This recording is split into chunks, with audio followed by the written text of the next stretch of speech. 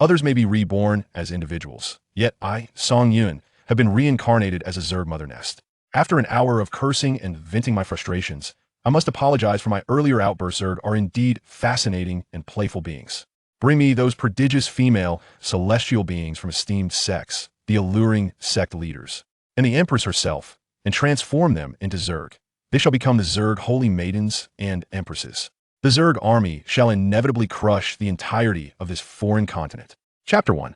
I have become a Zerg mother nest. Congratulations, host, on your successful reincarnation. Please select a race. Congratulations, host, on choosing the rare Zerg mother nest.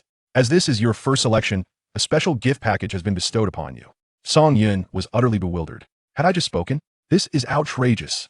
A blinding flash enveloped me, and I found myself in a forest, yet my form was that of a colossal red cellular entity, pulsating rhythmically like a heart, with crimson nerves entwining the surrounding trees. At this moment, I was at a loss for words. This was truly absurd. After finally joining the ranks of the reincarnated, I ended up in such a predicament. Damn it. After a prolonged period of cursing, I resigned myself to this harsh reality. The good news was the reincarnation came with a system. The bad news was that I was a massive Zerg mother nest. Surveying the dimly lit forest around me, I decided to explore the system for self-preservation. First, I would claim the gift package. Opening the gift package, you have received 100,000 points of life force. Is this it? I had expected something far more substantial. Soon, I discovered the utility of life force. Construct Zerg warrior nest. Consumes 5,000 life force. Let's give it a try. I selected the system's display and positioned the nest adjacent to the mother nest. The construction progressed swiftly, and as it took shape, it was enveloped in a translucent viscous membrane. With a pop, the membrane burst, revealing the Zerg warrior nest in its full glory, surpassing even my mother nest in size, its surface resembling muscular tissue, veins visibly coursing beneath. The ground began to be coated with a thick, black viscous liquid, consuming all flora. It touched tall trees, withered at a mere brush. Yet, my life force was gradually increasing. It dawned on me that life force is the foundation of the Zerg, absorbing others' vitality to fortify itself. For a moment, I found this rather intriguing and opened the Zerg warrior nest. Crystal Spike Zerg. This race possesses formidable attack power and speed, though its defense is feeble. Acid-piercing bug tier 1. The depiction revealed a six-legged insect with a pincered head and serrated edges, each limb akin to a blade, capable of releasing a deluge of acid upon piercing an enemy. While its attack and speed were commendable, its utter lack of defense was evident. It seemed this was a trait inherent to the entire race. Yet, at merely 10 life force per creature, it was quite affordable. Let's summon 1,000 for experimentation. A minute later, a charming acid-piercing bug emerged, still glistening with slime. That I had anticipated a smaller size, but it measured approximately 4 meters in length and 2 meters in height, exuding an air of ferocity. The incubation was rather slow, so I opted to construct the warrior nest, simultaneously nurturing 10. Soon, 100 appeared before me, and I was taken aback. Sometimes quantity can lead to qualitative change. As I beheld 1,000 surrounding me, a profound sense of security washed over me. Why does it feel somewhat exhilarating? I continued to explore the Zerg warrior nest, discovering not only the acid-piercing bug but other Zerg species, though they remained obscured for now. I quickly understood and sought out the mother nest. Zerg gene research. Zerg species research. These two options each required 5,000 life force. Though somewhat pricey, they were essential. I positioned them nearby, and in an instant, 70,000 life force was expended. This gift package truly was remarkable. Before long, both were constructed, and I promptly accessed the gene research. Regeneration. Crystal Spike Zerg can restore life force through regeneration after sustaining injuries in battle, requiring 2,500 life force. For now, there was only one gene research available. The rest remained obscured, and different species possessed distinct genes. How intriguing. 2,500 life force. Remaining 27,500 life force. Onward I went. I opened the species research. This section allowed for the study of various Zerg races. The Crystal Spikes bug was but one of many, yet researching other species required significant life force. 100,000 to be precise, rendering it currently unattainable. That I could only research the additional warrior types of the Crystal Spikes bug. Tier 1 Blade Bug, a stealthy type adept at camouflage with exceptional attack power, costing 2,000 life force. The tier was reasonable in price, so I proceeded with the research. Upon completion, I opened the Zerg warrior nest. The Blade Bug required 15 life force each, which was manageable. Let's summon 1,000. Watching my life force dwindle to just over 12,500 points, I felt that my Zerg army was nearing completion, ready to venture forth and hunt to earn life force. As for upgrading to Tier 2 Zerg warriors, my mother nest needed to reach level 2.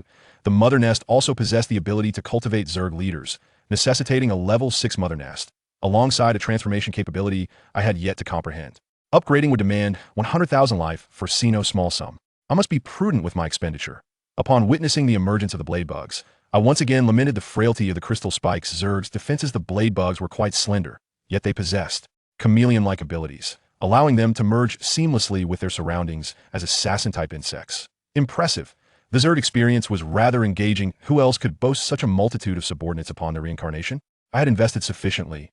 All forces advance. As commander, I control my army through the system, able to assume the perspective of any single insect at will. Despite the full-scale assault, I retained 500 to guard the nest. Security is paramount. Before long, I spotted an iron-armored wolf, indicated as a Tier 1 magical beast. At my command, the 1,000 insects halted, and I personally controlled one to test the strength of the acid bug. Slowly approaching, I leapt from the underbrush, and with the precision of a blade, I severed the iron-armored wolf's head, which barely reacted. Observing the decapitated wolf, it seemed to be of the same tier. The Zerg appeared stronger in this instance. This was still under my control. If they unleashed their true potential, their offensive capabilities would be even more formidable. Next, I commanded a blade bug to act independently. That I watched as the blade bug nestled against a tree, its body gradually transforming to resemble the trunk. A Tier 1 white python approached, unaware of the imminent danger. The additional 5 life force was no trivial matter. Such a hidden ability is fearsome. Even upon close observation, it was nearly undetectable. The slain magical beasts bore no value. What I needed was magical beasts rich in life force. Let the hunt commence. The 1,000 bugs surged forth in all directions, a sight that sent chills down my spine. Soon, I discovered a presence of death and swiftly shifted my perspective that it was a Tier 2 magical beast, the venomous spider. Chapter 101, Defying Fate. This action elicited a profound envy from Hongmu, who longed for a son of such formidable prowess. Once the next leader-grade cultivation was completed, she too would attempt it. Not only Hongmu, but even Lu Xuangji felt envious. The Dongxian realm was indeed remarkable, with its powerful vitality nourishing the entirety of one's genes, facilitating evolution. However, Chu Ruoyan felt somewhat embarrassed in the presence of so many onlookers. Hurry up, reminded Hua Shan, noting that today there were only 2 in the Dongxian realm, and Bai Ning was not yet ready to be eliminated. There was only this one opportunity. If it weren't for your exceptional son, it probably wouldn't even be your turn. Under Bai Ning's astonished gaze, Chu Ruoyan greedily absorbed the life force, leaving Xia Chengfeng no opportunity for resistance. Gene modification has allowed Chu Ruoyan to break through to the 6th tier. Chu Ruoyan rejoiced inwardly. She had indeed advanced, yet ascending from the 6th to the 7th tier proved challenging. Sakaz released his grip, causing Xia Chengfeng's lifeless body to plummet from the air. The disciples still resisting stood agape. Their powerful leader had unexpectedly fallen. In an instant, their morale dissipated, rendering them incapable of even wielding their blades. This battle concluded far more swiftly than the last, primarily due to the overwhelming numbers and the increase in tier levels, making it exceedingly effortless. Why do you, the insect tribe, possess such strength yet still draw us in? Sakaz turned to gaze, and Bai Ning felt as if struck by a heavy blow. How formidable! As Sakaz advanced step by step towards Bai Ning, he declared, "Human, do not attempt to fathom the thoughts of the Emperor." Emperor? Song Yun mused that this title was indeed fitting. It must carry weight when uttered at the leader grade level. Even Lu Xuangji found the title of Emperor quite commendable. Where is the Emperor? Bai Ning inquired. You need not know. Simply obey, or face death. Bai Ning suddenly let out a light laugh. In my life, I have been manipulated by the powerful, controlled by emperors, believing that usurping their position would grant me mastery over my fate. Who would have thought I would still be threatened by the forces of this continent, and now be commanded by you, the insect tribe? I, the Emperor, would rather die than submit. In an instant, Bai Ning's spiritual energy surged violently, clearly intending to self-destruct. If one wishes to die, it is the Emperor who shall decide. Sakaz delivered a brutal punch to Bai Ning's abdomen, instantly shattering her spiritual wellspring, rendering her utterly helpless. All present witnessed their Emperor plummet from the sky, crashing forcefully to the ground. With a splutter, blood gushed from Bai Ning's mouth as she gazed upwards at the few individuals remaining. This time, it is not merely humanity. This is the Emperor. Even the Emperor has fallen. Before them, a colossal mother nest began to emerge, leaving all in awe. What manner of creature was this? Duan Yin observed the surrounding swarm, crouching low, attempting to cover his face with soil, seemingly reluctant to be discovered. Yet, no one could evade the detection of the insect horde. Duan Yin felt a stirring beneath his abdomen, followed by a sharp pain. All who sought to flee were swiftly ensnared, while in the air, the OSI tribe enforced a complete blockade. No one could hope to escape alive, save for Bai Ning. With the completion of the mother nest, the warrior hatcheries were simultaneously constructed. Sarkaz descended with a few points, allowing all to witness the leader of the insect race. To the great Emperor, offer your vitality. For that moment shall be the pinnacle of your lives. The mother nest gradually opened, its veins ensnaring Bai Ning, subjecting her to genetic transformation. Song Yun chose the crystal thorns race for Bai Ning, a fiercely brutal insect lineage that perhaps aligned with her innermost genetic needs. Upon becoming an insect, she would relinquish the so-called notions and become a creature driven solely by the desire to kill. First, cultivate the 7th-tier lord, the thunderstorm monarch, Baha. One glance at the name reveals a temper that is rather unpleasant, and anticipation brews. Surely, she wouldn't emerge to recognize a mother. As vitality surged wildly, all warrior nests commenced operations, ensuring quality and quantity were both up to par. If one does not unleash an army while playing the insect race, what is the point of playing? Soon, the powers of the continent would witness what true might entails. The following day, the other side was equally bustling. Feng Chun, accompanied by her forces, swept through like locusts, robbing and slaying all in her path, annihilating the remaining cultivators of the Tsangyan kingdom. Along this route, no one stood a chance against Feng Chun, not even against Hong Lian. Hong Lian, the monarch of the Han kingdom, had been trembling in fear ever since the ancestor had not returned from the ruins, having once offered help to Bai Ning only to be ruthlessly rejected. He had no choice but to acquiesce to Feng Chun. She would undoubtedly fulfill her promise. With a wave of their hands, countless warships surged towards the imperial capital, hovering above it as the void realm began to appear like a beehive. In an instant, the entire imperial capital was engulfed in flames, cries for help and curses echoing incessantly. The sole remaining powerhouse was also slain by Feng Chun. Feng Chun, my emperor shall not let you go, nor the Huangsha kingdom, nor the Han kingdom. Await my emperor's vengeance. As the words fell, a wormhole emerged in the sky. Feng Chun, what business do you have with this emperor? Upon hearing this voice, both Feng Chun and Hong Lian's expressions shifted drastically. How could it be so soon? Just half an hour prior. The wails within the mother nest had only just ceased. Song Yun gazed upon the genetic modifications and sighed. A triple gene like Lu Shuangjiao would not be produced again. Bai Ning was transformed into the abyssal throat. The process was swift, yet if it had been the phantom mist insect, it would have been even stronger. Soon, Bai Ning emerged from the mother nest. Observing the towering Sarkaz before her, she lowered her proud head. I have met the Sarkaz leader. MHM, rise, came the response. Thank you, leader. The emperor's command was conveyed. You shall first attend to your duties. With that, a wormhole opened. Some time was still required here, but soon all would be completely absorbed. Bai Ning exhibited no signs of resistance, showcasing the might of the mother nest, which had even restored the spiritual spring. To offer one's life to the emperor is commendable. The emperor shall bestow upon you power. Thank you, emperor. Observing the impulsiveness nearby, she could even hear Feng Chen's raucous shouts. Bai Ning's tranquil visage began to twitch. A blood feast was urgently needed to quell her inner turmoil, bloodlust, and thirst. Chapter 102. The Queen's hand strikes in an instant. The fear of Hong Lian displayed itself upon his face, becoming contorted and distorted. Just moments ago, it was stated that Bai Ning was unavailable, yet she materialized before them, emerging from that strange black void. Feng Chun, standing nearby, could hardly believe his eyes. Bai Ning appeared unscathed, her demeanor transformed, exuding an indescribable aura. It seemed she was indifferent to the situation in the imperial capital, her eyes betraying no emotion.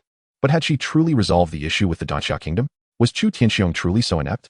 Feng Chun had long anticipated the worst, aside from his initial shock. He gradually regained his composure. This is not my concern. It is he who has instigated me, begging for the empress's mercy.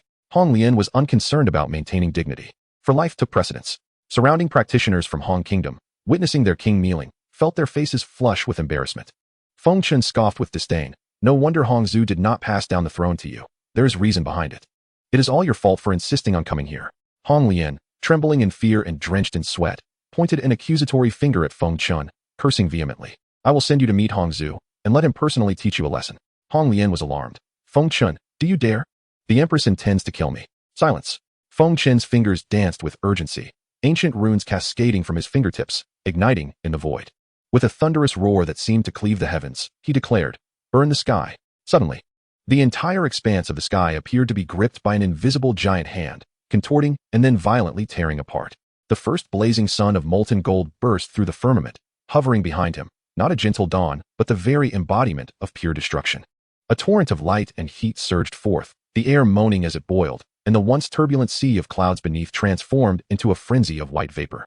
Emitting a haunting wail, with a fierce shout, Feng Chen's hair stood on end, his eyes bulging with intensity, as he tore his hands apart with a resolute desperation, as if he were pulling at the very fabric of the heavens. The second, even larger sun of molten gold, bearing the will to incinerate the 8 realms, roared as it surged into the sky. The power of the two suns was not merely additive. Their blinding radiance intertwined, collided, and fused. creating beams of light as sharp and lethal as countless searing spears, ferociously descending. Space could no longer endure this onslaught, groaning under the immense strain. As dark fissures spread across the blinding backdrop like a spider's web, a heart-stopping sight. This was the hallmark ability of reaching the Dongxian realm, calling upon the forces of heaven and earth, shaking the very fabric of space. Yet, Feng Chun understood that such power was insufficient to slay Bai Ning. Blood oozed from his 7 orifices, his face twisted by the overwhelming backlash. Feng Chun let out a soul-piercing roar, as if his very essence were ablaze. His arms, as though lifting a mountain of immense weight, rose with great difficulty, and from his fingertips erupted blinding rays of blood light, piercing into the depths of the void. With the 3rd and 4th suns of molten gold, accompanied by a thunderous roar that rendered heaven and earth mute, they descended with ferocity. For suns hung in the sky. The inferno had commenced. The radiance was no longer blinding but bore the weight of despair, a heaviness that threatened to crush even the soul, searing through existence. The space around them shattered like fragile glass, disintegrating inch by inch under the ruthless assault of the 4 suns. As I gaze into the distance, I am met only by a torrent, a seething sea of golden flames, pure yet ruthless, consuming all colors, forms, and sounds. The air has long ceased to be air, transformed into a scorching, acrid liquid fire, and each breath becomes a torment to the lungs.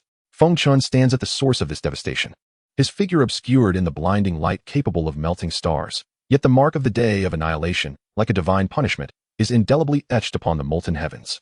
All eyes are lifted to the sky, astonished by the power exhibited through this celestial technique.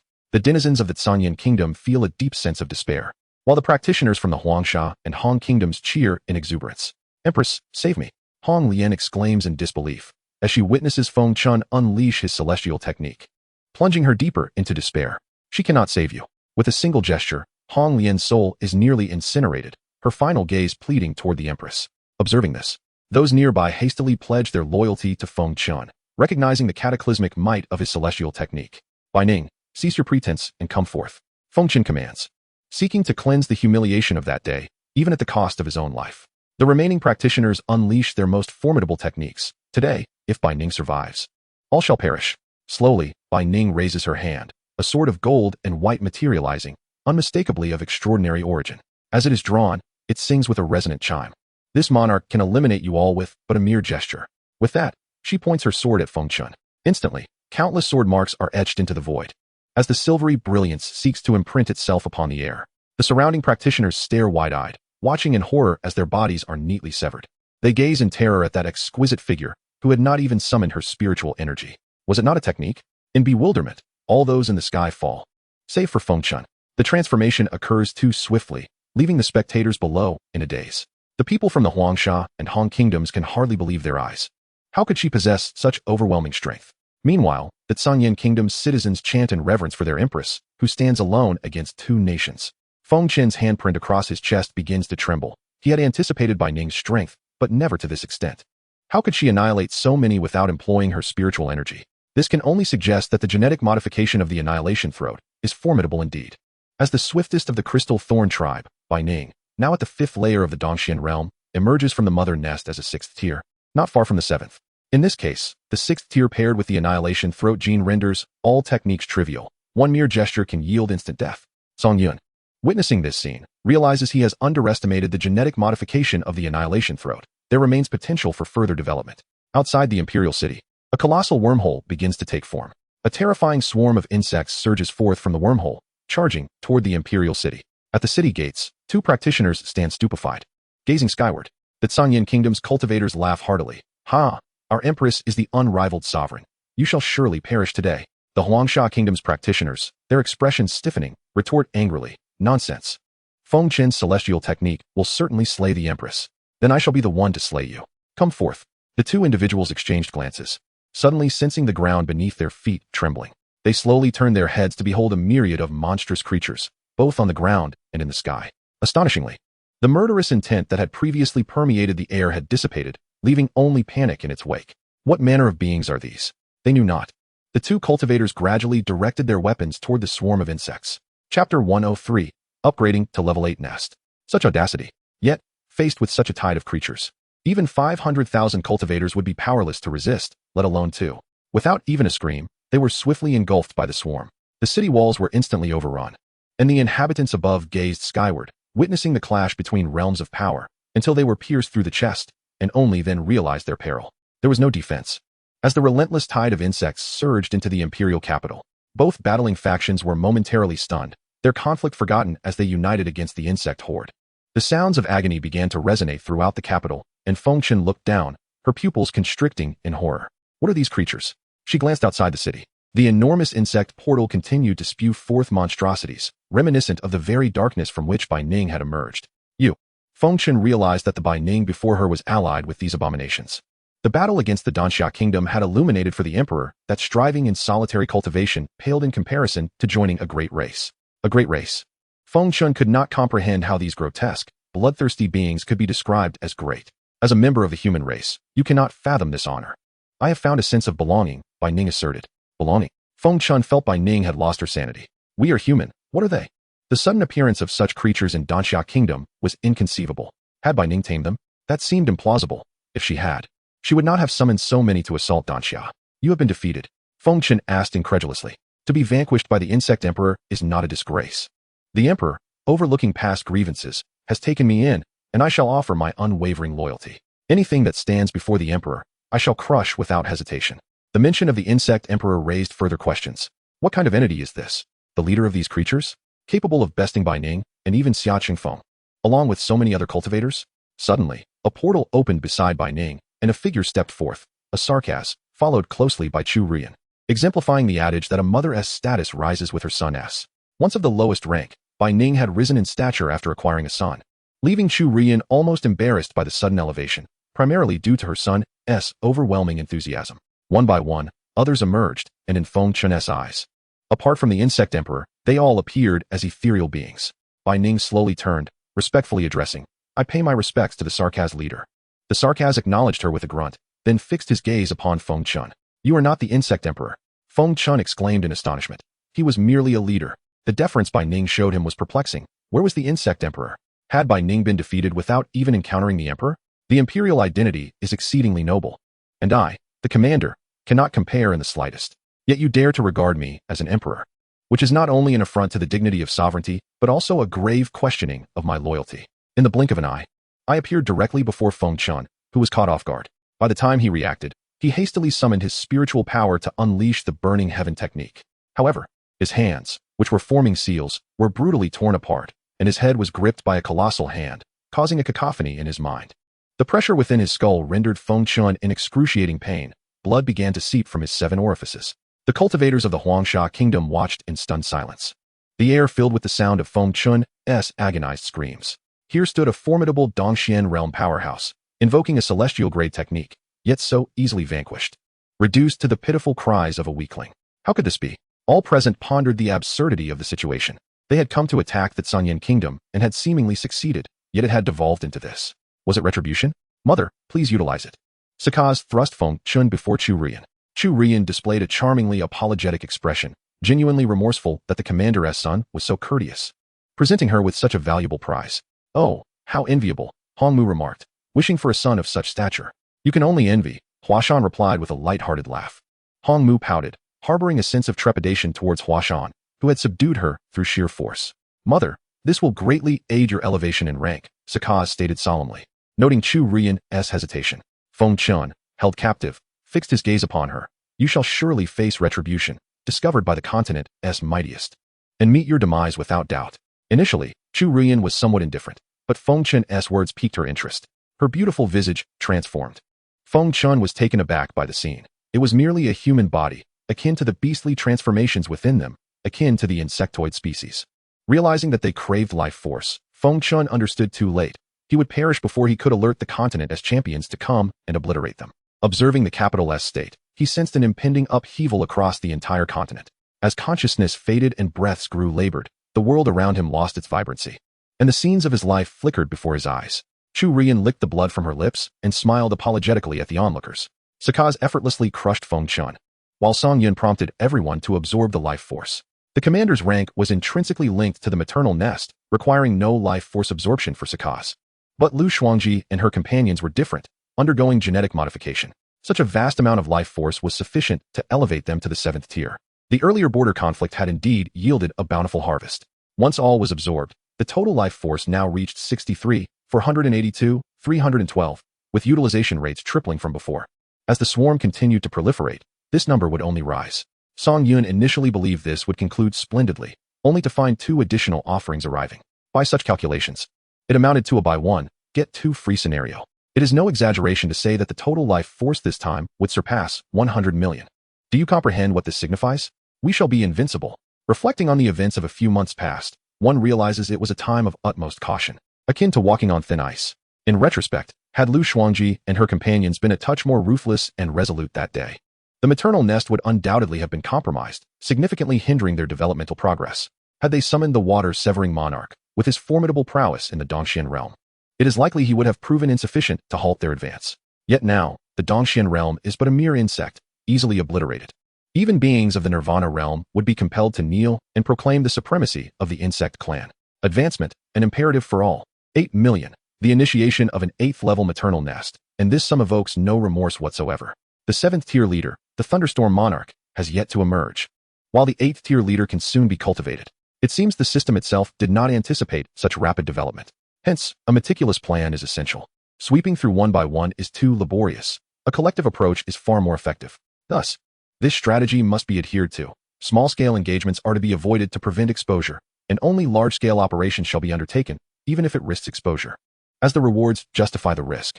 Soaring through the skies, Song Yun was contemplating the forthcoming strategy when suddenly, a crimson arrow shot forth from below. Song Yun furrowed his brow and deftly evaded it. Swish, swish, swish, over a dozen figures materialized around him. Yi-chun, how have you survived the Sandman? Leaving me to take action? Chapter 104. Who says the hammerhead worm is useless? Song Yun surveyed the individuals surrounding him, adorned in resplendent robes intricately embroidered with gold thread, each bearing a name upon the breast. This group must belong to the Hua family. Just as one thought the Yi family was formidable, adversaries have already appeared at their doorstep. What is the matter? Do you not recognize me? Hua Chung mocked, well aware that Yi Chun had ventured into the Sandman, where ancient relics had surfaced. The news had reached him too late, compelling him to lie in wait with a singular objective, to seize treasures. Could something have gone awry? What calamity could possibly befall such a cursed place as the Sandman? The strongest there was merely at the first level of the Dongxian realm. Yi Chun, cease your pretense. Hand over the treasures from the relics, and I might spare your wretched life. Hua Chung bellowed with unshakable confidence, bolstered by the support of his 6th uncle. Standing beside Hua Chung was a middle-aged man named Hua Zhou, the 6th of the Hua family, at the 7th level of the Dongxian realm. Hua Zhou had come specifically to deal with Yi Wu. Yi Chun, Hua Zhou intoned coolly, do not make it difficult for my uncle Hua. Surrender the treasures of the relics, and I shall merely break one of your legs to teach you a lesson. I comprehend your intentions. You seek to rob me. Song Yin chuckled, how unfriendly of you. At this remark, Hua Chung paused, then erupted into laughter. Yi Chun, after your sojourn in the Sandman, have you lost your wits? Have you not suffered enough at my hands? Even that moon fairy was nearly taken by me. Ha! How foolish this young master of the Yi family is. Has he contracted a disease from the Sandman folk? Utterly laughable. The Hua family members roared with laughter, but the mirth quickly dissipated. Song Yun's body erupted with countless floral tendrils, petals unfurling into bloody fangs, striking with spectral speed, devouring one after another. The laughter ceased abruptly. Hua Cheng's smile froze, and Hua Zhou stood in stunned silence. What in the world is this abomination? Song Yun twisted his neck and remarked nonchalantly, it is now my turn to rob you. I seek not your wealth, but your very lives. Demonic spawn, where have you learned such wicked arts? Today, I shall eradicate you on behalf of the Yi family. Hua Zhou scoffed, his spiritual power surging forth in an instant. The once luminous sky seemed to be abruptly shrouded by an unseen giant hand, drawing down a heavy, dark curtain.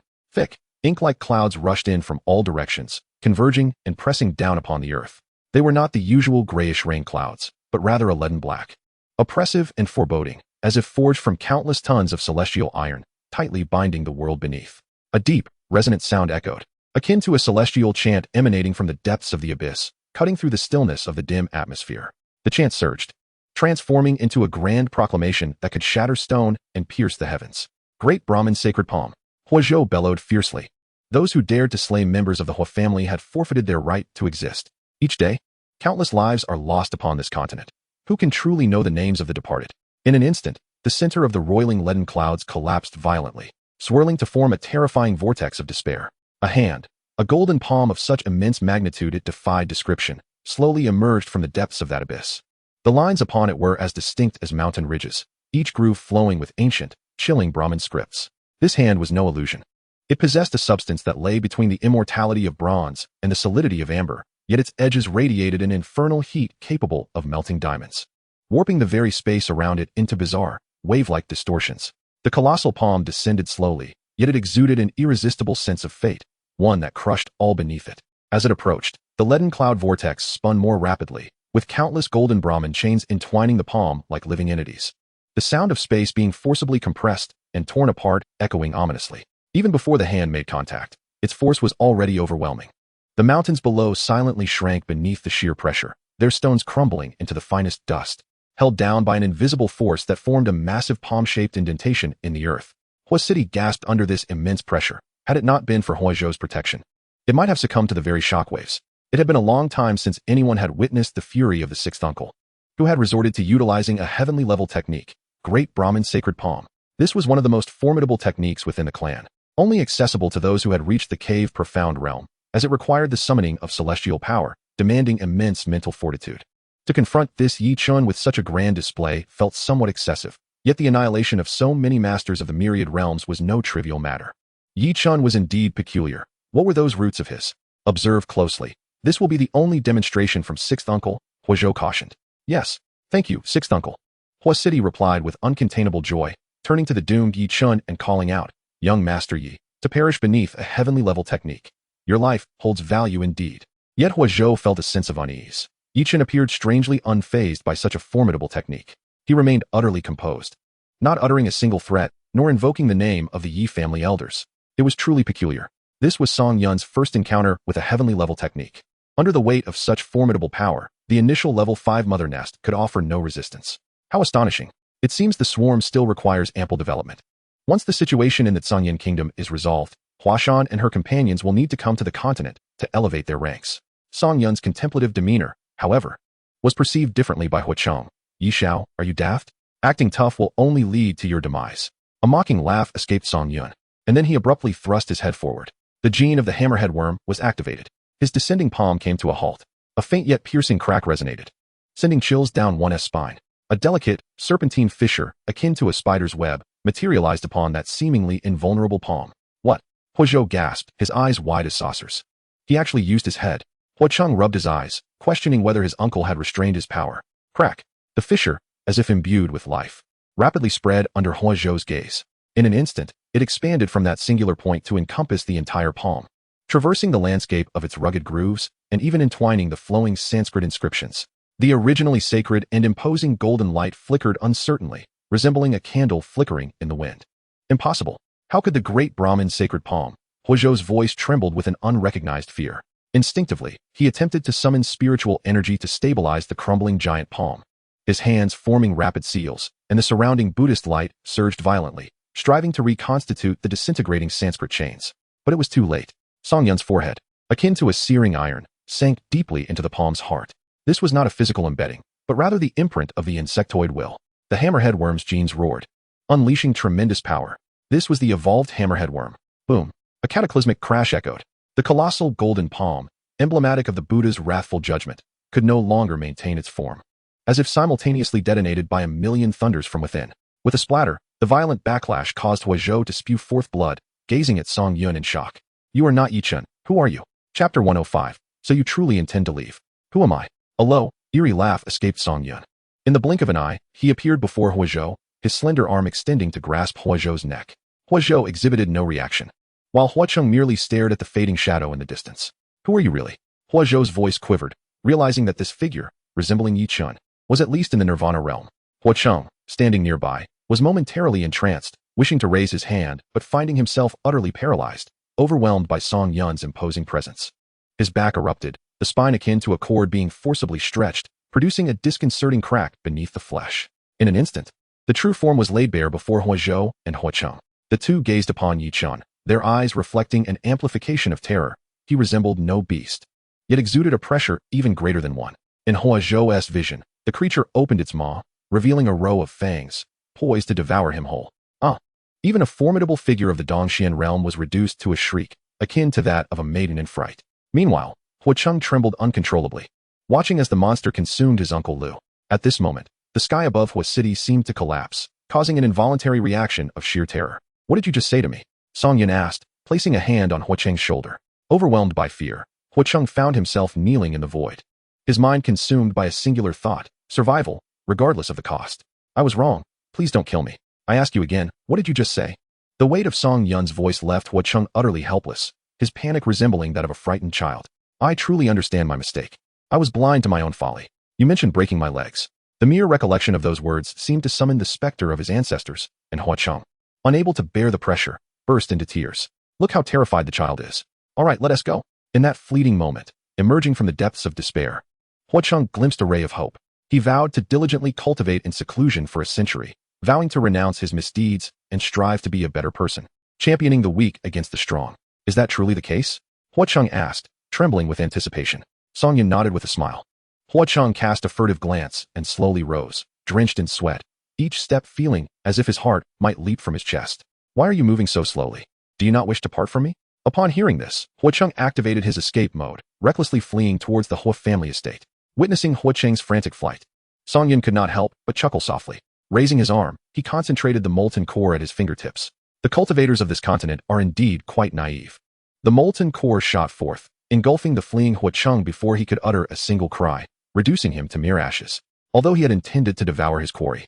Seeing Huacheng's terror, he thought better of it.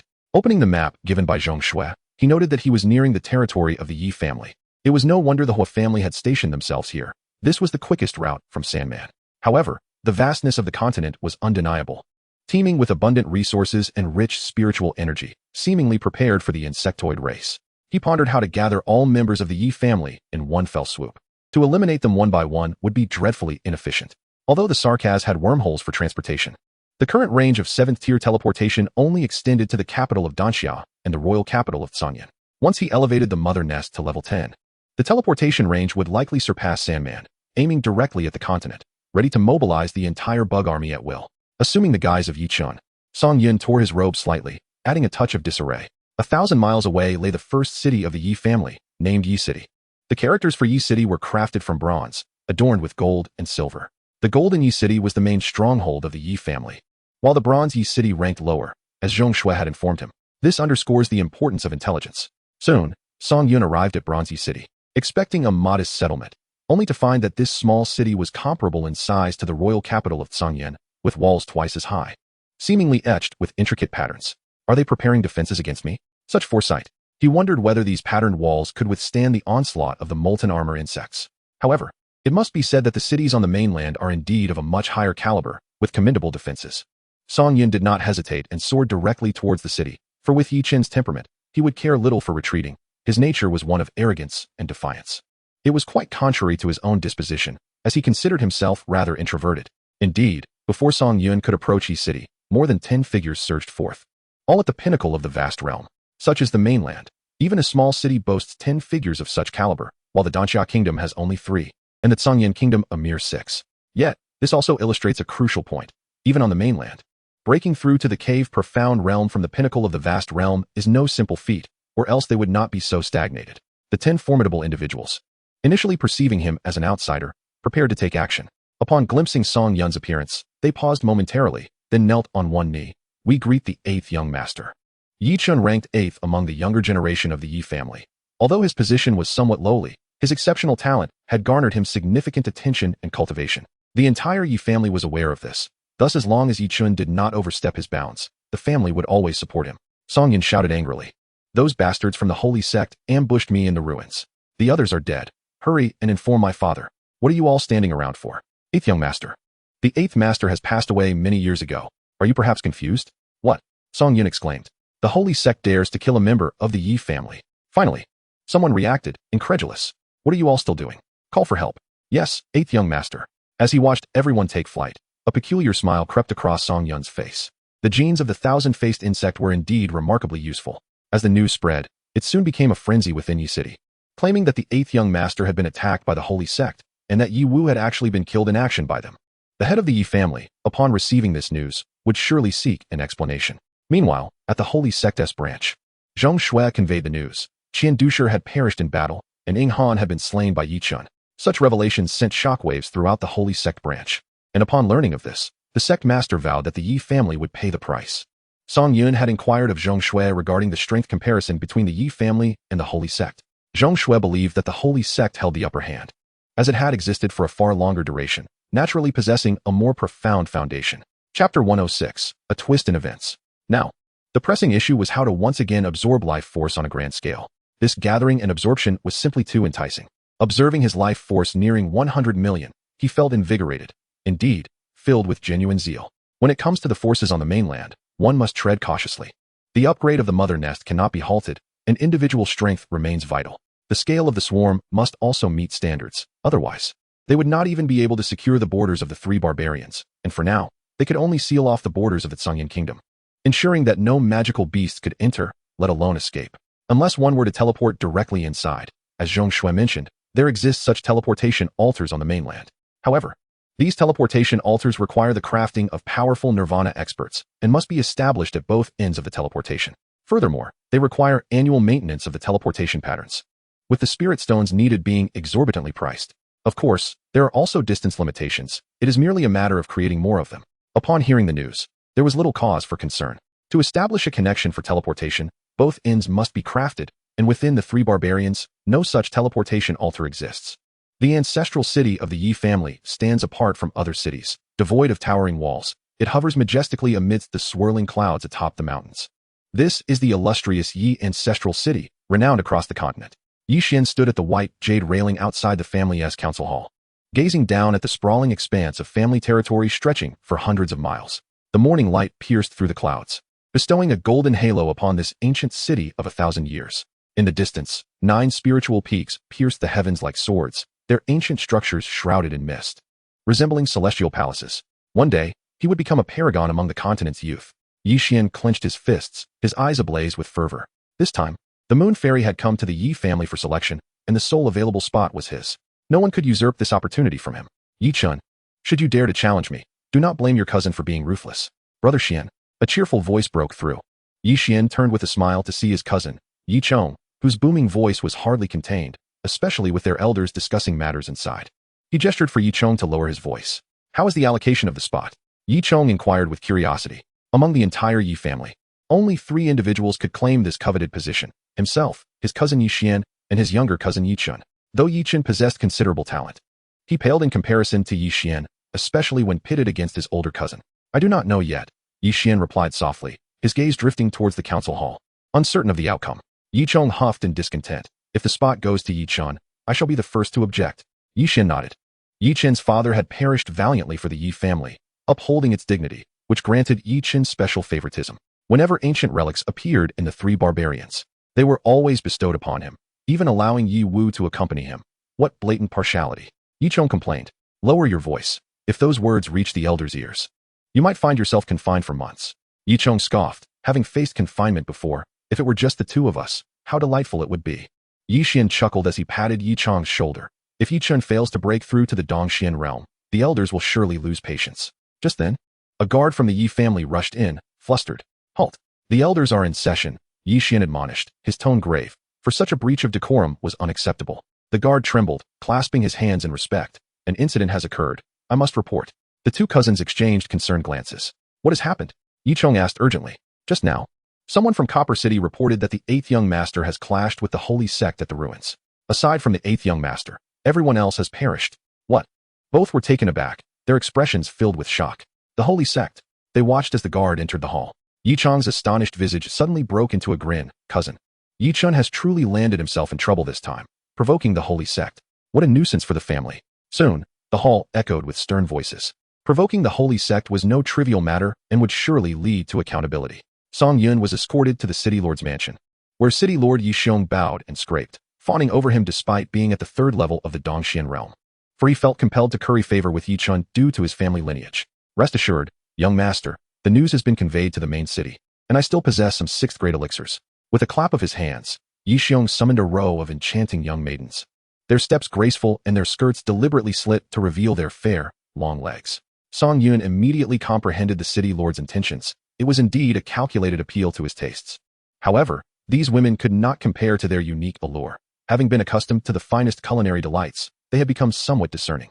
Young master, consider this 5 elements vitality pill, which can remedy internal injuries, and this yin-yang harmony pill, which not only fortifies the body but also ensures delightful nights. Could it be that Yi Chun is lacking in capabilities? In truth, it felt rather insipid, akin to a mere needle when compared to his own prowess. Yi Xiong sensed the young master's disinterest and waved his hand, dismissing the maidens before pouring a cup of tea for him. Young master, this tea is brewed from millennium spirit roots, perfect for soothing the throat.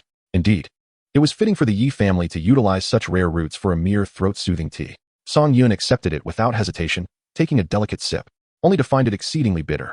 Before you depart, I have been keeping an eye on the movements of the Moon Fairy. There have indeed been developments. Yi Xiong said with a smile. Oh, the Moon Fairy? The very mention of her name suggested she was no ordinary being. Yi Chen appeared envious. Yet even with his status, he could not lay claim to her. It seemed the Moon Fairy held considerable influence. Pray, do tell, Song Yun urged eagerly, embodying Yi Chen's true nature, which left Yi Xiong with no suspicion. It seems I may not have the fortune to meet her. Unaware of the specifics, Song Yun refrained from probing further, wary of revealing his true identity. Noticing Song Yun's slight frown, Yi Xiong understood the young master's concern. Young master, you need not fret. I have prepared a treasure in hopes that the Moon Fairy will take notice. He then produced a mysterious ice sword from his storage bag. As it emerged, the surrounding air grew noticeably colder, an unmistakable chill permeating the atmosphere. The sword measured 3 feet and 7 inches. Its blade as thin as a cicada's wing, yet unyieldingly strong. The blade shimmered with a translucent quality, imbued with a haunting blue light, as if icy spirits danced within. When wielded, it emanated a frigid aura, causing the air around it to crystallize, frost cascading in its wake, freezing all in its path. The spine of the sword bore ancient frost runes, each line encapsulating the laws of extreme cold, while embedded within the crossguard was a 9 netherite soul pearl, ensuring that even amidst raging flames, the sword retained its bone-chilling essence. This sword was not crafted by human hands, but was born from the depths of the eternal frozen glacier in the farthest north. It is said that in ancient times, a frost dragon perished here, its soul merging with the millennia-old ice, refined through eons to ultimately become this unparalleled divine blade. Given that the Moon Fairy's techniques revolve around ice, this ice sword would be a perfect match for her. Much like how you and the fairy are destined to be together. Listening to Yi Xiong's words, Song Yun was flattered by the praise. The sword was indeed formidable, exuding a pressure far surpassing that of Chu Tianxiong's imperial sword. Just then, a commotion arose at the nearby teleportation altar. Yi Xiong quickly sheathed the ice sword, his demeanor shifting to one of seriousness.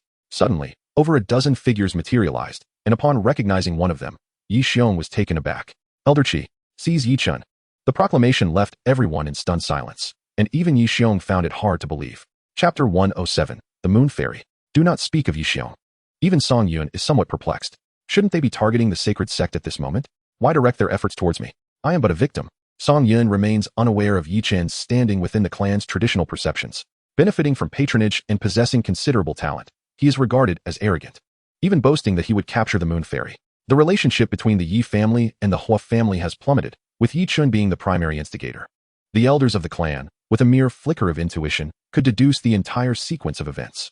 They previously dared to provoke the Hua family, and now they spare not even the sacred sect. What will become of them if they offend every power in existence? Survival for the Yi family seems implausible.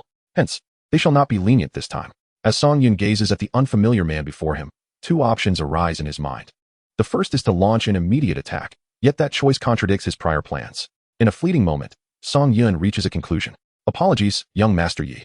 I have wronged you. Surrounded by 7 or 8 figures at the Dongxian realm, their mere presence serves as a deterrent. Song Yun senses that this man appears to be protective of Yi Chun, indicating a profound relationship. Beside him, Yi Xiong exhales softly, realizing that Elder Qi's affection for Yi Chun is indeed as palpable as it seems. All of this stems from the actions of Yi Chen's father. His demise years ago allowed Yi Changqi to survive and entrusted him with his son. Thus, Yi Chun thrives in his current situation. Without Yi Changqi, he would hardly be deemed worthy to reside in the ancestral city of the Yi family. Very well, I shall take my leave. Yi Changqi nods and instructs the others to disperse, deeming it unnecessary to linger. Standing upon the transmission altar, as spiritual energy is infused, the altar radiates a brilliant light, enveloping the surroundings in a blinding white glow. When he opens his eyes again, he finds himself in an entirely different realm, surveying an environment that resembles a celestial paradise. Truly, the might of the continent far surpasses that of the 3 barbarians. Follow me.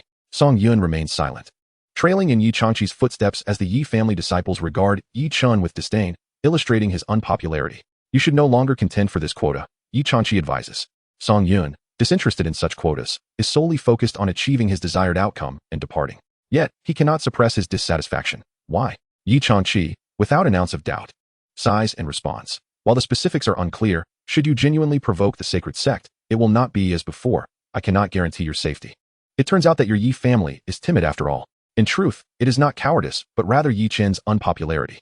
To risk animosity with the sacred sect for the sake of such a junior from the Yi family is not in the clan's interest. Though his talent is commendable, it has not reached the level of an extraordinary prodigy. Were he to break through to the Dongxian realm now, the Yi family would indeed reconsider their stance on protecting Yi Chen. The ancestral hall does not rise from the ground. Rather, it is constructed upon the summit of a meticulously leveled mountain, its foundation delving deep into the core of the spiritual vein. With its main structure towering over 100 zhang, the path to the main entrance of the ancestral hall is a celestial staircase comprising 999 steps. The grand entrance of the ancestral hall is adorned with 2 towering gates of celestial golden hue, each reaching heights of several dozen zhang. These formidable doors are intricately carved with the epic tales of the family's progenitor, Yi Lingxiao, who carved the heavens and battled ancient fiends, thereby establishing the illustrious foundation of the Yi clan. In contrast to the forces of the 3 barbarians, Song Yun could not help but marvel at the profound heritage encapsulated within the Yi family. If the Yi clan holds such magnificence, one can only imagine the grandeur of the Holy Gate. He resolved to someday traverse its hallowed grounds. As the twin golden doors creaked open, the exalted symbol of the Yi family's supreme authority, the seat of the family patriarch, was revealed upon the high platform. This was no ordinary chair. It resembled a vast jade disc, shaped like verdant leaves cradling the chaotic stars, levitating 3 feet above the ground. To sit upon it was akin to reigning over the very heart of the continent, surveying all living beings below. Surrounding the great hall, the walls were not composed of solid stone, but rather flowed like a river of time, depicting the rise and fall, the glories and shames of the Yi family over millennia, alongside their core heritage. The images of illustrious ancestors, significant battles fought, treasures acquired, and profound insights into martial arts ebbed and flowed within its ethereal depths, exuding an ancient and magnificent historical aura. In the center of the hall stood 4 figures, their backs turned towards Song Yun, all facing the patriarch's seat. One, positioned in the middle, appeared to be the spokesperson. Elder brother, Yi Chen has arrived, announced Yi Changqi with a respectful gesture. As the foremost individual beneath the patriarch, Yi Songhai wielded immense power during the patriarch's seclusion. All affairs of the Yi family were entrusted to him.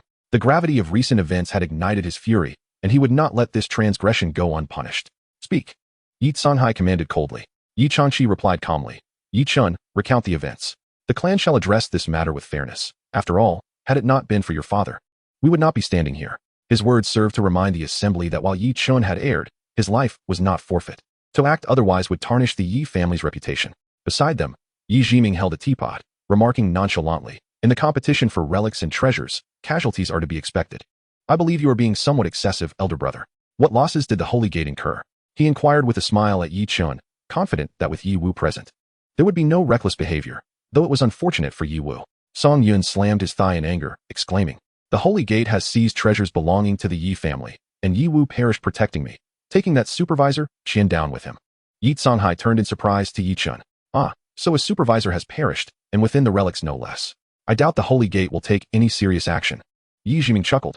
And the treasures? Yi Songhai queried. They must be extraordinary to have drawn the attention of a supervisor. One was taken by the Holy Maiden of the Holy Gate, and I also killed a man beside her, which was a small consolation. What difference is there between the Holy Gate and common bandits? Yi Changqi furrowed his brow and asked, do you know his name? I believe it was something like Inghan. Came the reply. Inghan. The mere mention of this name tightened the expressions of those present.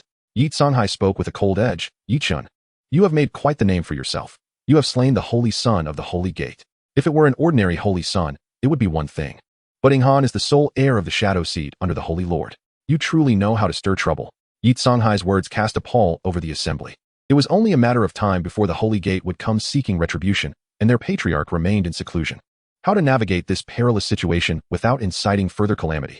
Song Yun sensed that the Yi family would not act recklessly, and it even appeared they were contemplating surrendering him. At that moment, a knock resounded from outside, accompanied by Yi Xian's voice. Father, the Moon Fairy has arrived. The arrival of the Moon Fairy was indeed timely. Yi Songhai had no choice but to temporarily set aside the pressing matter at hand, as the Moon Fairy took precedence. Yi Chen, you are confined to the ancestral city and must not step beyond its borders until the family head emerges from seclusion to make a decision. With Yi Songhai's decree, there were no objections from the others. However, this mild punishment was hard for Yi Xian and Yi Cheng to accept. Confined? After killing a member of the sacred sect and causing harm to their own kin, Such atrocious behavior warranted removal from the family lineage. Yet, Song Yun understood that confining him was merely a means to facilitate handing him over to the sacred sect whenever deemed necessary. In terms of death symmetry, since the adversary had lost a sacred son, Yi Chen too must perish for fairness to prevail. Should the Yi family prove resolute in safeguarding Yi Chen, it would depend on the capabilities of that shadowy figure. However, under the current circumstances, it was unlikely the Yi family would protect Yi Chen. As the others departed from the Grand Hall, Song Yun remained deep in thought when Yi Changqi approached and placed a hand on his shoulder. Now you know fear. Startled, Song Yun managed to smile, albeit one tinged with bitterness in Yi Changqi's eyes. With a sigh, he remarked, in the pursuit of relics, casualties are commonplace. However, with the death of that sacred son, the shadowy figure will not rest. If he seeks vengeance, you must brace yourself mentally. If that sacred son wishes to kill me, must I not retaliate? Some matters require a sliver of leniency. One cannot be excessively ruthless. Yi Changqi continued to mentor Yi Chen, who remained a spoiled child at heart. Song Yun found himself somewhat envious of Yi Chen, who had such formidable protectors, while he was alone, treading cautiously. The safety of the entire insect race rested in his hands. One misstep could lead to annihilation. There was no one to back him up. Everything depended on his own capabilities. Observing Yi Chen, Yi Changqi softly stated, there is still a glimmer of opportunity. Opportunity? Indeed. Seize the chance to become a disciple of the Jade Spring King. The name of the Jade Spring King was entirely new to Song Yun, prompting him to contact Zhong Shui to inquire about this figure. Zhong Shui was greatly astonished, as she was well aware of the Jade Spring King's reputation.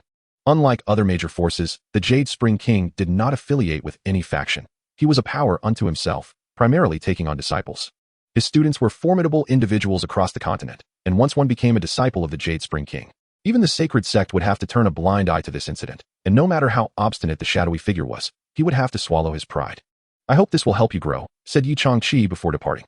Song Yun had little interest in being anyone's disciple, but he was quite curious about the Moon Fairy, so he decided to follow and observe. Yi Songhai and Yi Jiming came personally to welcome her, yet their conversation veered towards other matters. There is something amiss, Yi Songhai remarked nonchalantly. Yi Wu understands the balance and would never provoke the sacred sect lightly, let alone seek mutual destruction, Yi Jiming replied. Do you believe Yi Chen's claim of having killed Ing Han? Yi Jiming shook his head, acknowledging Yi Chen's excellence. Yet he contended that Ing Han was equally formidable. In the same realm, achieving a kill against Yi Chen was virtually impossible, especially considering the presence of a saintess on the opposing side. As for Bai Ning, there had been no word from her. Humph, she has grown wings. Yi Songhai let out a cold chuckle, having heard rumors that Bai Ning intended to swallow the Danxia kingdom. One must not raise a tiger to inflict harm. This woman harbored vast ambitions. It was precisely her ambition that had caught his eye back in the day, though he had not anticipated her rapid ascent. Alas, she does not bear the Yi surname. A flicker of regret lingered in Yi Songhai's eyes, as if a murderous intent had begun to brew.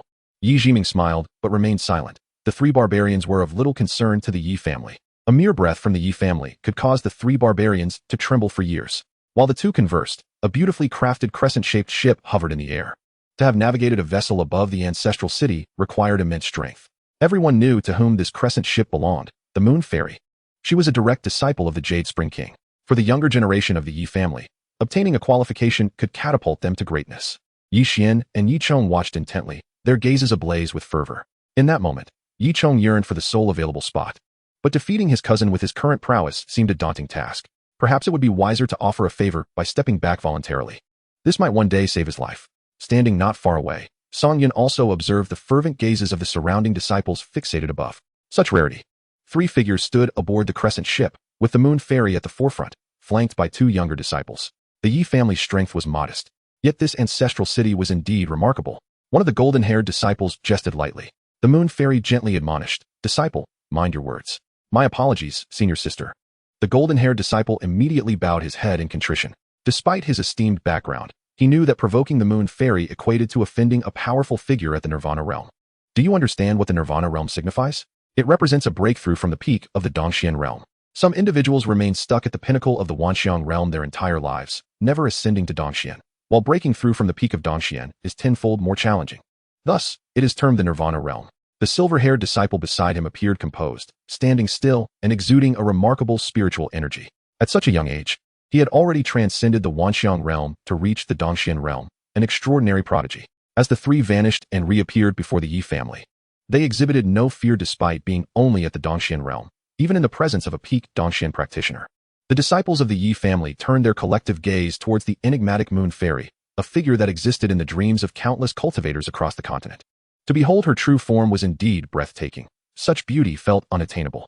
Standing boldly before the Grand Elder, she exhibited no trepidation, a composure that elicited admiration and respect. Upon seeing the Moon Fairy, Yixian set his heart on a singular goal, to marry her. Only a woman of such caliber could be worthy of him. Yi Chang's mind began to envision a day of union with the Moon Fairy, dreaming of their children and even naming them. In contrast, Song Yun's thoughts drifted differently. This celestial being was indeed remarkable, and he contemplated the possibilities if he could. Song Yun possesses principles. How could he possibly force any young lady into the mother nest? All are here of their own volition, choosing to follow the magnificent Zerg. The Moon Fairy smiled gently upon meeting the Grand Elder. Yi Hai appeared rather serious. Moon Fairy, after such a long journey, the dishes are prepared. The Grand Elder was being polite, but it is imperative to proceed directly to the selection, so I may fulfill my master's instructions. Very well. The elite of the young generation from the Yi family are all present here. Thank you, Grand Elder. After speaking, the Moon Fairy turned her gaze to the younger generation of the Yi family, sweeping her eyes over the crowd. Those who averted their gaze were immediately eliminated. In an instant, 2/3 of the youths were disqualified. Song Yun remarked, had he known this would happen, he would not have bothered to watch. Yet, one must admit, the sensation of having control in hand must be quite delightful. Chapter 109, all crumble before him. Bali, you go, the Moon Fairy instructed softly. The golden-haired young man behind her clasped his hands and smiled. Yes, senior sister. Bali descended directly, standing at the forefront and proclaiming, esteemed guests, I do not wield spiritual power. Only the last 10 standing will advance. Upon hearing this demand, the crowd was taken aback. You are in the cave profound realm. Even without using spiritual power, none can surpass you. Even the weakest among them were only at the 5th or 6th level of the manifestation realm, easily sent flying with a single slap. Even at the pinnacle of the manifestation realm, it would only require a few more slaps. Moon Fairy, is this not somewhat inappropriate? Yi Jiming chuckled. My master seeks not only exceptional talent, but also extraordinary perseverance. Rest assured, Bali knows his limits. Yi Jiming said nothing more, merely furrowing his brow slightly. However, as soon as the Moon Fairy's words fell, the crowd witnessed the precise measure of Bali's restraint. A disciple of the Yi family was directly sent flying, crashing through a beautifully crafted dome and sending debris cascading down. Yi Changqi glanced at Yi Hai and noticed his elder brother had remained silent, so he too held his tongue. Though the force was not excessive, it did disregard the Yi family's dignity. The Moon Fairy remained composed, showing no reaction, quietly observing. Is this all the strength you young ones from the Yi family possess? I find myself somewhat disappointed. Bali surveyed the crowd, letting out a derisive laugh. The impetuous youths of the Yi family could not endure such mockery. Let us all take him on. Let him witness our prowess. A surge of spiritual pressure erupted from the crowd as they unleashed their most potent techniques. And the situation spiraled out of control. Yet Yi Jiming understood in the face of someone in the cave profound realm, this was futile. In the end, there would likely be no more than 5 of the Yi family standing, and while striving for a single spot, this method was somewhat unacceptable. Yi Changqi observed the unmoving Yi Chun, feeling anxious. He had not anticipated the selection by the king of Yuchuan to be so peculiar, requiring his disciples to compete in the arena rather than within the Yi family. Remaining passive was indeed wise. Over there, Yi Xian and Yi Chong were also scrutinizing Bali, seemingly seeking a means to counter him. Yet, the only solution to this challenge had already been articulated by the Moon Fairy. Perseverance, for victory, was inherently unattainable. Bali regarded the swarm of Yi family disciples charging at him, maintaining a relaxed posture with his hands clasped behind his back, and in an instant, he vanished from sight. Suddenly, one after another, the descendants of the Yi family were sent flying with anguished cries, either kicked into the air to plummet down to the ground or directly thrust into the earth. In an instant, the air was filled with wails of despair. Yi Sanhai's expression shifted slightly. Was this not a bit excessive? They were entirely dismissing the Yi family. The Moon Fairy maintained a calm demeanor, indeed showing little regard. Cousin, what shall we do? Yi Chong inquired in a low voice. Yi Xian furrowed his brow. Remember, our objective is not to win, but to endure until the end. Focusing on defense. Understood, Yi Chong replied, glancing at Yi Chun nearby, who remained motionless. Song Yun, feeling merely bored, contemplated how to extricate himself. His tasks were already accomplished. The 8th level mother nest was nearing its upgrade, and he needed to return to enhance it, with over 100 million vitality awaiting consumption. A new strategy needed to be set in motion. The Huangsha Kingdom and Hongwa required sealing off. These matters could be entrusted to Lu Shuangji and her team to manage, first securing the entirety of the 3 barbarians before gradually spreading across the continent. I hear you two are the prodigies of the Yi family. Come forth, Bali sneered, directing a condescending gaze towards Yi Xian and Yi Chong, his finger flicking in a provocative manner. However, the two remained unfazed, adopting a defensive stance. Bali chuckled, clever, but ultimately futile. He then displayed his unparalleled speed once more, yet as the strongest among the younger generation of the Yi family. The two were still able to perceive a fleeting afterimage. They simultaneously unleashed their spiritual shields to defend. Bang! A surge of spiritual energy rippled outward, instantly shattering the shields. The two were propelled several feet back before coming to a halt, the shockwave causing their internal energies to churn. Is that all you've got? Yi Chong remarked with a smirk. Defeat is acceptable, but the Yi family's pride must not falter. This statement elicited a smile from Yi Songhai. Now, this resembled the spirit of a Yi family descendant. The Moon Fairy also smiled faintly. These two are quite commendable. Yi Jiming added. They are keen nurtured talents of the family. Having reached the pinnacle of the Wanxiang realm, their combat experience is extensive, often facing opponents of the first layer of the Dongxian realm. Bali, however, was not merely of the first layer of the Dongxian realm. The Moon Fairy's words caused the others to frown. Was he truly this shameless? Yi Xian felt the weight of the situation. He had initially assumed their opponent would be at the first layer of the Dongxian realm, but judging by that last kick, it was at least 3 layers higher. His hands trembled, and Yi Chong, trying to act tough, had hands that shook even more violently behind his back. You two are impressive, managing to withstand a kick from me. Bali raised his right leg, standing on his left, adopting a standard horse stance. Yet, that was all he could muster. The ground beneath him crumbled, although he did not emanate spiritual energy. It was far beyond what the pinnacle of the Wanxiang realm could withstand. The two prepared to deploy their spiritual weapons for defense. The Moon Fairy interjected, no use of spiritual weapons allowed. This infuriated Yi Xian and Yi Chong. Was this not outright bullying? Thousand Leaf Technique, they shouted in unison. Realizing that mere defense bore no effect, their adversary was too formidable, leaving them with no choice but to launch a fierce offensive. In an instant, the two individuals drew their auras inward, resembling an ancient tree deeply rooted in the earth. Within 100 paces, the wind stilled, sounds faded, and even the light seemed to dim momentarily. A weighty pressure, as formidable as a mountain, silently permeated the atmosphere, rendering the air as viscous as solidified amber. This was more like it, infinitely stronger than before. One could almost succumb to slumber. In response to Bari's mockery, both were incensed. A low hum resonated, not the sound of the wind, but the very fabric of space trembling. Centered around the two, countless fine, sharp, and grating rips echoed into existence, as if innumerable invisible chisels were slicing through the air. The pinnacle of the myriad realms could certainly achieve this, Moon Fairy remarked, her praise lifting the spirits of the elders significantly. Around Yi Xian and Yi Chong, numerous translucent, blade-edged phantoms of leaves began to materialize. These leaves did not remain stationary. Rather, they spun at a terrifying velocity, cutting and grinding to create a spiraling vortex of devastating leaf blades, its radius expanding relentlessly. Wherever the vortex passed, the ground was silently carved into deep chasms, while solid rock was reduced to dust, scattering into the air. Thousand Leaf Technique, Barry, the two shouted in unison, their voices resounding like thunder in the stillness. Boom.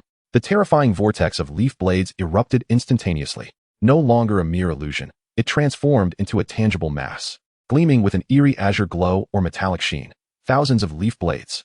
They were no longer mere fallen leaves, but a tempest imbued with the will to annihilate. The sheer quantity? Not merely 1,000 leaves. It was a deluge that blotted out the sun. An inexhaustible torrent, akin to a flood breaching its banks or countless blades cascading down from the Milky Way. The ground had ceased to exist, leaving behind a gaping pit. Unfathomably deep, its edges smooth as a mirror, as though gnawed by an invisible maw, exuding a chilling aura of destruction. Beside them, Song Yun observed the formidable effects of the heavenly level technique with astonishment, pondering whether it could even shave leg hair. Cousin, you're incredible, exclaimed the fallen Yi family members weakly. As they felt a surge of vindication, Yi Xian and Yi Chong gasped for breath. Utilizing a heavenly level technique at the pinnacle of the myriad realms was exceedingly taxing. They had long heard of the might of the Yi family's thousand leaf technique, and it was indeed as formidable as rumored. Bari's voice resonated as a figure slowly rose from the pit, and scathed. The Yi family members stared in disbelief. The two cousins had combined their powers, yet he emerged utterly unharmed? Surely, he must have torn his robes. If he had executed it at the level, it would have been even more potent. But you are merely at the pinnacle of the myriad realms. A mere step away feels like an insurmountable chasm. With that, he vanished again, trampling Yi Chong to the ground. Yi Xian was taken aback, feeling a sharp pain in his abdomen, unable to resist bending over and collapsing, cold sweat pouring down. Is there no one from the Yi family left standing? Is there not a single fighter among you? Bari bellowed as he scanned the surroundings, suddenly spotting another figure still standing. There's one more here. You cannot escape, he smiled at Song Yun. Chapter 110. Why provoke it? Upon hearing Bari's voice, Song Yun turned his gaze. Yi Xian and Yi Chong lay on the ground like dead dogs, seemingly struggling to rise.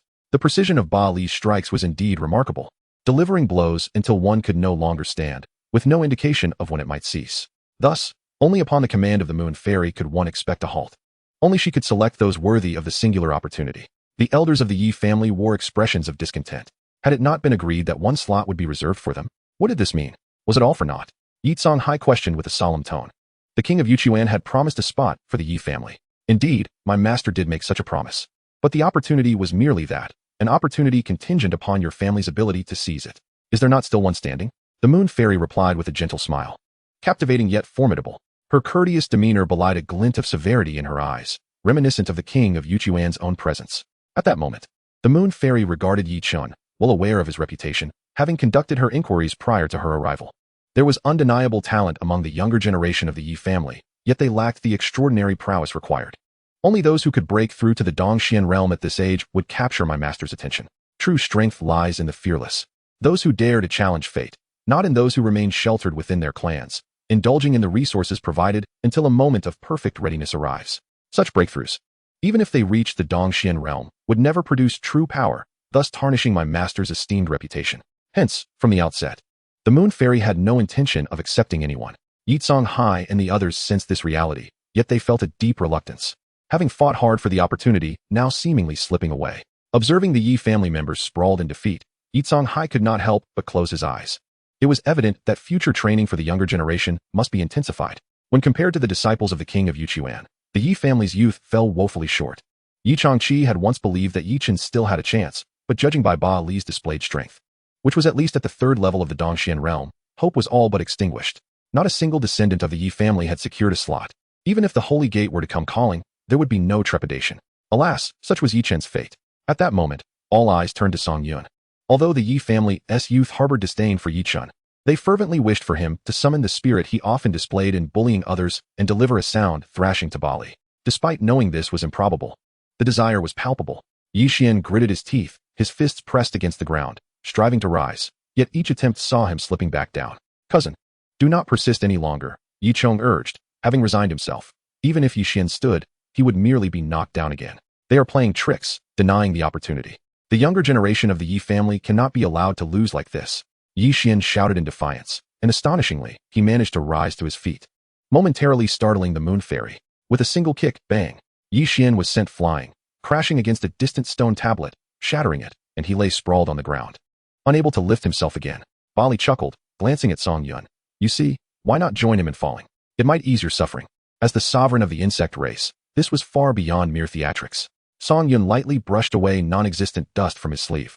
A barely perceptible smile gracing his lips. Suffering? Ah, it seems you are yet unworthy of allowing me to experience that sensation. But you, standing so close, do you not fear that you may topple too swiftly and fall in an undignified manner? Ha, ha ha ha ha ha. Bali paused for a moment, then burst into wild laughter.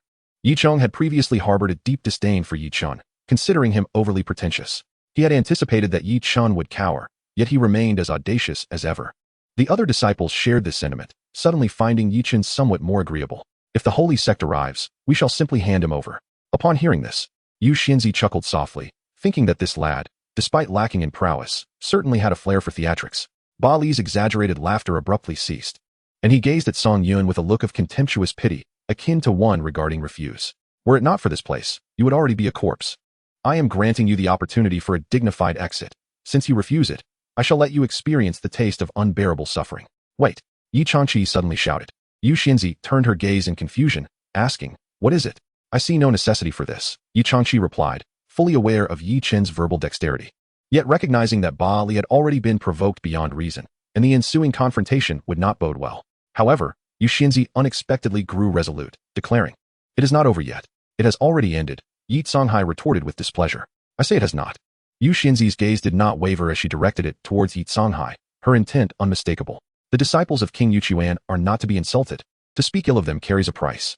Furthermore, the slots for disciples of King Yuchuan are not something you can demand or dismiss at will. Bali comprehended the implication of his senior sister's words, cautioning himself not to be deceived by her beauty. She was no gentle soul. Boy, it is too late for you to say anything now. As soon as the words left his lips, he raised his leg, and the air seemed to thin as he did so, a terrifying force sweeping forth.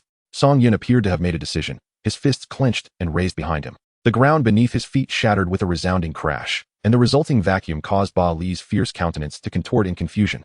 his hair nearly drawn towards Song Yun's fist, as if the very air had warped.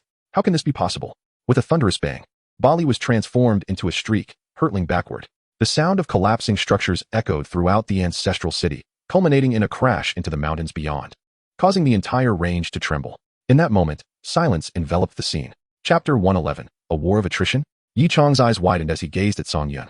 Was this truly the arrogant Yi Chen he had known? Was this feat achievable by one at the pinnacle of the Wuxiang realm? Yi Xian, lying not far off, could scarcely believe his eyes, feeling as though he had been thrust into an illusion. Just moments ago, Yi Chen had sent Bali flying with a single punch. Had he been concealing his true strength all along? The fallen disciples of the Yi family surrounding them bore similar expressions of disbelief, as did the elders hovering above. Gazing at Yi Chen as though he were a specter, Yu Xianzi's previously relaxed demeanor shifted, her expression darkening as she realized that the punch had emitted no fluctuations of spiritual energy. It was purely a display of physical strength. How can this be? Yi Chen is merely at the pinnacle of the Wuxiang realm. Could he truly not be? Yi Songhai fixed his gaze intently on Song Yun, as did Yi Jiming and Yi Changqi. They were all acutely aware of Yi Chen's capabilities. And this sudden eruption of power could signify but one thing: treasures from the ancient relics. The sacred gate has not taken it. Yi Chen has deceived us. The treasure resides within him, or perhaps he has acquired some ancient legacy from the ruins. Both possibilities linger. This is the only plausible explanation at present, as no other comes to mind. Just as the crowd is taken aback, a furious roar echoes from the distant mountains. It is Bali. With a thunderous crash, the ground trembles as an overwhelming surge of spiritual power erupts, causing fissures to appear in the mountainside, evidently breached. Yi Changqi immediately attempts to intervene, but Yi Jiming restrains his shoulder and shakes his head. The three figures of the Moon Fairy have come to the Yi family, employing such a selection method, disregarding the Yi family's dignity and inflicting grave injuries upon many. Now that Yi Chen has stepped forward, it is for the best. We, as elders, are ill-suited to take action. He must. Curiously, there is a part of me that truly hopes Yi Chen displays the qualities of his former self. The Moon Fairy is well aware of their intentions, yet one must not underestimate Bali. With a resounding boom, a figure explodes forth. Bali. The composure he once held has vanished, replaced by a face twisted in rage, revealing injuries and tattered garments that render him utterly disheveled. Had Song Yun not restrained 99% of his strength, that punch would have obliterated him on the spot rather than merely sending him flying. How dare you inflict such harm upon me? Today, you shall not escape. Bali's fist has already torn through the fabric of space, the surroundings seemingly warping in unison. The Yi family did not intervene, and neither did the Moon Fairy. Both sides tacitly agreed.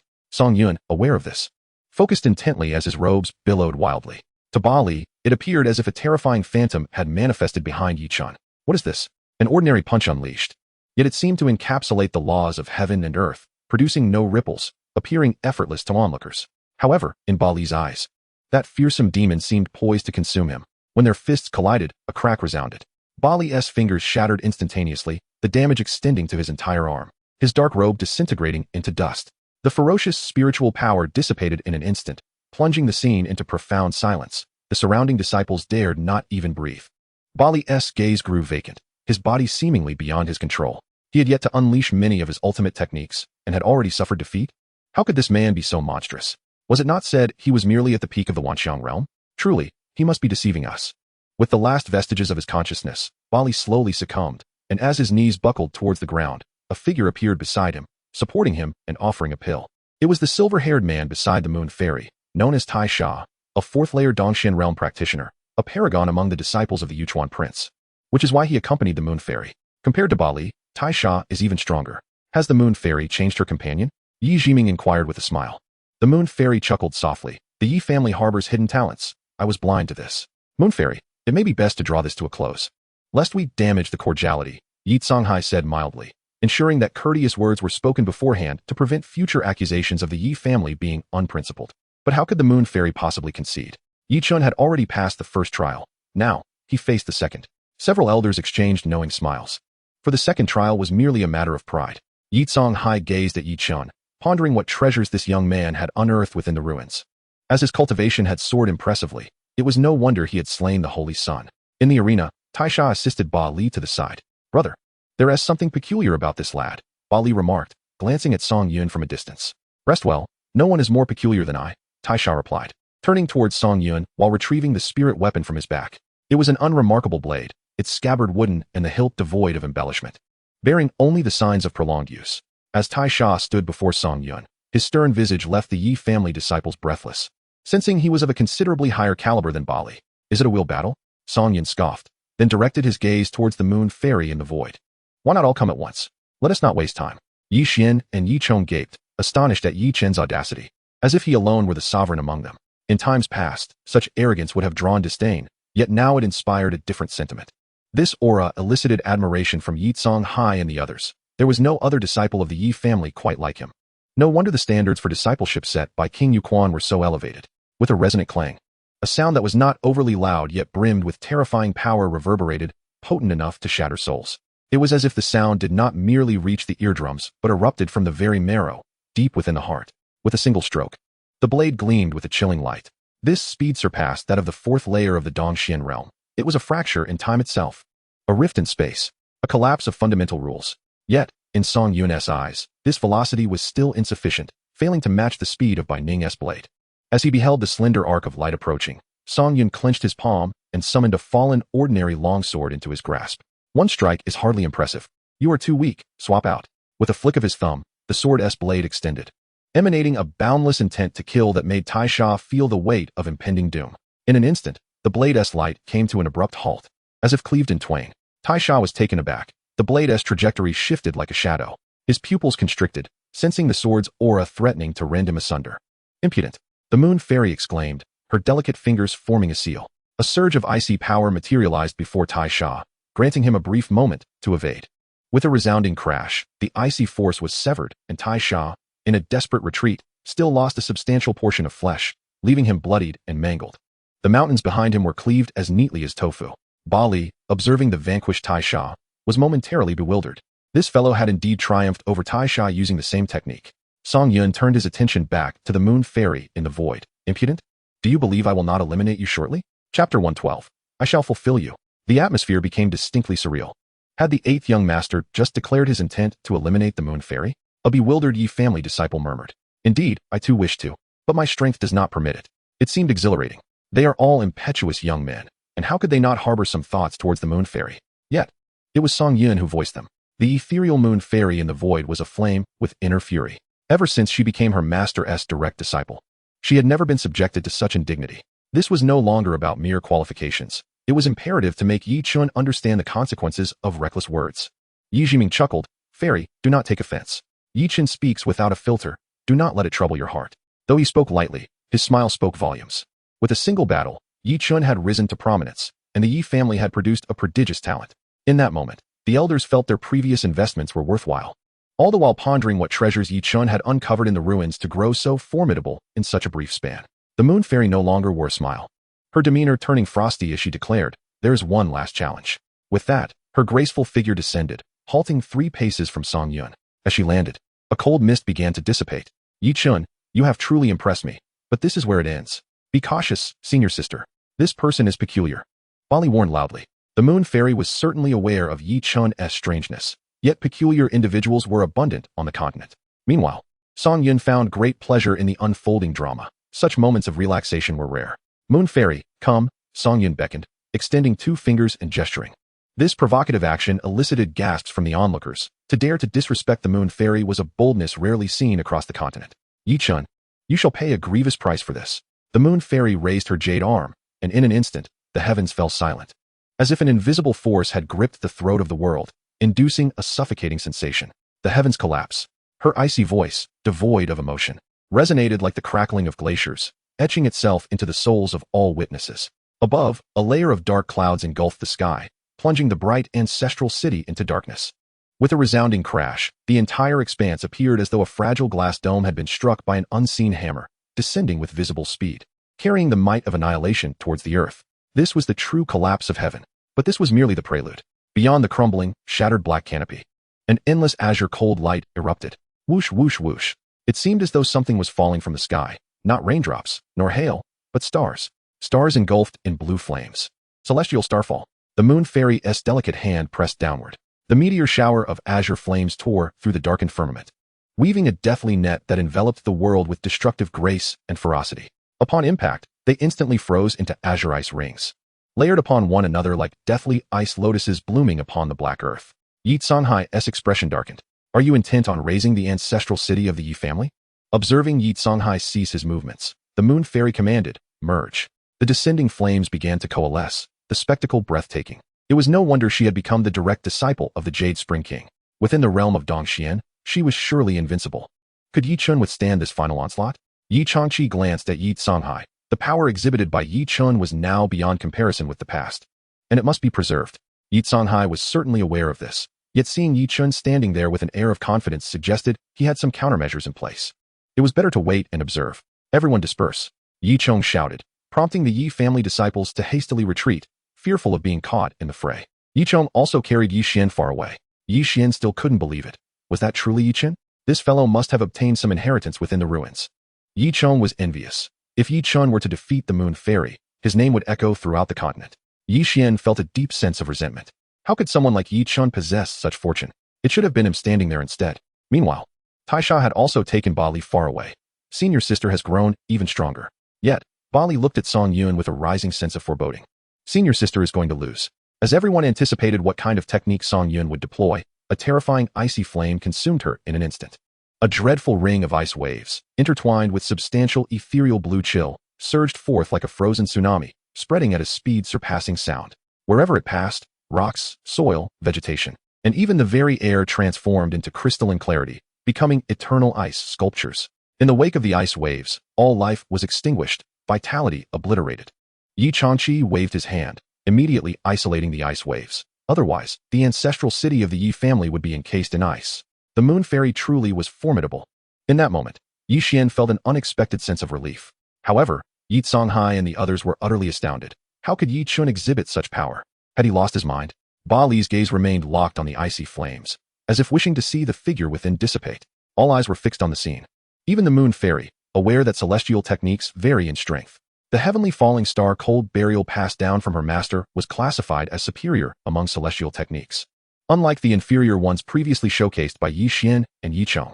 As they beheld Yi Chun, now an ice sculpture, a faint smile graced the moon fairy's lips. No man can desecrate me. Those who dare to do so shall be crushed, not even if you belong to the Yi family.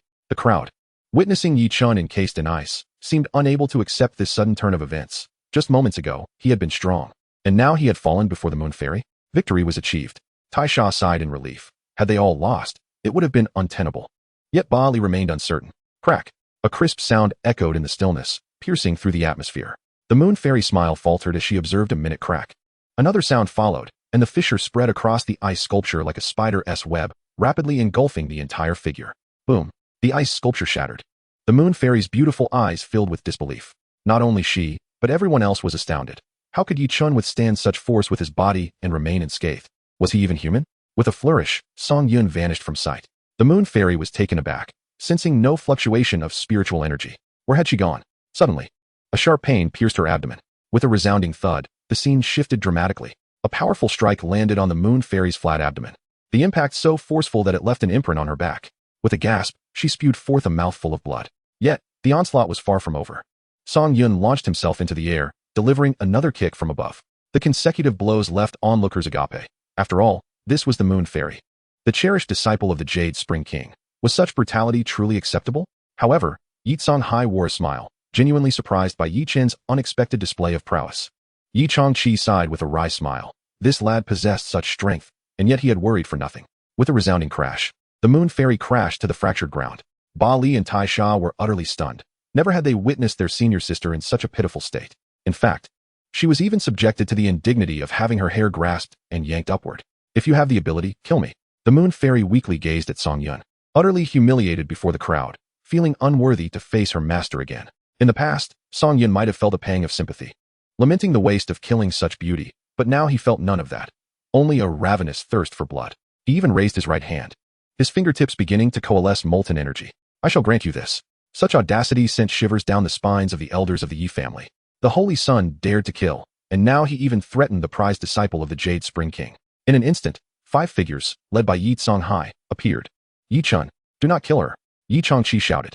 Just then, the ancestral city's teleportation altar stirred, as if forcibly activated. A thunderous roar echoed throughout the entire ancestral city. Yi family, Yi Chun, return my son's life. In a heartbeat, countless figures emerged from the teleportation altar, soaring towards the heavens. Yi Songhai focused his gaze, his brow furrowed. The holy sect has arrived. Leading the charge was none other than the Shadow Seed under the Holy Lord. Chapter 113. The Moon Fairy, quite comfortable. The Holy Sect. The entire ancestral city turned its gaze skyward. Although only a few hundred from the Holy Sect had arrived, each was formidable. The weakest among them being at the myriad manifestation realm, with half having reached the cave profound realm. As the Shadow Seed of the Holy Lord, they were at the second tier of the Nirvana realm, flanked by guardians at the first tier. This imposing presence in the skies bore a force that seemed capable of crushing the Yi family entirely. On the Yi family's side stood three at the first tier of the Nirvana realm: Yi Songhai, Yi Jiming, and Yi Changqi. Ascending to the Nirvana realm required an immense investment of time. Each advancement demanded not only resources, but also a stroke of fortune. Unlike the insect race, which could simply cultivate their kind to full maturity, such inequity was unfathomable. As the Holy Sect interrupted Song Yun's execution, his bloodlust diminished slightly. This was also influenced by the genetic traits of the insect race. During battle, their brutal instincts surged dramatically. Devoid of mercy, even when faced with a beauty as captivating as the Moon Fairy, they would not hesitate to destroy her. The molten energy at Song Yun's fingertips dissipated as he released his grip. The Moon Fairy fell helplessly to the ground, her vitality nearly extinguished. The relentless barrage she had endured was beyond her capacity to withstand. The Yi family disciples struggled to recognize Yi Chun, such a beautiful Moon Fairy. Receiving such merciless blows, it was truly ruthless. The defeat was so overwhelming that it left one in disbelief. How could senior sister be vanquished so effortlessly? Without a hint of resistance? What realm of power does this Yi Chun truly belong to? Observing the scene, Yi Songhai and his companions exhaled in relief. Had the Moon Fairy been killed, the Yi family would surely face the wrath of King Yuchuan. As they cast their gazes towards the celestial expanse, Yi Songhai soared into the void, followed closely by several others. Those are not adversaries you can contend with. Leave it to us, Yi Changqi advised before joining them. Song Yun, casting his eyes towards the sacred gate, caught sight of Zhong Shue's graceful figure. Everything was proceeding according to plan, aside from the recent interruption. With the power he had just displayed, he had likely escaped Yi Chen's sphere of influence, and they would most likely believe they had acquired some treasure. It was truly vexing. Hey, someone, bring me a chair to sit on, Song Yun called out to the distant disciples of the Yi family. Yet, there were no chairs to be found. Left with no alternative, Song Yun plopped down on the Moon Fairy's abdomen, an act that doubled her humiliation. It's quite soft, he remarked. The surrounding young disciples were oblivious to the events unfolding above, for what transpired before them was nothing short of explosive. Sitting on the Moon Fairy. This was a notion they dared not even dream of, yet here it was, manifesting before their very eyes. At that moment, a part of them wished to try it as well. Surely, sitting atop the Moon Fairy would be incredibly comfortable. However, such an act of humiliation was bound to provoke the wrath of King Yuchuan. Yi Chun was formidable, but against those in the Nirvana realm, he might find himself utterly subdued. Now the sacred gate had come knocking. How much time had passed? Both the sacred gate and King Yuchuan were offended.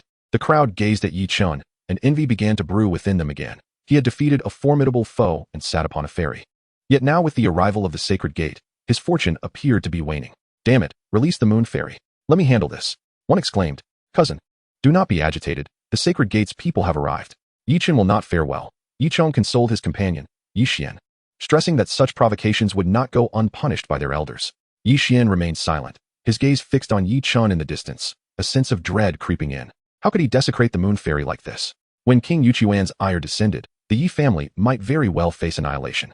Yi Changqi, high above in the void, too, cast a glance, questioning whether this young man had grown too arrogant, daring to treat the Moon Fairy in such a manner. The sacred gate had also taken note of Song Yun, for the situation here was evidently distinct, bearing the marks of a battle. Yet, it was unclear whose lap he was seated upon. She appeared to be a woman. However, Zhong Shue's expression turned dark. Who is this woman? That she should serve as a cushion for an emperor? Such an honor has eluded even me. It is utterly despicable. Yi Chun, come forth and meet your demise. The Shadow Seed bellowed, his voice resonating with such force that the very air trembled, causing those of lesser cultivation to cough up blood from the sheer pressure. Yi Changqi waved his sleeve, dissipating the sound wave. Shadow Seed, what is your intention? Do you dare feign ignorance before me? Yi Chun has slain my son. And the saintess witnessed it with her own eyes. Yi Jiming's smile faded, and he clasped his hands respectfully. Shadow Seed, this matter necessitates further investigation. What? Dare you kill yet refuse to acknowledge it? You even seized treasures that rightfully belong to the sacred gate within the ancient ruins. Today someone must die, and the treasures must be claimed. Does your Yi family dare to defy? The words of the Shadow Seed caused a dramatic change in the expressions of all present. Few were aware that Yi Chun had ventured into the ancient relics, and even the emergence of the relics themselves was shrouded in secrecy. The fewer who knew, the better. No wonder Yi Chun had suddenly become so formidable. It was revealed that he had acquired treasures within the ancient relics. especially Ba Li and Tai Sha, who suddenly came to a realization. Even the weakened moon fairy understood. It became clear why he had grown so powerful. However, the disciples of the Yi family felt a sense of imbalance. Why should all the good fortune fall to Yi Chun? Were they not also descendants of the Yi family? Ah, so you went to the ancient relics, one remarked. Indeed, haven't you gone? Song Yun chuckled. It turned out that the moon fairy had never set foot there. Leave me, or I shall shatter this jade tablet. My master will arrive with utmost swiftness, and at that time, the Yi family will have much to explain. By all means, try, he retorted. I assure you, everyone present today will perish, including your 2 junior brothers, whom I will tear apart piece by piece. The moon fairy hesitated as she observed Song Yun smirk, sensing that he was indeed capable of such threats, for he had just contemplated ending her life. As Song Yun slowly rose, he teased. How delightful it is to have the moon fairy as a cushion. The moon fairy closed her eyes, her fists clenched tightly, her neck flushed with rage, though perhaps tinged with embarrassment as well. Song Yun, observing the commotion above, called out, Hey, over here. Bali felt a pang of embarrassment. Was he truly jesting with the shadow seed, a being of the second tier of nirvana? The shadow seed glared fiercely. Song Yun, unabashed, spread his arms wide. That saintly one was slain by my hand. Before his demise, he knelt and pleaded for mercy. I plucked out his tongue and stuffed his head into his own skin, all while pilfering his treasures. It was unfortunate that the saintess escaped. Otherwise, I would have relished the opportunity to sample her essence. Instantly, Zhong Shue's cheeks flushed. To outsiders, it appeared to be a mix of indignation and shame. But who could know that she was merely shy? She longed for the emperor's touch, feeling an overwhelming sense of security in his grasp. Yi Songhai and the others were stunned. Had he truly admitted such a thing? With a beckoning gesture, Song Yin taunted, Come, kill me. The shadow seat was thoroughly incensed. The disciples of the Holy Gate, heed my command. Show no mercy. Yes, shadow seat. Chapter 114, Shall we dance? How dare you? You presume to challenge the Yi family's patriarch in seclusion. Yi Songhai was astonished by the shadow seat's audacity. It was evident that Yi Chin's possession of the treasures was provoking him. This Yi Chun was utterly unrestrained, even publicly defying the shadow seat. He was indeed at the second tier of nirvana, and unless the patriarch emerged from his retreat, who could possibly contend with him? How dare I oppress you? Come, kill me. Then let there be battle. The Yi family rallied. Form up. Yes. The shadow seat's face twisted with malice. Very well. You wish to protect him, do you? Then the Yi family may as well withdraw from this stage of the continent. You too, go and slay Yi Chun and retrieve the treasures. Yes, shadow seat. Yi Songhai immediately commanded. Yi Jiming, Yi Changqi, you two go and protect Yi Chun. Huh, your opponent is me. The shadow seat mocked. You two cannot protect him. Restrain them. Yes, shadow seat. All 5 elders of the Yi family found themselves unable to intervene, while the shadow seat's entourage consisted of those at the first tier of nirvana. In the eyes of all, Yi Chun was doomed, unless the ancestral master emerged from his seclusion. At this moment, Zhong Shui immediately inquired of Song Yun, Your Majesty, shall we eliminate them all? No need, he replied. You must continue to remain within the sacred gate. If we kill them all, the suspicions from the outside world may well extend to the 3 barbarians. Should we refrain from slaughter, the blame will fall upon the Yi family. Who would care about the 3 barbarians? Furthermore, the vitality here is scarce. Risking for such limited life is unwise. We must play the long game to catch the bigger fish, capturing everything in one fell swoop. This is why we did not eliminate Ba Li and Tai Sha. Instead, we merely struck the face of the Jade Spring King in the name of the Yi family. In the end, who will concern themselves with the 3 barbarians? Everyone will desire this rare treasure, and if the Yi family refuses to yield it, trouble will ensue. Thus, for now, we need only showcase the value of the treasure. It is indeed a flawless plan. Yi Chun, be cautious. Yi Changqi is indeed indulgent towards Yi Chun. But alas, the true Yi Chun has long since perished. The shadow seat, with the strength of 1, faces 3 adversaries, sneering. Take care of yourself. Although the shadow seed appears formidable, he does not strike with lethal intent. He simply stalls the trio, for eliminating Yi Chun and acquiring the treasure is the true objective, along with disposing of some Yi family disciples to vent frustration. After all, if the Yi family ancestral master truly emerges, opportunities for himself will dwindle, and the holy master will not easily sever ties with the Yi family. Zhong Shui, however, was dutiful, slaying anyone in her path, seemingly venting her anger. Indeed, she was furious, angry that the emperor chose to sit with other women of the human race instead of herself. What is wrong with the holy maiden? The other apostles of the sacred gate were astonished. Hush, it is said that the holy maiden shares a bond with the holy son of Shadow Cold. Her arrival at the Yi family is a quest for vengeance. The shadow seed also noticed the enraged Zhong Shui. Initially, he had reservations about his son's personal affairs, believing there were better options, but upon witnessing the holy maiden's wrathful assault on the Yi family, he felt reassured that his son had made a wise choice. Song Yun perceived Zhong Shui's performance to be quite adept, No wonder she was the holy maiden of the insect clan, deserving of commendation. He regarded the approaching left and right protectors without the slightest trepidation. On that day in the ruins, he had encountered a figure whose name he could not recall. Yet that individual was also of the Nirvana realm. They could not breach his defenses, leading to the conclusion that, within the known realms, he was invincible. As for what lay beyond the Nirvana realm, he remained unaware. Even Zhong Shui lacked information in that regard. Kid, surrender the treasure, and I shall grant you a swift death. The left protector barked, his overwhelming spiritual power surging like a tsunami, overwhelming the Yi family disciples. Song Yun suddenly let out a low, mocking laugh, which gradually escalated into a raucous cackle. Swift? Huh. I do not relish swiftness. Suffering is far more flavorful. Let us begin with you. Arrogant. The left and right protectors, seasoned by years of experience, had not encountered such audacity in a long time. They promptly prepared to unleash their formidable techniques. Capture him alive. The Shadow Seat cautioned, striking back against Yi Jiming. Upon hearing the Shadow Seat's command, one could only lament the fortunate fate of this young man. Suddenly, everyone witnessed Song Yun lifting the Moon Fairy from the ground, embracing her delicate waist to prevent her from falling, as she was currently in a rather weakened state. Fairy, shall we dance? The Moon Fairy. Song Yun revealed a peculiar smile as he slowly approached Moon Fairy from behind. He then grasped her wrist and whispered in her ear, Fairy, your figure is quite alluring. Moon Fairy trembled all over, enraged and humiliated once more. Suddenly, the right protector exclaimed, having caught sight of Moon Fairy's appearance, albeit disheveled. The Shadow Seat cast a surprised glance, astonished that Yi Chun could reduce Moon Fairy to such a state. How could this be? Moreover, he had the audacity to use Moon Fairy as a human shield, utterly shameless. If she were to sustain any injuries, the repercussions from King Yuchuan would be exceedingly troublesome. Moon Fairy, why do you tremble? Such shamelessness. Song Yun tightened his grip around her delicate neck, the overwhelming sensation of suffocation causing her to tremble even more violently. As a fairy, she must not resort to cursing. Such behavior is inappropriate. Has your master not taught you this? As Song Yun released his grip, Moon Fairy gasped for air, her weakened gaze scanning the surroundings. Everyone was staring at her, their expressions a mix of bewilderment, leaving her wishing for nothing more than to be extinguished. Bali observed his humiliated senior sister, a strange sense of satisfaction bubbling within him. The once exalted fairy was now subjected to such degradation, a thought he would never have dared entertain. Yi Chen truly was formidable. Song Yun picked up a long sword and placed it in Moon Fairy's palm, holding her soft hand in his. He pointed the blade at the right and left protectors, declaring, Next, it shall be Moon Fairy who will slay you. This has nothing to do with my Yi family. His words left everyone in a state of confusion. Moon Fairy, in her weakened state, had no strength left to fight, and with Song Yun embracing her, how could she possibly defeat the protectors? Both of whom were in the first layer of Nirvana? They were not to be trifled with. Yet, in the next moment, Song Yun moved. His terrifying speed was beyond Moon Fairy's capacity to withstand. The force generated in that instant caused her internal organs to be further injured, her bones fracturing. The right and left protectors suddenly murmured in disbelief, their eyes reflecting an unprecedented panic. The right protector turned to see a slashing wound appear on the left protector's face, blood slowly oozing forth.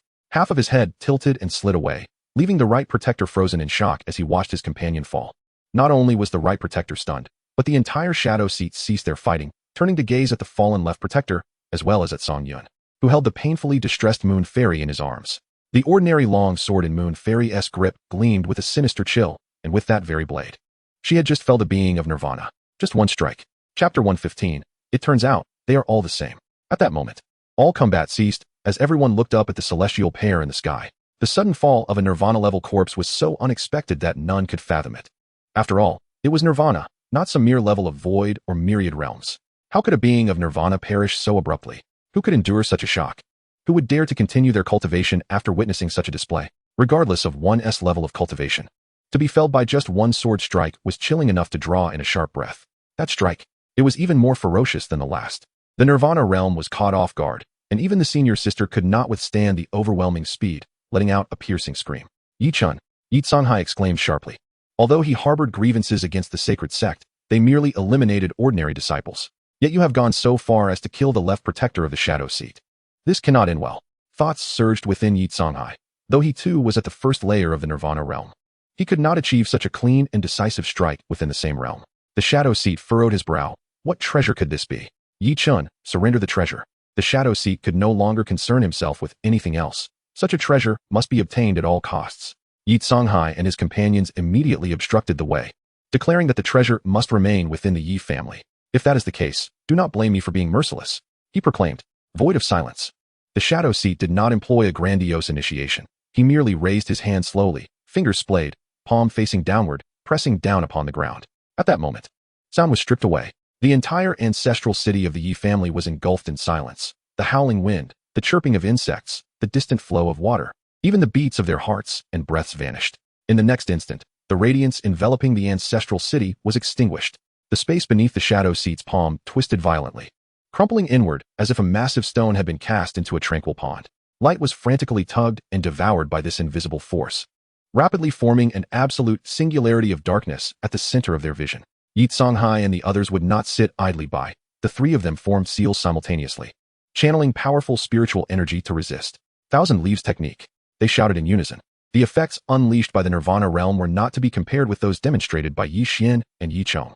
While the latter had previously executed countless manifestations of the Thousand Leaves technique, the three elders wielded it not only with increased numbers, but also with more intricate trajectories and bewildering angles, instantly weaving a deathly web of light that covered their entire field of vision, showcasing their formidable control.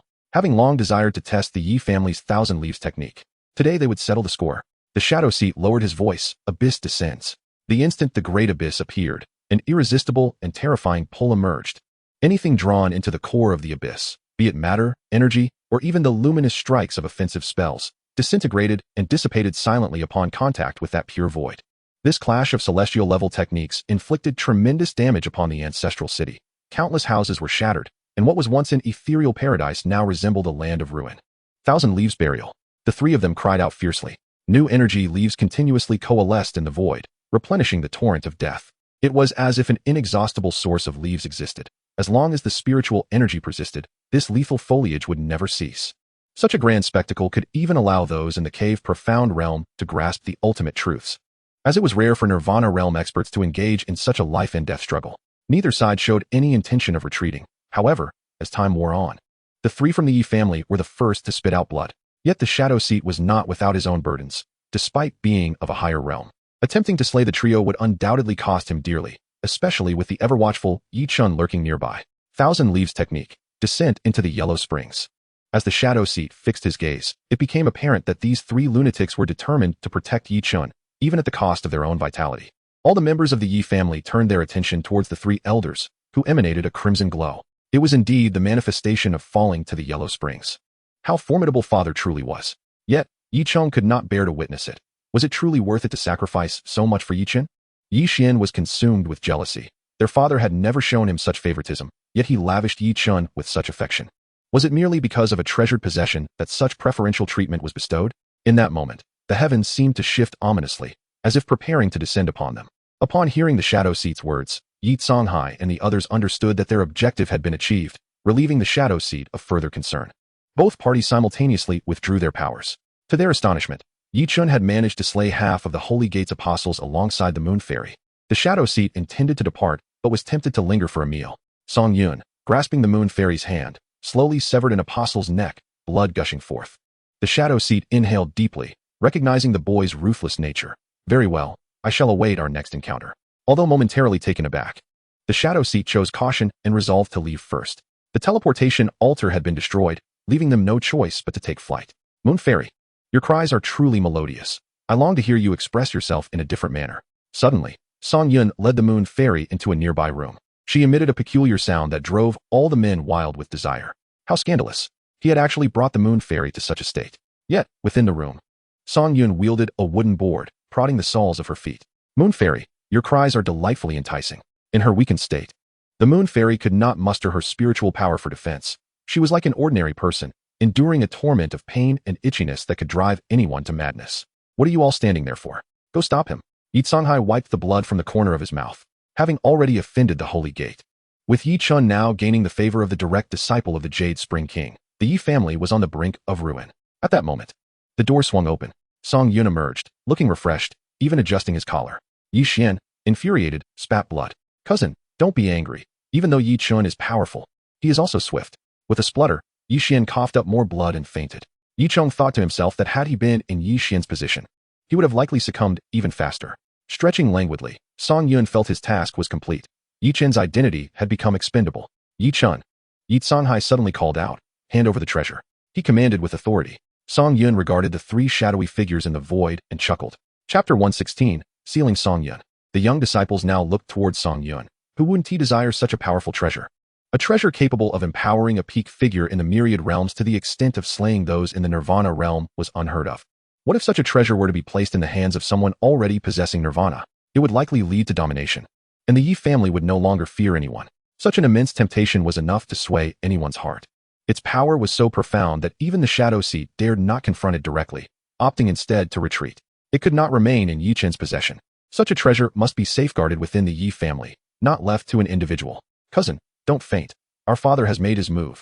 Yi Chong felt a surge of joy within him. He remarked, we are both at the pinnacle of the myriad realms, yet you have suddenly become so formidable. How are we to proceed? This is quite perplexing. To his astonishment, Yi Xian, who had previously been dazed, began to stir and murmured, did my father take action? Indeed. Yi Chun was utterly reckless, showing no regard even for the moon fairy, and who knows what chaos he might unleash in the future. Such treasures must not fall into his hands. The mere mention of the moon fairy caused Yi Xian's heart to ache, for he was hopelessly enamored, yet thwarted. Such a person deserves to be expelled and exiled by the family. He exclaimed, cousin, perhaps you have a chance to obtain the treasure, Yi Chong suggested. Though he too secretly yearned for such fortune, for who would not wish to possess treasures like Yi Chun? Indeed, Yi Xian's eyes sparkled with anticipation, his mind conjuring vivid images of the moon fairy humbly submitting at his feet. Yi Chun, surrender the treasure for the family's safekeeping. Precisely, return it at once. Came the chorus from the surrounding Yi family members, clearly averse to seeing Yi Chun benefit from anything, their jealousy palpable after his recent display of prowess. Brother, this Yi family is rather intriguing, Bali remarked, unable to suppress his teasing. Tai Sha replied in a solemn tone, if it were an ordinary treasure, the elders of the Yi family would not react so fervently. However, since he slew the left guardian of the sacred gate, this treasure has taken on a different significance. He pondered quietly, sensing it would incite a frenzy across the continent. I am curious to see whether Yi Chun will surrender it, Bali mused. Bali shook his head, stating that unless he were to perish, such a thing was utterly impossible, not even for his parents. In the sky, the elders of the Yi family fixed their gaze intently on Yi Chun, their eyes reflecting the allure of the treasure. Yi Jiming, looking at Yi Chun with derision, sighed, Yi Chun, such treasures are beyond your control. Hand it over to the family for safekeeping, and you shall still enjoy their protection. Yi Chongqi added with counsel. Heed your uncle's advice, it will not harm you. Song Yun slowly ascended, aligning himself with the others. If you desire the treasure, come and seize it. He taunted, extending his palm in a simple yet provocative gesture, which infuriated Yi Tsong Hai and his companions, their faces flushed with rage. They had just engaged in a fierce battle with the shadow seat, and now found Yi Chun to be an enigma. Yi Tsong Hai bellowed, Yi Chun, your father fought valiantly for the Yi family, yet you, as his son, lack even half of his spirit and integrity. Treasures are naturally claimed by the one who possesses them. Observing Yi Chen's obstinate demeanor, Yi Tsong Hai coldly retorted, do not forget who permitted you to venture into the ancient ruins. What of it? This retort ignited Yi Tsong Hai's ire, reddening his neck. Today, as your uncle, I shall educate you on the importance of family. With that, he charged towards Song Yun. Celestial palm. Yi Tsong Hai unleashed a radiant and colossal palm imprint. Propelled forth with the speed of lightning, the runes swirling within his palm visible to all. However, with a mere flick of his finger, Song Yun opened a rift in the void. The celestial palm surged into the breach, and as the space tore and then sealed shut, an eerie silence enveloped the area. Bali stood agape at the effortless rending of space, while Taisha trembled, exclaiming, how is this possible? Such mastery is astounding. Do not speak of these outsiders. Even the members of the Yi family stand in stunned silence, their eyes brimming with an insatiable desire for the treasures before them, an obsession bordering on madness. Tear the fabric of space. Yi Tsong Hai gasped in disbelief. Do not make such a fuss. It only reveals your naivety. No sooner had he uttered these words than Song Yun appeared before him. Startled, Yi Tsong Hai instinctively unleashed his spiritual energy, delivering a powerful punch. Yet, this formidable strike was effortlessly caught in the palm of Song Yun's hand. With a surge of strength, Yi Tsong Hai's fingers shattered, eliciting a chilling wail of despair. Yi Chun, both Yi Jiming and Yi Chongqi shouted in unison. Ignoring them, Song Yun retaliated with a single fist.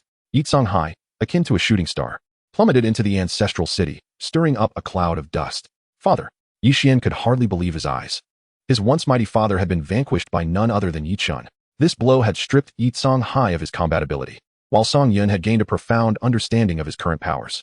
Yi Tsong Hai gazed vacantly at Yi Chun in the air, unable to comprehend the speed of that last punch.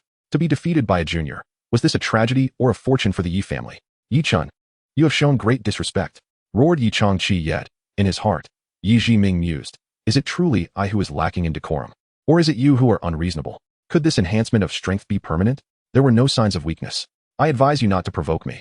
My temper is not to be trifled with, Song Yun warned, casting a disdainful glance at the two. News of the Yi family's treasures had spread far and wide, drawing a throng of eager seekers. The chaos would only escalate, culminating in the day of reckoning. A splendid plan indeed. Let us strike together, Yi Jiming whispered. And Yi Changqi nodded in agreement. Both simultaneously formed seals, 7 fiends sealing spirit. Dark chains emerged around Song Yun, manifesting strange runes imbued with 7 types of malevolent energy, rapidly converging upon his brow. A binding formation took shape, enveloping Song Yun's form in a dense layer of those ominous runes, ultimately obscuring even his remaining eye. Observing Yi Qin's lack of struggle, the two men sighed in relief. This was one of the most enigmatic techniques of the Yi family, and success was assured. The youth had been careless. Such an impressive sealing technique. Bali remarked in admiration. Alas, Yi Qin has been a tad overconfident, he added. Bali turned to Tai Sha in surprise. Why do you lament? He is our adversary. Oh, I misspoke. Just as everyone believed Yi Qin had been sealed, an eerie laughter echoed through the air. You do not truly think you have sealed me, do you? Chapter 117, Ancestor of the Yi Family. All eyes turned in unison to witness the strange runes cracking and fracturing. The spiritual energy contained within surged forth as the barriers were breached. Reinforce it quickly. Yi Jiming shouted, his gaze trembling with urgency. Yi Changqi, disregarding all else, joined him in fortifying the seal, yet no matter their efforts, the fissures could not mend, spreading across Yi Qin's entire being. The seal shattered, and both men were instantaneously met with a backlash of spiritual energy. Staggering back several paces before regaining their footing, blood spilling from their mouths as they stared at Yi Qin in disbelief. This power had completely transcended their control.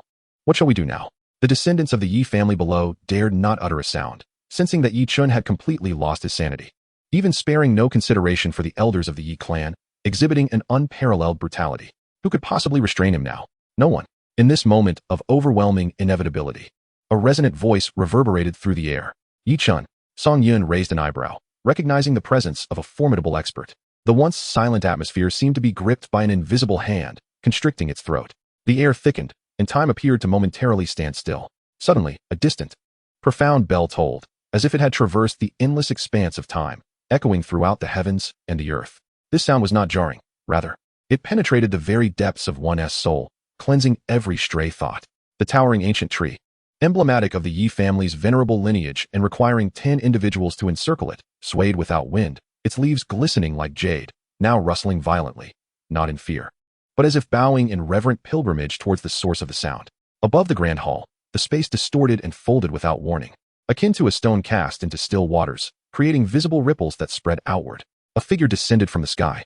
It was none other than the ancestral patriarch of the Yi family, Yi Lingxiao, clad in a remarkably simple gray linen robe. He appeared to be an ordinary elder of the mortal realm. His hair and beard were white, with long brows that drooped, and his face bore the deep creases of time's passage.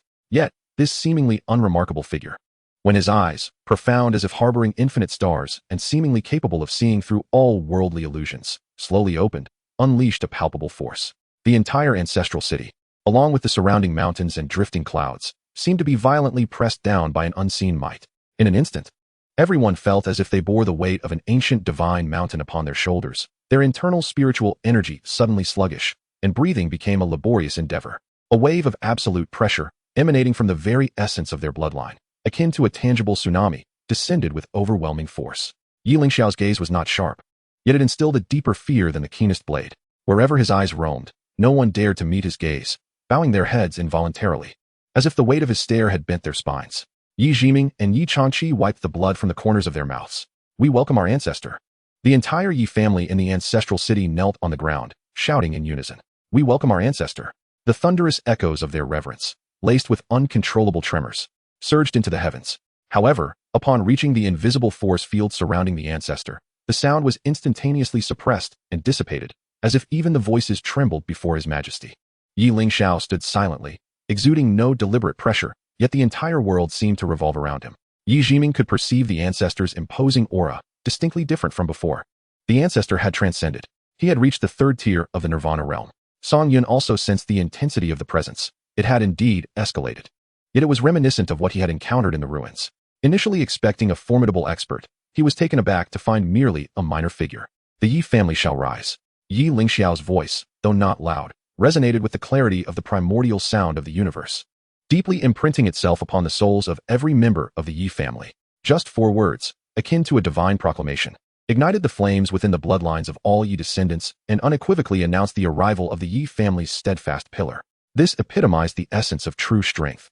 Yi Chun was but a trifling figure in comparison.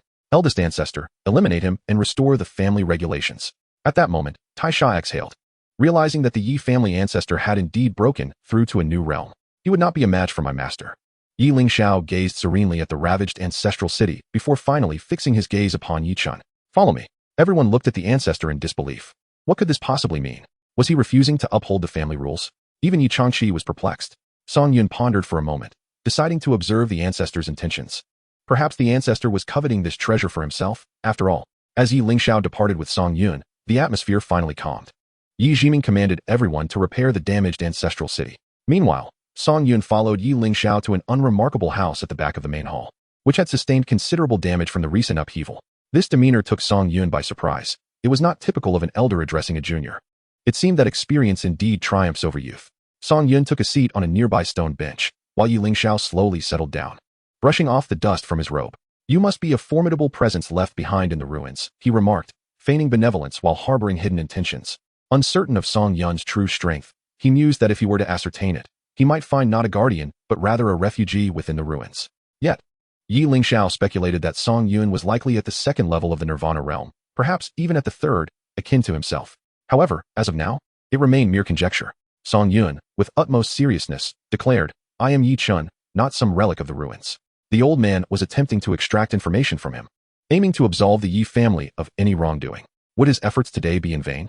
Yi Lingxiao remained impassive. The implications of today's events were considerable, and if they fell squarely upon the Yi family, it would not bode well. If you insist, I shall regard you as Yi Chun. This old man could not afford to leave empty-handed. I am Yi Chun, merely possessing a treasure. My uncles sought to claim it from me, and I did not resist. Song Yun surveyed his surroundings. Do you covet the treasure too? Yi Lingxiao rose, turning his back to Song Yun. I merely wish for your people to remain within the Yi family. Upon turning back, his wrinkled face revealed a look of astonishment as he exclaimed, Where is he? A wormhole opened miles away, and Song Yun slowly stepped out, muttering, Old man, what pretense are you putting on before me? Chapter 118. The expansion begins. Yi Lingxiao stared at the empty stone bench, his lips twitching slightly. He had been outmaneuvered. Damn it, is this truly Yi Chun? His instincts told him that this could not be Yi Chun. If Yi Chun were to see him, he would never dare to act so recklessly. It was highly likely that something had transpired within the ruins, and Yi Chun was probably dead. As for why Yi Chun has come to the Yi family, it appears to be a sinister plot aimed at the Yi clan. The holy sect and the king of Yuchuan are unlikely to let this matter rest easily. What could such formidable forces desire from the Yi family? Yi Lingxiao found himself at a loss. Even if an explanation were offered, the holy sect would likely dismiss it, given that Yi Chun has exhibited terrifying prowess, leading them to believe he possesses some treasured artifact.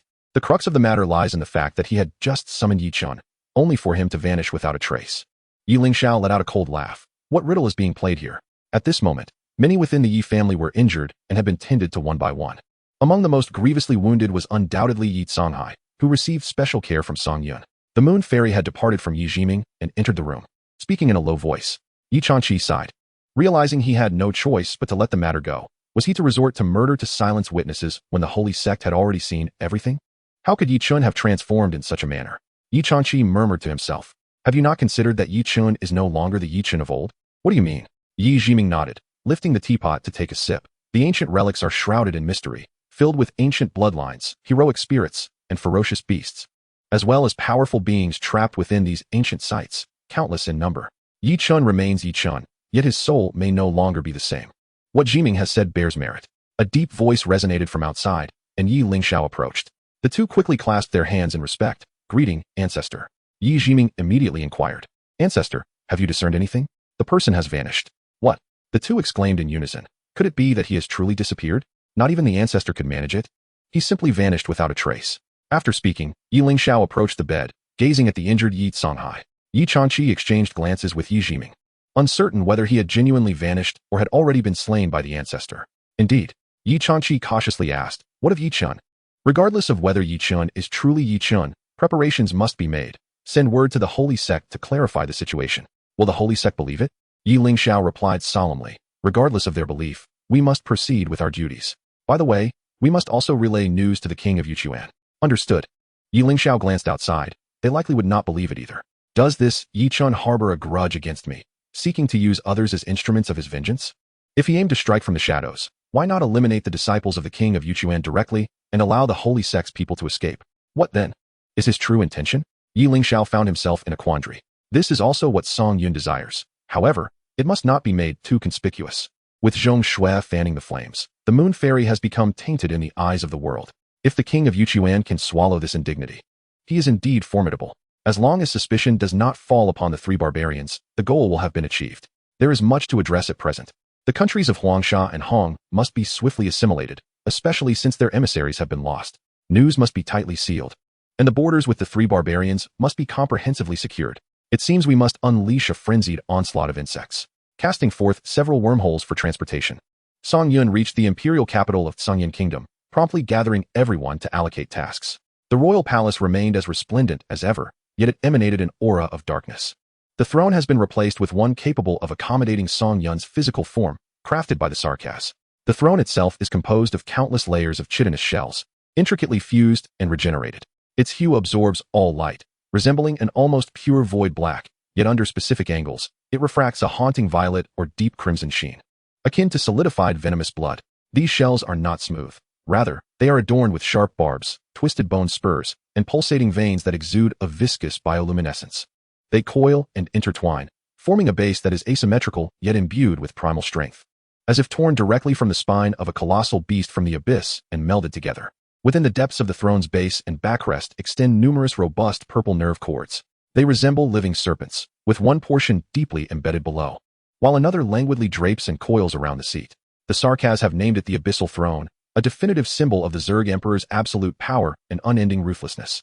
As Song Yun slowly seated himself, the crowd prostrated before him, exclaiming, "All hail our king!"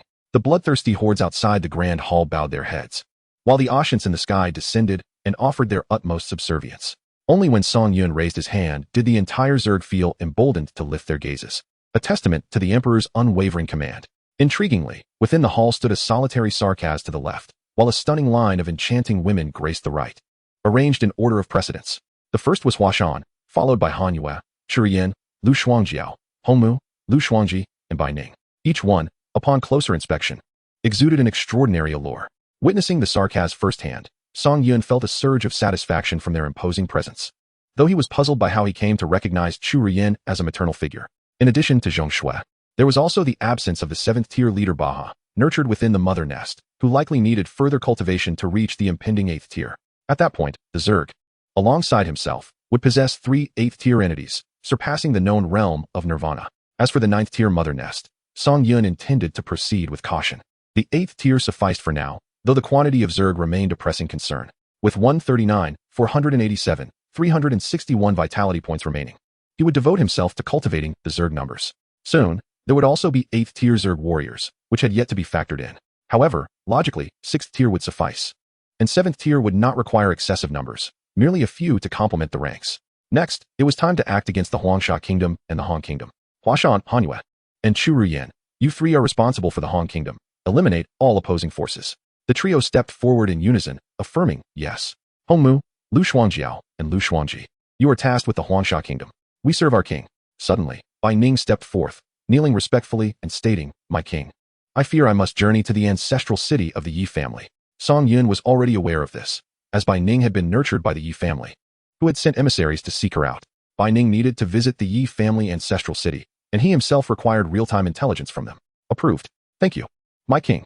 Song Yun rose and declared, ladies and gentlemen, indulge in the sanguinary feast. I await your triumphant return. We shall dedicate everything to our king.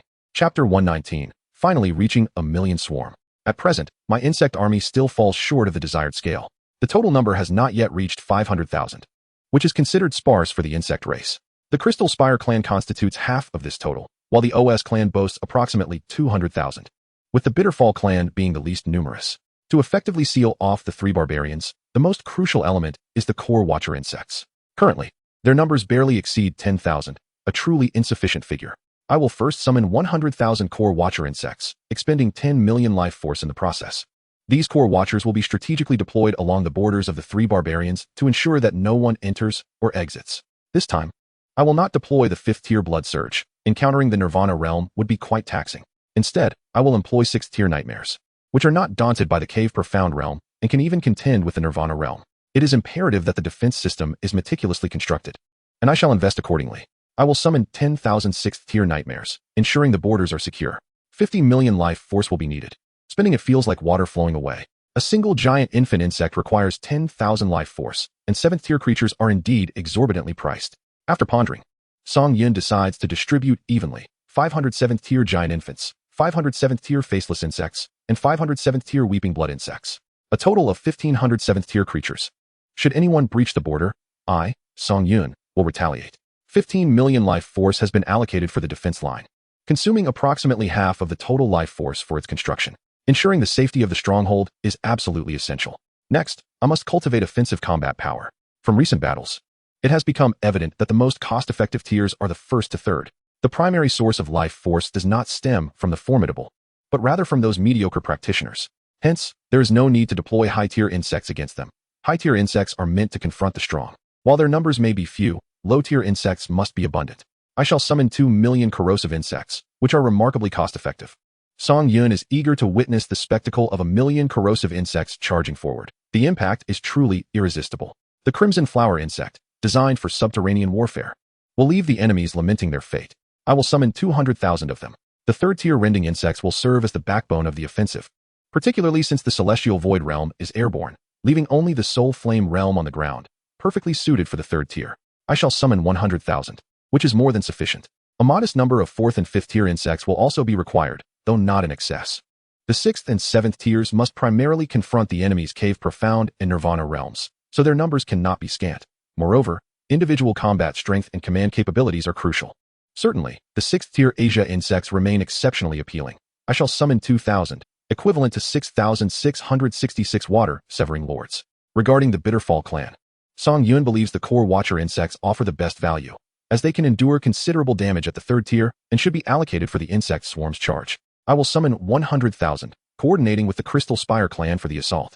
A few 6th tier Ross and 7th tier Weeping Blood insects will also be summoned, significantly enhancing our collective strength.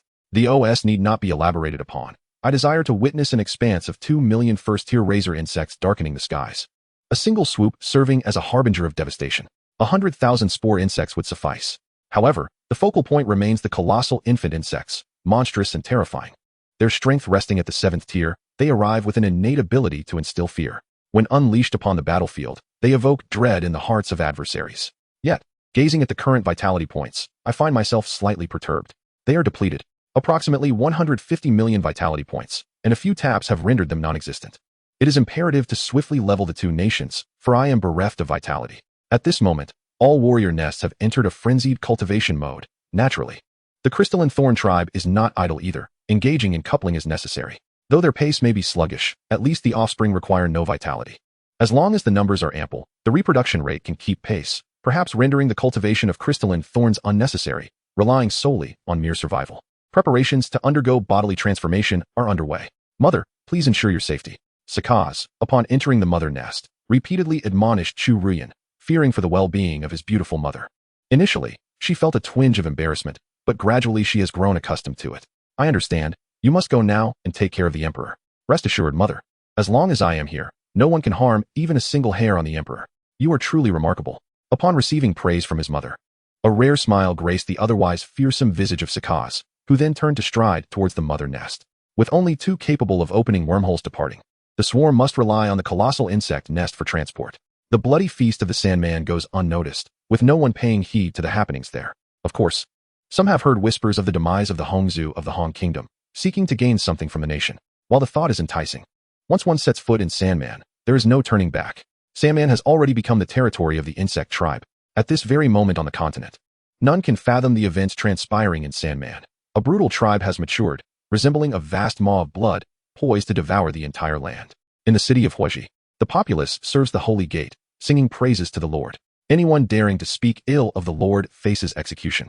As the transmission altar emanates light, the crowd kneels in earnest worship. When the shadow seed appears with a solemn expression, accompanied by several injured individuals, all bloodied and one guardian missing, confusion abounds.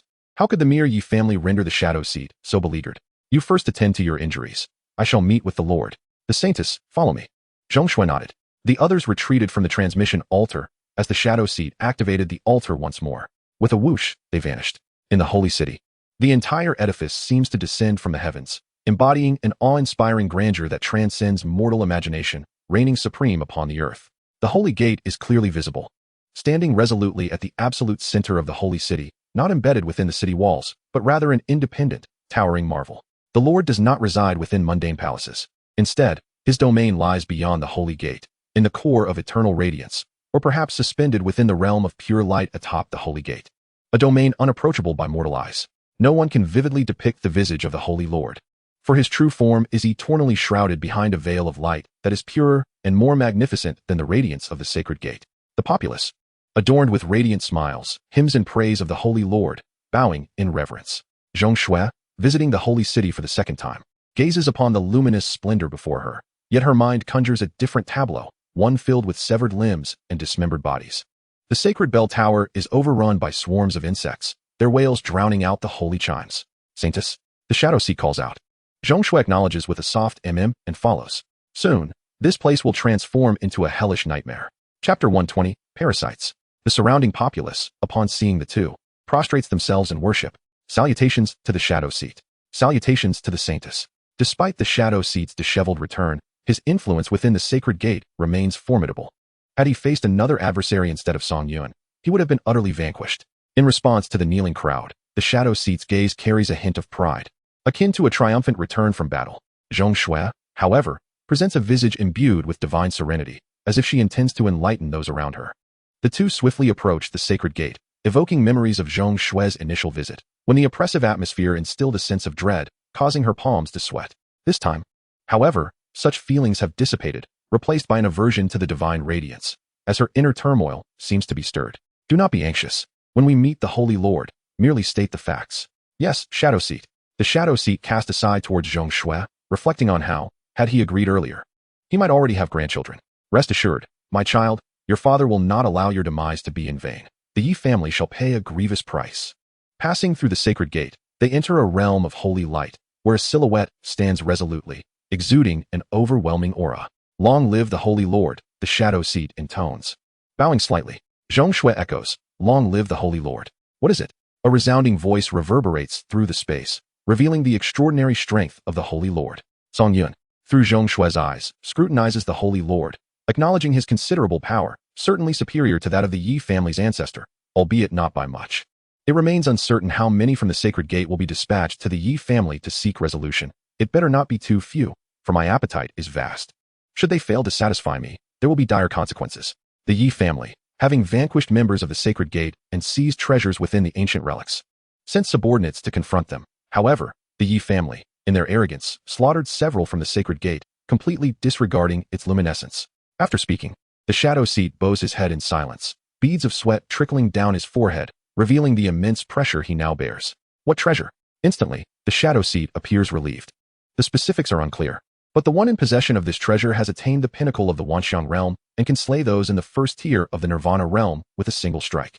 Upon utterance of these words, the space quakes. A wielder of a treasure at the pinnacle of the Wanxiang realm, capable of slaying someone from the first tier of the Nirvana realm, has departed from the ancient relics. The saintess witnessed this firsthand. The shadow seat promptly thrusts Zhong Shui forward. Zhong Shui bows respectfully and states, indeed, at that moment, a crimson anomaly emerged within the relics. I, along with Supervisor Qian, rushed to confront the Yi family, and thus the clash ensued. Initially, our intention was merely to repel one another, yet Yi Chun from the Yi family, with his brazen demeanor, rendered Zhong Shui utterly distraught, as if mourning a dearly departed. The narrative seemed to falter, so she spoke slowly. With a quivering voice, Zhong Shui recounted, our conflict was fierce, and we managed to subdue the Yi family. However, Yi Chun, seemingly possessed, experienced an unexpected surge in power, leading to the demise of everyone but myself. Why did he spare you? Ingzwa interjected. It was all a provocation aimed at the Holy Gate. To have a pinnacle of the Wanxiang realm slay one in the Nirvana realm is no trivial matter. The words of the Holy Master were heavy and laden with gravity, causing the surrounding atmosphere to grow chill. When my subordinates arrived at the Yi family, they found Yi Chun engaged in combat with the Moon Fairy. Oh, how audacious Yi Chun is! Even the direct disciple of King Yuchuan is not spared, Ingzwa added. The Holy Master, perplexed, inquired, sitting. What do you mean? Upon the Moon Fairy herself, came the reply. The Holy Master paused, then chuckled softly. I can only imagine the rage that King Yuchuan will feel upon hearing this. Yet, I too am quite incensed. Zhong Shui felt a flicker of joy, The plan was progressing remarkably well. Holy Master, we must deliver a severe lesson to the Yi family. Those of the Holy Gate cannot die in vain. You are correct.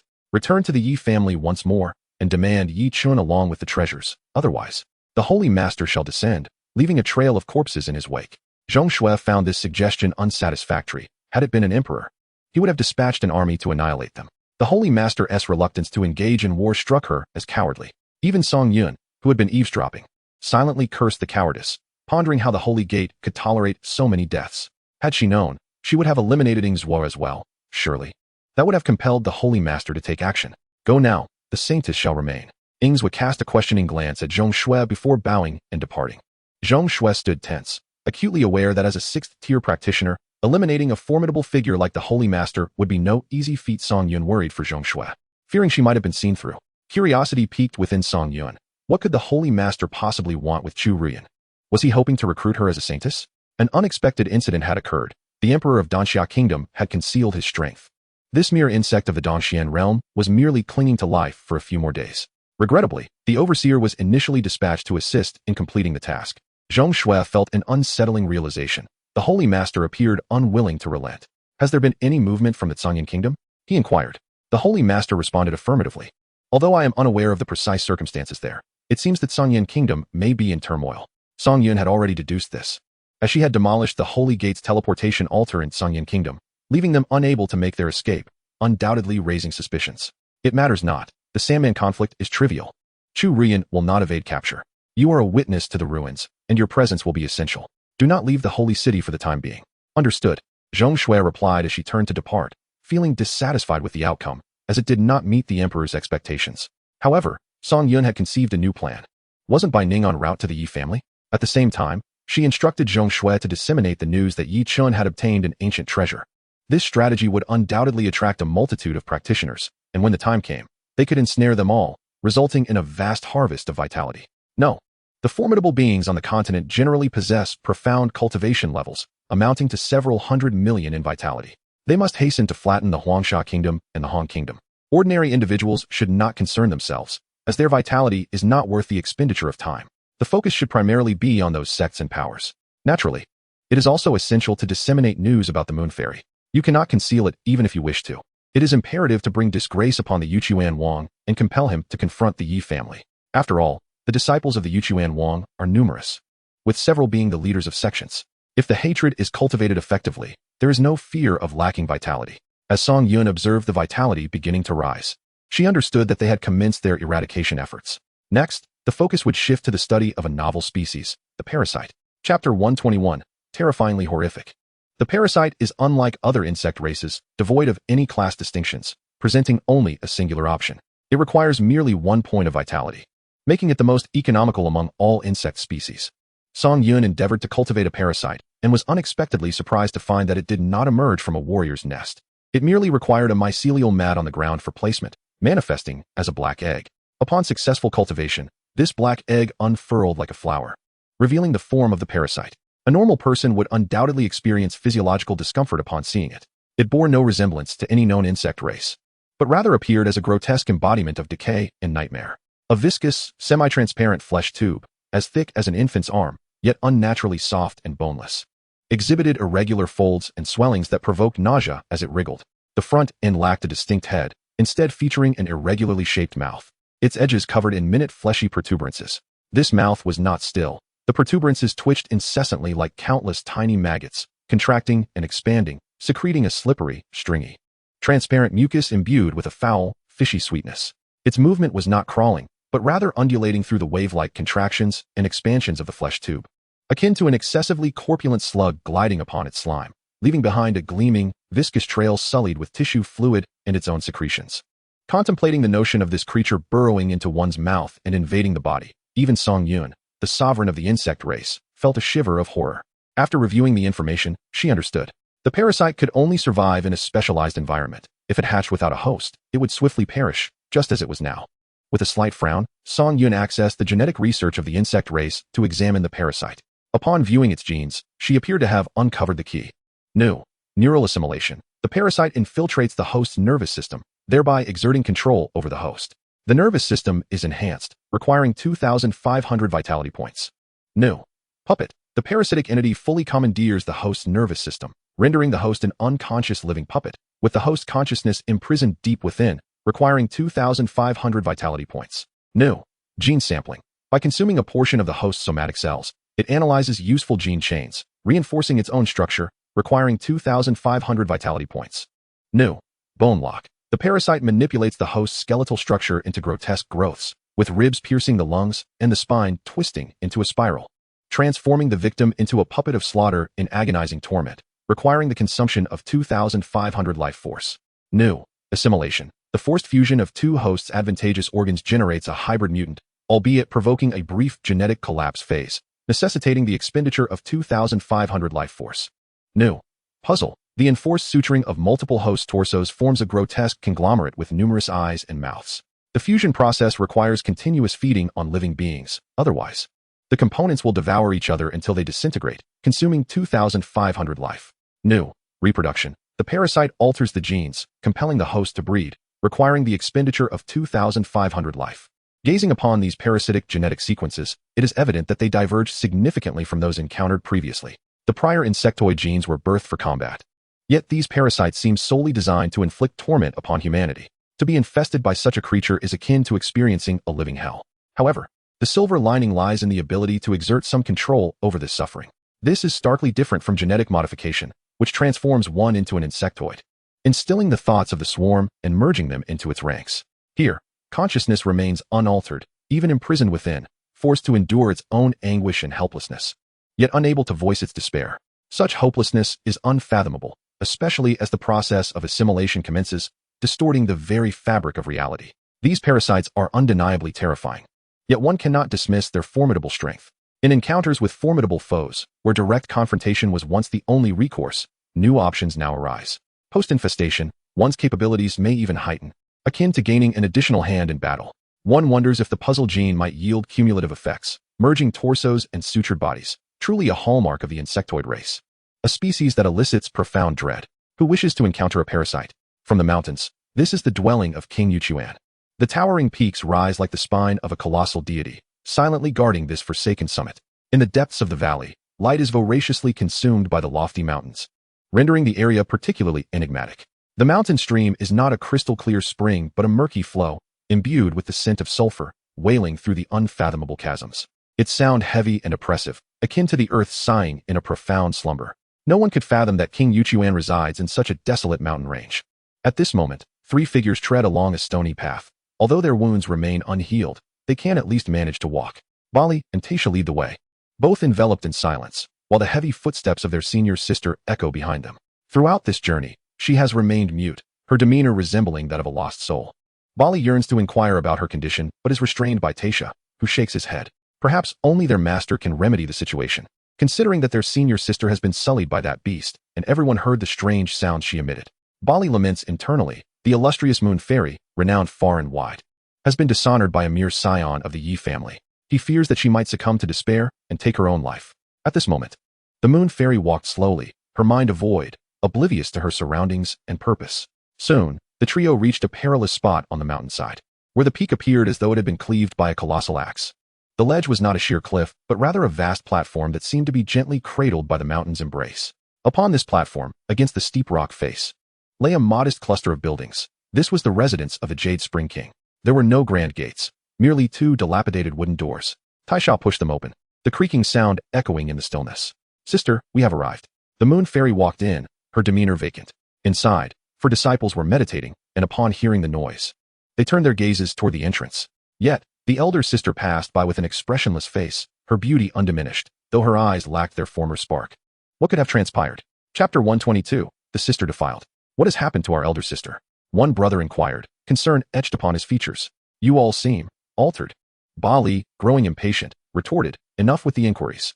Observing the elder sister and brother pass by, the younger disciples fell into hushed discussions once they had moved on. What has befallen them? They appear weak, as if injured. Indeed, they seemed fine when they left. Could it be they were attacked outside? Impossible. Who in the Western continent would dare to lay a hand on them? Despite being mere younger disciples, each was a prodigy in their own right, surpassing even Yi Xian and Yi Chong, with most having already reached the zenith of the manifestation realm, achieving the above the cliffs. The sea of clouds surged with tumultuous waves, crashing against the jagged rocks, scattering into a myriad of silvery shards. Amidst this cacophony of nature, a figure clad in simple hemp sat in meditation by the perilous stones, as still as the rocks themselves. It was the Jade Spring King. Your energies are in disarray. Your foundations unstable. You have been injured, he remarked, eyes shut, his tone calm yet tinged with severity. Ba Li and Tai Sha hurriedly bowed in respect, exclaiming, Master. However, the Moon Fairy remained motionless, her head bowed. The two exchanged furtive glances at their sister, urging her to respond. The Jade Spring King opened his eyes, lacking their usual piercing brilliance, replaced by a profound tranquility that bore an undercurrent of unrest. Moon. His brow furrowed as he rose slowly, turning to face his beloved disciple. Upon meeting her gaze, the king's demeanor shifted. He recognized the signs of profound trauma and an inability to confront reality. You merely visited the Yi family. How could it have come to this? Did those old bastards from the Yi family lay hands on you? The Jade Spring King's voice turned cold. For if it were indeed the Yi family's doing, he possessed countless means to ensure they paid dearly for their transgressions. His expression darkened. Then who else could have inflicted such harm upon you? It was Yi Chun. He recently ventured to the ancient ruins and has made tremendous strides in his cultivation. We are no match for him. Bali spoke softly, wary of voicing the full extent of their elder sister's ordeal, knowing it could be devastating for her. Have the ancient ruins re-emerged once more? Master, it is rumored that the ancient ruins have emerged in the Three Barbarians, and the Holy Gate has also sent representatives. Yet it appears they have all fallen victim to Yi Chun. On that very day, the shadow seat of the Holy Gate confronted the Yi family. But even the left protector was ruthlessly slain by Yi Chun, who held his senior sister in his arms at the time. The Nephilim realm's King Yuchuan murmured, suggesting that this is likely not merely a matter of a single treasure. In a world where there are always those more formidable than oneself, fortune is but a facet of strength. The continent is rife with prodigies. Your journey thus far has been exceedingly smooth, and encountering occasional setbacks may not be such a misfortune. Within the heart of King Yuchuan lies a persistent worry. Even if today it is not the Yi family, tomorrow it could be another. At the very least, the Yi family harbors a caution towards him, refraining from lethal actions. Were it an enemy, they would not be standing here. Master, must we simply acquiesce to this? Bali raised his gaze incredulously towards King Yuchuan. You lack the finesse in your craft, yet you desire for me to intervene? King Yuchuan's eyes turned cold as he reprimanded. I, Bali, do not plead for myself, but for my senior sister.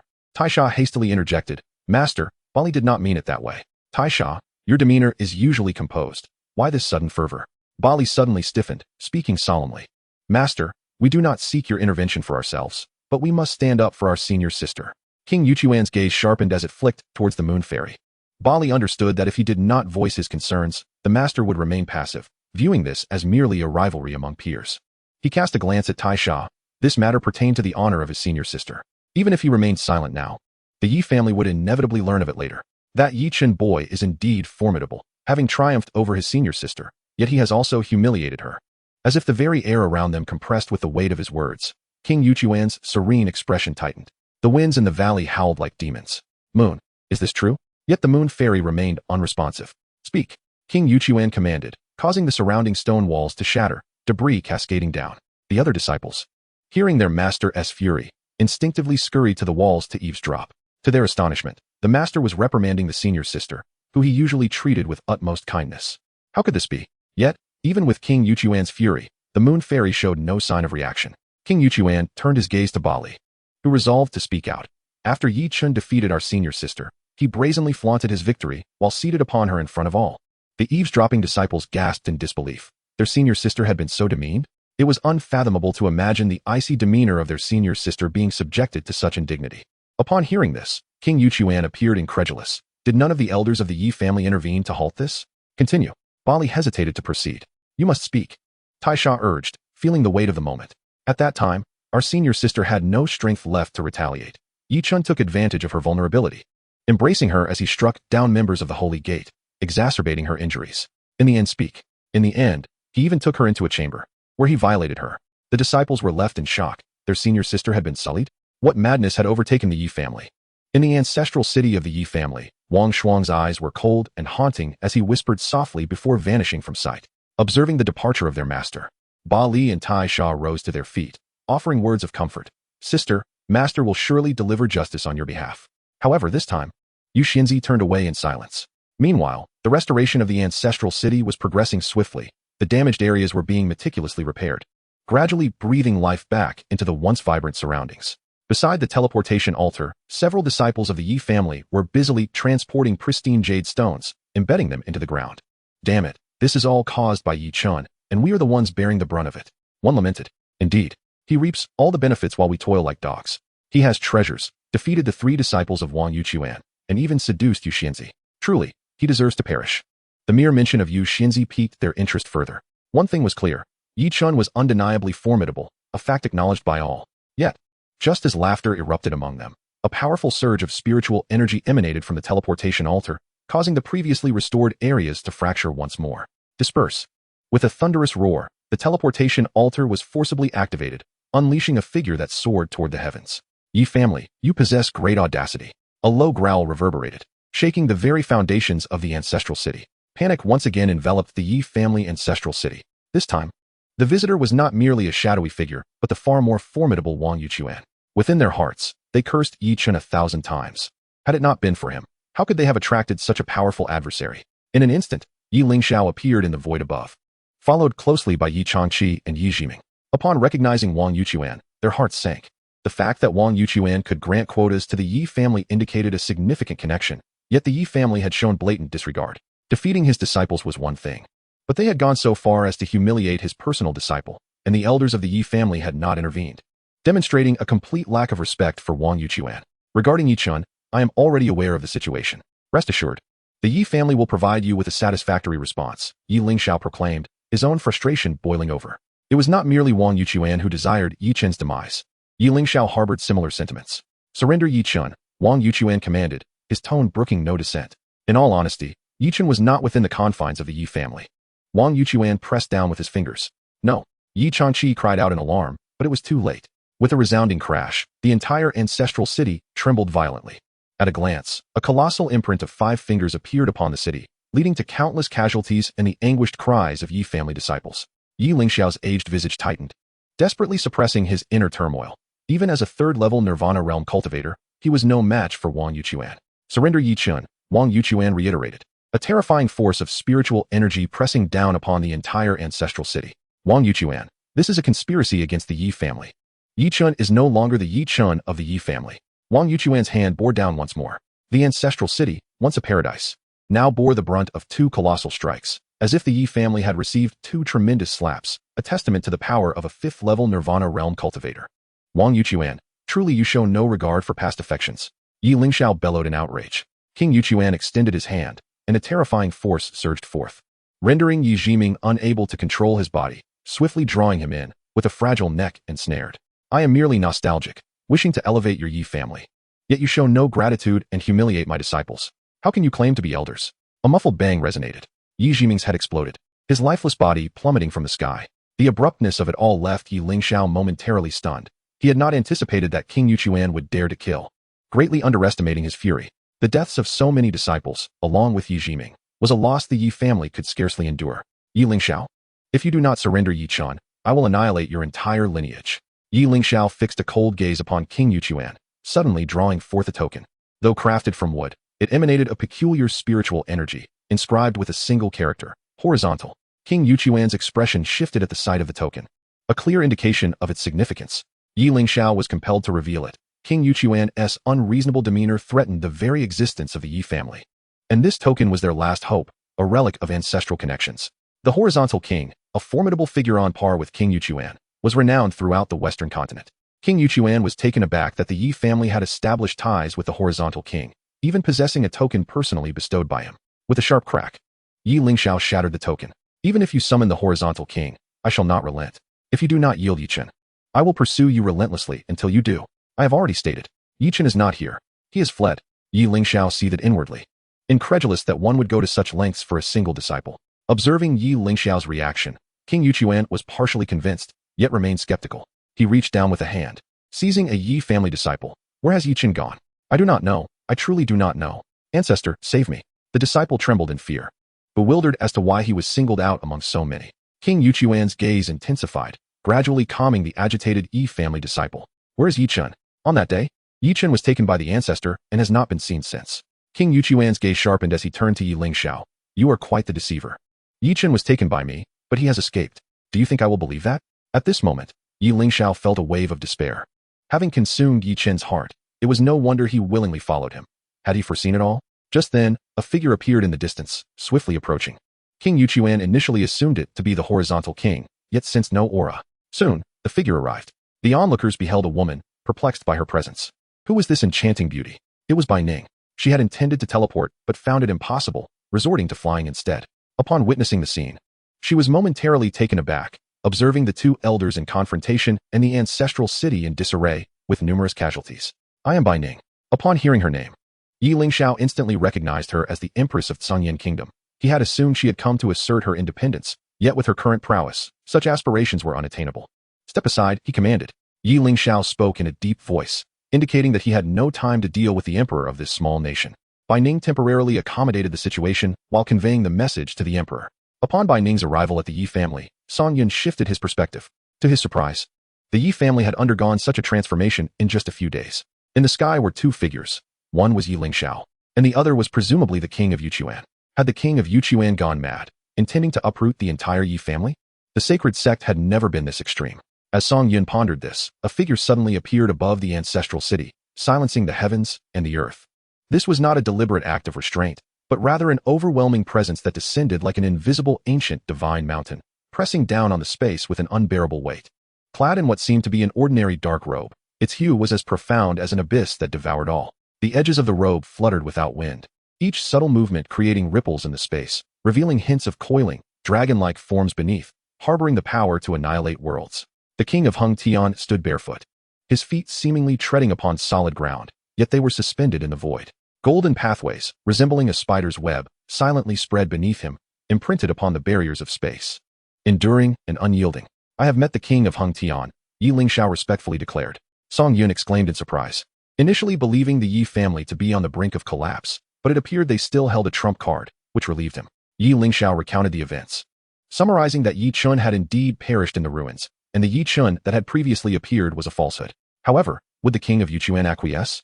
It was evident he would not. My demands are not excessive. Regardless of whether the Yi Chun you speak of is real or not, surrender him to me. The king of Yuchuan insisted. The king of Hung Tian turned his gaze toward Yi Lingxiao. I truly do not know where Yi Chun is, Yi Lingxiao replied. Song Yun could not help but laugh aloud. Even the prestigious ancestor of the Yi family had moments of grievance. The king of Hung Tian's expression darkened. While I owe you a favor, do not make this difficult for me. I, Yi Lingxiao, swear to the heavens, if I utter a single falsehood, may my Yi family be utterly annihilated. How ruthless, the king of Yuchuan retorted. I will grant you 10 days to produce Yi Chun, otherwise, I shall ensure the complete destruction of your Yi family. The king of Hung Tian interjected, 20 days. 15 days hence, I expect to see Yi Chun. With that, the king of Yuchuan departed, regardless of the king of Hung Tian's agreement or disagreement. This was already the greatest concession. Chapter 124, The Secrecy of the Transmission Altar. I will secure you 15 days. You must hasten to locate Yi Chun. If you dare to provoke the moon fairy, the elders among you will not intervene. Do not think he will not be angered. I would feel the same, Yi Lingxiao lamented. I was in seclusion at that time, and the others lacked the strength to stop him, which allowed this little beast to commit such heinous acts, he continued. This treasure is indeed intriguing. Go quickly and search for it. With that, the king of Hung Tian prepared to leave. Yi Lingxiao urgently called out, King of Hung Tian. One more matter. Could you inform the sacred sect and grant me 15 days? The king of Hung Tian narrowed his eyes slightly. In that case, I will spread the word. After 15 days, the fate of your Yi family shall be beyond my concern. Yi Lingxiao clasped his hands in gratitude, and when he raised his head, the king of Hung Tian had vanished without a trace. Yi Changqi immediately lunged toward the lifeless body below, his heart breaking as he beheld the remains of Yi Jiming, tears streaming down his cheeks. He lamented the loss of the tea brewed by his elder brother, though it was never particularly remarkable. Yet, he clenched his fists in despair. Should he blame Yi Chen? Perhaps, as the ancestor suggested. The true Yi Chen perished within the ruins. However, when the king of Yuchuan struck down his second brother, there was no hesitation. Second brother. Suddenly, a voice of anguish erupted. The injured Yi Songhai flew over, standing in shock at the scene before him, unable to accept the grim reality. The familiar robe, the teapot hanging at his waist, now shattered into 2 pieces. The head was completely gone. That light-hearted, jesting companion had vanished without a trace. Yi Songhai's face contorted in rage, his eyes blazing crimson. King of Yuchuan, my Yi family has harmed none of your disciples. There is a reason for every grievance. And I, Yi Songhai, shall make you pay dearly. In that moment, Yi Changqi felt a pang of regret. He regretted allowing the 3 disciples of the king of Yuchuan to leave. Even considering ambushing them on the way would have been preferable. He should not have let them go, leading to the death of his second brother. Yi Lingxiao gazed down below, his expression frigid. This is not the time for sorrow. 15 days from now marks the day of our family's survival. We must locate Yi Chun, regardless of the cost. Indeed, ancestor. Yi Lingxiao surveyed the ravaged ancestral city, realizing once more that even if one attained the nirvana realm, they could not withstand a stronger nirvana being. What, indeed, did Yi Chun aspire to achieve? You, come with me, Yi Lingxiao instructed by Ning. Song Yun was unaware of Yi Lingxiao's intentions, but even in danger, Bai Ning could handle herself. At the 6th tier, she could contend with a 3rd-tier nirvana practitioner, yet the addition of the previous 2 made the situation precarious. Fortunately, the king of Yuchuan and the king of Hengtian had not noticed anything amiss. Upon arriving at the Yi family's grand hall, Yi Lingxiao looked around and murmured, "There was a time when my Yi family basked in glory, but alas, our ancestors have fallen, and the family has declined. The Sangyan kingdom serves as a refuge for the Yi family." With this revelation, Song Yun understood. Indeed, such a remote place as Sandman was suitable as a retreat. I heard you recently launched an assault on the Danxia kingdom? Bai Ning did not deny it. Yes. Have you succeeded? It has been captured. Excellent. Had circumstances been different, he would have preferred for Sandman to remain undisturbed, yet now it was different.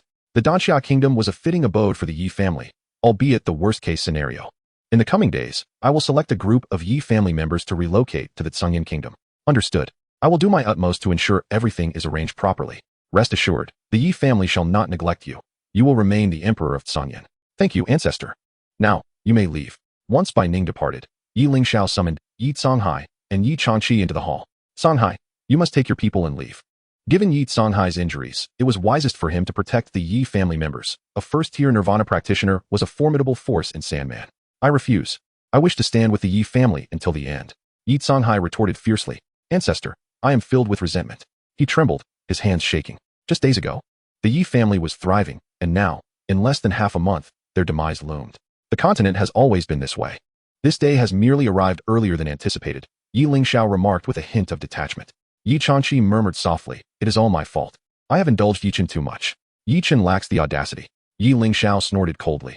Although Yi Chun could be somewhat overbearing, he was quick to cower when necessary. Would he dare to act against the Moon Fairy? Even with 100 times his courage, he would not dare. Yi Lingxiao added, "Eliminate Bai Ning. Her ambitions are far too great. If she were to break through to the Nirvana realm, the Yi family would be in peril." "Yes, I know what must be done." Yi Songhai's eyes glinted with murderous intent. "Everyone, proceed with your tasks." In that moment, Yi Lingxiao appeared to age several years, observing those around him lost in guilt. Finding Yi Chun would prove exceedingly difficult. After 15 days, unless a miracle occurred, the Yi family would cease to exist. Understood. The 2 swiftly set about their tasks, ensuring that the relocation of a large number of Yi family members remained discreet. Yi Xian and Yi Chong were naturally included in the list, as they represented the future hope of the Yi family. They could not be left behind, for the restoration of the Yi family would depend on them. Meanwhile, various factions received news that the Yi family had unexpectedly acquired a treasure from the ancient ruins, and that Yi Chun, at the pinnacle of the Wuxiang realm, had slain a Nirvana realm opponent. He had even killed the left protector of the Shadow Seed and sullied the Moon Fairy, a direct disciple of the Jade Spring King. Many found this hard to believe. Had the Yi family lost their sanity? The Holy Master was equally enraged and ordered an investigation into how this information had leaked. However, the words of the Hengtian king reached them swiftly, granting the Yi family 15 days to surrender Yi Chun. Failure to comply would invoke the wrath of both the Jade Spring King and the Holy Master. 5 days passed in the blink of an eye. The Yi family selected a number of gifted youths, along with capable mentors to guide them. They also prepared an abundance of cultivation methods, spiritual weapons, magical artifacts, and medicinal pills, taking all valuable items with them. The number of individuals approached 20,000, and most were unaware of their destination. Only a select few knew the truth behind their departure. Alas, I've heard that the Sandman region is lacking in resources and spiritual energy. How are we to cultivate there? Yi Chong lamented, feeling despondent. Who would wish to go to such a wretched place? He sighed, questioning the very purpose of cultivation. Was the ancestor not formidable? Even in the face of the Jade Spring King, there seemed to be no recourse. The path of cultivation appeared endless, with ever stronger opponents emerging, making advancement seem insurmountable. Yi Chong felt devoid of motivation. In the distance, Yi Changqi gazed at Yi Songhai, suspecting this might be their final farewell. "The Yi family is entrusted to you," Yi Changqi said earnestly. "The ancestor will not return. Remember the ancestor's words. Eliminate that woman." "I understand."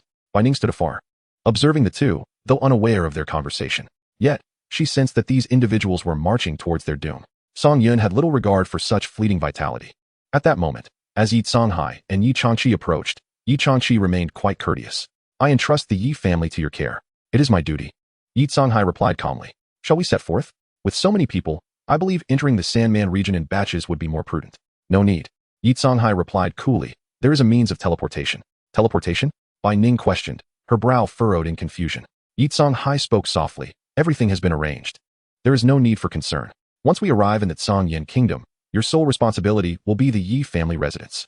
Upon finishing his words, Yi Songhai began to form a complex gesture, and a vast teleportation altar emerged from the depths of the earth, indicating that everything had been meticulously prepared. Bai Ning's eyes widened in surprise. Were they truly planning to teleport directly into the Tsangyan kingdom?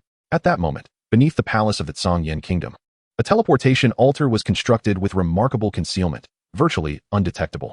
It seemed to sense something and began to shimmer with spiritual light. However, above the teleportation altar, a multitude of insectoids swarmed, an impenetrable mass stretching as far as the eye could see, with warrior nests continuously yielding more of their kind. A thousand-faced insect, resting quietly, suddenly bristled as its fine hairs stood on end, opening its numerous eyes to gaze at the ground. Not only the thousand-faced insect but all surrounding insectoids appeared to sense the fluctuations of spiritual energy below. The crystal core sentry insect exhibited heightened awareness, emitting low murmurs of warning as hundreds of thousands of insects began to rise, particularly the massive infant insect hovering ominously above, instilling a sense of despair. Song Yun could hardly fathom that they had unwittingly teleported right into his grasp. How fortuitous. Chapter 125, Surprise and Intrigue. Yes, Elder Yi. All eyes turned to Yi Changqi, hearts weighed down with reluctance, anger, and sorrow as they departed from the land in which they had grown up. Their destination was the barren realm of the three barbarians. Yet, under the guidance of the elder, the three barbarians were not to be feared. The Yi family could flourish there, and in a few centuries, they would surely thrive once more. Yi Changqi regarded his elder brother, for despite any lingering attachments, the future of the entire Yi family must take precedence. Bai Ning, we entrust the Yi family to you, Yi Changqi said with a heavy tone. Elder Yi, rest assured, I will ensure their well-being, Bai Ning responded. Yi Changqi nodded, then cast a glance at Yi Songhai. Taking a deep breath, Yi Songhai's gaze hardened with resolve. Take care. Take care. With Yi Changqi activating the teleportation altar, nearly 20,000 members of the Yi family transformed into a beam of light, vanishing into the horizon.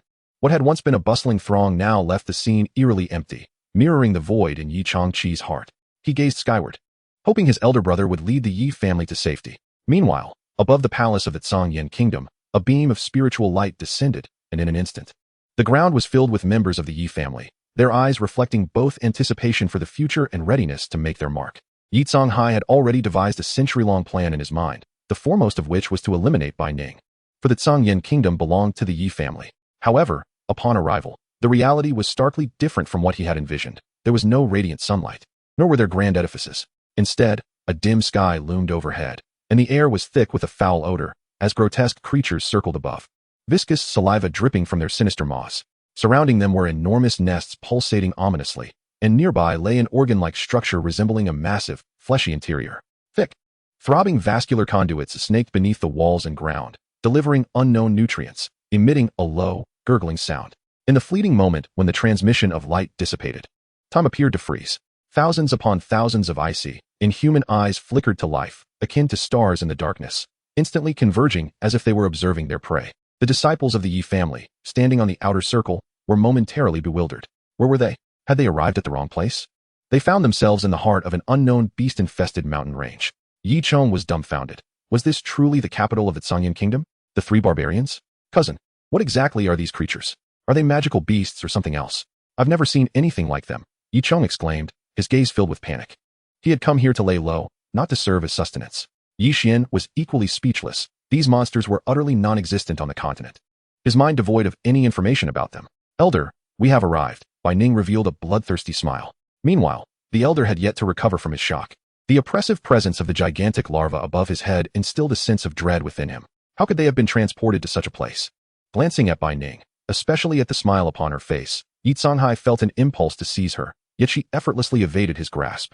Bai Ning, possessing the gene of the annihilation throat, was not so easily captured. Bai Ning, what have you done? Where have you brought us? Yi Songhai roared in accusation. Bai Ning displayed a sinister smile, her pupils transforming into slits. This is indeed the capital of the Tsangyan kingdom, but it is now devoid of life. You seek death. Yi Songhai bellowed. Though injured, he was far from defenseless. However, in the next moment, a seventh-tier blade worm, cloaked in the larva of the Western Asia, struck with astonishing swiftness. In an instant, it pierced through Yi Songhai, pinning him to the plaque above the Grand Hall. his perspective just right to witness the entirety of the capital. Yi Songhai had no time to be astonished, plunging instead into terror. This was undeniably the capital of the Zhangyan kingdom, but it had been transformed entirely, now inhabited by monsters. The incessant clattering and rustling of countless shells reverberated, producing an unending cacophony of sounds. Tens of thousands, if not hundreds of thousands, of eyes gleamed like cold orbs, reflecting a faint and eerie light. They bore no emotions, no anger, no curiosity, only pure, inhuman observation and targeting. What in the world are these creatures? Yi Songhai murmured, trembling, his gaze fixed on the slender blade worm before him. So seemingly frail, yet capable of unleashing terrifying power to pierce through him. There were at least tens of thousands of such monsters. No, at least over 100,000. The Zhangyan kingdom had been annihilated by these beasts. Bai Ning. There was no need for speculation. These monsters must have been tamed by Bai Ning. Little did they know that the Yi family had raised a wolf. There was no need for alarm, merely to observe carefully. Suddenly, the swarm of insects began to stir, and the Yi family disciples were paralyzed with fear, not daring to move. Even a slight motion would result in their limbs being severed in an instant. No!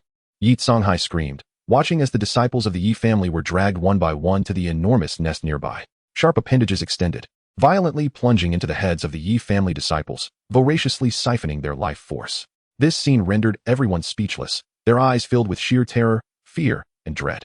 At that moment, Yi Songhai noticed something unusual about the colossal entity at the center, as all the monsters came to a halt, their gazes fixed in a posture of submission. Even the detestable Bai Ning lay prostrate on the ground. Bai Ning is not the master. As the inner walls of the mother nest opened, Song Yun slowly floated out, still glistening with unwashed liquid. His appearance remained largely unchanged, yet golden patterns adorned his body. He had reached the 8th tier. Cousin, what is that creature? Is it the leader of these monsters? I do not know. The once proud son of heaven now stuttered in fear. Song Yun drifted before Bai Ning and said, Rise, you have done well. Thank you, my king. Yi Songhai was perplexed by Bai Ning's utter subservience. Who are you? My Yi family has no enmity with you. Then I shall change my form. Song Yun's body began to morph, muscles and bones contracting. The members of the Yi family gaped in astonishment at the scene above. They could scarcely believe that the target they sought was right here. Yi Chun. Chapter 126, The Giant Human Insect. Yi Chun.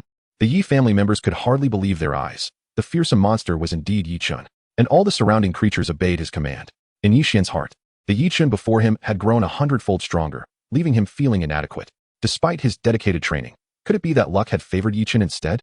This monster is actually Yi Chun transformed. Yi Chun felt a chill run down his spine, finally understanding why he was so powerful and monstrous. However, beyond shock, Yi Songhai realized one crucial fact. The ancestor was not mistaken. It was not that Yi Chun had transformed. Rather, it had assumed the guise of Yi Chun. For the true Yi Chun had perished within the ruins. The current state of the three barbarians had likely undergone a significant change, with these monsters reproducing at an alarming rate. Judging by their behavior, they appeared to be preparing for an invasion of the continent, with the Yi family as a cog in their sinister plan. In an instant, Yi Songhai felt a constriction in his chest. Desperate to convey this news, yet rendered powerless. You seem to have come to a realization, Song Yun remarked. With a physical form now at the 8th tier, he felt a peculiar sense of transformation. No matter how formidable you may be, there will always be giants of the human race to deal with you. The giant titans? They are likely preoccupied with your Yi family, and then you will take advantage of the chaos. Take advantage? You overestimate those titans. I simply prefer not to search them out one by one. It is easier for me to let you gather, so I can consume you all at once. Listening to Song Yun's words, Yi Songhai recalled the earlier scene, realizing that this group of monsters likely thrived on absorption. What a terrifying method. With a command from Song Yun, the swarm of insects surged into the crowd, a cacophony of wails erupting, while Yi Songhai could only watch helplessly. These were carefully selected members of the Yi family, each possessing formidable talent, yet before this horde of monsters, they were as insignificant as ants. Attempts to flee were swiftly thwarted, no escape to be had. Soon, Yi Songhai observed that the monsters did not kill the Yi family members, but incapacitated them. Just as before, Yi Chun, I shall not rest even in death until I have my revenge. Revenge? Am I not more terrifying than a ghost? Song Yun let out a laugh, as all the members of the Yi family were pinned down by the insectoid creatures. Suddenly, eggs appeared before them, growing at an alarming rate, with something writhing ominously beneath their surfaces. Although the nature of these entities remained a mystery, it was evident they portended doom, rendering the entire scene maddeningly despairing. Young master, please do not kill me. I once delivered elixirs to you. Have you forgotten? Pleaded one voice. Yi Xiao. I have gathered intelligence for you. Spare me. I implore you. Even Yi Chun was weeping. Cousin, please. I was wrong. Can't you forgive me? Yi Xian gritted his teeth, his gaze fixed on the eggs, a tumult of resentment and terror swirling within his eyes. Song Yun transformed back into his original form, stating, "You do not comprehend your errors. Rather, you are aware of your impending demise." Under the fearful gazes of the crowd, the eggs began to unfurl like blossoms, revealing their contents. A worm, an indescribable worm, emerged. Instantly, cries from mothers and fathers filled the air. No one wished to be devoured by this creature. "Yi-chun," Yi Xian suddenly bellowed. "Have you forgotten how I protected you in our childhood?" Song Yun anticipated a fierce battle, thinking, "How brazenly you plead for mercy. I have never witnessed such audacity, especially from you." Yi Xian was held fast by the ghastly mist worm, struggling in vain. The moment he saw the worm perched atop an egg, his scalp tingled with dread. "You have traveled far. As your host, allow me to offer you a unique delicacy. And I hope you find it to your liking." Enlightenment dawned upon the crowd. They were not to be drained, but consumed. Let it be a mere siphoning. How could one possibly ingest such a thing? "Yi Xian, demonstrate for everyone," urged Yi Chun. "I curse you," he shouted. But before Yi Xian could finish his sentence, his jaw shattered, leaving Yi Chong beside him too terrified to even breathe. He watched in horror as the worm crawled over Yi Xian, inching toward his mouth.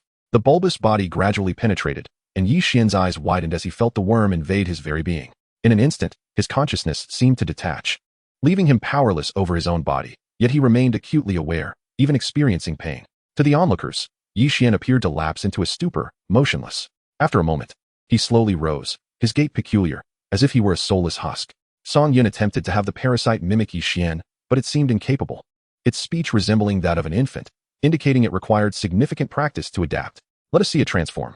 Suddenly, Yi Xian's visage contorted grotesquely, a long maw emerging from his head, as his limbs began to split, succumbing to the metamorphosis. The crowd was paralyzed with terror. Yi Songhai had never beheld such a monstrosity. Even among the most bizarre of magical beasts, this was on an entirely different plane. "Do not be shy, partake freely. It is my treat. Do grant me some courtesy." As the parasites penetrated, Yi Chong braced for death, yet found the experience akin to his previous state, save for his loss of bodily autonomy. How can this be? He wondered. But that was a grave misunderstanding. Song Yun had no intention of merely letting them be. Instead, it was a fusion. With Song Yun's command, Yi Xian and Yi Chong inched closer together. Deep within their consciousness, they screamed in unison. Yet no one could hear their cries. In the fleeting moment of proximity, flesh melded with flesh, and the skeletal veins underwent a transformation, resulting in the emergence of a dual-headed monstrosity. As the scene unfolded, Yi Songhai trembled at the sight of so many merging into a colossal human form, the visages upon the skin distinctly visible.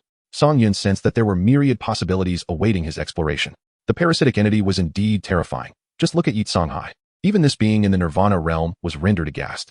"Elder, hasten to reunite," he commanded, in obedience to Song Yun's directive. Bai Ning personally cradled an egg and presented it before Yi Songhai. Gazing upon Bai Ning's exquisite countenance, one could hardly fathom how such a woman found herself amidst them.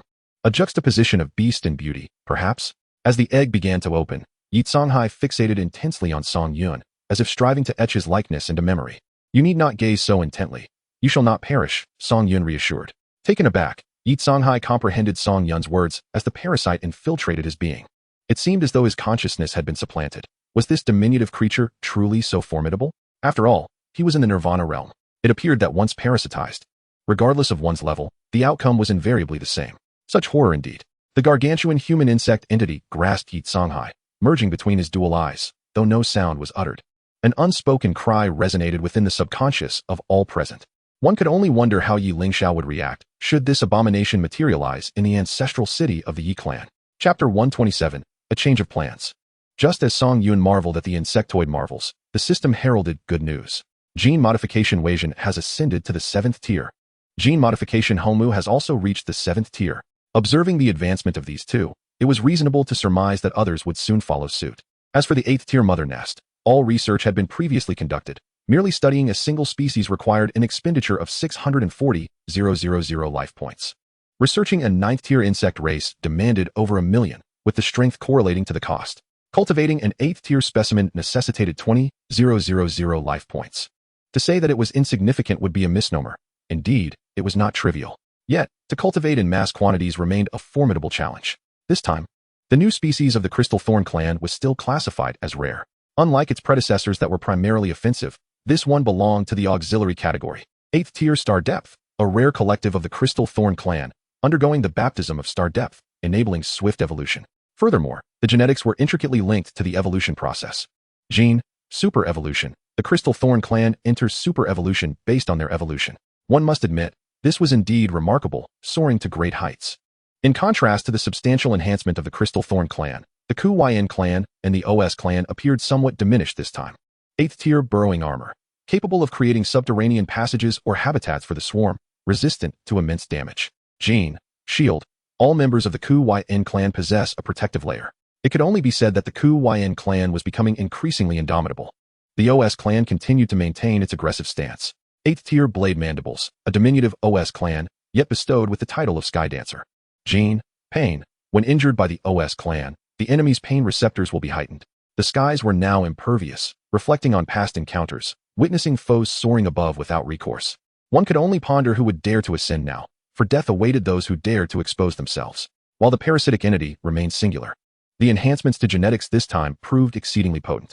Gene, the parasite possesses the ability to absorb life force. After a prolonged wait, today marks the emergence of yet another capability for life force absorption, necessitating a slight adjustment and strategy. Naturally, a new ruling class has also appeared at the level 8 nest, the Blood Abyss Rakshasa, which requires the consumption of 3 million life force. The Storm Monarch Bahamut is still in the process of upgrading to the 8th tier, having yet to emerge from the nest. Now, with the introduction of the 8th tier, the pace of advancement is exceedingly rapid. It seems the system did not anticipate such swift progress. Observing Bai Ning beside me, I grasped a weapon in hand and proceeded towards the grand hall above. I must admit, the insectoid race is indeed quite entertaining. 3 days later, Song Yun received troubling news relayed by Zhong Shui. Initially, it was believed that the Holy Gate and the King of Yuyuan would muster forces to strike against the Yi family. However, they scarcely gathered any troops. And other factions dared not intervene, fearing repercussions, merely spectators to the unfolding drama. It appears that brawling in such a manner is only suitable within the 3 barbarians. Or perhaps the Yi family is simply too weak to warrant serious attention. This is unacceptable, after toiling for so many days. Just as the net was about to be drawn, the Yi family's frailty thwarted our plans. Suddenly, an idea struck Song Yun. He would send Hua Shan and Hong Mu to investigate, as their 7th tier status ensured their safety. Glancing at the eye-rolling Empress Bai Ning, I acknowledged her recent hardships. Fortunately, she is at the 6th tier, otherwise, the consequences could have been dire. Yet, rewards must be granted. I shall have Bai Ning replace Hua Shan, and whether she can ascend to the 7th tier will depend on her own capabilities.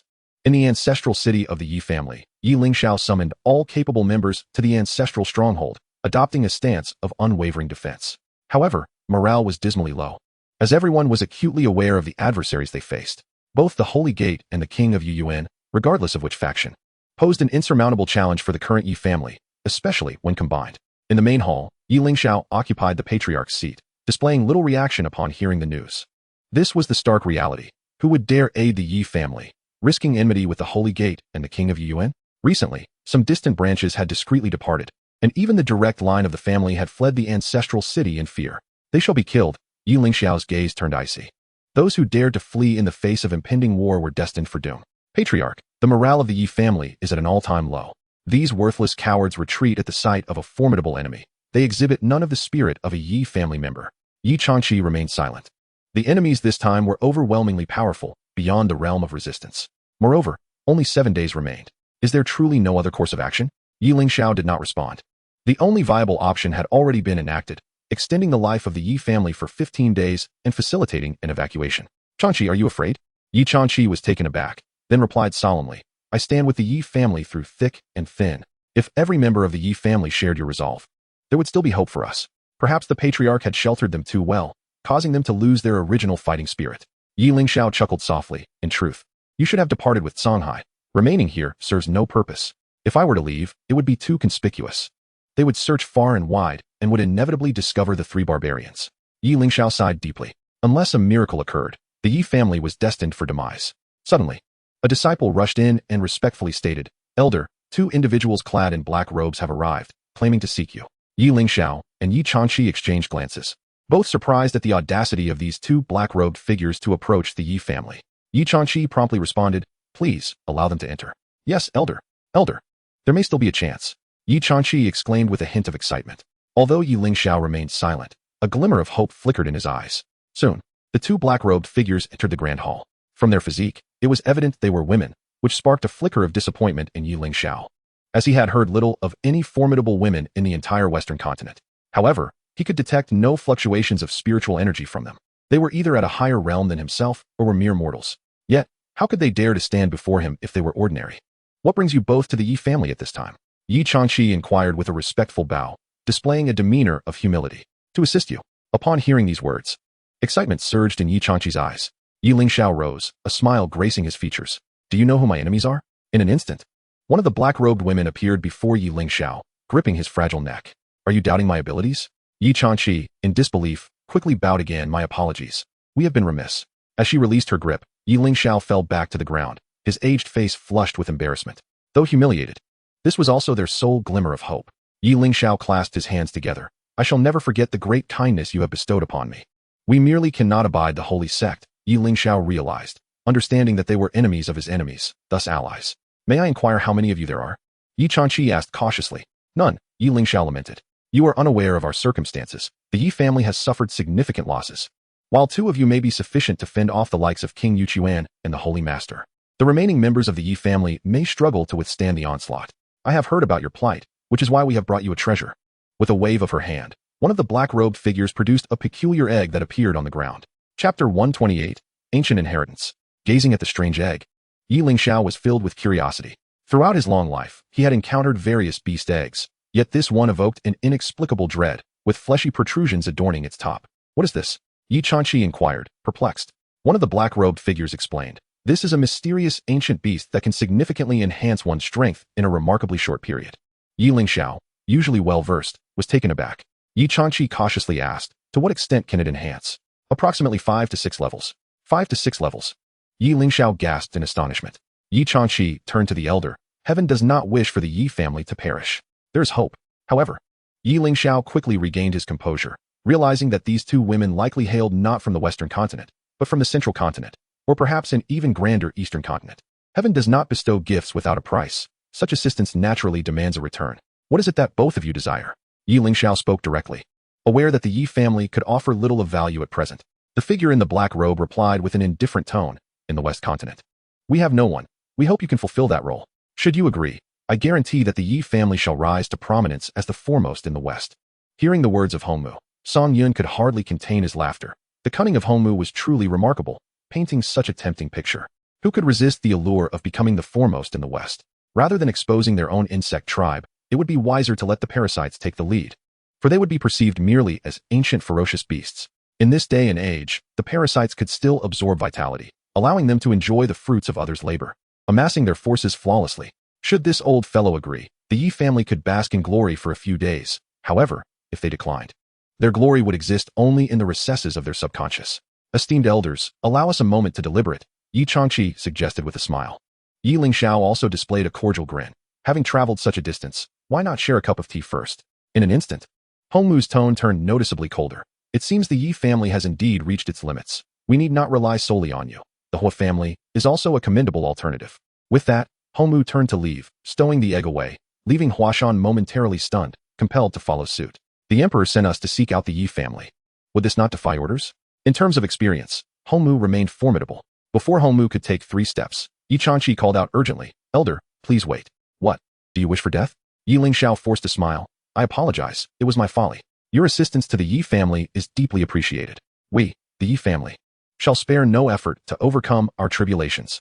With that, Yi Lingxiao lowered his proud head before the 2 figures, and Yi Changqi followed suit. Huashan learned from this, realizing that such humility could be effective. Under Hongmu's control, the Yi family had no alternative. Humph, Hongmu uttered coldly, expressing dissatisfaction, yet chose to remain, allowing the 2 to breathe easier. Hongmu retrieved the egg once more, and Yi Changqi suddenly noticed something moving rapidly within it, sending a chill down his spine. Hongmu remarked casually, we can withstand the pressure from the Jade Spring King and the Holy Gate, but for other matters, the Yi family must provide personnel. Elder, what is the purpose of this egg? As previously stated, within this egg resides an ancient ferocious beast. Once it enters a human body, it instantaneously enhances their strength and grants control over the unique abilities of the ancient beast, without any side effects. The laughter of Song Yun grew louder. Hongmu, you have truly captured my heart. I can hardly wait to hold it in my hands. May I give it a try? Yi Lingxiao inquired. Certainly. Yi Lingxiao exchanged a glance with Yi Changqi, who promptly went to make arrangements. Soon, a member of the Yi family was brought forth, the very one who had fled earlier. Ah, it's you, Yi Xiong, Song Yun exclaimed, recognizing him. Old ancestor, elder, I was merely confused. Do not kill me. I possess a legendary divine sword from the extreme northern cold abyss from years past. Silence. Yi Changqi shouted angrily. Yi Xiong immediately fell silent, though his gaze remained fixated on the egg before him, which was roughly the size of 2 human heads and emanated an unsettling aura. At that moment, Yi Xiong turned his gaze towards the 2 women, Hong Mu and Hua Shan. Could they be the reinforcements summoned by the ancestor? Had he known there would be help, he would not have fled. I have yet to pay my respects to the 2 esteemed ladies, Yi Lingxiao reminded him. Immediately, Yi Xiong bowed deeply, exclaiming, I, Yi Xiong, humbly greet you, esteemed ladies. The 2 ladies had come to aid the Yi family in overcoming their tribulations, and before them lay an ancient beast's egg, which, upon consumption, would elevate one's cultivation level. Yi Xiong inhaled sharply. Though he had a penchant for gifting, he was no fool, bringing him, a sinner. Here seemed to indicate a lack of trust in their abilities. I have had my fill today, and cannot possibly eat more, he stammered. Yi Changqi interjected. Yi Lingxiao, do not let our guest be amused by this farce. If he is unwilling to partake, let us dispose of it. Yet, feeling a twinge of hunger again, Yi Xiong quickly added, No, I shall eat. I shall eat. Hua Shan could not suppress her laughter, rendering the Yi family quite embarrassed as Yi Xiong's fear of death reached its zenith. Kneeling before the egg, Yi Xiong gazed upon it with trepidation, fully aware that it was likely a harbinger of doom. Please, Yi Lingxiao said respectfully, eager to witness the outcome.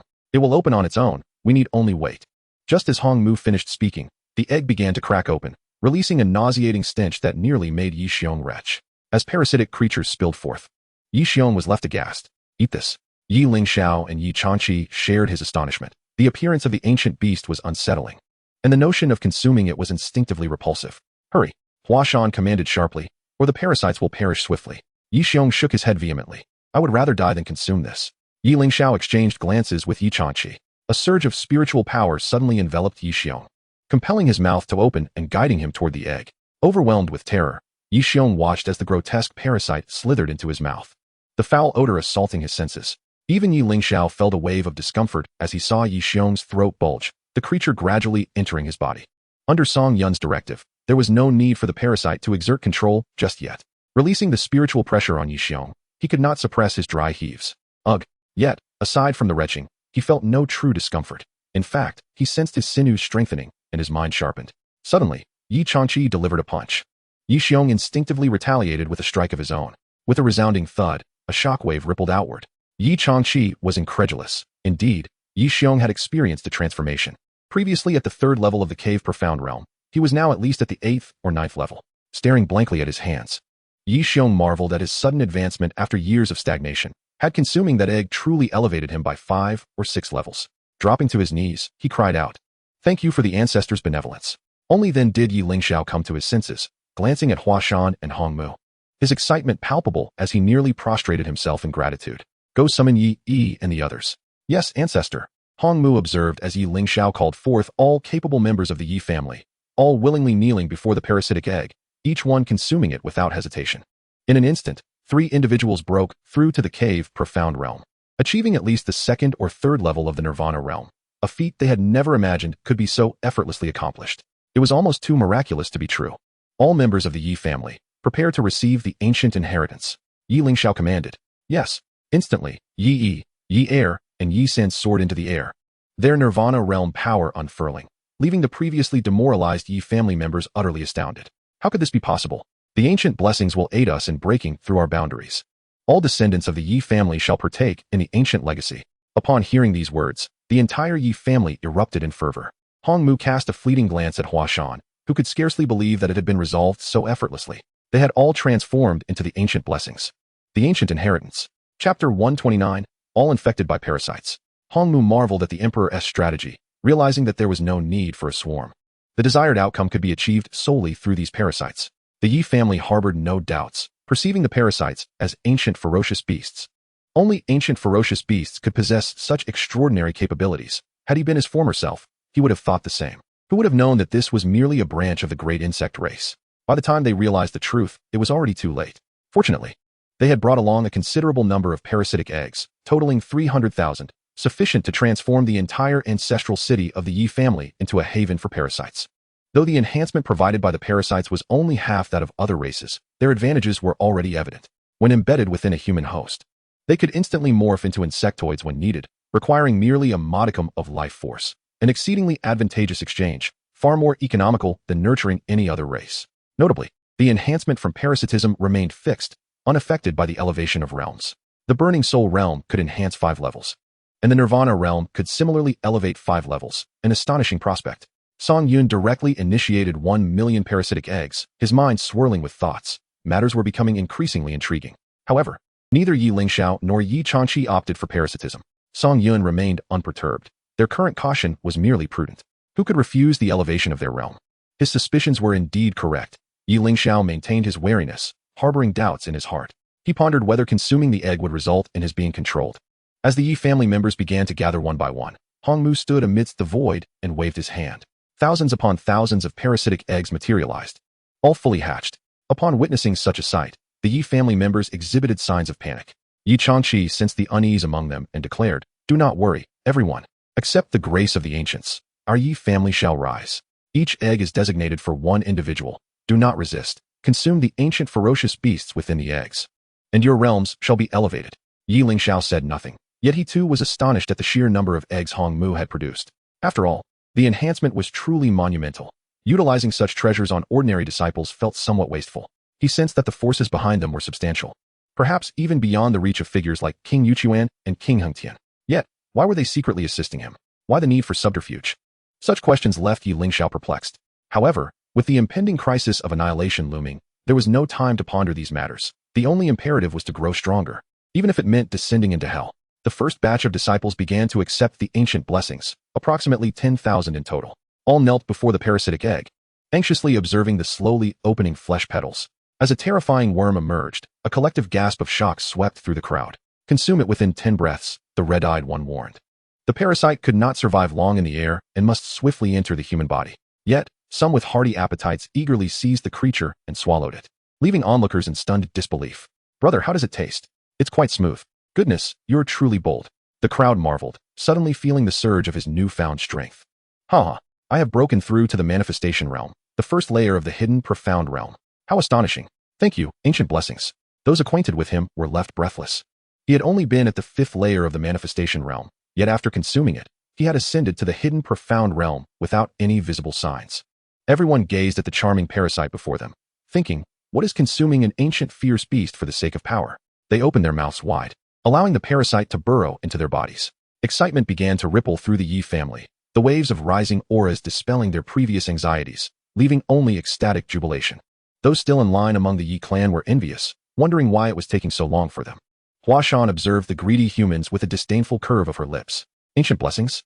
Does the ancient era possess such capabilities? These are powers granted by the emperors, always subject to revocation." Elder Yi Changqi approached the red-eyed one, displaying a humble smile, seemingly hesitant to speak. The red-eyed one produced a parasitic egg. "Each person is allowed but one." "Thank you, Elder," Yi Changqi replied, accepting it with both hands and bowing deeply, manifesting utmost humility. Hua Shan glanced around. These formidable beings of the continent were no more than insignificant insects before an emperor. After securing the parasitic egg, Yi Changqi approached Yi Lingxiao and whispered, "Ancestor, allow me." Yi Lingxiao understood his intent and refrained from further comment. Yi Changqi directly sat on the ground, placing the parasitic egg before him. He had witnessed enough, but when it came to his turn, his heart began to race. As he beheld the flesh petals parting and the parasites surging forth, he trembled involuntarily, extending his hand to allow the ancient, auspicious creature to crawl into his palm. He opened his mouth and closed his eyes. Gulp!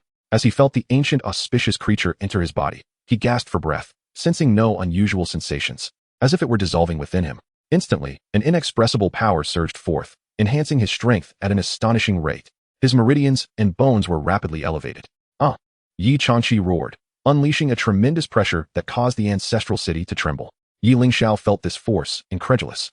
The momentum Yi Changqi exhibited was comparable to that of King Yuqian, perhaps even surpassing his own. At this moment, the entire ancestral city was in a frenzy. "Who dares to offend the Yi family? Come forth, and death awaits you." Let the entire western continent kneel before the Yi family. Elation surged, and everyone became ecstatic, blissfully unaware of the perilous nature of the parasites within them. "Enough," the red-eyed one stated calmly, producing another parasitic egg. Yi Lingxiao regarded the egg before him. If he did not consume it, how could he lead the Yi family? He knew he must partake. Upon reaching the 8th or 9th tier of nirvana, the Yi family would secure a prominent position in both the central and eastern continents. In the western continent, the Yi family would indeed stride with confidence. "Thank you." Yi Lingxiao did not hesitate. Instead, he commenced immediately. gazing at the ancient, auspicious creature, roughly the size of an infant's arm. Yi Lingxiao could not fathom how such a terrifying entity could grow so immensely. While others would traverse hundreds or even thousands of years, he would accomplish it in a single breath. Cradling the ancient, auspicious being in his palms, he was cautious, fearing that it might unleash its hidden parasites upon his welcoming embrace.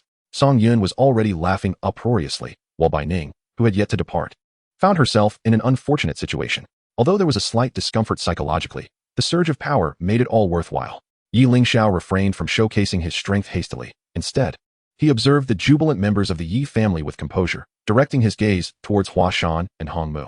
The bounties bestowed by the two esteemed figures would forever be etched in the annals of the Yi family, and with the current prowess of the elder, the two could merely observe without needing to intervene. That would be ideal, but do not forget your promises, Hua Shan warned coldly. Yi Lingxiao felt a burgeoning confidence within. He believed he could vanquish the two standing before him. Naturally, he aimed to triumph in this endeavor. Defeat was not an option. Hua Shan and Hong Mu departed from the Yi family, yet did not venture far. Ancestor, who exactly are they? Yi Changqi felt a twinge of unease. A panic stemming from the elevation of power, fearing loss of control. Yi Lingxiao replied calmly, regardless of their identities, this time it shall be an eye for an eye, blood for blood. Yi Changqi recalled Yi Jiming, whose head had been obliterated by the king of Yuchuan. The king of Yuchuan must perish by his hand. He simultaneously ordered silence on the matter. No one was to leave the ancestral city. A few days later, the appointed time to surrender Yi Chen arrived. Chapter 130. One must understand gratitude. When Song Yun received the precise number of adversaries, he was not particularly elated. The Saint Gate's forces numbered only around 100,000. Aside from the Shadow Seat, there was another known as the Spirit Seat, a formidable presence at the fourth tier of Nirvana, among the strongest under the Saint Lord. Perhaps they deemed one fourth-tier Nirvana practitioner sufficient. Still, this 100,000 were no mere foot soldiers, but experts above the Void Realm. Though the numbers were fewer, their quality was higher. Yet, even with this elevated quality, Song Yun remained dissatisfied. The king of Yuchuan also gathered approximately 100,000, seemingly bolstered by one of his disciples. Additionally, there was the observant Hung Tianwang. Is this truly all? Do you hold the Yi family in such low regard? Naturally, there were other factions watching, such as the head of the Hua family, at the second tier of Nirvana, accompanied by two others, both at the first tier. This was inadequate, utterly insufficient. Just over 200,000? He needed to send Hong Mu to the Yi family. Care must be taken not to eliminate them all. Otherwise, others would fear him to the point of not daring to confront him, or worse, they might become subservient, which was not the outcome he desired. It was imperative for Hong Mu to visit, to clarify the necessary actions, as the plan under discussion was not his own. Soon, Hong Mu arrived at the ancestral city, directly entering the Grand Hall. At this moment in the Grand Hall, the core members of the Yi family were engaged in deliberations. Upon the silent entrance of the enigmatic figure in black, known as Hong Mu, they all ceased their discussions, standing in hushed reverence along the sides. Yi Changqi, observing this, swiftly approached, inquiring, "Elder, may I ask what brings you here?" Hong Mu felt a surge of discontent as he cast a glance at the lofty Yi Lingxiao. It seemed he had forgotten that the Yi family was on the brink of annihilation, and it was the emperor who had bestowed upon them the power to retaliate. Now, there was not even a semblance of respect. Such arrogance was truly unwarranted. With a smile, Yi Lingxiao descended the steps. "I apologize for not receiving you properly.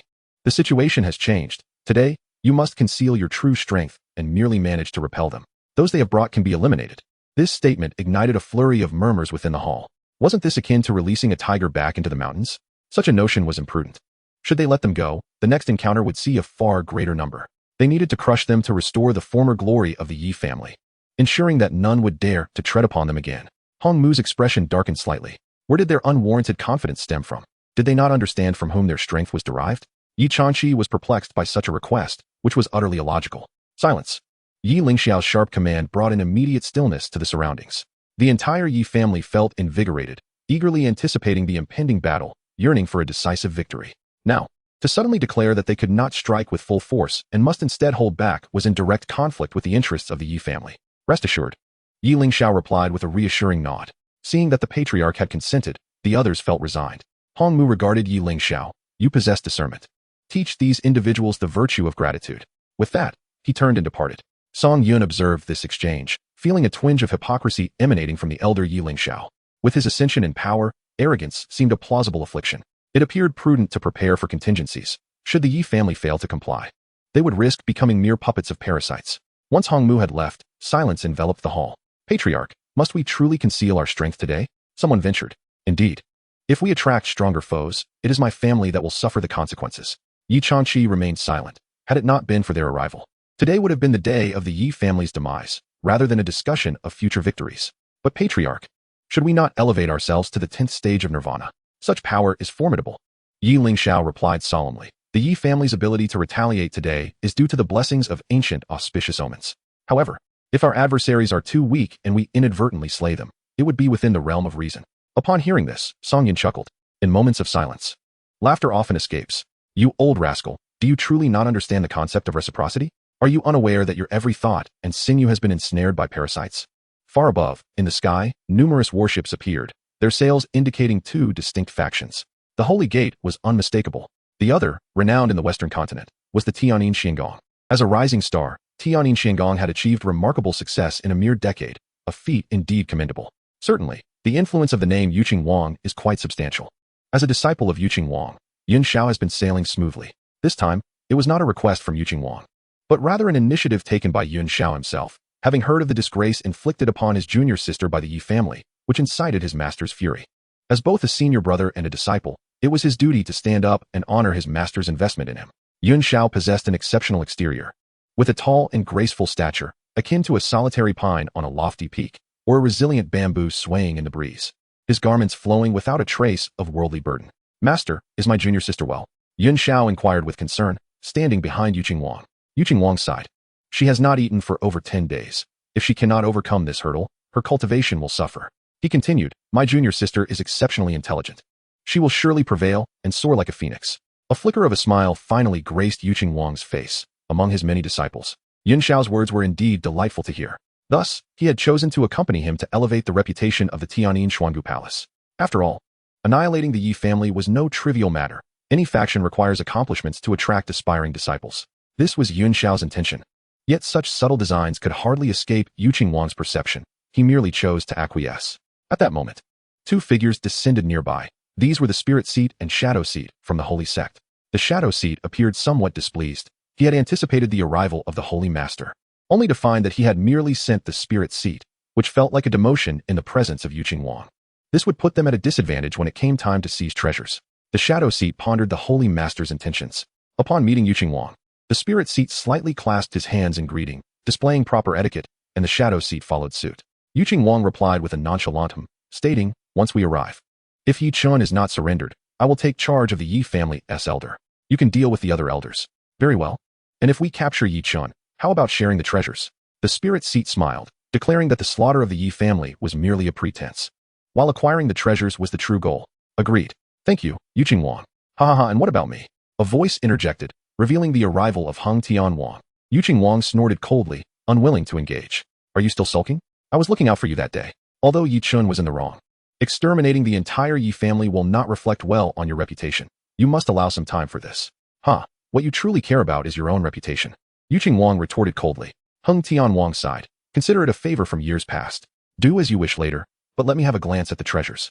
The shadow seat inwardly scolded, realizing they had come solely for the treasures. Had the holy master been present, they might have had a say. Now, everyone seemed intent on claiming the treasures. Soon, the outline of the Yi family's ancestral city emerged in the distance. We have arrived. Chapter 131, The Locust-like Yi Family. They are coming. Yi Chanqi gazed towards the horizon, where a multitude of warships appeared. Although the three barbarians lacked in strength, the sheer number of their vessels was considerably greater than today's, or so Song Yun felt. Of course, the quality of these ships was unmatched. Their defenses were significantly stronger. He truly wished to summon the molten armor insects to test their resilience. Yi Lingxiao's eyes gleamed with ferocity. Prepare for battle. Yes, ancestor. Instantly, aside from Yi Lingxiao, everyone else hastily vacated the main hall. However, even before the warships arrived, their sound had already reached them. Yi family, the deadline has arrived. A chilling voice echoed into the ears of every inhabitant of the ancestral city. Had this occurred merely a fortnight ago, the populace would have been struck with terror. Yet the Yi family was no longer the same as it had been. The king of Yuchuan was the first to appear in the skies above the ancestral city, closely followed by his disciple, Yin Xiao. The king of Hengtian stood to the side, refraining from intervening within his heart. He believed this confrontation would not prolong for long, and was merely keen to witness what treasures the Yi family had unearthed from the ancient ruins. In the distance, a multitude gathered, half of whom were rogue cultivators, alongside representatives from various factions eager to observe. Today's events would surely reverberate throughout the realms, marking the end of the Yi family's illustrious era. Such scenarios were commonplace across the continent, where venerable powers fell while new ones ascended, a cyclical transition forever observed. In that moment, Ling Zhua and Ying Zhua also took their positions beside the gathering, with Zhong Shui lingering behind them, her gaze imbued with a tinge of remorse for failing to draw a greater crowd for the emperor. Yi Changqi, accompanied by the core members of the Yi family, made his appearance, startling the king of Yuchuan and his companions, who could clearly sense the palpable increase in strength and momentum emanating from this group, standing before them unflinching. "Surrender, Yi Chun," the king of Yuchuan declared, echoing his words from days past. What perplexed him was the absence of Yi Lingxiao. Had he fled, leaving his kin to face certain doom? Yi Changqi exhibited no sign of trepidation. "King of Yuchuan, I stated previously that Yi Chun is no longer with the Yi family. It appears you do not regard my words with due seriousness. If that is the case, there is no reason for the Yi family to persist." Yi Changqi's demeanor shifted to one of defiance, much to the astonishment of those present. Did he not comprehend the fate that befell Yi Jiming? Such folly! To plead for mercy without having captured Yi Chun, it seemed they were merely awaiting annihilation. The head of the Hua family wore a smile, relishing the prospect of the Yi family's downfall, which would elevate the Hua family's standing in the West continent. Among the onlookers, Huashan stood out in her distinctive black robe. "King Hengtian, will you remain uninvolved today?" queried the king of Yuchuan. From a distance, the king of Hengtian replied sternly. "Since the Yi family has failed to present the individual within the stipulated time frame, I can no longer intervene in your grievances. Resolve it amongst yourselves." Yi Changqi inwardly cursed the audacity of his adversaries, promising that they would soon witness the true might of the Yi family. With Yi Lingxiao unwilling to make an appearance, he had sent forth these younger generations. They should not blame him for his ruthlessness. With that, he unleashed a mighty hand towards Yi Changqi and the others, creating an immense force of spiritual energy. The king of Hengtian thought to himself, "It is over." Ling Zhua had already prepared to command the apostles of the Holy Gate to eliminate the Yi family disciples, for the Yi family still held considerable value for plunder. Even Yun Xiao, the disciple of the king of Yuchuan, shared this sentiment. The extermination of the Yi family would bring notoriety to the Tianyin Xiangong, establishing its influence over the situation in the West continent. Just as everyone anticipated that the king of Yuchuan's strike would spell the demise of the Yi family's core, an unexpected turn of events unfolded. The crowd watched in stunned disbelief as Yi Changqi also extended his hand, challenging the king of Yuchuan's assault. With a thunderous impact, a tremendous shockwave reverberated through the air, leaving everyone astonished and incredulous. Yi Changqi extended his arm, his gaze icy. He had indeed withstood the blow. The heavenly king could hardly believe his eyes. How was this possible? Yi Changqi was merely at the first level of the Nirvana realm, while the king of Yuchuan stood at the 5th level. With such a vast disparity, how could he withstand such a blow? Could it be that? Everyone's thoughts converged on treasures. First, there was Yi Chen's terrifying advancement, and now it was Yi Changqi. Greed began to glimmer in their eyes. Although the king of Yuchuan was equally astonished, he did not reveal it on his face. Just 15 days prior, Yi Changqi had been nothing more than an ant he could easily crush. Yet, 15 days later, he could endure a strike? The treasures acquired by the Yi family were indeed formidable. Perhaps Yi Chun had indeed met his demise at their hands. Indeed, if one could withstand the king of Yuchuan. The thought remained unspoken, as a fist came crashing down. The king of Yuchuan's eyes widened. The speed was astonishing, and the power was overwhelming. With a resounding thud, he was forced back over 10 paces, leaving the onlookers utterly astonished. That was the king of Yuchuan, after all. While the other was merely an elder of the Yi family, the king of Yuchuan was actually at a disadvantage. Yi Changqi raised his arm and proclaimed, "Yi family, never retreat. Attack." In an instant, all those above the Lingshu realm surged towards the warship like a swarm of locusts. The crowd was momentarily stunned, not expecting the Yi family to take such initiative. The Ling seat bellowed, "Holy Gate, heed my command, show no mercy." "Yes," replied the disciples of the Tianyin Xian Palace. "Eliminate the Yi family members." "Understood, master." In that moment, the Yi family disciples felt a surge of bloodlust within them, even oblivious to the sensation of pain. They gazed at the bulging veins on their opponents' necks, driven by an insatiable desire to bite and drink deeply. Blood, blood. The Yi family disciples, as if possessed, disregarded life and death, brutally killing and then tearing at their opponents' necks, greedily drinking their blood. This resulted in each Yi family disciple being drenched in blood, creating an eerily macabre scene. The disciples of the Tianyin Xian Palace were horrified. These Yi family members were drinking blood, as if they had lost their humanity. "Quickly, assist them," the Ling's seat commanded, bewildered by the strength of the Yi family disciples. This was illogical. The shadow seat cursed under his breath. He had intended to assist, but was immediately blocked by Yi San. "Shadow seat, I have long wished to spar with you. How dare a mere Dongshin realm challenge me?" The shadow seat lunged forward but was easily evaded by Yi San. Stunned, he remained rooted in place. How could even he be outmatched? Was the entire Yi family enhanced? Such terrifying treasures. At that moment, the Ling seat was also intercepted by Yi. "Ling seat, I have long admired your name. Today, it seems you shall meet your end here." I do not believe that any treasure could possess such strength. All the powerful warriors were restrained by the Yi family, allowing their disciples to harvest the lives aboard the warship. Meanwhile, Song Yun observed the rising vitality with satisfaction. Kill, kill. I relish in this river of blood. Chapter 132. The Yi family grows arrogant. The head of the Hua family had initially believed the Yi family would face annihilation today. Instead, they had managed to suppress the king of Yuchuan and the Holy Gate, leaving him utterly disconcerted. Observing the disciples, it was clear they were no match for the Yi family members, who fought with a ferocity akin to demons, even continuing to battle despite grievous wounds. Head, what kind of treasure has the Yi family obtained? They appear utterly mad. Indeed, Yi Changqi is merely at the first level of the Nirvana realm, yet he can contend with the king of Yuchuan on equal footing. Yi and his companions astonishingly broke through to the Nirvana realm. How could this be possible? The elders of the Hua family around him exclaimed in terror, realizing that if the Yi family triumphed today, the Hua family would undoubtedly face grave troubles. As the head of the Hua family, Hui Yuanqing knew all too well that he could only hope for a victory from King Yuchuan. Yet, a sense of unease gnawed at him, for Yi Lingxiao had yet to make an appearance. If the entire Yi family had improved, he too would have undoubtedly experienced the same elevation. It seemed that Yi Chun had not departed. The Yi family had procured treasures from him, granting the entire clan an extraordinary enhancement. Such a terrifying advancement was unheard of throughout the continent. At that moment, Yi Lingxiao was within the grand hall, observing the battle. The bloodthirstiness exhibited by the Yi family's disciples unsettled him. It appeared to be a result of the ancient auspiciousness that had bestowed such power. It was formidable. The Yi family would flourish under his guidance, becoming unrivaled throughout the entire Western continent. On the other side, Ingzwa was retreating repeatedly, incredulous as he faced Yi San, unable to comprehend how he could not even contend with him. How could this be? Ingzwa, come again, Yi San provocatively challenged. Astonished at his own ability to completely suppress him, a notion that would have been unfathomable in the past. Ingzwa bellowed in anger, do not underestimate me. Void of death. Yi San merely scoffed. The sound of his bones cracking echoed as he wielded his blade, exuding a chilling aura, piercing rainbow. But it was too late. With the aid of parasites, streams of light pierced through Ingzwa's body, blood splattering everywhere. With a final, graceful sheathing of his blade, Ingzwa's form was severed before all. Why you are not Ingzwa? He stared at Yi San, attempting to utter one last word, but found himself powerless. Yi San's victory over Ingzwa stunned everyone present. How could someone as seemingly insignificant as Yi San possess such strength? It felt like a dream. With his hands now free, Yi San became increasingly frenzied, effortlessly slaying Ingzwa's guardian before the eyes of all, sinking his teeth into the adversary's neck. King Yuchuan, the situation is amiss. At this juncture, Lingzwa was unable to withstand Yi's relentless assault. This individual, who had evidently been injured by him, showed no signs of being affected. King Yuchuan recognized this as well. Casting a glance at the warships in the rear, where his forces were crumbling, vessels crashing to the ground with explosive sounds, King Yuchuan glared at Yi Changqi, demanding, what sorcery has your Yi family employed? Sorcery? This is divine favor upon my Yi family. We shall not be extinguished. Today, I shall crush your skull.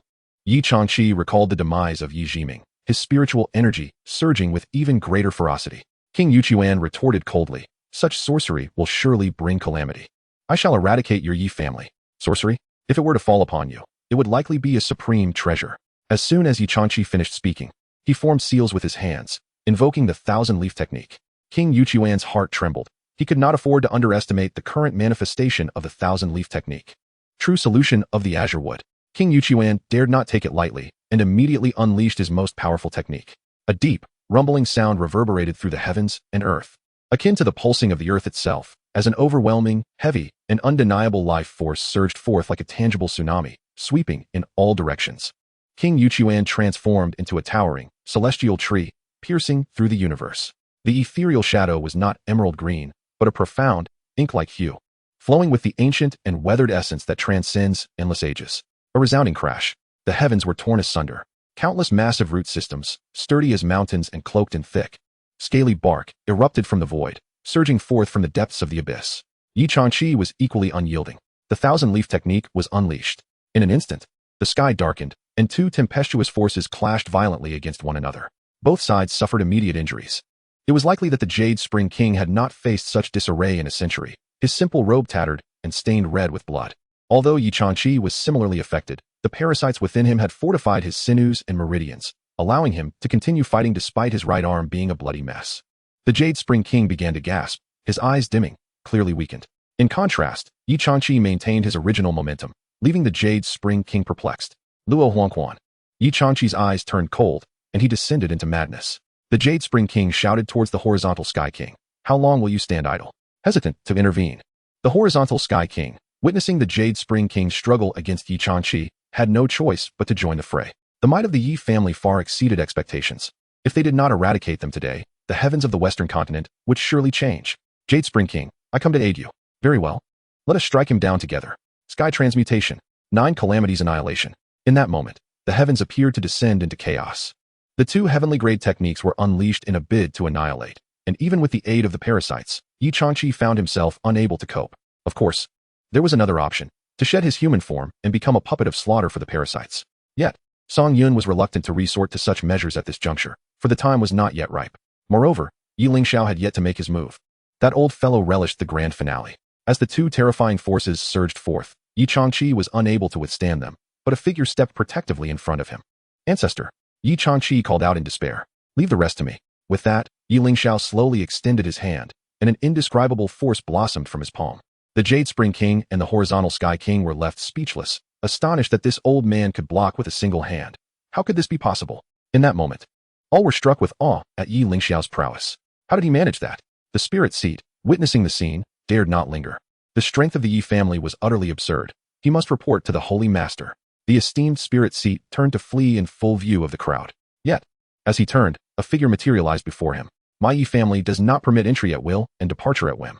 Yi Lingxiao grasped the spirit seat's face with his fingers. You dare! A dull thud echoed.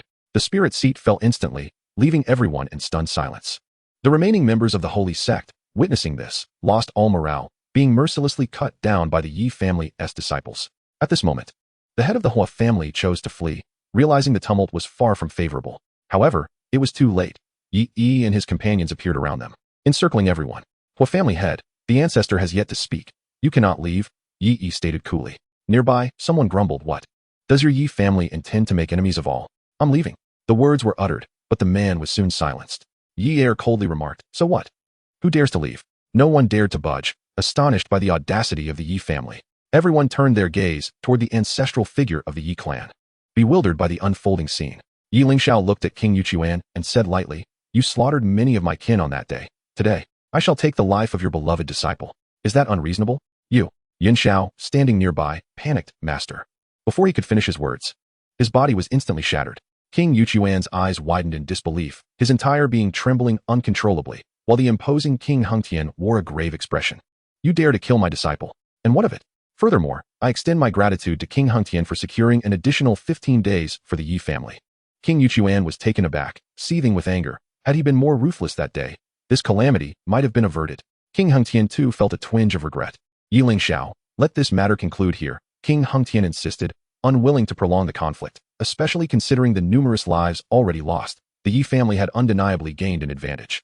This was precisely what Song Yun desired. If they ceased hostilities now, they would inevitably return with greater numbers. A bloodbath awaited. However, Yi Lingxiao cackled with disdain. King Hengtian, who are you to dictate terms? You simply cannot demand a halt. Song Yun's expression darkened. The old man truly dared to provoke him. King Hengtian seethed with indignation at the insult. Should he depart, he would ensure the complete annihilation of the Yi family. At that moment, a figure emerged. Clad in black robes, Hua Shan. The sudden appearance of Hua Shan left King Yuchuan and the others perplexed yet relieved. They were unaware of her identity. While King Yuchuan and King Hengtian did not recognize her, Yi Lingxiao and his companions did. They had not anticipated this black-robed individual would interfere. Had she not sought to use them to achieve her own ends? Now, with a blade poised at their throats, she intervened. Yi Lingxiao felt a wave of displeasure. Moreover, allowing these individuals to escape today would not bode well for the Yi family. Leave, Hua Shan stated coolly, her words directed at King Yuchuan and his companions. Both King Yuchuan and King Hengtian were momentarily taken aback, then clasped their hands in gratitude. Thank you, esteemed elder. With that, they hastily retreated. Having grossly underestimated the strength of the Yi family today, yet their enmity had deepened. Yi Lingxiao made no move to pursue, merely observing the duo's retreating figures with an icy gaze. Several warships in the sky also began to withdraw. Yet the Yi family members did not relent and were only saved by King Yuchuan's timely intervention. From a multitude of over 20,000, only a few thousand managed to escape, marking an unprecedented defeat in the West Continent. As King Yuchuan fled, he glanced back, still haunted by the encounter. King Hengtian, beside him, was drenched in cold sweat. He had not expected Yi Lingxiao to be so formidable. What treasure had bestowed such an extraordinary enhancement upon the entire Yi family? King Yuchuan's eyes were bloodshot. Not only had he lost a disciple, but his entire faction had been obliterated. Infuriating. He was uncertain of the specifics. Yet it was undeniably connected. That treasure must be seized. Initially curious about the extent of the treasure's power, he now realized it was beyond comprehension. The Yi family had transformed dramatically in just over 10 days. If he could obtain that treasure, he might even achieve a breakthrough in the Nirvana Sutra. In comparison to the treasure, King Yuchuan inquired, "Do you recognize that figure in the black robes? Unfamiliar yet bold, they likely possess formidable strength." King Yuchuan nodded, considering himself fortunate to have escaped death today. King Hengtian understood Yuchuan's implication. "I shall inform the Holy Gate and summon the strong." Very well. The two soared in opposite directions. Who could resist the allure of such treasures? In the ancestral city, the returning disciples of the Yi family erupted in fervent cheers. Yet their dissatisfaction lingered for allowing King Yuchuan and King Hengtian to escape. They should have been eradicated entirely. Thus, their gazes toward Huashan were far from amicable. Yi stepped forward. "Ancestor, shall we permit their escape so easily?" Yi Lingxiao remained silent, his gaze fixed on Huashan, as if poised to strike at any moment. "Senior, please assist us," implored Hui Yuanqing, the head of the Hua family. "If you come to our aid, the Hua family would be eternally grateful." His words ignited anxiety among the crowd. Did this mean that only King Yuchuan was worthy of salvation? However, the subsequent words plunged their spirits into despair. "Yi Lingxiao, your audacity is astounding." Huashan's voice dripped with cold disdain. "How dare you defy the emperor's command? The Yi family has reached its end." Hui Yuanqing was taken aback, utterly astonished that these individuals were in league with one another. Others shared his bewilderment, their minds racing. If they were allied, why spare King Yuchuan and his companions? Were they not fearful of retaliation from even stronger foes?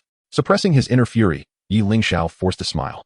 "I am merely leading the Yi family in resistance against the enemy. Is this not what you desire? Huh? You seem to treat my words as mere whispers in the wind. I instructed you to conceal your strength, yet you flaunt it ostentatiously." Yi Lingxiao inhaled deeply. "My lord, I have not revealed much of my strength. I was merely safeguarding the elders of my clan. Had I not intervened, you would have surely struck."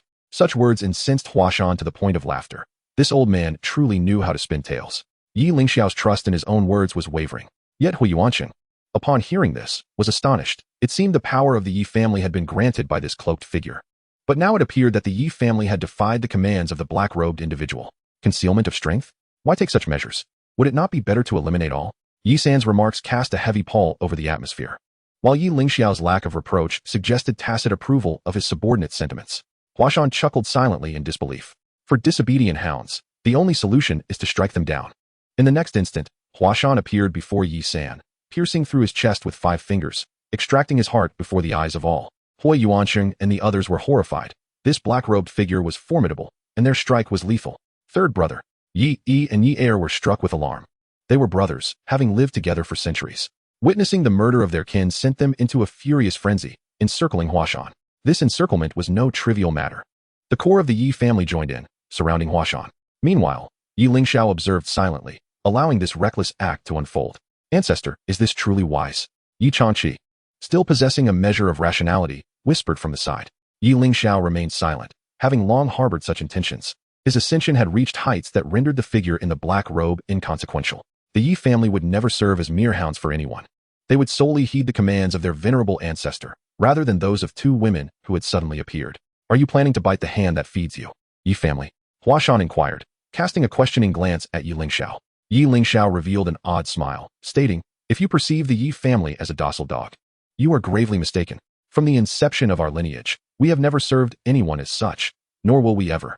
Huashan chuckled derisively. "Indeed, one often forgets their roots. It is quite nauseating. You must hail from the ancient ruins, correct?"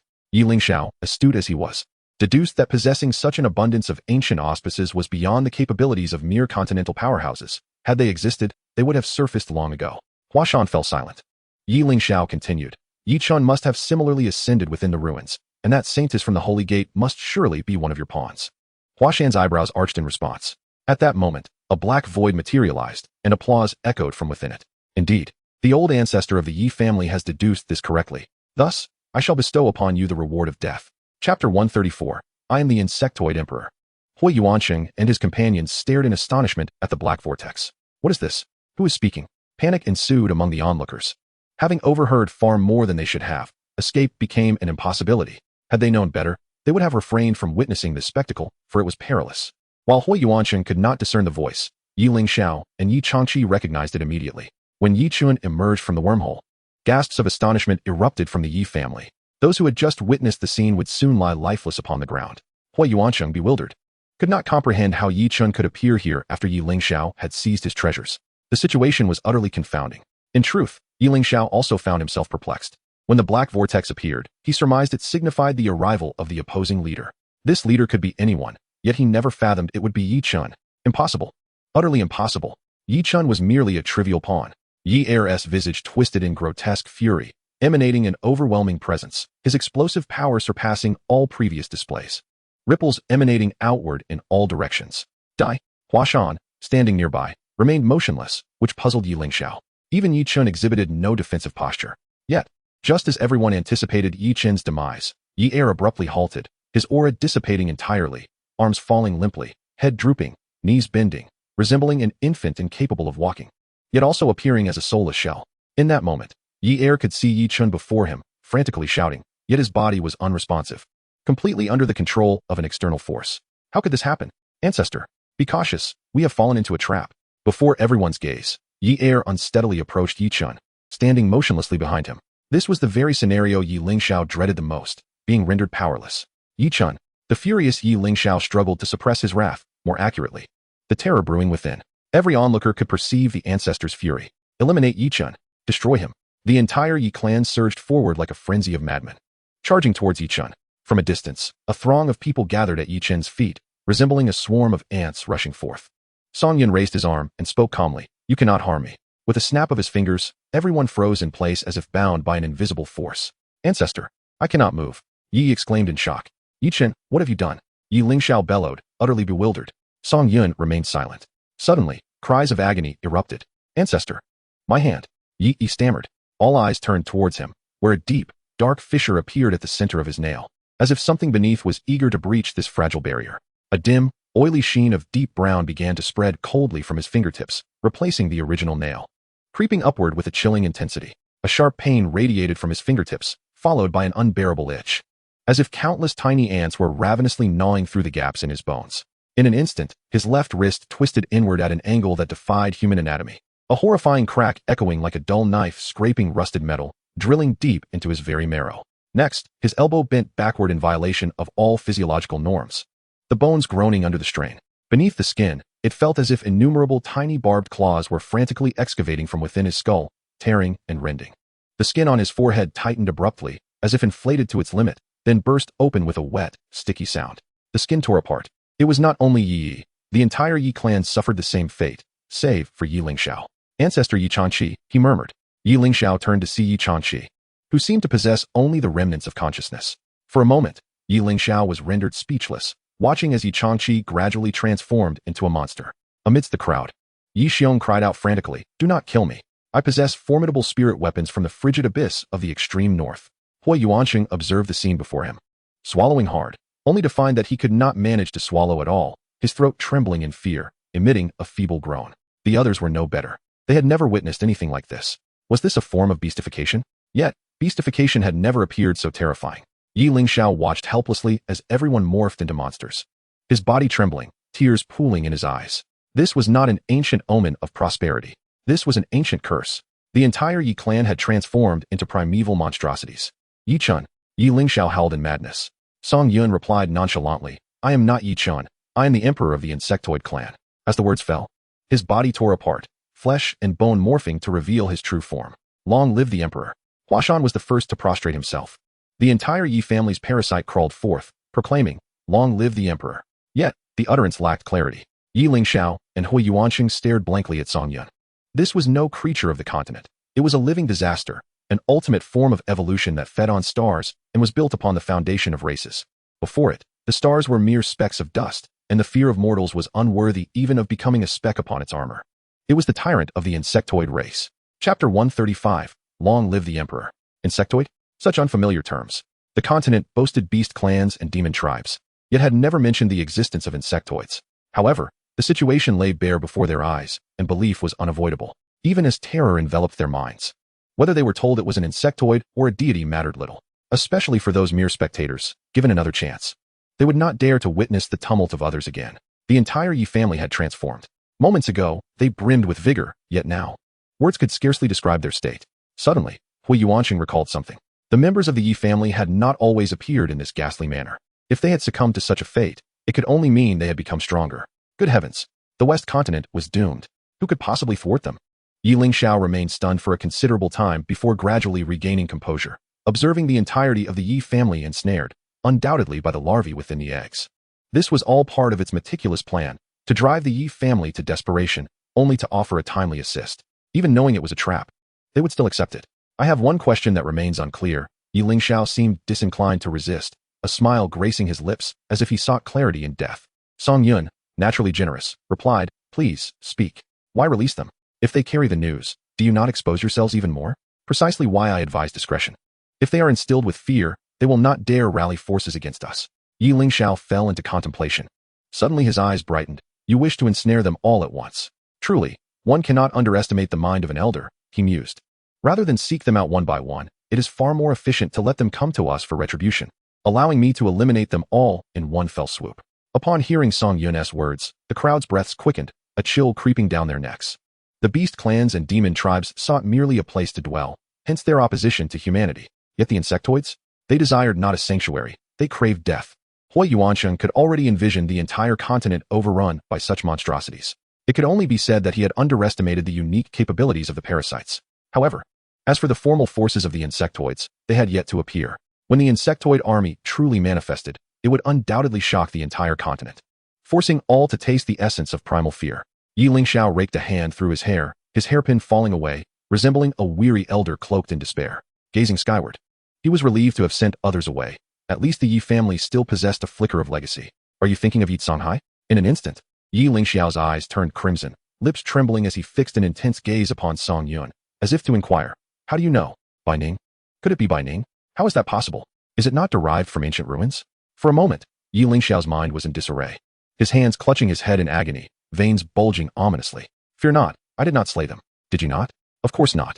I am not one to indulge in senseless slaughter, and I can even allow you to meet them." Whether Yi Lingxiao was willing or not, Song Yun extended his palm, and a wormhole coalesced. The 8th-tier wormhole's distance doubled. Yet, even with this increase, it could not directly transport them from the Tsanyan kingdom to the ancestral city of the Yi family. It required 2 stages. Thus, the gift had long been prepared. When a colossal figure emerged from the wormhole, all present found themselves unable to fathom the sight before their eyes. Most collapsed in shock, while a few faint-hearted souls lost control of their bladders. Hui Yuansheng, despite his efforts to maintain composure as the family head, felt himself falter. Yet, even in the face of this spectacle, one could not help but tremble, even those at the Nirvana realm. The immense figure's surface was composed of individuals, with heads and limbs distinctly visible. Even the fingers could be seen moving. There, at the center of its brow, Hui Yuansheng recognized him. Yi Songhai. That was Yi Songhai. It was unimaginable that the once proud Yi Songhai would meet such a fate. The others, too, beheld the ancestral city, astonished by its present state. The Yi family had transformed entirely. Heaven was intent on annihilating the Yi clan. Yi Lingxiao gazed at the carefully chosen descendants, pondering whether the Yi family truly stood no chance. The 3 barbarians had already fallen into your grasp, Yi Lingxiao realized, with Bai Ning becoming one of them. Their destination for transportation was the capital of the Tsanyan kingdom, undoubtedly the most perilous location, practically under their very noses. Yet, even without the transportation, with Bai Ning leading them, the situation remained unchanged. The 3 barbarians. They were but the starting point of my conquests. Suddenly, Yi Lingxiao erupted with formidable spiritual power, seemingly prepared to engage Song Yun in a fierce battle. However, this immense force was swiftly reined in. The insectoid king, do I still have a chance? No. Yi Lingxiao's eyes widened, realizing he had received no indication of any possibility. In the next moment, like the others, his bones began to grow. You will not perish. This is merely the commencement of your suffering, Song Yun cautioned. Yet, Yi Lingxiao did not comprehend. Soon enough, he would understand, as his consciousness was imprisoned, his vision and hearing intact, yet beyond his control. Do not panic. You shall gradually acclimate. Yi Lingxiao roared, but it was in vain, utterly futile. Song Yun manipulated everyone to revert to their human forms, yet as long as consciousness remained confined, reclaiming control was impossible. As the descendants of the Yi family transformed back into human shapes, their unsteady gait appeared almost comical. A few days of practice would suffice. Yet, despite resembling humans, when they spoke, even a fool would discern they were not. Is it entertaining to watch? Song Yin turned his gaze toward Hui Yuanqing. It was better not to look, but upon glancing, one was met with a scene of terror, eliciting cries of despair. It was hard to believe that these formidable figures of the Dongxian realm would emit sounds akin to frightened maidens. They were truly paralyzed by fear. Song Yun was slightly taken aback, pondering how his formidable form could reduce them to such a state. However, if one were to view the situation from their perspective, witnessing a family undergo a sudden transformation alongside that colossal humanoid monster, it would undoubtedly surpass the bounds of comprehension. It's so noisy, just kill them, Song Yun remarked coldly.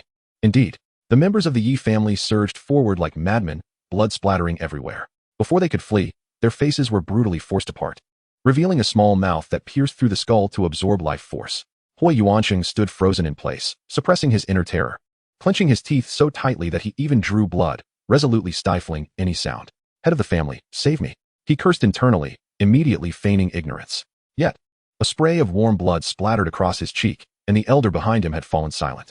In mere moments, everyone around Hui Yuanqing lay dead. Out of the corner of his eye, he could see Yi Lingxiao, that old wretch, with his mouth agape, ravenously consuming the other. In the previous battle, the Yi family had merely used the corners of their mouths. Now, they had adopted a far more horrifying method. I hear you are the head of the Hui family? Hui Yuanqing collapsed to his knees, arms outstretched as he cried out, "Long live the emperor." Chapter 136. What a thrill. You are rather perceptive. I shall reward you. A parasitic egg materialized before Hui Yuanqing's eyes, bringing him a moment of joy. Was his life spared? But then he realized, this was from the insect race. An egg of insects? Was it akin to that of a magical beast? With a soft hiss, the egg began to open slowly, rather than shattering, revealing an indescribable creature. What is this thing? Consume it. This is an ancient, auspicious omen. Song Yun couldn't help but chuckle, noting the Yi family's flair for nomenclature. Eat. At that moment, Hui Yuanqing was struck with 100 years' worth of shock. Connecting the dots with the grotesque transformation of the Yi family, he instantly understood. Could he dare to speak? No, he could not. Trembling, he cradled the ancient, auspicious omen in his hands, pondering how on earth he could consume it. His mouth was not nearly large enough. This was an instinctive aversion on a physiological level. Yet, in the face of survival, such discomfort could be overlooked. Closing his eyes, he resolved to face any challenge that lay ahead. At that moment, Hui Yuanqing suddenly comprehended how those female cultivators lay upon their beds, eyes shut. As they felt the ancient, auspicious omen burrowing into their bodies, an indescribable sensation surged within. This was the genesis of power. It felt as though his realm was advancing rapidly. He now felt as if he had reached the 7th or 8th level of nirvana. This, truly, is an ancient, auspicious omen. Hui Yuanqing bowed deeply, exclaiming, "Thank you, Emperor, for your blessing." Little did he expect that misfortune would turn into fortune. That fool Yi Lingxiao had such a treasure, yet dared to oppose the emperor. Now, this stroke of good fortune had fallen upon the Hui family. It was as if he would wake up laughing from a dream. Song Yun also found Hui Yuanqing to be rather commendable. At the very least, his flattery was superior to Yi Lingxiao's. Yi Lingxiao's consciousness still lingered, observing Hui Yuanqing's demeanor, which resembled a dog wagging its tail. He had not changed at all. Had he known it would come to this, he would not have allowed the entire Yi family to be reduced to such a state. As Song Yun gazed upon Hui Yuanqing, his mind began to ponder. The entire Yi family is now under the control of parasites, rendering certain tasks impossible to accomplish, which presents a minor drawback. Thus, the idea of relying on the Hua family is indeed a commendable one. Song Yun handed a storage bag to Hua Shan, who, without needing to inquire further, understood Song Yun's intent. Absolute obedience to the Empress's commands was imperative. Song Yun, upon hearing this title, merely smiled nonchalantly, yet Hua Shan reacted differently. Her exquisite face flushed instantly, even her ears turning crimson. This old fellow truly knows how to flatter, bringing immense joy to Hua Shan's heart. However, it is not mere flattery. Any woman who stands beside the emperor of the insect race is most likely the empress herself. If she is not, then let it be considered flattery. Lead the way, Hua Shan said casually, her tone markedly different from that when addressing Yi Lingxiao. Yes, Empress, Hua Shan replied, her spirit soaring. Watching the two depart, Song Yun began to prepare the scene for the impending battle. The colossal parasitic creature could not simply remain exposed. It needed to be concealed, creating an element of surprise for everyone. You all need to expedite your efforts. I am quite anxious, he urged. News arrived from Hongmu that they had located the residence of King Yuchuan. This King Yuchuan was indeed adept at hiding, sequestered in a remote mountain nook. Keep a close watch on him. Should he attempt to flee, send him straight to his demise. As for the enchanting moon fairy, I shall claim her. On the way to the Hua family, Hui Yuanqing felt a pang of unease, for being accompanied by the empress indicated her strength surpassed that of Yi Lingxiao. Hui Yuanqing understood that they were treading the same path as the Yi family, but he was determined not to end up like Yi Lingxiao. As long as he complied, he would not become that kind of monster. Yes, Empress. Hua Shan was exhilarated. As long as one adheres to the emperor's directives, one shall not meet the same fate as the Yi family. Thank you for the reminder, Empress. Delight radiated from her. In the future, your Hua family shall dominate the Western continent. Hui Yuanqing too felt a surge of exhilaration, Thank you, Empress. I, Hui Yuansheng, will dedicate myself wholeheartedly until my last breath. Hua Shan reveled in the moment, eager for more praise from the Empress, which invigorated her spirit. Arrange a residence for me, she commanded. As you wish, Empress. Send one person daily. As you wish, Empress. Ensure they are clean. As you wish, Empress. Hua Shan was so elated that she almost rolled her eyes, as if she had truly become the Empress. While Hua Shan was in high spirits, Zhong Shui still needed to showcase her acting prowess. The collapse of the Holy Gate was an immense disgrace. The Holy Gate not only had a presence in the Western continent, but also had disciples in the Central continent. Zhong Shui had also sustained injuries to maintain the facade. What? The Holy Master was incensed upon hearing this. Zhong Shui, step outside, he commanded. Understood. Zhong Shui furrowed her brow, uncertain of their discussion's nature, wondering if they were planning a formidable counterattack. Once Zhong Shui exited, the Holy Master inquired. Has the Yi family truly experienced such a significant enhancement? Am I deceiving you? King Yuqiuan left injured. Had it not been for the sudden appearance of a woman in a black robe, we would have faced dire consequences. The Holy Master fell into deep contemplation. He had anticipated a one-sided affair today, but unexpectedly, the Yi family had concealed resources that led to substantial losses among his disciples. Had the treasures of the Yi family fallen into his hands, the Holy Gate would have experienced a monumental elevation. Looking towards the monarch of the horizon, it seems he too aspires to acquire the treasure, as does the monarch of the Jade Spring. Does the Yi family not comprehend the adage that possessing a gem invites calamity? Let us summon the Jade Spring monarch and deliberate on how to confront the Yi family. A glimmer of avarice flickered in the monarch of the horizon's eyes. I share this very sentiment. Chapter 137. The affection of the Jade Spring monarch deep within the valley. The Jade Spring monarch returned, wounded and in a most disheveled state. Several disciples, witnessing their master's frail aura, were astonished. How could the trifling Yi family have inflicted such harm? Senior brother, has something befallen master? Indeed, I sense master's energy is exceedingly unstable. Both Tai Sha and Ba Li sensed something amiss with their master. Had an unfortunate incident occurred? You all should resume your training. How could master possibly be in jeopardy? Ba Li admonished sternly. Is it conceivable that the Yi family has summoned a formidable opponent? The disciples, daunted, dared not pursue the matter further and hurried to their training. The two exchanged glances and turned towards the modest wooden cabin ahead. Enter, came the voice of the Jade Spring monarch from within, granting them permission to approach. Upon entering, they found the interior simply adorned, yet their master sat cross-legged on the ground, his plain robe stained with blood. They could hardly believe their eyes. Across the entire Western continent, who could have inflicted such injuries upon their master? Had the Yi family indeed called upon a powerful ally from the Central continent? Otherwise, it was utterly inconceivable. Tai Sha, go to Yunshi Valley and inform the Valley Master that I have urgent matters to discuss with her. With that, the Jade Spring monarch produced a jade token. Tai Sha took it reverently. Understood. Bali, you shall accompany him. Yes. However, Bali added, Master, how is senior brother faring? He was slain by Yi Lingxiao. Do not inquire further. Hasten on your way. The two were taken aback and dared not ask more. Swiftly departing, incredulous that even with their master's protection, senior brother had met such a fate at the hands of Yi Lingxiao. In the shadows, the crimson-eyed figure observed as the two hastily left and promptly followed. At the entrance of the wooden cabin, the moon fairy appeared and knelt upon the ground. I have brought shame upon my master. Rise, the Jade Spring monarch spoke softly. Yet, the moon fairy, in her discontent, refrained from delving deeper into the matter. If initially, it was her disciples who suffered humiliation, the situation had since transformed. Should the Yi family's coveted treasures fall into her hands? Master, I am unworthy of your nurturing. I cannot bear to face you again. The Jade Spring monarch, understanding her sentiments, stepped forward to assist her in standing. I am aware of everything. Do not fret. I shall eradicate those who have wronged you. The Yi family shall surely perish. Witnessing her master's unwavering support, the moon fairy shed tears of gratitude. She would now embrace death without hesitation if it meant avenging her disgrace. Though the Western continent may descend into chaos, you should journey to the divine martial sect in the Central continent. My elder brother is an elder there and can offer you some protection.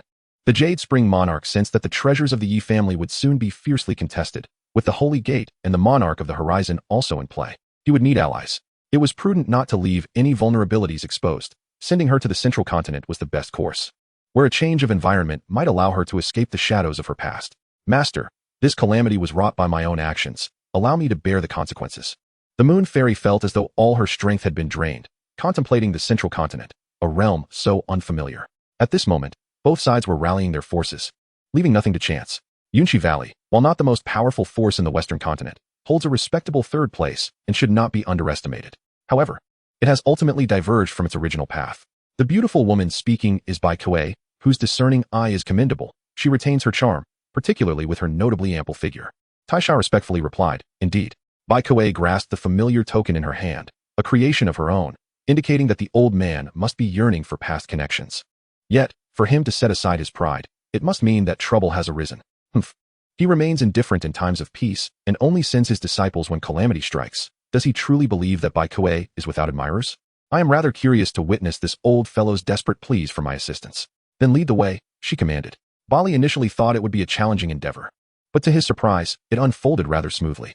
Outside Yunxi Valley, Hongmu conveyed the news to Song Yun that the king of Yinquan was also seeking assistance. This pleased Song Yun immensely. It was about time such actions were taken. In a few days, he would be able to indulge once more. Although there were merely over 20,000 of them, their vitality surpassed an astonishing 150 million, truly worthy of the continent. Their realms are indeed elevated. Currently, their total vitality exceeded 250 million, far too abundant to exhaust. The level 9 nest was also due for an upgrade, requiring 16 million. While this sum appeared considerable, it was relatively easy to acquire given their current circumstances. Indeed, after expanding, accumulating vitality became significantly simpler. However, with the elevation of the nest level, the duration for upgrades was also extending, requiring at least several days, quite a test of patience. Having expended the vitality required for upgrading the nest, Song Yun decided to refrain from further actions until after his next feast, at which point he would assess how much he could earn before making a decision. With the king of Yinquan having summoned help, the leader of the Holy Gate intended to take matters into his own hands. And the king of Hengtian had also recruited formidable allies, as per Zhong Shui, strong individuals hailing from the central continent. Song Yun felt somewhat satisfied. Yet he found it a tad premature to involve the central continent so swiftly. One must consume their meal bite by bite. There was still much to be savored in the western continent before queuing in the central. Therefore, preparations for silencing any threats must be made. Lu Shuangji and the others must swiftly reach the 7th tier. They are at risk of lagging behind the Nest's upgrade pace.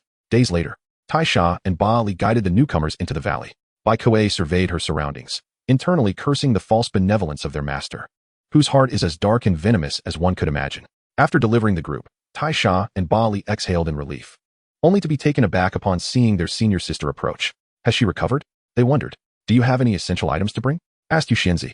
The question left both men momentarily perplexed, and after a moment's thought, they concluded they did not. Let us proceed. Senior sister, where are we headed? Ba Li inquired, puzzled. To the central continent. Tai Sha and Ba Li stood frozen. The central continent, a realm teeming with prodigious talents. This is the master's command. Do not question it further. Unable to suppress his curiosity, Tai Sha whispered, what about the other junior brothers? Yu Xianzi remained silent, and in an instant, they both understood. Only the 3 of them were favored by their master, while the others were not as fortunate. Yet, Ba Li appeared particularly exhilarated. I have heard that there is also a fairy in the central continent. I wonder how she compares to our senior sister. Surely she cannot rival her. As they gazed upon the scene, Taisha remarked, if you cannot speak, it is best to remain silent. The master instructed them to proceed to the divine martial sect. Taisha was taken aback. After all, it was one of the most formidable sects in the Central Plains. Is that true? Li inquired with curiosity, feeling a glimmer of hope for the future. Taisha replied nonchalantly, I heard from a practitioner in the Central Plains that the divine martial sect is teeming with powerful figures. While we may be considered formidable among the younger generation in the Western continent, our abilities are merely average in the Central Plains. With only senior sister meeting the required standards. Is it really that exaggerated? I refuse to believe it, Li scoffed. Enough, Moon Fairy interjected. Let us be on our way. Sensing her displeasure, the 2 fell silent and followed behind as they departed. They glanced back at the other disciples, who remained oblivious to the unfolding events, waving cheerfully, assuming they were merely heading out for a task, unaware they were leaving the Western continent. The Western continent was on the brink of chaos due to the treasures of the Yi family.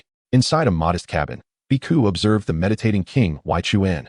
I have just come to hear that you suffered a setback with the Yi family, she stated. King Wai Chu En remained silent. Your cherished disciple has been humiliated by the Yi family, losing all dignity and becoming a mere laughingstock. Biku attempted to provoke him with her words. However, King Wai Chu En finally spoke. Have you not heard of the treasures of the Yi family? Men only care about treasures, she retorted. If the Yi family can elevate themselves, it would also benefit your Yunxi Valley. Do you not desire such an acquisition? King Wai Chu En opened his eyes, emanating a chilling glare. Biku laughed gleefully. It is a matter of necessity. In the ensuing days, news spread of the Yi family repelling King Wai Chu En and the Holy Sect, leaving surrounding factions in disbelief. The Yi family was merely a mid-tier force in the Western continent, while the strength of the Holy Sect's Nirvana realm practitioners surpassed theirs, with King Wai Chu En's might comparable to that of the sect master. The fact that they lost indicated one thing. The treasures acquired by the Yi family were extraordinarily potent. The more powerful the treasures, the more fervent the actions of various factions, each eager to claim a share to enhance their own strength. Some even contemplated covertly infiltrating the Yi family to steal their treasures. Master Chun, we are approaching the ancestral city of the Yi family, one remarked. Why does it feel so different from before? Master Chun had visited the Yi family's ancestral city in the past, which had seemed like a paradise. Yet now, an unsettling chill enveloped him. The two stood atop a distant peak, surveying the ancestral city. They were not to be underestimated. Both were leaders of minor factions in the Western continent and possessed Nirvana realm capabilities. Having heard of the Yi family's audacious exploits, they felt compelled to act. Believing the Yi family must be severely weakened, making it an opportune moment to pilfer their treasures before others beat them to it. It would be wise to remain cautious. The Yi family seems rather sinister, one warned. Indeed, we shall infiltrate without drawing attention, especially since even King Wei Chuan is not their match. Let us proceed. The two shadows vanished from the peak, completely suppressing their spiritual energy. To their surprise, they found it remarkably easy to infiltrate the ancestral city. The defensive walls were devoid of sentinels. Moreover, they noticed an eerie absence of light within the ancestral city, creating an unsettling atmosphere. Is it too quiet here? Master Chen whispered, a sense of unease washing over him. Where are the members of the Yi family? Shoo. Let us observe first, he thought, already contemplating a retreat, yet reluctant to abandon the possibility of uncovering something that could strengthen his sect. The two continued to cautiously explore. Surrounded by crumbling edifices and the stench of decay, Lord Lai covered his mouth and nose, exclaiming, Does the Yi family not even bother to dispose of their dead? Isn't it unbearable? Suddenly Master Chen swiftly pulled Lord Lai behind a wall, their hearts racing. Peering from their hiding place, they spotted a figure in the distance. In the faint moonlight, the individual walked with a pronounced limp, as if the left foot propelled the right, their head swaying erratically, unable to stabilize. An eerie, cawing sound escaped them, sending chills down their spines. It seems they are not quite dead. We need not concern ourselves with them. Agreed. Before long, they discerned the figure more clearly. Master Chen couldn't suppress his astonishment. A descendant of the Yi family still practicing? I expected a wild celebration. If it were me who emerged victorious, I would revel for 10 days and nights. He paused. Let us not forget, the sacred sect will soon come, and the Yi family is doomed. We must hasten to find treasures, lest we leave empty-handed. The two stealthily circumvented the throngs, oblivious to the countless eyes that tracked their movements in the shadows, some pupils shifting until they could move no more. Sinking into the darkness, the tormented consciousness of those trapped within cried out for salvation upon seeing them. They arrived at the rear of the Yi family estate, the core residence of the clan, only to find it utterly deserted. This is suspicious, muttered Master Chun, for such a desolate scene defied logic. Lord Lai shared his sentiment, astonished that the rear of the estate held no one, all doors flung wide open, dust settling within the rooms. Could they all be sleeping outside? But having come this far, they resolved to uncover the truth, even if it involved confronting the supernatural. Hours passed, revealing several potential treasure sites, yet each lay barren, devoid of even a single spirit stone. Is there someone swifter than us? Lord Lai proposed. Perhaps we should investigate the main hall of the Yi family. Treasures might be concealed within. Master Chen gazed toward the tallest hall of the ancestral city, still imposing, yet emanating a strange aura. We shall take a glance. If nothing is found, we will depart. Master Chen felt a pang of frustration at the thought of leaving the Yi family with not a single trinket to show for their efforts. Upon reaching the main hall, they found no disciples to guard the entrance, allowing them to approach effortlessly. Without time to ponder the oddity, they pushed the door open, eager to glimpse the rumored scriptures inscribed within the hall. Their hands rested on the door, slowly parting it. Inside, the hall was shrouded in darkness, thick with the metallic scent of blood. They beheld over a dozen figures standing motionless in the shadows. Their bodies stiffened, suppressing any sound. Cursing the Yi family for their nocturnal assembly. What a fright. Yet, instead of reprimands, they were met with an unsettling silence that hung heavily in the air. The Lord of the Flame City detected not a single breath. Could it be a mere puppet, a tool for intimidation? When Master Chun observed the Lord of the Flame City move slightly, his complexion turned pale with fright as he attempted to intervene, only to find the figure within unresponsive. It's nothing, all a fa devoid of breath. The Lord of the Flame City sighed in relief, initially fearing he had intruded upon the heart of the Yi family. Master Chun, upon witnessing this, exhaled in relief, thinking to himself, of course. Yet, if these were indeed illusions, where had the core members of the Yi family vanished to? As the two ventured into the central hall, they suddenly trod upon a viscous substance, blood. Fresh blood. How could there be fresh blood? With a loud bang, the door slammed shut, sending their souls into a frenzy. Ethereal lights illuminated the main hall, revealing the treasured relics of the Yi family, along with their core legacies and even profound techniques. Truly, the treasures were all within the hall. However, after their moment of admiration, they turned to the figures on either side, discovering that everyone had their eyes closed, their mouths stained with blood. The ground was drenched in crimson. and as they glanced toward the central seat, Master Chen felt his heart leap from his chest. The ancestor of the Yi family sat there, silver hair cascading, eyes closed, mouth smeared with blood. The Lord of the Flame City tugged at Master Chen, pointing to the side. Master Chen looked over, his eyes widening in horror. There lay a multitude of stark, white bones, with black garments cast aside. Looking down at himself, he realized he too bore the same fate. Master Chen comprehended the grim truth. They had come to steal treasures, only to be devoured by these wretches. In an instant, all the figures around them opened their eyes. Master Chen and the Lord of the Flame City stood back to back, brandishing their spirit weapons, gazing in terror at these beings.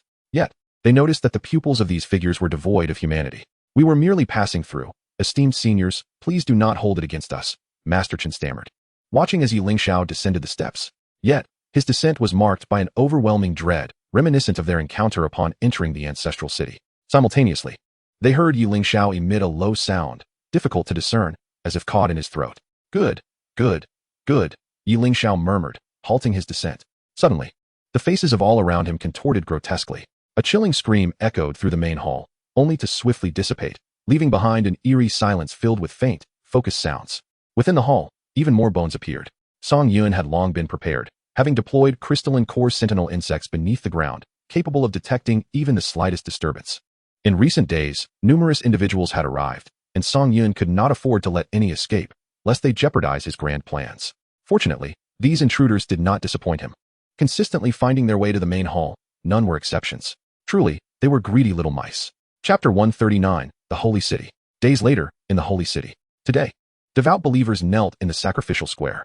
Above them, a cauldron burned with sacred flames, beside which knelt a trembling middle-aged man, pale and filled with the terror of death. Next to him knelt a multitude, a whole family. Clad in pure white robes, the priest of the Holy Gate proclaimed the man's transgressions. Interestingly, this man bore no relation to the Yi family. He merely shared the surname Yi. Since the catastrophic defeat of the Sacred Gate, the Yi family has become the object of public disdain, even facing ostracism from those bearing the surname Yi.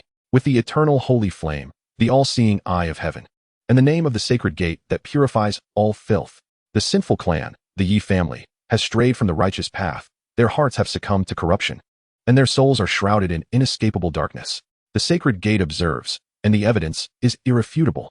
The bloodline of the Yi family has been tainted by the breath of demons, sullied by the claws of the abyss. The staff struck the ground with force, causing the sacred flames to surge dramatically, crackling with a piercing sound that illuminated the high priest's frostbitten visage. From the upper balcony, Zhong Shui gazed down upon the sacrificial square, her lips curling in a derisive arc. Truly, they were a throng of bewitched mortals, capturing a few unrelated individuals. They believe they can conquer the mighty emperor. It is but a futile struggle akin to an ant shaking a tree, entirely unaware of their own insignificance. Saintus!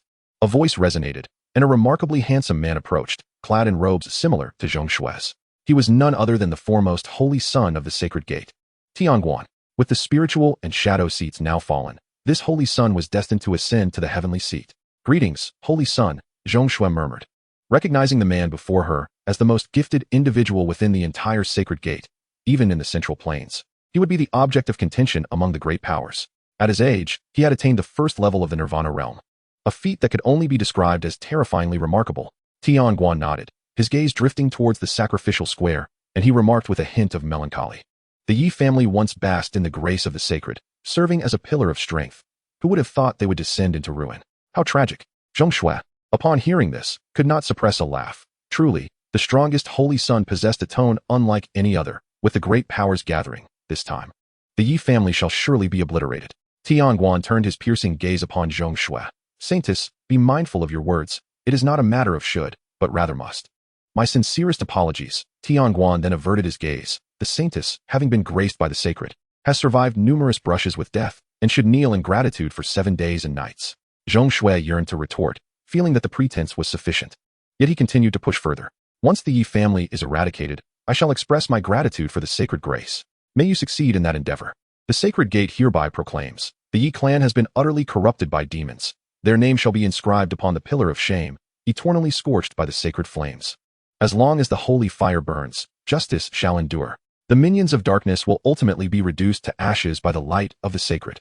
The downfall of the Yi family signals the tolling of the death knell for darkness. Thus, we declare, with heaven and earth as witnesses. As the priest concluded, the crowd erupted in fervent cries, burn them, burn them. The men kneeling upon the ground pleaded desperately with their families. We have no ties to the Yi family. Do not condemn us to flames. O Lord, we are innocent. Yet, no amount of supplication proved effective, as the executioner seized the group and, amidst raucous cheers, cast them into the cauldron. Tianguan placed his hand upon his chest. The sacred gate is eternal. Zhongshui echoed. The sacred gate is eternal. Go and pacify the populace. Do not let anything go awry. Understood. Watching Tianguan's departing figure, a worm writhed upon Zhongshui's hand. An unsettling curiosity arose within her to witness the Holy Sun's terror when faced with impending doom. Surely, the insects born from such a creature would lack such sentiment. Within the sacred gate hall, Yuquan Wang and others had arrived, yet no idle chatter ensued, their expressions tinted with a solemn gravity. Having witnessed the terrifying prowess of the Yi family, this time, we shall regroup and ensure their complete annihilation. Why has the Holy Master not yet made an appearance? Wang Yuchuan's patience is wearing thin. Beside him, Bai Kuei remains silent, along with the formidable Hung Tianwang. Just as Wang Yuchuan's words fade, an extraordinary phenomenon unfolds. A pure and majestic golden beam of light erupts, tearing through the ancient azure sky above the holy city, piercing into the heavens. The populace, upon witnessing this spectacle, involuntarily kneels, their heads bowed deeply, as if the divine radiance overwhelms them, leaving them breathless. Holy Master! A suppressed exclamation arises from the crowd, for it is only the Holy Master who possesses the power to eradicate the Yi clan. In the void above, a golden figure stands resolutely, emanating a dazzling brilliance. An immense, profound will, potent enough to make heaven and earth bow, surges forth like an invisible tidal wave, sweeping across the entire holy city. A resounding boom reverberates, reminiscent of colossal pillars that support the cosmos fracturing and then instantly reconstituting. The entire holy city trembles violently, the grand halls resonate with a low hum, and the ancient bell tower tolls spontaneously, its sonorous chimes piercing the clouds, no longer mere mortal sounds, but rather a celestial hymn heralding the birth of a new realm. Sensing the aura of the Holy Master, Wang Yuchuan's expression tightens. He has unexpectedly achieved a breakthrough to the 6th layer of nirvana at this critical moment. Hung Tianwang is equally taken aback. No wonder he had refrained from intervening earlier, for he was preparing for this very advancement, such cunning from the Holy Master. The entire populace of the holy city has come to realize that what they initially thought was merely the Holy Master's appearance is, in fact, a momentous breakthrough. Holy Master, eternal. It is unclear who among them, with fervent devotion and power emanating from the depths of their souls, shouts these 4 words with fervor. This cry is like a stone cast into a tranquil lake, instantly stirring up tumultuous waves. Holy Master, eternal. Holy Master, eternal. The voices coalesce into a torrent transcending the mundane, infused with the deepest tremors and ecstasy of their souls, surging forth like a faith-laden sea, tumultuously crashing toward the heavens. The gaze of the Holy Master sweeps calmly over the myriad of worshippers below, kneeling like a golden ocean. 6th layer of nirvana. I wonder if Yi Lingxiao is prepared to face the judgment of the Holy Gate. Chapter 140. The Tang family of Zhongzhou. Zhongshui has certainly taken notice. The mere 6th layer of nirvana is utterly insignificant. They remain oblivious to the true nature of the impending confrontation, even at the pinnacle of the 6th layer. Should they intervene, their end would be utterly catastrophic. However, the reality remains that, in the Western continent, the 6th layer of nirvana is exceedingly formidable, potent enough to incite arrogance. Within the Holy Gate's Grand Hall, the expressions of Wang Yuchuan and Hung Tianwang are grave. The Holy Master's breakthrough at this juncture is hardly good news. Everyone else is at the 5th layer of nirvana, and yet he has suddenly ascended today, clearly indicating a desire for dominance. How shall the treasures of the Yi family be divided? Time has been delayed. The voice of the Holy Master resonates, as he who was just in the void has now arrived. Following the breathtaking spectacle of his breakthrough, he embodies a profound tranquility, as if returning to a state of primal simplicity. A cascade of golden hair flowed with the brilliance of life, not merely a mundane hue of gold, but akin to liquid sunlight coalescing, imbued with the softness of dawn's first light and the purity of the midday sun. The robe he donned, true to its name, was of unadulterated gold, eschewing all intricate embroidery and lavish gemstone embellishments, devoid even of overt patterns. It emanated an inherent, gentle, and constant golden radiance, not glaring but as natural and rhythmic as a breath, softly illuminating the space around him while harmonizing with the flowing strands of his golden hair. His countenance was serene, features sculpted to perfection yet devoid of any artisan's craft, exuding a wisdom shaped by the passage of time and a profound insight into all things. Most striking were his eyes, their pupils a deeper, purer shade of gold than both his hair and robe, as if they contained the very essence of the universe within their depths. The king of Yuling had glimpsed his true form 2 centuries prior, and the elevation of the saint's essence was unmistakably profound since that time. Please, be seated, the saint said with a gentle smile, akin to basking in sunlight. It was subtly implied that this counteroffensive would be led by the sacred gate. The assembly remained silent, taking their seats. However, the saint did not join them. Instead, he gazed at a painting on the wall, depicting the chaotic scene of the continent's inception. The sacred gate had endured through the ages, its successive leaders encountering numerous extraordinary events. This time, fate had brought me into its fold. Each remarkable occurrence was not a mere happenstance. Whether it was serendipity or a conspiracy remained unknown, yet the elevation of the entire Yi family suggested the presence of treasures akin to elixirs. The gathered throng listened to the saint's words, finding them quite reasonable. With the multitude of the Yi family, it was clear that the treasures could not be singular. Thus, should we conquer the Yi family, we may distribute the rewards fairly. Those who contribute more shall receive more. Is that acceptable? Bai Kuei was the first to express his agreement. Naturally, the king of Yuling would not oppose this, as securing one for himself sufficed. I have a query, a sudden voice interrupted. It was not the king of Hengtian, but rather a man entering from outside, flanked by 2 guards, all at the second tier of Nirvana. Hui Yuancheng, also at the second tier of Nirvana, was a clan leader in the west, while these 2 were merely guards. This indicated the substantial strength of the man leading them, or more precisely, the power behind him. Accompanying the man was a figure shrouded in a hat, exuding an air of mystery. The saint cast a sidelong glance, assessing the man's attire and recognizing from the insignia that he hailed from a prominent family in Zhongzhou, the Tang family. The king of Hengtian hastily rose to clarify, "Saint, I summoned him." The king of Yuling's displeasure was immediate. Why bring someone from Zhongzhou into our affairs in the west? The king of Hengtian, understandably wary of Yi Lingxiao, knew the latter could single-handedly thwart both him and the king of Yuling. Such prowess necessitated the inclusion of formidable allies, yet the strong in the west were limited, compelling him to reach out to those in Zhongzhou. Little did he anticipate that the saint would transcend his limits at this moment. Upon hearing this, the saint regarded the king of Hengtian with a discerning look, and the king felt the saint's discontent weigh heavily upon him, though no words were exchanged in the moment. "What is your concern?" The holy master turned to the approaching man and calmly inquired. The man smiled and replied, "I am Tang Xingjia, from the Tang family of Zhongzhou.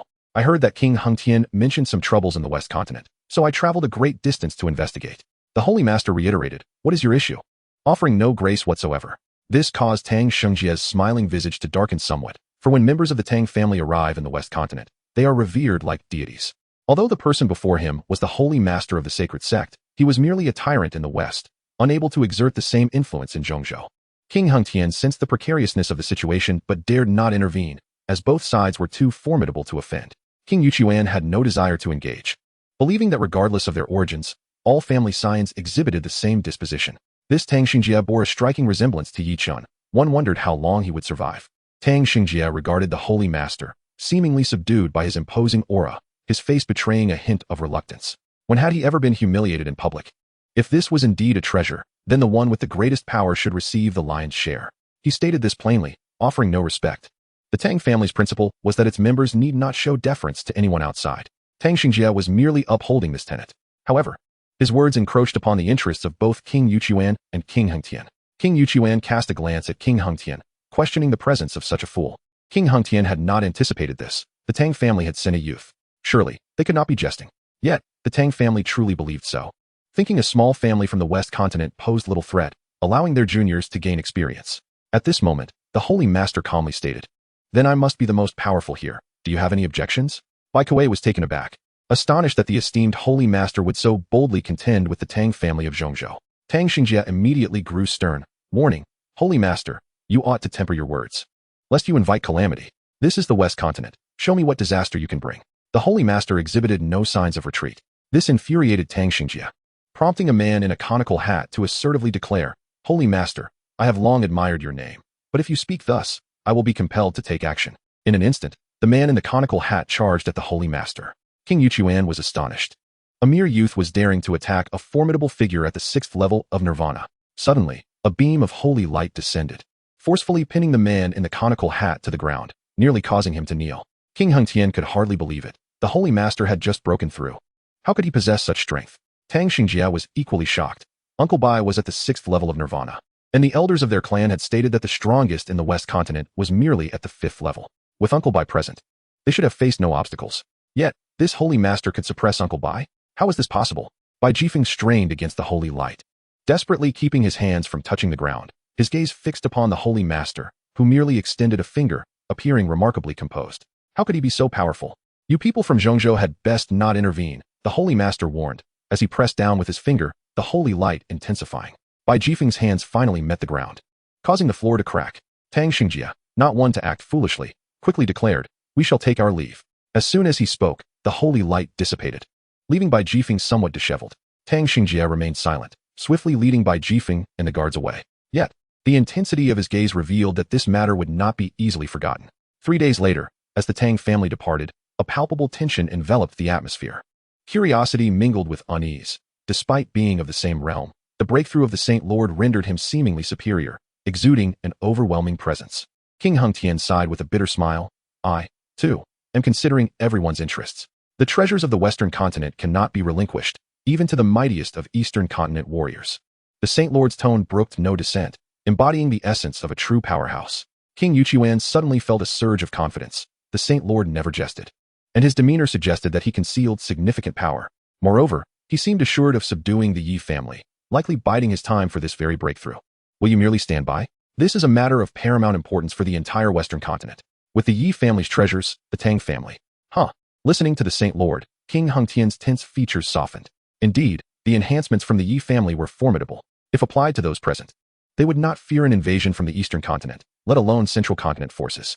With the idle onlookers having departed, they convened. King Yuqian stated directly, "The Yi family's ancestor, Yi Lingxiao, will require the Saint Lord's attention." "Of course," the Saint Lord replied readily. King Hengtian added, "As for the others, I, along with King Yuqian and the Lord of Baikuei Valley, can manage adequately." Baikuei nodded with a smile. "I have heard that the Yi family's offspring are quite troublesome." King Hengtian acknowledged, "Indeed, these descendants exhibit vampiric tendencies and demonstrate no fear, even when wounded. It is likely a side effect of their treasures. How many of you can gather?" Baikuei whispered, "The disciples of Yunxi Valley total 300,000 and are prepared." "I have assembled approximately 200,000 on my end," King Hengtian reported. Upon hearing this, the Saint Lord laughed. "With my holy sect's 300,000, we shall muster 800,000 cultivators. Can we not vanquish the Yi family's descendants?" Previously, the Yi family had 200,000, but they suffered considerable losses in the last battle. This time, they would surely face annihilation. King Hengtian, exasperated, lamented that the news of their retreat in front of so many had already spread. "If we do not eradicate the Yi family, I shall find no peace." Baikuei remarked coolly, "Moreover, when we unleash our efforts, it will be the Yi family's moment of collapse. Once Yi Lingxiao falls, the Yi family shall perish." The Saint Lord smiled faintly, exuding confidence that piqued King Yuqian's curiosity. Could he possess additional trump cards? "When shall we commence our actions?" Baikuei inquired, eager to witness the true strength of the Yi family. After a moment of contemplation, the Saint Lord responded, 3 days hence. "I trust that poses no issue for you all." Baikuei pondered briefly before nodding. The Saint Lord then turned to King Hengtian. "None whatsoever. Then it is settled for 3 days from now. We shall gather at the Holy City." There were no objections, for the current Saint Lord was the strongest and the one needed to confront Yi Lingxiao. Naturally, the burden fell upon the Saint Lord. After their departure, King Yuqian led Baikuei aside. "Do not touch me," Baikuei retorted, pulling away, her exasperation palpable. King Yuqian, with a serious demeanor, cautioned, "Do not underestimate the Yi family." "Do I need you to tell me? I cannot even contend with Yi Lingxiao. All these years of cultivation have been wasted." Baikuei shot back, her frustration evident. "How about it? Strike me, just like before. Come, in my life." Observing Baikuei's demeanor, King Yuqian softened, realizing his own shortcomings towards her. Thus, he summoned her this time to share a portion of the Yi family's treasures, intending to bolster the strength of Yunxi Valley. "I am not jesting with you. The Yi family is no longer what it once was, and we must also be wary of the Holy Master. There is something peculiar about him. As long as you take care of yourself, I require no concern from you." With that, Baikuei departed from the Holy City to organize Yunxi Valley. Watching her retreating figure, King Yuqian sighed, suddenly regretting his decision to invite her. Though she had reached the 4th level of nirvana, she still felt perilously vulnerable. The Holy Master's reaction today had been somewhat odd. Suddenly, Lord Hengtian appeared beside him, speaking in a hushed tone. "Be cautious." King Yuqian nodded. "Having offended the Tang family, we may also suffer repercussions. Once we acquire the Yi family's treasures and elevate our realms, the Tang family will be insignificant." Meanwhile, Tang Xingjie had merely left the Holy City, not in a hurry to depart from Shizhou. "Let us go," Bai Jifeng murmured, noting the unusual actions of the Holy Gate today, feeling compelled to report the situation accurately. He could already envision the mockery he would face, returning home in disgrace from Shizhou, and how his family would perceive him, with others embellishing the tale. It would be quite detrimental to his standing. Bai Jifeng remained silent. Having suffered a setback at the Holy Gate, he felt a sense of bitterness. Yet the Holy Master had effortlessly subdued him, his strength inscrutable. Noticing Bai Jifeng's silence, Tang Xingjie speculated, "To dare to risk offending us. The treasures of the Yi family must be extraordinary. Indeed, Bai Jifeng conceded without argument, his brow furrowed in contemplation, weighing the feasibility of their plans. Uncle Bai, the Holy Master likely employed some secret technique to achieve a temporary enhancement. After all, although the Holy Gate has declined, its foundation remains. Once they are mutually depleted, we can reap the benefits. Bai Jifeng suddenly smiled, patting Tang Xingjia on the shoulder. That is indeed a commendable idea. Encouraged by Uncle Bai's support, Tang Xingjia felt a surge of confidence. Previously, Lord Hung Tian mentioned that the Yi family's treasures could elevate one by 5 realms. If true, Uncle Bai, you could at least reach the pinnacle of nirvana. The pinnacle of nirvana, a coveted realm sought after by all practitioners, with some never attaining it even after millennia. The allure of the Yi family's treasures was undeniable. As a cultivator, Bai Jifeng understood that to ascend, one must be willing to take risks. The formidable beings of Shizhou dared to stake everything. As a powerful figure from Zhongzhou, he would certainly not falter. Excellent, Tang Xingjia exclaimed, his eyes gleaming with excitement. With Uncle Bai's backing, he felt assured that matters on his father's side would proceed smoothly. You too, come here, young master. Even those at the nirvana level had to bow and scrape before Tang Xingjia. The two guards exchanged glances, momentarily stunned, before looking towards Bai Jifeng. Hurry. They will act soon, Tang Xingjia commanded sharply. Yes. On the other side, Song Yun soon received news from Zhong Shui. Upon hearing of the 800,000, he felt exhilarated. This was no ordinary 800,000 from the Sandman. The lowest among them were in the soul ignition stage. And this influx of vitality could yield substantial gains. Song Yun also needed to reassess his strategy. Although the Yi family had been parasitized, devouring the 80,000 would likely prove to be a formidable challenge. Previously, the approach had been one of offense, but now it shifted to defense. Thus, a strategy akin to wrapping dumplings was in order. This 80,000 must be consumed. 3 days swiftly elapsed, and the skies above the holy city were filled with warships, casting shadows that obscured the sun. Chapter 142, Purging the Tumor. Those who had lived in the holy city for years had never witnessed such a spectacle. Not even the older generations. It felt as though a great battle was imminent. Among the crowd, Tang Xingjia wore a grave expression, taken aback by the swiftness of the Lord's actions, leaving the family no time to react. A sense of overwhelming dread surged within him, akin to a strong dragon unable to conquer a local snake.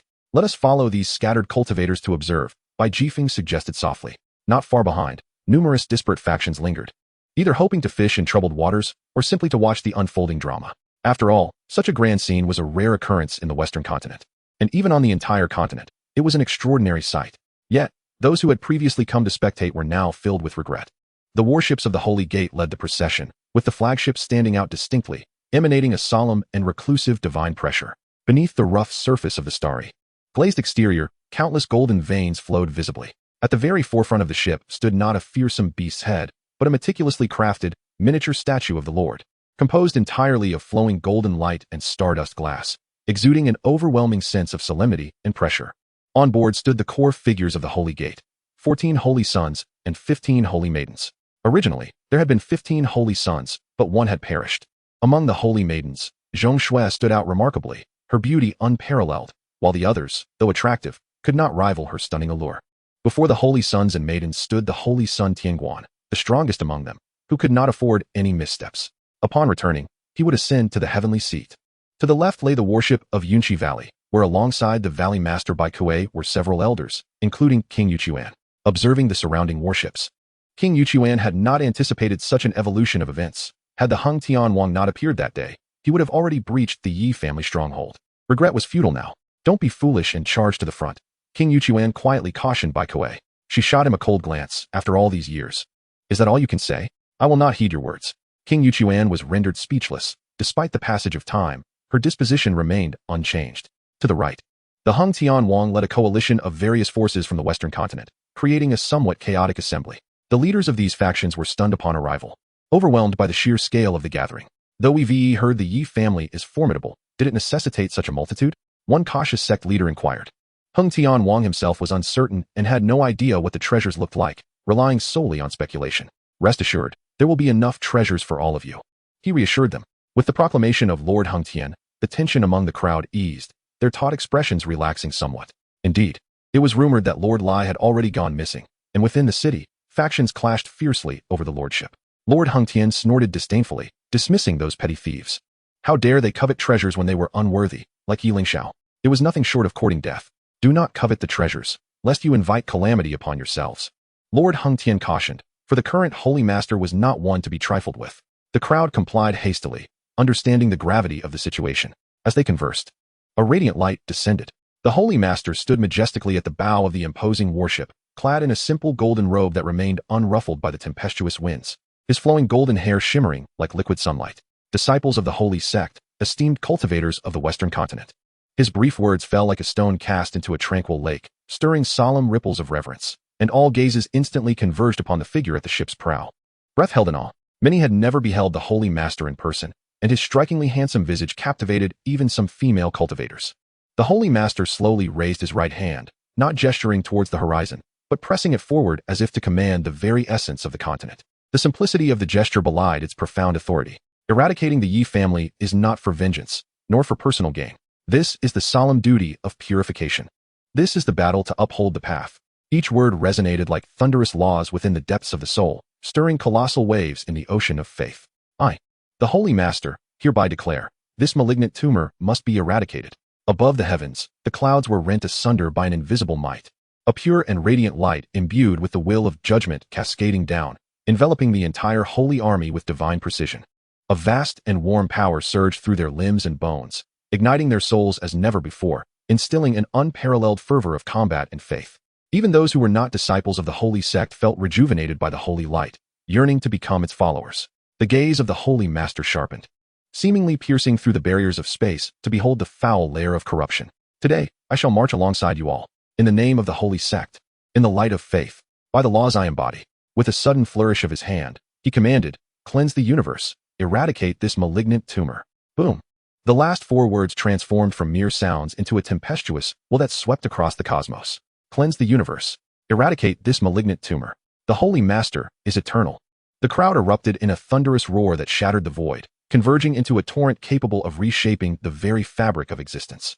Lord Hengtian observed the fervent lords around him, bemused. What are you shouting for? One might think the Holy Sect has unified the Western continent. Nevertheless, the Holy Master's charisma was undeniable. In just a few words, he had incited the crowd to rally.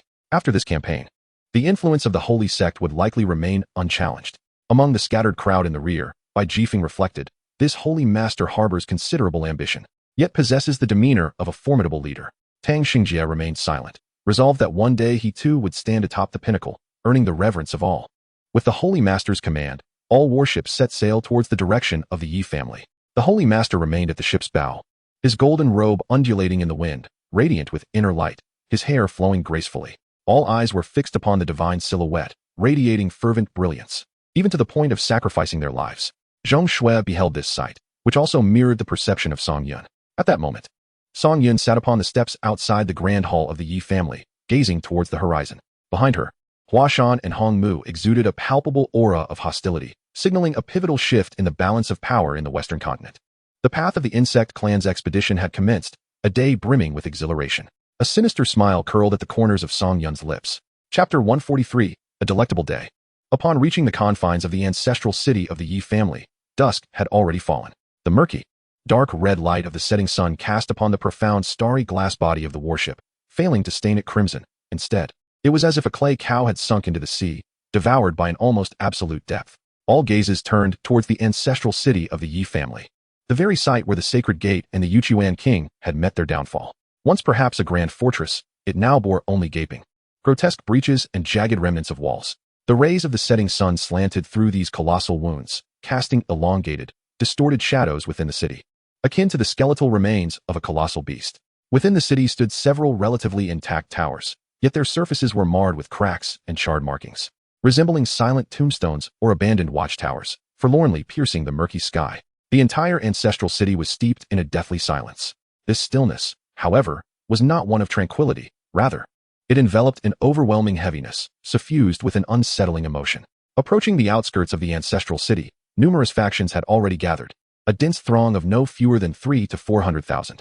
Among them, the Hua family commanded a force of 20,000. Their black banner emblazoned with the imposing character for Hua, fluttering ominously in the wind. Truly fearless, the king of the heavens, observing the multitude, felt a tinge of displeasure. Did they believe that congregating here would yield any treasures? Utterly foolish. Yet the master at the bow of the ship did not express his dissatisfaction. Instead, he addressed the crowd below. If willing, follow us forth. The master's words ignited excitement among the masses, who eagerly chose to accompany him. However, The Hua family remained steadfast, unmoving. The master's gaze shifted towards them, his golden eyes devoid of warmth, now shadowed with a hint of gloom. Nevertheless, he uttered no further words. A diminutive family like the Hua's posed no threat. After all, a clan that could not even rival the Yi family was destined for annihilation. It was merely a matter of time. That day had indeed arrived. Soon, the warships anchored 2 miles from the ancestral city, and the vessels behind began advancing, forming a crescent formation. At the forefront of the warship, various spiritual weapons emerged, akin to spiritual cannons, which essentially required a vast quantity of spirit stones for charging, proving invaluable in large-scale battles. The array of spiritual cannons transitioned instantaneously from silence to a blinding radiance. As the spirit gathering reached completion, the master pointed a finger. The dark red sky was suddenly illuminated, akin to a molten river ignited, surging and roaring towards the cannon mouths in a frenzied rush. There was no deafening roar of cannon fire, only a high-pitched, pure, and piercing shriek of laws tearing through space, abruptly resonating. The piercing shriek was not merely a physical sound. It was a profound tremor at the soul level, generated when energy reached its zenith, forcefully manifesting the laws and tearing apart the barriers of reality. This was exponentially more powerful than the tiger cannons used by the Danxia kingdom. Yet it required an immense quantity of spirit stones. No matter how wealthy one might be, they could only afford a single volley before their resources were utterly depleted. Thus, at times, one must resort to persuasion. Spirit stones truly inflicted deep pain. Were all of this to fall upon the ancestral city, the entire Yi family ancestral city would vanish from this continent. At this moment, Song Yun sat on the steps before the main hall, enjoying the sweeping view, while Huashan and Hongmu stood motionless behind him. However, Song Yun was not in his original form, but rather assumed the guise of Yi Chun. As he gazed upon the myriad spirit cannons descending from the sky, Song Yun tapped the ground. The protective genes of the Ku Yun clan instantaneously enveloped the entire ancestral city, and a colossal protective net, vast enough to cover the city, emerged from the void. It resembled the decayed neural bundles of a gigantic creature or the weathered chains of ancient bones, intertwining and coiling to form a terrifying net of skeletal remains that spanned the heavens. With a resounding crash, the spirit cannon struck fiercely against this skeletal net. The very fabric of space was brutally torn asunder, creating countless delicate, flickering black fissures akin to a shattered mirror. This resulted in a vortex of energy annihilation, several thousand zhang in diameter, perpetually collapsing and mending, devouring all nearby matter and light. A tsunami-like shockwave radiated outward in all directions, affecting the entire warship, which swayed wildly in the void, nearly succumbing to the overwhelming density. However, with the intervention of the Lord, the previously tsunami-like shockwave dissipated in an instant, stabilizing all the warships. The maneuver by the Yi family left everyone utterly astonished. Even the city's protective array would crumble under such a barrage. That it could withstand such force was astonishing. Could it be that another treasure was at work? Though all present were filled with astonishment, the desire in their eyes intensified. If one could obtain such a treasure, they could traverse the world with impunity. On the warship at the rear, Tang Xingjie could not help but exclaim, "Is this Yi family truly a second-rate clan in the West Continent? That seems unlikely. They are at best of mid-tier status." Bai Jifeng replied solemnly, "A clan of mid-tier status would certainly not withstand such an assault. Moreover, this protective array exhibited no fluctuations in spiritual energy, indicating it was not powered by spiritual force. Is this treasure truly that formidable?" Initially indifferent, Bai Jifeng's eyes now brimmed with longing. Who would not covet such a treasure? Tang Xingjie, being from a prestigious family, understood that without strength, one could never rise to prominence. Even under the protection of a father, one must possess formidable capabilities themselves. Now, the opportunity for strength had arrived. "Let us observe for now," Bai Jifeng advised. Indeed, the Yi family is as enigmatic as the king of Hengtian suggested. Tang Xingjie was no fool, yet should the moment to seize the treasure arise, he would risk everything to try. He was not alone in this sentiment. All present shared the same thought. For cultivators, striving for treasures was the most natural thing in the world. In the realm of Yunxi Valley, Bai Kuei finally sensed the oppressive aura emanating from the Yi family. Just moments ago, he had boasted that a single volley would lead to the annihilation of the Yi clan. Yet, reality often defies expectations. King Yuchuan, with a composed demeanor, remarked, "Do you now comprehend the gravity of the situation?" Bai Kuei, undeterred, replied, "What is there to fear? The Yi family must have employed some treasures to withstand this attack." King Yuchuan, utterly speechless at Bai Kuei's obstinacy, thought to himself that even as the Valley Lord, he still exhibited such folly. This was merely the beginning. The true tempest had yet to unfold. At the rear, Hui Yuansheng of the Hua family stood at the forefront, his gaze fixed on the ancestral city, a sanguine smirk gracing his lips. His pupils morphed into a grotesque shape, mirroring the sinister intent of all Hua family disciples standing behind him. Today is indeed a feast, he mused. The Holy Master was aware of the significant enhancement the Yi family had achieved through their treasures, yet their magnitude took him by surprise. That is quite unexpected. He mused, his voice cutting through the air. Yuchuan, Hung Tian, he called, his tone reminiscent of summoning subordinates. With the Holy Master having spoken, he stepped forward. Before them, the Holy Master produced 2 elixirs, exuding a rich fragrance that bespoke their extraordinary nature. These were holy pills, capable of providing a temporary boost in strength. Both Yuchuan and Hung Tian gazed at the pills in astonishment, recognizing them as sacred treasures of the holy sect, and were taken aback that the Holy Master would part with such items. The Holy Master had his own motives, for he would not have relinquished the holy pills otherwise. Might I trouble you for an additional one? Yuchuan boldly inquired on behalf of Bai Kuei, understanding the life-saving potential of such an elixir. Hesitating momentarily, the Holy Master discerned for whom Yuchuan was advocating. Given that Yunchi Valley had dispatched a considerable number of participants, he decided to grant a favor. With a wave of his sleeve, Yuchuan found himself in possession of an additional holy pill. Only this one remains, the Holy Master stated. Thank you, Bai Kuei responded. Observing the holy pill in Yuchuan's hand, her brows furrowing slightly, realizing that Yuchuan had indeed sought this on her behalf. Thank you, she reiterated, accepting it without pretense. Earlier exaggerations regarding the Yi family now seemed unfounded, as the reality before her was far graver than she had imagined. Yuchuan was momentarily taken aback by her gratitude. I shall remain by your side, he declared. No need, she replied coolly. Very well, as you wish. Hung Tian, too, contemplated requesting a pill, but refrained from voicing it.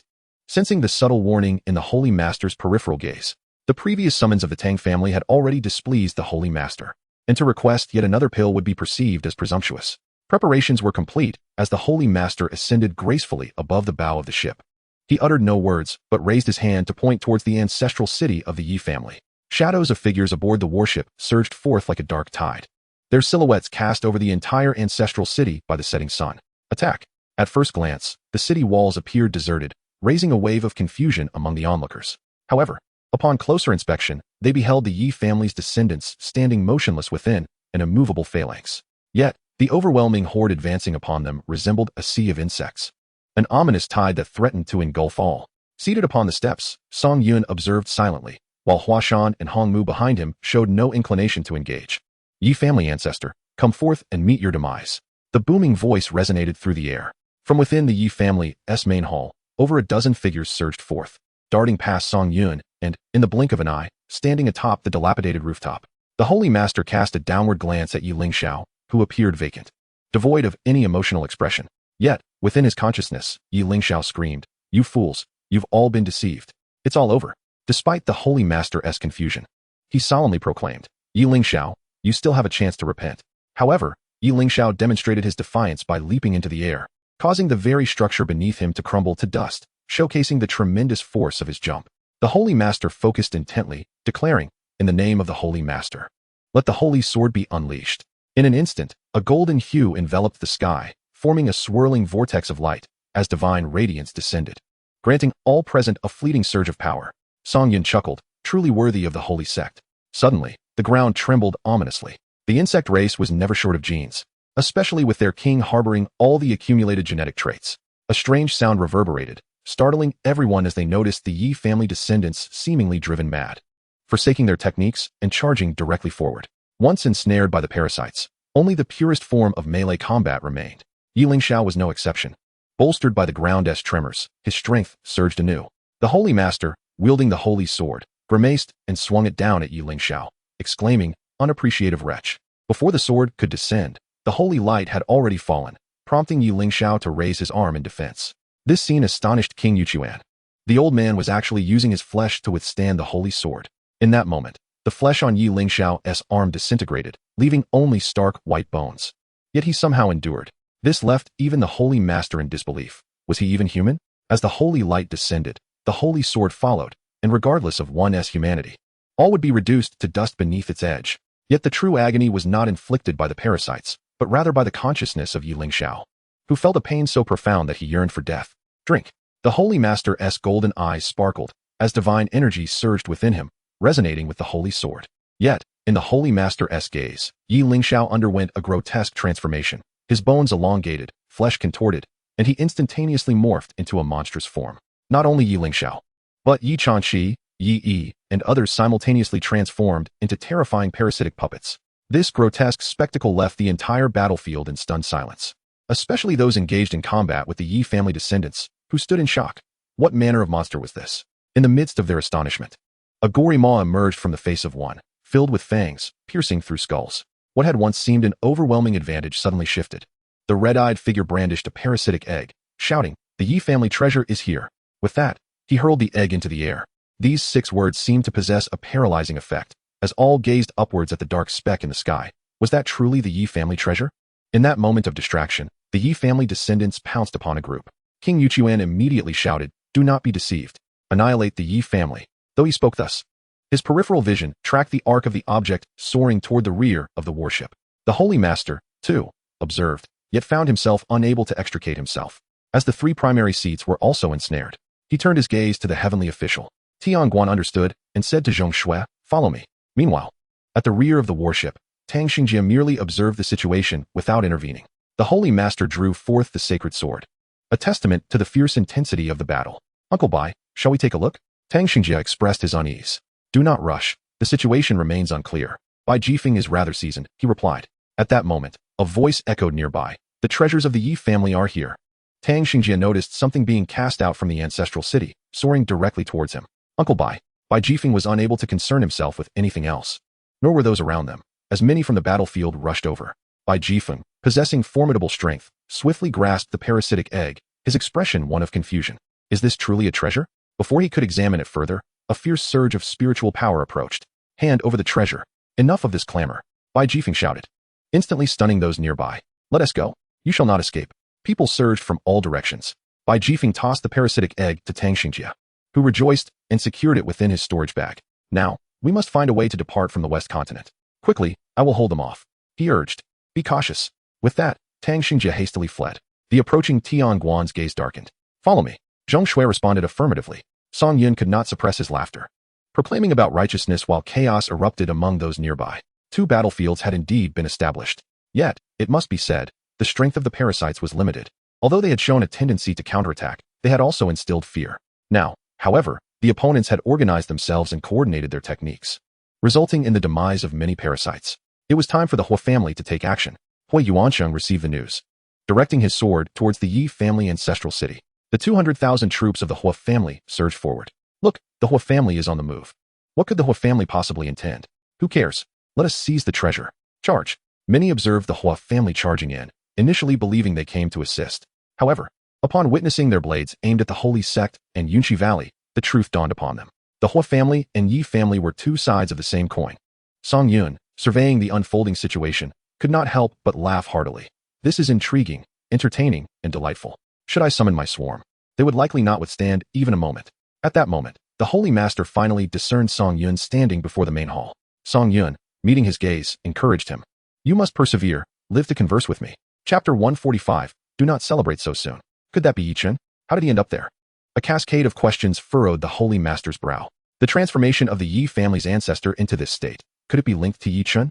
Observing him standing there alongside 2 figures in black robes, it appeared as if they were manipulating the entire Yi family. Furthermore, the Hua family, much like the Yi family, had also succumbed to a ghastly transformation. Suddenly, the Holy Master sensed something amiss. This was likely a conspiracy. The so-called treasures indeed enhanced one's power, but at the cost of becoming this ghastly form. In a moment of frustration, the Holy Master silently cursed, questioning why such crucial information remained unknown. Fools. In light of Yi Lingxiao's reckless approach, the Holy Master uttered a low command. "Take the medicine." Time was of the essence. Procrastination was not an option. The king of Yuling had initially hoped to conserve his resources, but the formidable presence of Yi Changqi compelled him to act swiftly. The crowd produced sacred pills and consumed them, instantly feeling an overwhelming surge of power within, elevating their cultivation by 2 levels. Truly, these were sacred pills. Bai Kuei observed Yi Er, whose slender fingers appeared to be forming a seal, the method of Luhua Ningxin. Yet, no seal was completed. Instead, her right hand was raised with deliberate slowness, fingers unfurling like delicate petals. At that moment, time itself seemed to warp and elongate, distorting the flow of reality. The smoke billowing from the battlefield, droplets of blood cascading down, and even the faint breaths of comrades, all visible particles of dust and grime were suspended in midair, as if an invisible force had pressed the pause button. Dewdrops whirled frantically above Bai Kuei's palm, collapsing and merging. At the very core of this whirlpool, a drop of pure essence, beyond description in its clarity and vitality, was born. With a gentle flick of her fingertip, this essence transformed into a sweet, nourishing rain that fell upon the battlefield. All grotesque wounds, whether gaping to the bone or with ruptured innards, were instantly enveloped by a soft yet overwhelming radiance, healing at a pace perceivable to the naked eye. However, upon landing on the parasitic entities, a searing effect ensued, with skin emitting wisps of smoke, accompanied by the audible hissing of the parasites. The disciples of Yunsixi Valley erupted in cheers for their esteemed leader. Hung Tianwang observed the healing of his arm and remarked, "Truly, the secret methods of Yunsixi Valley are remarkable." The king of Yuling spoke gravely. The Luhua Ningxin method is designed to combat beast and demon clans. It can even heal human wounds. It seems the Yi family is no longer fully human. Enough with the idle chatter, let us strike. Bai Kuei commanded sharply, eagerly awaiting the effects of the sacred pills to enhance her powers. A smile crept across the king of Yuling's face. Qingmu Jinjia. Hung Tianwang wasted no time. 9 calamities heaven annihilation. With their cultivation elevated by 2 levels, the deployment of heavenly grade techniques could indeed bring about cataclysmic destruction. Yi Changqi and Yi could only watch as their bodies began to dissipate, yet for them, this was a form of liberation. Bai Kuei flipped her palm, sending a drop of pure essence toward Yi Er, embedding it within his forehead. In that instant, Yi Er let out a piercing cry of agony as his body began to dissolve, ultimately transforming into a puddle of water. At that moment, behind the Holy Master, a divine halo appeared. Firmly gripping the sacred sword inscribed with the traces of the universe's creation, he lightly tapped the sword's tip against the void before him. A low hum resonated, devoid of any earth-shattering explosion, akin to a sound emanating from the very source of the cosmos. Where the sword tip touched, the void rippled as though a stone had been cast into still waters, creating a circle of pure, immaculate silver ripples. These ripples did not disperse. Instead, they solidified instantaneously, forming a sword-shaped mark composed of the laws of space. The universe sword seal. Countless tiny silver sword marks materialized in the air, appearing as if stars were being born, densely populating every inch of space surrounding Yi Lingxiao. The area where Yi Lingxiao stood was obliterated silently and completely, as if shattered like glass in a grinder. This sight left the king of Yuling and the others in utter shock. What kind of technique was this? Could it possibly be another secret method of the Holy Gate? The disciples of the Sacred Gate and those from Yushi Valley could not contain their exuberance, exclaiming in admiration of the Sacred Lord's formidable prowess as he decisively vanquished the ancestor of the Yi family. The remaining adversaries were mere trifles, hardly warranting the Sacred Lord's intervention. Yet, he exhaled a sigh of relief. Despite having achieved a breakthrough, he still required the sacred pills to unleash his full potential. Nevertheless, he did not exhibit any signs of joy, his gaze fixated on the steps outside the Yi family's main hall, where others still lingered. Both King Yuchuan and King Hungtian followed his line of sight, finally discerning the presence of another. However, upon noticing the figure clad in black behind Song Yun, a shiver coursed through them, reminiscent of that fateful day. Was it the same enigmatic figure cloaked in black? Suddenly, applause erupted. Song Yun rose to his feet, clapping his hands, declaring, "What a thrilling and exhilarating duel. It compels me to join the fray." Yi Chun, King Yuchuan recognized him instantly, having previously contemplated taking him as a disciple. Yet, he cautioned Song Yun against speaking with the air of a victor, for such arrogance could precipitate dire consequences. Song Yun extended his index finger, pointing into the void. The remaining parasites received his command and began to merge in pairs, their bodies intertwining in a manner both terrifying and awe-inspiring. Could it be possible to achieve such a feat? The Sacred Lord and the others watched in astonishment as the parasitic entities fused. It was evident that this was no longer a matter of beast clans or demonic tribes. They paled in comparison. Suddenly, the ground of the ancestral city trembled. A colossal hand emerged, seizing 100 disciples from Yushi Valley, leaving them in a daze. The earth began to fracture, deep chasms splitting open as if cleaved by an invisible axe, twisting and tearing at the land while spewing acrid dust into the air. A monstrous entity rose, and upon closer inspection, one could see countless heads embedded within its torso, forming a grotesque skin. Thousands of hollow eyes opened on those heads. Yet they could not focus. The giant raised its arm, lifting its massive head, and as its hand released its grip, figures cascaded into its gaping maw, driving the onlookers to the brink of madness. Even the Sacred Lord was rendered speechless. Not even the scriptures had recorded such a creature. As the parasitic giant stood, its full form was revealed, comprised of thousands, many of whom were from the Yi family. Fear gripped everyone, as if they were mere puppets under the giant's dominion. At that moment, King Hungtian fixed his gaze intently on Huashan, as if he had made a recognition. Suddenly, Bai Kuei once again condensed a drop of true essence. With a flick of her finger, the essence shot towards Song Yun, landing upon his forehead.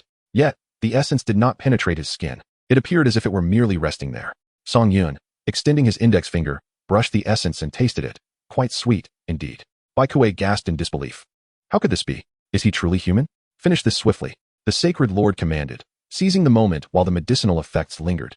Baikuei cried out. Water melody, heavenly splendor. King Yuchuan was taken aback, watching as Baikuei charged forward, too late to intervene. The sacred lord had intended for her to gauge his depth. But why was she so foolish? Observing Baikuei's approach, Song Yun slowly lifted his hand and grasped her delicate palm. Die! Baikuei shouted in fury, unleashing a torrent of water that possessed the power to pierce through heaven and earth. However, it merely served to splash water across Song Yun's face. You, woman, certainly have an abundance of water. As he spoke, Song Yun's physique began to enlarge, his robe bursting apart to reveal his true form, a sight both terrifying and awe-inspiring. Baikuei found herself ensnared within his grasp, a scene all too familiar to Huashan and Hongmu. Taste my power. Chapter 146, Brutal Slaughter. The sensation of being held by such a colossal being was beyond the comprehension of any ordinary soul. Baikuei gazed at the creature before her. The fierce demeanor she had just exhibited utterly vanished, replaced by sheer panic. The transformation of Song Yun into his true self astonished even the Holy Master and others. It became clear that Yi Chun had long ceased to be Yi Chun. He had seized control of the Yi and Hua families. The so-called treasures indeed enhanced power, yet they could also metamorphose into monsters, wielded at their will. This was a trap. Release me, Baikuei shouted, her voice breaking, desperation glimmering in her eyes. Shoo! Now savor the delightful sensation of being crushed. The disciples of Yunchi Valley heard these words and looked skyward. It was the voice of their valley master. Moments later, Baikuei's head drooped, her life extinguished. Song Yun callously discarded her lifeless body as one might dispose of refuse. The flesh of humanity is fragile, easily shattered. The sight of Baikuei's mangled remains plummeting to the ground filled Yu Quan Wang's eyes with shock, anguish, and a final flicker of affection toward him, searing into his very soul like a red-hot brand. The world around them seemed to halt, all sound fading into a haunting silence, an eerie ringing in his ears. Indeed, had he heeded her words and chosen a life of seclusion, she would not have ventured to Yunchi Valley, nor would she have met her fate here. Even if he had taken a step back and refrained from seeking her out, calamity would have been averted. In that moment, the essence of Yu Quan Wang as a human perished, leaving behind a vessel driven solely by vengeance. Exquisite pain and hatred ignited the dormant power within Yu Quan Wang instantaneously. Grief transformed into a profound intent, while animosity crystallized into his core, propelling his aura to ascend at a terrifying velocity, distorting and erupting forth. Slowly, Yu Quan Wang lifted his head, his visage devoid of tears, only a chilling silence remained. As if all emotions had been consumed, leaving behind the purest, palpable intent to kill. My remaining days shall be devoted solely to your demise. In an instant, Yu Quan Wang unleashed an overwhelming surge of spiritual energy, tinged with a crimson glow, a hallmark of vitality being sacrificed. Eternal silence. Instantaneously, the atmosphere surrounding Yu Quan Wang shifted from a tempestuous whirlwind to a collapsing void. His fingers spread wide, his palm devoid of radiant light, instead manifesting a swirling vortex resembling a black hole, silently rotating with an ominous pull that threatened to wither all in its wake. This move rendered the heavens and earth pale, as if one could sense the desolation of Yu Quan Wang's intent amidst the thunderous storm. You have no future. Song Yun's voice resonated suddenly, raising his arm, his fingertip aimed at Yu Quan Wang's brow. In a heartbeat, a molten core erupted from his fingertip, piercing through Yu Quan Wang's forehead, soaring toward the distant sky. Yu Quan Wang looked upon Song Yun, a tide of resentment swelling within him. Why was he so weak? And why was Song Yun so powerful? The molten core began to spread from the wound, consuming him from the head down. Thus, the illustrious Yu Quan Wang fell with such ease. Beside him, the horizontal king gasped for breath, his recent speed having taken him by surprise. The afterimage of his form still lingered in place. The killing king of Jade Springs was as easily dispatched as if crushing an ant, merely requiring a slight lift of his hand. The instinct for survival compelled the horizontal king to retreat, adopting a posture that suggested escape. Seizing the moment when no one was paying attention, he turned and fled desperately. In the next instant, Song Yun had apprehended him, gripping the horizontal king's head between his fingers, addressing the Holy Lord. Save me. The horizontal king, who had dominated the Western continent for centuries, was unflinching even in the face of danger. Yet now, confronted by Song Yun, he felt an unfamiliar dread, gazing imploringly at the Holy Lord. The words cleanse the universe and eradicate this malignant tumor reverberated powerfully, but alas, his strength was insufficient to cleanse this king. No sooner had the thought crossed his mind than the horizontal king's eyes widened in horror. A muffled thud echoed as Song Yun crushed his skull, the headless corpse collapsing into the ruins below. Sometimes, overwhelming strength can render one's existence rather mundane. Song Yun tapped at the flesh of his fingernails. I can comprehend your perspective. We are of the same ilk. Why not join forces? At last, the Holy Lord spoke. Upon hearing the Holy Lord's words, Song Yun chuckled softly. You and I are not kindred spirits, nor do you possess the standing to negotiate an alliance. Ah, then one of us shall perish. then you best exert your utmost effort to ensure I experience the thrill of battle. The Holy Lord swallowed a holy pill, its effects evidently weaker than the first. Thus, he consumed another. After downing 3 sacred pills in quick succession, his body was on the brink of overload, yet he understood the formidable nature of the being before him. Domain of sacred judgment. The Holy Lord raised the sacred sword high. At the point where the sword struck the ground, a translucent membrane of pure golden runes expanded instantaneously, transcending the bounds of time and space. In that moment, the sword in the Holy Lord's hand transformed from a mere weapon into a scepter of divine judgment. In the name of the Holy Lord, I shall pass judgment upon you. Countless golden chains, forged from the essence of pure judgment, ensnared Song Yun. Ah, I am doomed. The corner of the Holy Lord's mouth twitched. How dare he mock the master so brazenly? With a fierce shout, he commanded, "Punish." Golden lightning descended with a thunderous roar, so terrifying it rendered one breathless. Should it strike an ordinary being in the Nirvana realm, they would likely be reduced to dust. Yet, the Holy Lord observed in disbelief. Song Yun remained utterly unscathed. How is this possible? Song Yun opened his eyes. The force is commendable. It evokes an urge to slumber. As soon as he spoke, fissures in space emerged, severing and absorbing the binding golden chains. Sleep? You mean to treat it as a massage? You have indeed surprised me, but soon, I shall grant you a true slumber. Suddenly, the holy light enveloping the Holy Lord began to shift in hue, transforming from gold to crimson. Even his hair and eyes mirrored this change, save for his golden robe. Do not rush, I shall afford you time. His words, once calm, now revealed a troubled countenance. Converge. The Holy Son and Holy Daughter, still engaged in battle. Sensed something amiss. Their spiritual energy was uncontrollably leaking. Not merely the Holy Son and Holy Daughter, but even the 3 chief elders were not spared. The crowd gazed in disbelief at the Holy Lord, questioning how he could treat his own with such disdain. The residual spiritual energy within the 3 corpses of the King of Yuan converged upon the Holy Sword, coursing through its tip and flowing into the body of the Holy Master. The Holy Master gazed intently at Song Yun. You will regret giving me time. Chapter 147. I am the Holy Master. Regret? Song Yun could not help but burst into laughter. Your threat resembles the buzzing of a mere mosquito. Regret? It is but a trivial speck of dust on my path to victory. Pointing his sword at Song Yun, the sacred golden halo behind him transformed into a crimson hue. All things return to dust, and all beings are but particles. The distinction lies in the fact that your dust shall be scattered by my own hand. Ha ha. Your existence brings me such delight. I hope your strength matches your audacious tongue. Song Yun felt exhilarated. The previous Lord of Water was far too weak. And this Holy Master barely met the required standard, his speech a mere rehearsed performance. The Holy Master demonstrated his intent as the blood-red Holy Sword erupted with blinding malevolence, unleashing a massive crimson sword force that tore through space, accompanied by a chilling wail akin to the opening of Hell's Gate, descending upon Song Yun with lethal intent. Yet, Song Yun did not even lift his eyelids.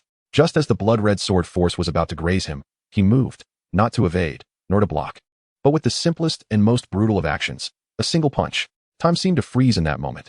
There were no earth-shattering explosions, no dazzling waves of energy clashing, only the utter destruction of the sword. Upon contact with the unadorned fist, the blood-red Holy Sword emitted a sharp crack, like glass shattering against divine steel. The concentrated malevolence, the proud sharpness, crumbled helplessly before absolute power. The scarlet sword shattered inch by inch, disintegrating into a myriad of crimson motes, akin to a candle extinguished by a tempest, completely obliterated in the gusts of Song Yun's fist. Song Yun's colossal fist left not a trace. The Holy Master's pupils constricted to pinpricks as a tremendous backlash surged through his wrist, causing his palm to split, blood flowing down the sword's hilt, staining the guard of the Holy Sword crimson. The strength of an 8th-tier physique was beyond the realm of the Nirvana stage. Impossible. This sword is formidable. The sword is indeed a fine one. Song Yun's voice resonated calmly, like thunder rolling across the heavens, interrupting the Holy Master's astonishment. Unfortunately, the wielder leaves much to be desired. The Holy Master nearly choked on his own blood, astonished by the might of this monstrous figure before him. His current realm was at least the 9th layer of Nirvana, and even with the sword's power, he would not falter against the 10th layer. Yet, it was utterly shattered by a mere punch. Suddenly, the Holy Master saw Song Yun move. A humanoid figure tore through the air, the sheer force generating a deep rumble as it compressed space, closing in instantaneously. That speed surpassed the boundaries of divine abilities, representing the zenith of pure physical explosive power. The Holy Master howled, instantly weaving an impenetrable blood-red sword net before him, within which anguished souls wailed and malevolence soared. Capable of annihilating all that dared approach, this was his ultimate defensive technique. Yet, Song Yun's eyes sparkled with excitement. Faced with this lethal sword net, he did not opt for a technique to break through, for he deemed it unnecessary. Choosing the most direct and audacious method, he charged forward. Bang, bang, bang. The cacophony of collisions erupted. Song Yun forcefully shattered the seemingly indestructible scarlet sword net. Each blade of sword energy, capable of slaying even the strongest of Nirvana realm warriors, struck him, igniting blinding sparks and a cacophony of metal clashing, yet only leaving faint white marks on his skin, ephemeral as a whisper. Sparks flew, sword energy shattered. With unstoppable momentum, Song Yun brazenly obliterated all obstacles, appearing directly before the Holy Master. The astonishment in the Holy Master's eyes transformed into sheer terror as he beheld the depths of Song Yun's excited gaze, which harbored the power to crush stars. How could such a monstrous entity manifest on this continent?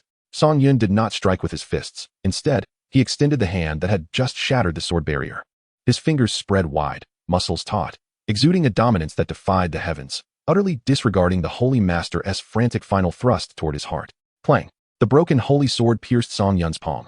Yet this time, not even a white mark was left, as his palm, imbued with boundless strength, firmly grasped the blade. The Holy Master felt as though he had pierced not flesh, but an ancient divine mountain. His eyes widened in terror as Song Yun's fingers abruptly clenched. Crack! A sound piercing enough to chill the heart resonated. The remnants of the holy sword crumbled beneath the sheer force of Song Yun's grip, shattering like fragile glass. Crimson shards cascading like a rain of blood. Gasp! The Holy Master trembled violently, spitting out a mouthful of vital blood, his breath instantly faltering. Song Yun casually discarded the remaining sword hilt and a small fragment of the blade to the ground, producing a crisp sound. He gazed at the Holy Master, whose face had turned ashen and whose breath was in disarray, with an expression as calm as still water, as though he had merely crushed a bothersome insect. Holy Master? Song Yun's voice carried a barely perceptible hint of disdain. Your reliance, your holy sword, before me, is but a trifling matter. With a sudden step forward, the ground trembled and cracked, a terrifying pressure akin to that of a primordial beast, an overwhelming tsunami that engulfed the Holy Master, who had lost his holy sword. Wait! The Holy Master shouted urgently. Let me wait. I must wait. It would be so embarrassing otherwise. Upon finishing, Song Yun seized the Holy Master by the throat.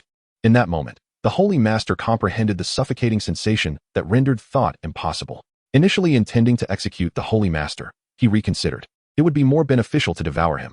The Holy Master's demise would plunge the Western continent into chaos, prompting intervention from the Central continent, which held little advantage for him. Moreover, having just received good news from Zhongshui, Song Yun planned to begin with the Tang family. You will gain nothing by killing me, the Holy Master stammered. To which Song Yun replied with a smile. Do you truly believe I have taken on Yichen's form for no reason? Upon hearing this, the Holy Master's pupils constricted, only to witness Song Yun opening his gaping maw, intending to devour him. Burp. Song Yun patted his belly, satisfied. He then began to transform, his bones gradually shrinking. No longer resembling Yichen, but rather the Holy Master himself. With flowing golden hair and intimidating golden eyes, he stood there, unclothed. Looking down, one might assume that the esteemed Lord of the Sacred was filled with self-doubt. Go ahead, absorb all of it, leaving not a single survivor. Huashan and Hongmo, already eager for action, dashed into the remnants of the crowd upon hearing this command. Song Yun, hands behind his back, gazed at the fading sunset, a satisfied smile gracing his lips. He instructed Zhongshui to release the youth of the Tang family. As for the others, they had no need to live. Just a short while ago, possessing the treasures of the Yi family provided a sense of assurance. With someone as formidable as Uncle Bai, escape was certainly within reach. It was imperative to devise a means to leave the Western continent swiftly for safety. Why haven't you fled? A voice rang out, belonging to the sacred son, Tianguan. Accompanied by Zhongshui, Tang Xingjie, startled by this revelation, relaxed upon recognizing the sacred son, initially fearing a formidable adversary.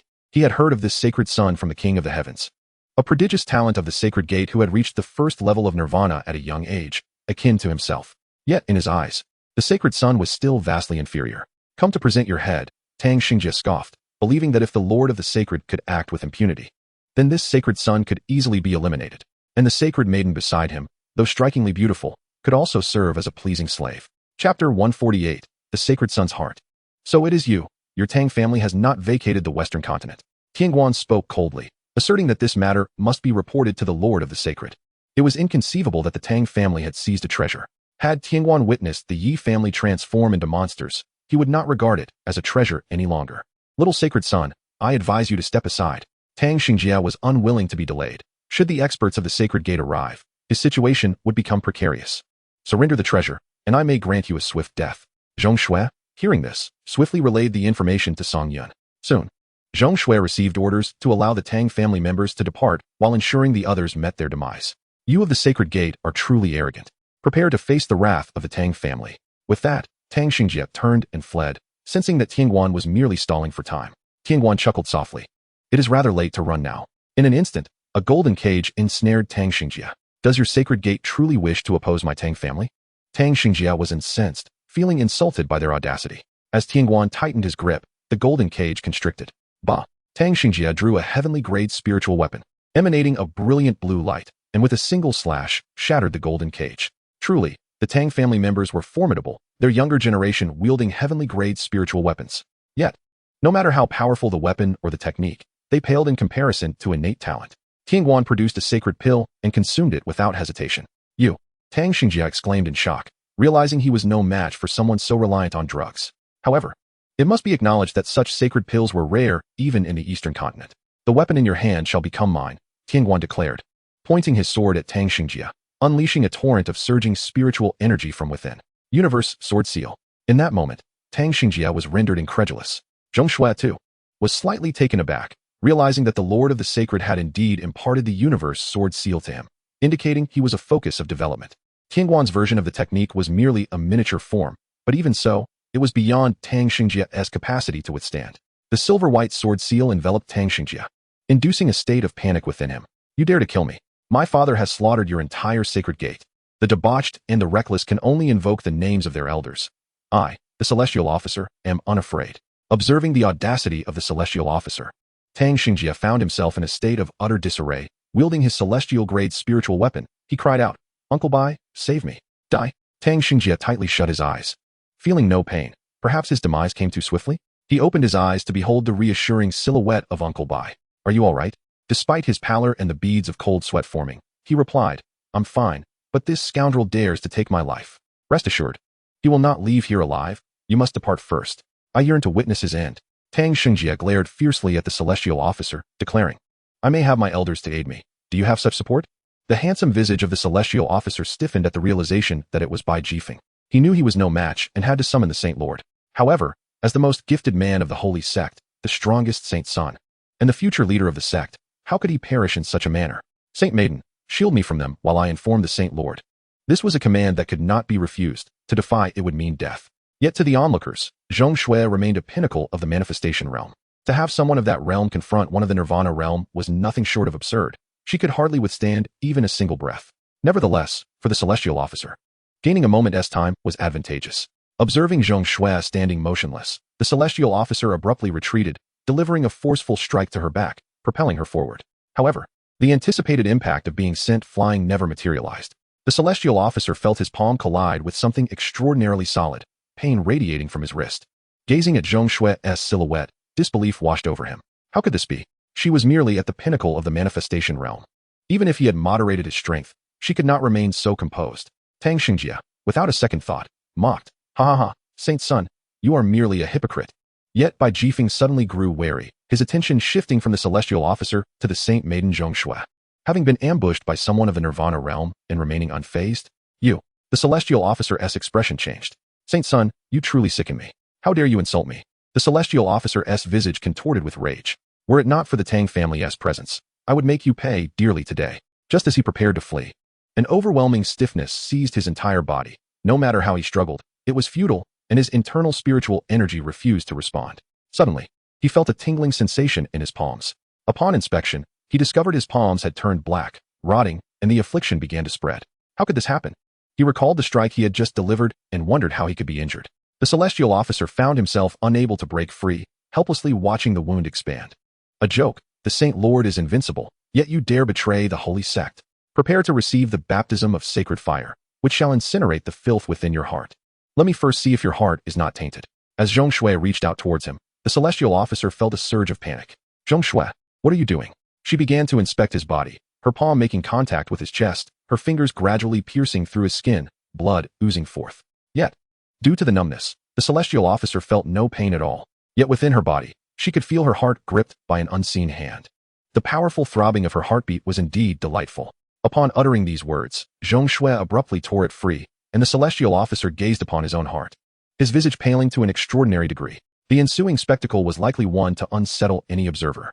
Zhong Shui audaciously took a taste. declaring that among all the delectable things in this world, the human body held the utmost allure, with the heart being a prime delicacy. Tang Xingjie nearly retched. The holy sect was indeed filled with aberrations. Witnessing the saintess consume herself was akin to watching someone indulge in fruit. The Saint Lord, Zhong Shui, would spare him no mercy. As he beheld Zhong Shui devouring herself, the celestial officer could only wish for retribution from the Saint Lord. Zhong Shui merely smiled coldly, wiping her lips as she watched the celestial officer's life ebb away. The saintess was no longer an embodiment of sanctity. This unconventional display rendered Tang Xingjie momentarily entranced. "We must be off." Bai Jifeng sensed something amiss and uttered a low command. Zhong Shui replied nonchalantly, "What does it matter if you acquire the treasures of the Yi family? Will you know how to utilize them? Can you?" Bai Jifeng inquired. "I have heard the Saint Lord speak of them. Why not enlighten me on their usage, and I shall share half?" Bai Jifeng proposed. Zhong Shui feigned hesitation. "Mindful of the risks, since you are of the Tang family, I naturally place my trust in you." "Indeed," Bai Jifeng affirmed. "The Saint Lord stated that this treasure is to be consumed. Is that true?" Bai Jifeng asked cautiously. Zhong Shui nodded and extended her hand. "Now, you owe me half." Bai Jifeng exchanged a knowing glance with Tang Xingjie, who instantly took flight towards the central continent. "You dare deceive me. You Tang family are utterly untrustworthy." Zhong Shui's voice rang out coldly. "It is I who am untrustworthy. It has nothing to do with the Tang family. Depart now, and I shall consider this matter as if it never occurred." Observing that Tang Xingjie had ventured far, Zhong Shui ceased her pretense. "It matters not. My sole objective is to deliver the treasure to the Tang family." She took a few steps aside, only to witness the lifeless celestial officer's abdomen rapidly distending as if it were about to burst. With a sudden pop, it split open. Bai Jifeng stood in shock as the horrifying creature arose, bewildered by the emergence from within the corpse. "I must eliminate witnesses, do not resist." Chapter 149 draws to a close. In a mere moment, Zhong Shui pierced Bai Jifeng through. There was no finesse involved, only speed and power. Bai Jifeng could scarcely believe that she had not reacted at all, unable even to release her spiritual energy in time. At the instant of penetration, Zhong Shui unleashed a spore worm from her fingertips, which burrowed into Bai Jifeng's body. The spore worm bore some resemblance to a parasite, each possessing its own advantages. "You are not a saintess. Who are you?" Bai Jifeng felt something invading her body, her attempts to resist thwarted by a sudden rigidity. How had she accomplished this? Bai Jifeng, who prided herself on her extensive experience with bizarre beast tribes and various forms of demon kin, had never encountered such a grotesque emergence. Be it beast or demon, it seemed to belong to an entirely new race. For one facing death, acquiring too much knowledge held little significance. Zhong Shui remarked coolly, "Your insight is rather narrow. The Yi family, whom you deem formidable, is merely a tool to ensnare you in our presence." Bai Jifeng's countenance darkened as he felt an unsettling pressure in his abdomen, as though something was growing within him, devouring his very insides. Suddenly, he spat out a mouthful of blood. Zhong Shui extended a finger, revealing a spore worm at its tip. "What treasures? They are merely adorable little creatures." And Tang Xingjie remains blissfully unaware. "How amusing." "You," he began, but before he could finish, blood gushed forth uncontrollably, leaving him pallid and feeble, with something visibly writhing beneath the surface of his abdomen. Bai Jifeng yearned to disclose the truth to Tang Xingjie, yet it was too late for words. With a sickening sound, his belly ruptured open. It was as if he were shedding his own skin, using his sinews and vertebrae, while he felt like a discarded husk. Such terrifying entities existed in this world, posing a threat to the entire continent. The absorption of life force was no small feat. Previously, it required the aid of warrior nests, which was both slow and cumbersome. Now, with the presence of these parasites, efficiency had dramatically increased. In the aftermath of this battle, the Yi family suffered the most, dwindling to just over 1,000 members, while the Hua family fared little better, with only a few thousand remaining. One cannot deny the valor of the cultivators on this continent. Yet this was merely a parasitic worm siphoning life force. Creating 200 million units of life force was indeed astounding. Coupled with the reserves from earlier, the current life force appeared quite bountiful. 369, 023, 178 units. Upgrading the mother nest was paramount, for it was the core of the insect race. To elevate the mother nest to level 9 required 16 million units of life force, an astronomical figure in the past, yet now seemed manageable. The sight before him of the large-scale life force absorption was truly ghastly. Abandoned by the strong, these disciples were left to the slaughter. "Emperor," Zhong Shui suddenly addressed reverently from the side. Song Yun nodded, quickly absorbed some, elevate to the 7th tier. Zhong Shui, eager to be embraced by the emperor, recognized the necessity for advancement. It appeared that everyone else had reached the 7th tier, and she could not lag behind. She ascended to a vantage point, her gaze sweeping over the remaining individuals, many of whom were followers of the Holy Gate. Upon seeing Zhong Shui approach, they mistakenly believed she had come to rescue them. "It's the saintess. The saintess has come to save us. How wonderful. We have not been abandoned." Zhong Shui, of course, overheard their exclamations, and with arms outstretched declared, "As the saintess of the insect race, I bestow upon you death." From beneath her skirt, spore worms surged forth, cascading like waves. The followers of the Holy Gate were left dumbfounded. How could she be the saintess of the insect race? What even was the insect race? As the dark mass approached, the crowd tensed, feeling a terror surpassing that of the Yi family's monstrosities. It dawned on Song Yun that among them, only Zhong Shui possessed such a terrifying capacity for absorption. While Huashan and Hongmu were still consuming their fill, Zhong Shui's minuscule creatures had already enveloped the throng, leaving only heaps of white bones in their wake.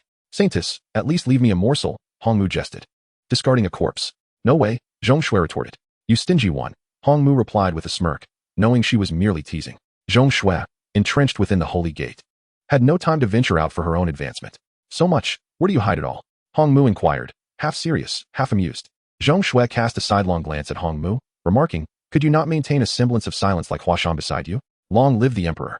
Suddenly, a voice resonated, belonging to the head of the Hua family, Hui Yuancheng. Song Yun lowered his gaze, slowly resting it upon Hui Yuancheng's head. A tremendous pressure loomed over Hui Yuancheng, and despite his current regal appearance, the shadows in his mind lingered. "You have performed admirably. Rise," Song Yun declared with satisfaction. "If only the Yi family could exhibit such obedience, perhaps I might reconsider my stance slightly." Alas, Yiling Xiao lacks the awareness of Hui Yuancheng. Upon hearing Song Yun's commendation, Hui Yuancheng expressed his gratitude, saying, "The emperor's grace is beyond my humble means to repay. I only seek to follow the emperor and contribute in trivial ways. Behold, this is professionalism. Certain matters indeed require a fresh face. Hui Yuancheng can certainly make his mark here. However, whether he can execute it well will depend on his personal capabilities. Failure would only allow the parasites to take charge." Good. Hearing Song Yun's acquiescence, Hui Yuancheng exhaled in relief, for his demands were modest. Survival was enough. "I humbly thank the emperor for his grace. Yes, I shall attend to this at once." Such efficiency is commendable. Shortly, Hui Yuancheng departed with his family, accompanied by a handful of Yi family descendants. In an instant, the ancestral city of the Yi family fell into an eerie silence. A stark contrast to the ethereal paradise it once was mere days ago. Now, it lay in ruins, a graveyard of shattered bones, devoid of any intact structures. Although they had feasted well this time, many influential factions in the Western continent had yet to reveal themselves, cowering beneath the pressure of the holy sect. The Western continent could only afford to consume slowly. Orchestrating another replication would prove challenging. Let Lu Shuangji and others come forth to gradually erode the Western continent. As for the Central continent, there was no urgency. One must proceed steadily, for one cannot devour an entire feast in a single bite. Moreover, a parasitic egg had already been dispatched to the Tang family in the Central continent. Perhaps it could be utilized in the future. Song Yun transformed into his true form, capturing 3 in his grasp. It was time to manifest the victorious spectacle. How delightful. Chapter 150, Central Continent. The elation of victory was overwhelming, filling one to the brim. Before departing, he intended to obliterate the ancestral city of the Yi family entirely, a place that once basked in glory. In the span of a mere month, it had descended into decay. Observe the Hua family. Though they too suffered losses, their future remains bright. Let us proceed to the holy city. The insect monarch resides there. I wonder if that divine power can stir even my hair. Indeed, you two need not feign. No one recognizes you.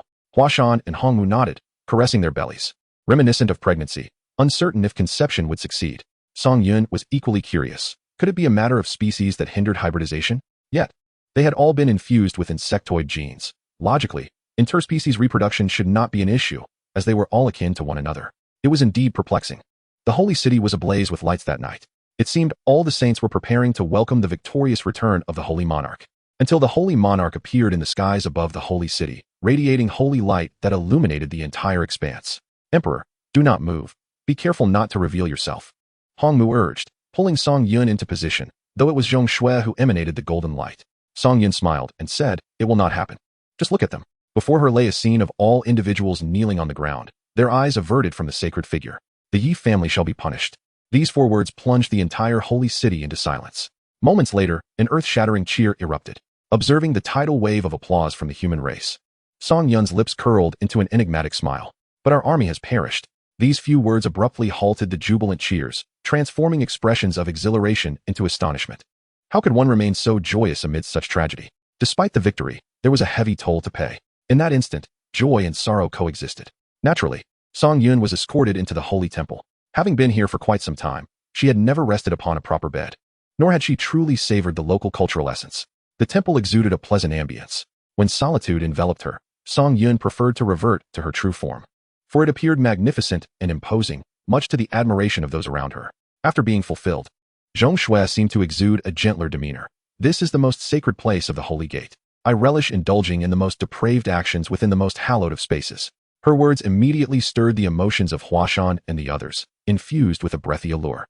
Reclining upon the steps adorned with golden patterns, Song Yun reveled in the sensations brought forth by the changing environment. It felt delightful. The cleansing of her physical form was executed splendidly. No one would believe that someone could trample upon a sacred hall, toy with a saintess, transforming a once sacred realm into an ocean of delicate moans. In Song Yun's words, after battling for nearly half a year, should one not take the time to unwind? Once the leader completed the elevation, everyone was summoned to don golden robes. Meanwhile, on the other side, Tang Xingjie dared not indulge in even a moment of idleness. Swiftly teleporting to the nearest city to Zhongzhou, border city. Here, some cultivators hailed from Zhongzhou, yet most were merely traveling merchants. However, not everyone possessed the privilege to enter Zhongzhou. Regulations were in place. One had to either attain the Nirvana realm, have a recommendation, or be an ordinary merchant. Many cultivators risked sneaking into Zhongzhou, hiding among the cargo. For the cultivation environment there surpassed that of Shizhou, who would not aspire to ascend above others. Cloaked in a long robe to conceal his identity, Tang Xingjie sought to avoid recognition. After paying the spirit stones, he awaited the ship's departure. This was no ordinary vessel. At the border between Shizhou and Zhongzhou, there lay an anomalous flame. This fire separated the two realms, and even those of Nirvana realm would sustain severe injuries or even face death should they attempt to cross it in physical form. Thus, no one was foolish enough to traverse that terrifying flame. Consequently, this ship, known as the Fire God, was born. It was said to be crafted by a formidable being from the eastern continent, capable of withstanding that peculiar fire. However, only one such ship existed. Tang Xingjie considered himself fortunate, as it had docked at Shizhou. Presently, all he desired was to escape this land of troubles. Shizhou was nothing short of a savage place, and even the esteemed Tang family was treated with disdain. He felt as if he could be trampled upon 1,000 times. Amidst the crowd, Tang Xingjie was assaulted by a myriad of unpleasant odors, making him feel utterly wretched. Suddenly, a chilling voice rang out, "My lord, I shall never dare again." A middle-aged man, adorned in luxurious garments, kneels on the ground, pleading desperately as he discovers his wife and children amidst the cargo nearby. Seize his permit and cast him into the dungeon, commands the figure in authority. "Yes, my lord." The man's anguished cries instill a sense of trepidation amongst those nearby. It is evident that he is a merchant from the western continent, yearning to escape with his family. Most of the individuals surrounding Tang Xingjie hail from the central continent. Who would venture to the western continent, if not for the prospects of profit? These ignorant souls dare to bring their families to our central continent. I have heard that the western continent is currently rife with turmoil, with various factions embroiled in conflict. It appears they are fighting over some treasure. However, it is merely a lowly artifact. If it were to be placed in our central continent, it would garner no interest whatsoever. Tang Xingjie scoffed inwardly. He once shared the same sentiment, but now he can only conclude that these merchants know nothing. Such treasures, even if found in the eastern continent, would incite fierce competition, with countless sects shedding rivers of blood. Whenever a powerful artifact emerges, the entire continent is enveloped in chaos and bloodshed. With a resonant hum, the boarding call for the Fire God vessel echoes, and everyone boards in an orderly fashion, heading towards the central continent. The people of the western continent can only watch with envy, including those from the Three Barbarians. They had anticipated that traversing thousands of miles to this formidable land would bring them safety. Little did they know, this is merely the western continent, a place looked down upon by others. They feel as though they have merely exchanged one disparaged region for another. The Three Barbarians can reach here on foot, yet the prospect of reaching the central continent remains unattainable for them, not even for those in the Nirvana realm in their lifetimes. Once aboard, Tang Xingjie mingles with the common folk, suppressing his status out of fear. He reassures himself that it will all be worth it upon reaching the central continent. As the vessel sways, it seems to gather momentum. With a swift rush, it vanishes into the night, resembling a shooting star. This speed is beyond what an ordinary warship can achieve. The artisans who crafted the Fire God are immensely skilled. After an hour, Tang Xingjie noticeably feels the temperature rising. It appears they are nearing the boundary of the fiery domain. Silence envelopes the passengers. Each crossing feels like a gamble with their lives. For no one knows how many times the Fire God can withstand such trials. Perhaps one day, the vessel will succumb, and all aboard will meet their demise. Upon reaching the very center, the ship creaks ominously, as if straining under the pressure. This frightens Tang Xingjie. He vows never to return. Crossing the fiery domain is far too terrifying. Fortunately, they emerge unscathed, and as the temperature drops, they have finally arrived at the territory of the central continent. Laughter and conversation resume among the passengers. Before long, they reach the border city of the central continent, Licheng. Do not underestimate this mere border city. It is twice the size of the border towns in the Western continent and is even more prosperous. Everywhere, women are seen waving handkerchiefs from their balconies to attract customers. This is the most notable feature of leeching, which Tang Xingjie had experienced during his previous journey to the Western continent. He yearns to return once more. Yet today, leeching exudes an unusual stillness. For the Tang family has arrived, carrying an aura of solemnity and menace. Speculation abounds that the forces of Shizhou have undoubtedly offended the Tang family and are destined for annihilation. How tragic it is. Chapter 151, Tang Duo. As the father of Tang Xingjie, Tang Zhong holds high hopes for his son, believing he will surely gain entry into the inner sanctum of the Tang family. Unlike himself, who never penetrated the core and was relegated to the periphery, his son has proven his worth, earning the admiration of the family's elders and becoming one of their key prot-gs. Now, upon hearing of the humiliations suffered by his son in Shizhou, he knows that even the sacred sect will not let this transgression go unpunished. Though he himself is only at the 6th level of the Nirvana realm, with the support of Bai Jifeng, he could easily slay the sect leader. Standing beside Tang Zhong is someone of great significance, his younger sister, Tang Duo, who is at the 5th level of the Nirvana realm. Her name sounds gentle, yet when it comes to ruthlessness, she is undoubtedly more formidable than Tang Zhong, though she possesses a keen intellect. Moreover, Tang Duo is renowned as the most beautiful in the Tang family, if not in all of Zhongzhou. Her legs, especially when clad in a white slit gown, possess an allure that could drive men to madness. In contrast to Tang Zhong, Tang Duo thrives within the Tang family. Otherwise, how could Tang Xingjie have received such support? His aunt played a pivotal role in this regard. However, Tang Duo remains single, declaring that no man in the world meets her standards. Despite her reluctance, familial pressure has mounted, prompting provocations from several young talents of similar age and cultivation. Naturally, the suitors are eager, for the Tang family's Duo is a name of great renown in Zhongzhou. With just a nod from her, they would be ready to wed her. Yet, Tang Duo adamantly refuses, seeking refuge at her brother's home to evade the pressure. Upon learning of her nephew's humiliation in Shizhou, she refrains from expressing anger. But her brother, incensed, is determined to obliterate the sacred sect. Brother, are you still angry? Tang Duo whispered as the flames of rage drew nearer. Tang Zhong, having matured beyond impulsiveness, understands that the sacred sect in Shizhou wields tremendous power, and he can only muster a few thousand followers. Should he confront them directly, the family would bear the brunt of the repercussions, which would not bode well for Xingjie. Tang Duo cautioned him, noting the vast influence of the sacred sect in Shizhou. Although the sect leader's cultivation may be somewhat lacking, a true conflict would inevitably harm the Tang family, attracting the ire of other adversaries. Such a chain reaction should not be underestimated, for many powers have perished in this manner. Should we simply let this slide? If word gets out, the Tang family will be deemed shameless. Tang Zhong exclaimed, filled with indignation. Though he is not at the core, as long as he bears the surname Tang, he will devote himself to the family's cause. Have I suggested that we let it go, rather than confront the sect leader head-on? Why not extend an invitation for him to come here? If he refuses, others will label him cowardly. If he does come, we shall arrange for him to meet with an accident. Upon hearing his sister's proposal, Tang Zhong's brow furrowed slightly. Indeed, you are my sister. Such a clever idea. If only you were a bit wiser, you wouldn't be scorned as a simpleton. He chuckled awkwardly, realizing that Tang Duo appeared more like an older sister in that moment. You too, make another trip to Shizhou and convey this message to the sect leader. The two guards inwardly cursed, wondering why they must go again. Fearing they might be crushed in the process. I shall go, they sighed in relief, as if they had been granted a reprieve. Tang Duo harbored her own thoughts, primarily yearning to step outside and clear her mind. She had never ventured to Shizhou. The allure of an unfamiliar place could uplift her spirits. However, that seemed perilously reckless, and I could not help but feel concerned. With such a clever, charming, and beautiful sister, Tang Zhong was particularly indulgent. It was hard not to feel a sense of pride whenever he thought of her. Tang Duo cast a sidelong glance at him. Your words carry no weight, she retorted. Tang Zhong clicked his tongue, and upon receiving a fierce glare from Tang Duo, he immediately sighed in resignation. The ship has docked. I shall go ahead. You remain here and wait. Then you should take someone with you, she insisted, as she preferred to roam freely by herself. As the passengers disembarked, they spotted the Tang family standing at a distance, their imposing presence evoking a sense of awe akin to impending conflict. As Tang Xingjie emerged, he caught sight of a familiar banner, a wave of warmth washing over him, an unspoken affection that only became apparent after venturing out, realizing the profound importance of family. Upon seeing his aunt approach, tears threatened to spill from his eyes, overwhelmed by a sense of grievance. Aunt, Tang Zhong and Tang Duo were momentarily taken aback. In a sudden burst, Tang Xingjie leaped forward, removing his hood and looking as pitiful as a large child.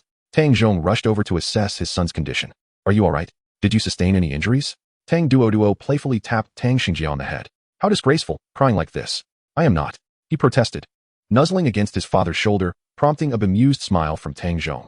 "Where's Uncle Bai?" he inquired. "Did they truly engage in combat?" Tang Duo asked curiously, intrigued by the prospect of witnessing such a spectacle, as such occurrences had been rare in Zhongzhou. Tang Xingjie nodded affirmatively. "Yes, and I even obtained a treasure."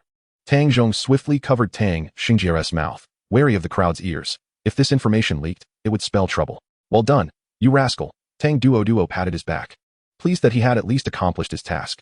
"Let us show Aunt what the treasure is, something that could make the Lord fear our Yi family." Tang Zhong cautioned. "There are many around. Let us find a quieter spot." Tang Duo nodded in agreement, glancing at the fire god, who was still unloading cargo, suggesting they would need to wait a while longer. Soon, the Tang family departed, bringing a collective sigh of relief from the onlookers. The Tang family loomed like a sword suspended over everyone's necks. Should they face annihilation, there would be no recourse. Only the hope of being reborn as a member of the Tang family, or perhaps reincarnated far away in the distant Sandman, away from the Tang clan. Arriving at a secluded area outside the city, Tang Zhong instructed his men to keep watch. This treasure had incited a battle among millions. Tang Zhong's curiosity intensified. "Do not keep us in suspense. Reveal it quickly. Please be patient, Aunt. I am retrieving it now." With that, Tang Xingjie produced the treasure from his storage pouch. Upon seeing it, Tang Zhong's expression turned somewhat blank. Tang Duo suddenly laughed. "You've pulled out an egg." Observing the reactions of her father and aunt, Tang Xingjie asserted earnestly, "This truly is a treasure. Possessing this egg could elevate the Yi family's strength by 5-fold.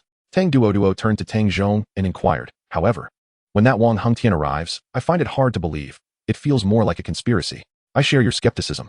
I cannot fathom how an egg could enhance power by 5 levels, Tang Zhong replied. Tang Duo softly remarked, "This egg feels rather peculiar. I shall take it to the clan for identification. It may well be a beast egg." Seeing her sister's insistence, Tang Zhong could only caution her, "Be careful. It was merely a trip to the western continent, not a venture into a den of fierce beasts. Off you go." With that, Tang Duo departed. Tang Xingjie sighed. "You are truly lacking in respect." He nodded in agreement as a throng of people soared towards the Tang family estate. Chapter 152. Tang Qingcong. As one of the most formidable powers in Zhongzhou, the Tang family boasts the Grand Tang Family City. It is said that beneath Tang Family City lies the bounteous ancestral dragon's spiritual vein, which not only produces an abundance of pure spirit stones, but also enhances the efficiency of cultivation within the city. The entire colossal city resembles an ancient divine beast in slumber, its contours not regular, but rather extending along the natural, esoteric paths of the earth's veins, harmonizing with the profound truths of heaven and earth. Perhaps influenced by the spiritual vein, ordinary cultivators approaching the city can sense a profound pressure emanating from the earth, which engenders a greater respect for Tang Family City. Although the city is vast, the true core residential area was not constructed haphazardly. It is situated atop the most refined and central point of the ancestral dragon's spiritual vein, resonating with the city's protective formation, allowing the Tang disciples to cultivate within the tower at an accelerated pace. The entire architectural complex was not erected casually, but rather meticulously arranged across a landscape of spiritually rich mountains and flowing waters, drawing upon the currents of the dragon vein. It can be said that the Tang family occupies the prime conditions of time, place, and people. Even a tethered dog would not fare poorly here. Halt! The Tang family city is closed at night, and upon seeing such a multitude, the guards immediately shouted. The guards were no less than those of the Dongxian realm. Even the likes of the water-severing lord were only fit to stand watch at Tang family city. "It is I," Tang Zhong called out.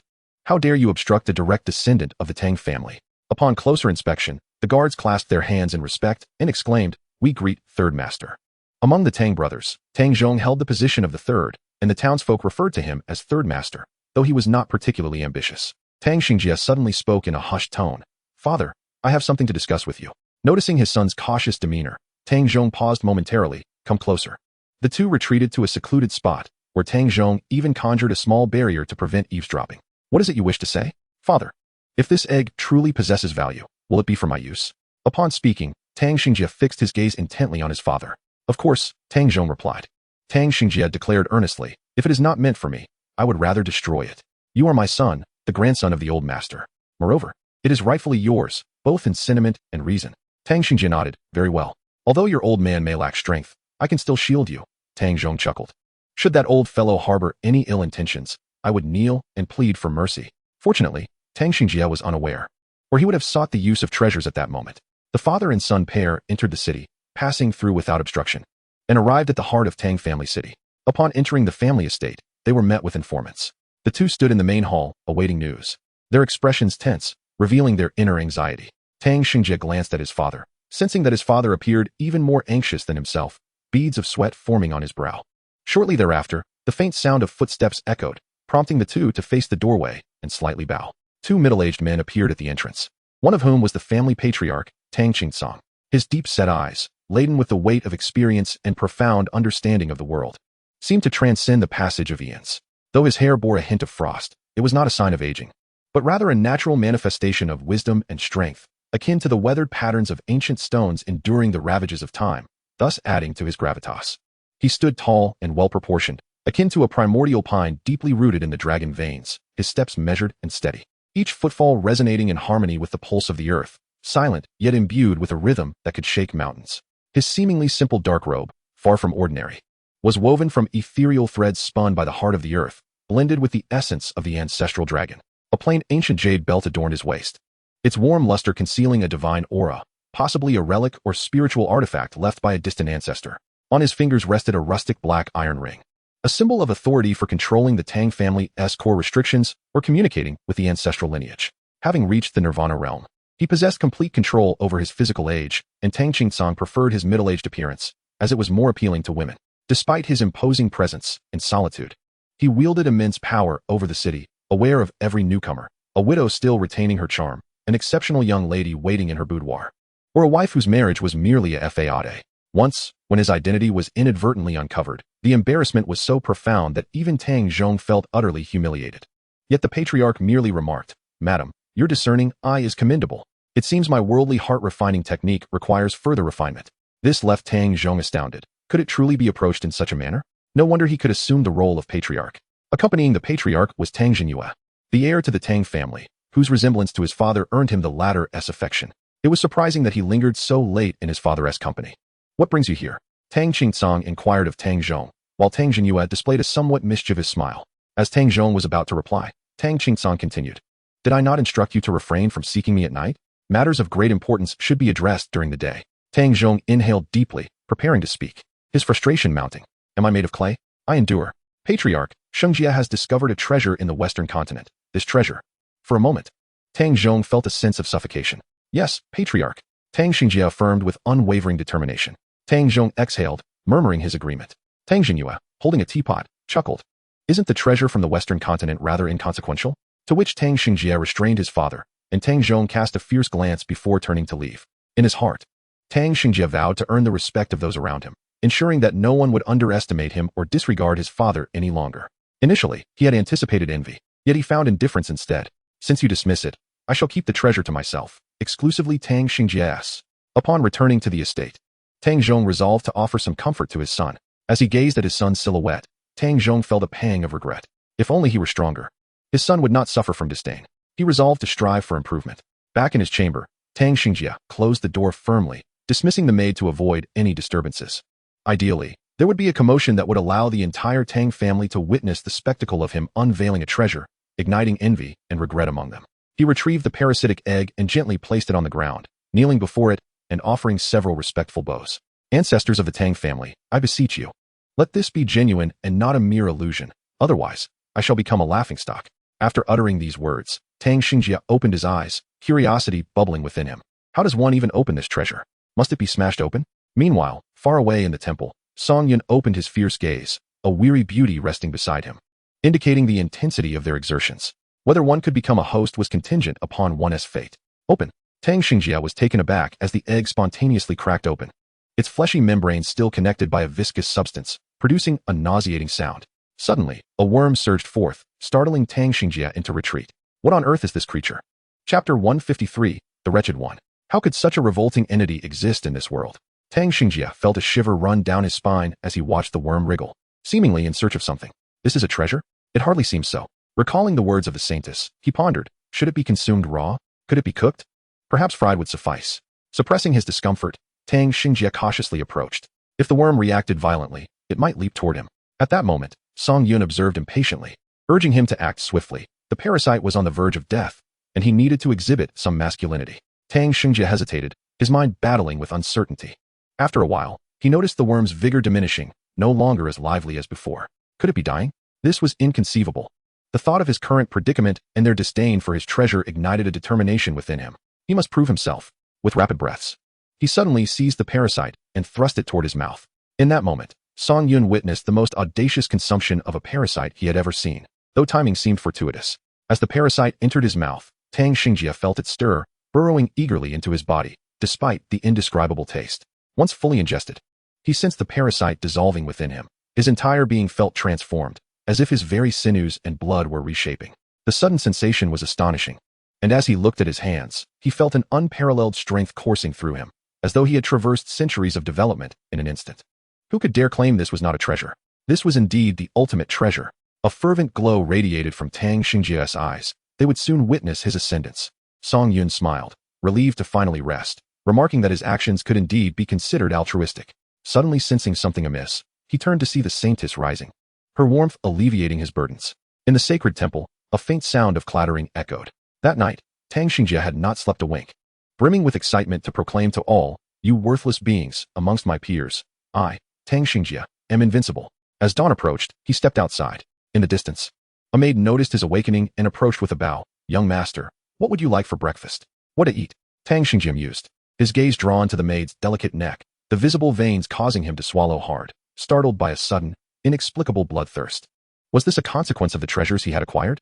He recalled the tales spun by street storytellers, where powerful artifacts often bore side effects. And it seemed that this bloodlust was indeed one of them. "Whatever," he replied nonchalantly. "Very well, young master," the maid responded, bowing her head as she departed. For a fleeting moment, Tang Xingjie felt an overwhelming urge to pull her inside. Soon, breakfast was prepared. However, the sumptuous feast tasted as bland as wax to him. If the price of his newfound strength was this, he could accept it.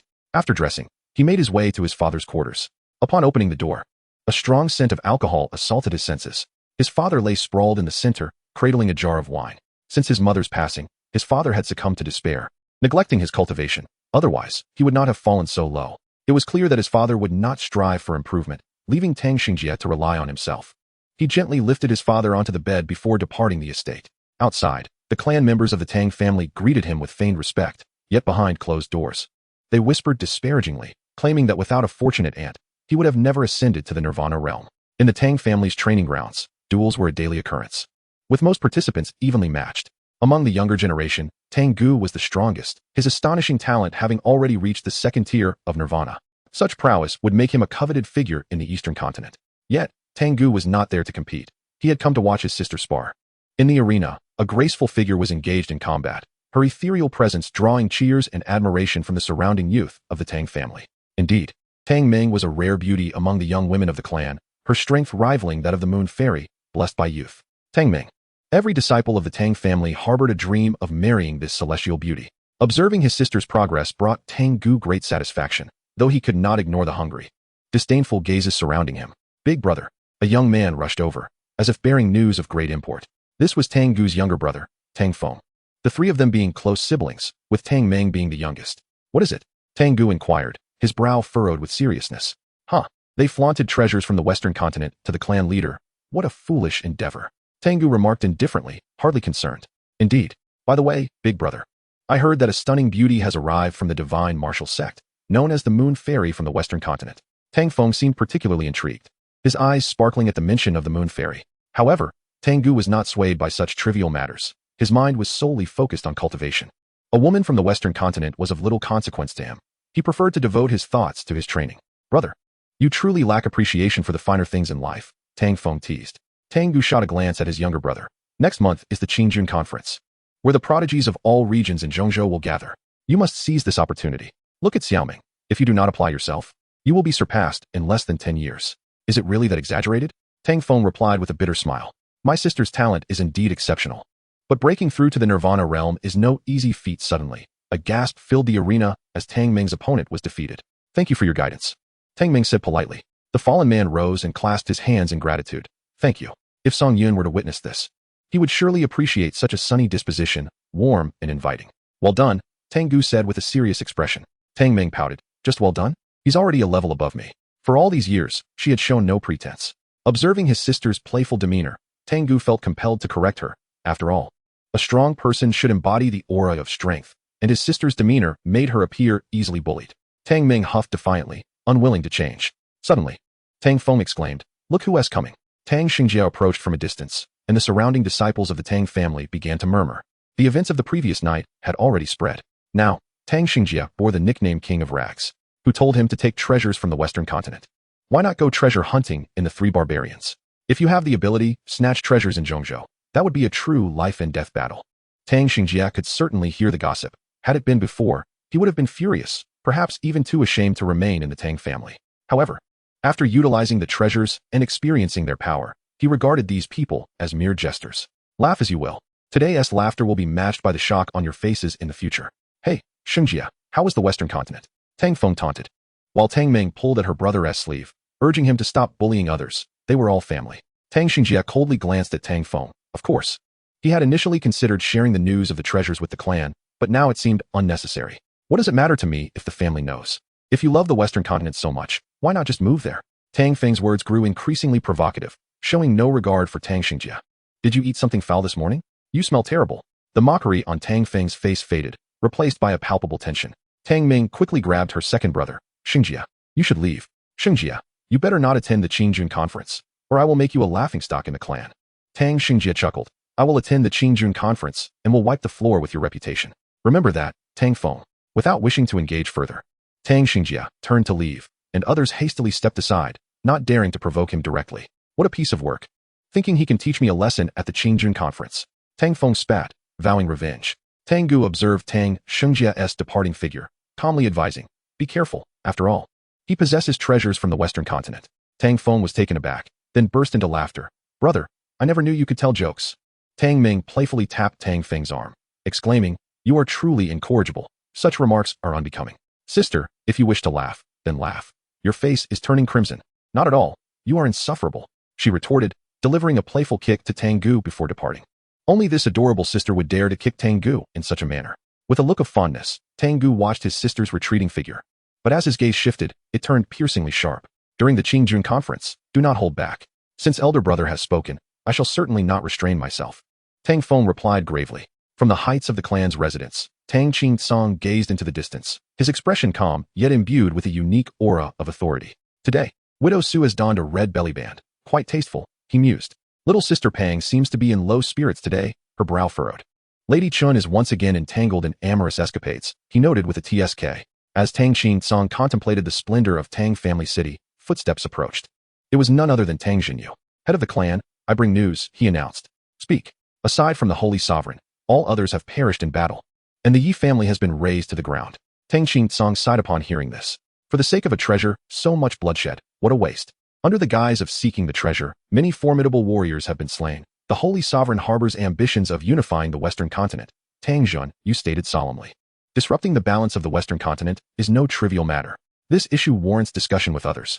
If the Holy Sovereign truly seeks to unify, it will only result in a futile endeavor. As they surveyed the expansive training grounds where Tang family disciples were drenched in sweat, Tang Xinyu remarked, the time for the Qingjun conference has arrived. The youth are brimming with vitality. I've heard that individuals from the Eastern continent will be attending. The Eastern continent? Who? Do you understand the meaning of heard? Of course, it means to hear. Tang Xinyu let out a long oh, adding, I've also heard that strange beasts are rampant in the Sandman region. Oh, who mentioned this? A storyteller. Tang Qing Song chuckled, and Tang Xinyu promptly took his leave. You certainly move quickly. Sandman is a term both familiar and foreign, as if it has been forgotten by this land.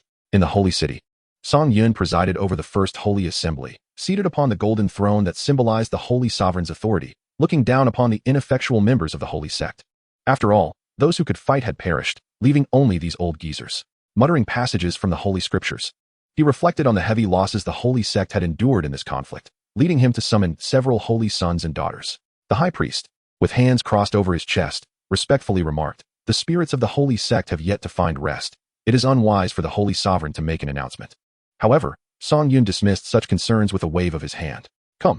At that moment, Hua Shan and Hong Mu entered from the temple's exterior, adorned in golden holy maiden robes, exuding a purity that demanded reverence. Yet who could have foreseen the revelries that transpired within the temple the previous night, where all manner of indulgence occurred? The high priest and the others were left in awe. This is not merely selecting holy maidens. It resembles a beauty pageant. How could the Holy Sovereign allow this? But the spectacle did not end there. As Lu Shuangji and other maidens arrived, each a vision of grace, having already donned their golden robes. As each stunning beauty emerged, the elder priest stood agape, utterly astonished. Upon witnessing them standing in a row, one seemed to comprehend the joy of the Holy Lord. This assembly surpassed the previous cohort of saints by a considerable margin, aside from Zhong Shui. The others had paled in comparison. Just a glance at these women reveals that any one of them, if unleashed upon the world, could spell disaster. Where, one might wonder, did the Holy Lord procure such saints? Your Holiness, the women intoned in unison, their voices tinged with a hint of mockery. Yet, for Song Yun, it was a source of delight. How mischievous you are, provoking the old fellows to the brink of apoplexy. Nevertheless, having gathered them all together at last, a grand reunion was in order for this evening. Rise, Song Yun chuckled. Your collars are quite low, deliberately teasing me. Are you not, wishing to be filled? The old priest seemed to grasp the gravity of the situation only then, hastily interjecting, Your Holiness, selecting the saints requires. Before he could finish, Song Yun interrupted, Come forth. My holy sons. In an instant, a wormhole materialized within the grand hall. A sarcasm emerged, his massive form enveloped in golden robes, leaving the old priests in a state of stupefaction. A holy son of such size? High above, a shadow hurtled through the sky, prompting all to gaze upward. A figure clad in golden robes stood aloft. Was that the holy son? With a thunderous crash, the figure descended before the hall, the impact shattering the ground and eliciting gasps from the surrounding guards. Behold, the newly appointed leader, the Lord of Thunder, Baha. Compared to the sarcasm, Baha was somewhat smaller, only slightly taller than an average human. However, to presume a mere mortal resided within those golden robes would be a grievous error. The old priest, upon a swift glance, sensed that this was no mere man.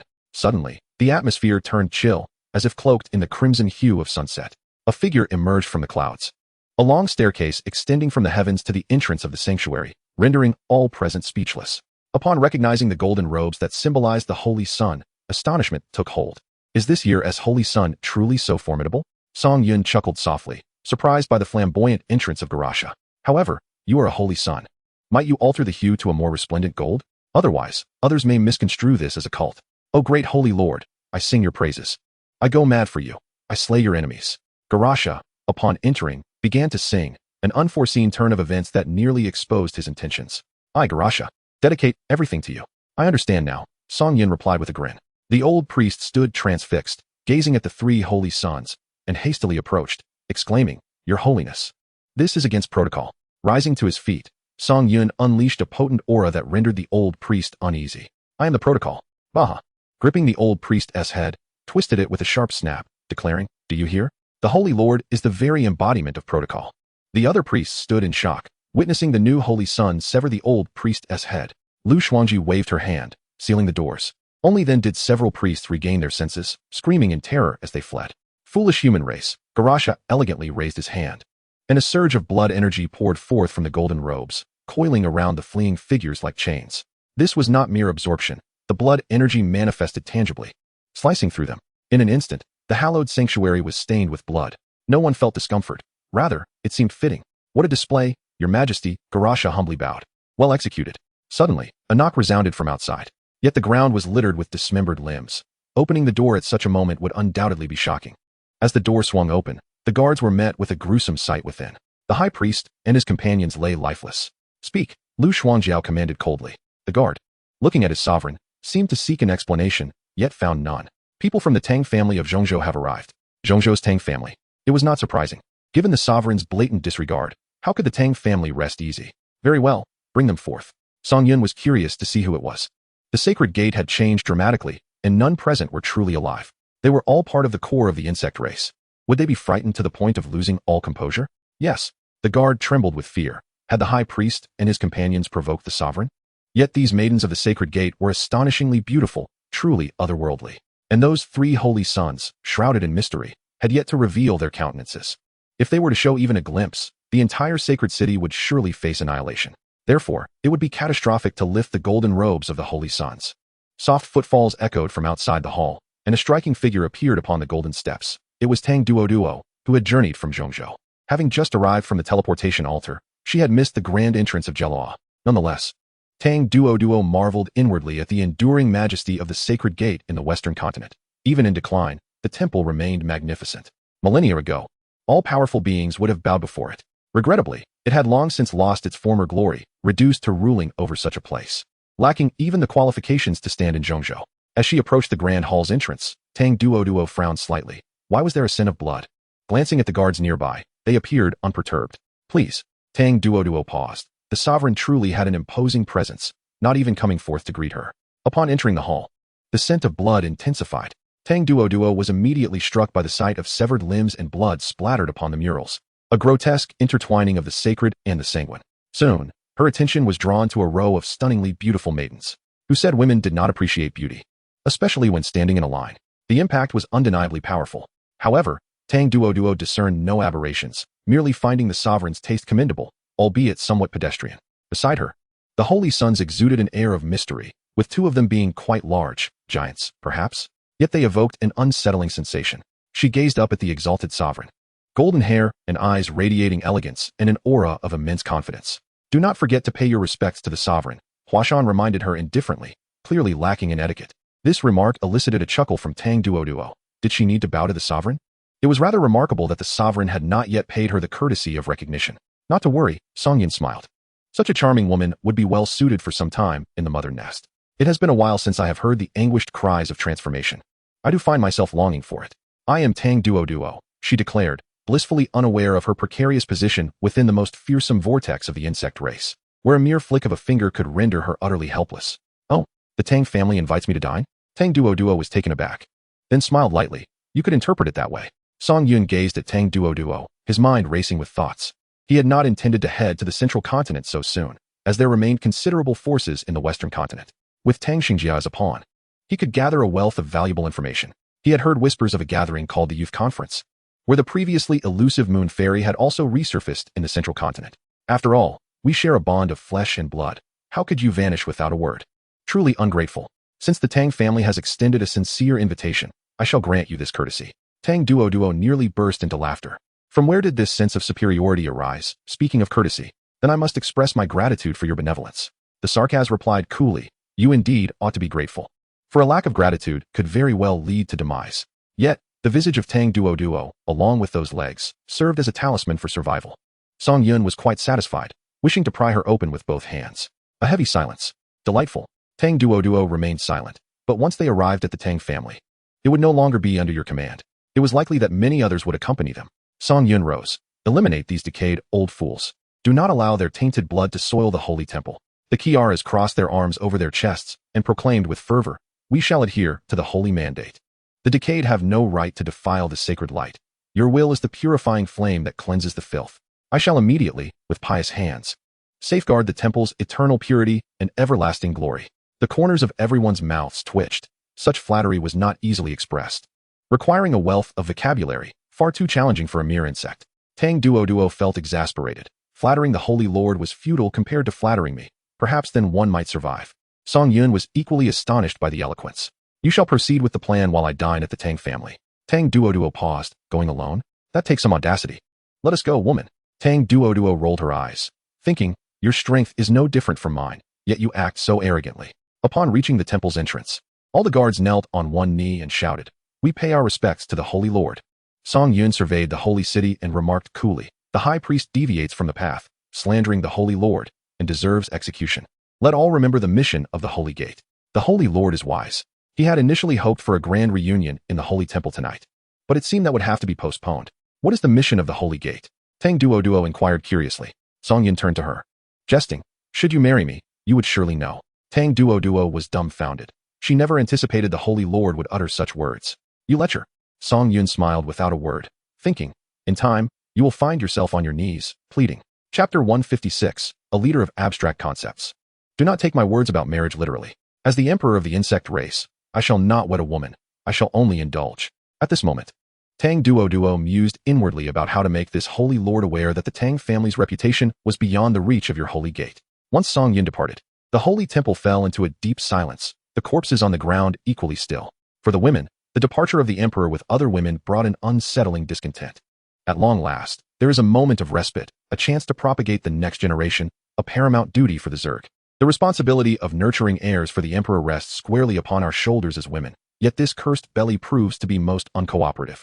All the women are in distress over this matter, except for Hongmu, who gazes intently at the two newly arrived commanders. What a pity, Hongmu murmurs. Lu Shuangji inquires with a hint of aloofness. What do you find regrettable? If these two commanders were to bear offspring, and I were present, I could have had a commander-level son. How delightful that would be. Lu Shuangjiao rolls her eyes. Do you think we have not tried? You all have attempted? Hongmu asks with curiosity. Hanyue responds with a hint of exasperation. We followed the methods previously employed by Ruoyan, yet no reactions were observed in those that were cultivated. Could this be mere coincidence? Hongmu, troubled, yearns for such an obedient son. As a commander, Sakas has long been acquainted. However, neither Baha nor Galasha are familiar, and only now can they truly assess them.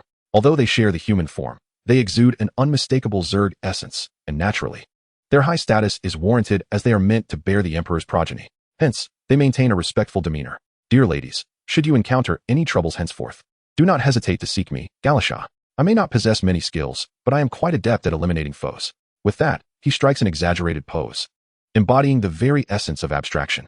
Noticing the silence that follows, Galasha feels a touch of embarrassment and clears his throat. Lord Thunderstorm, why not introduce yourself?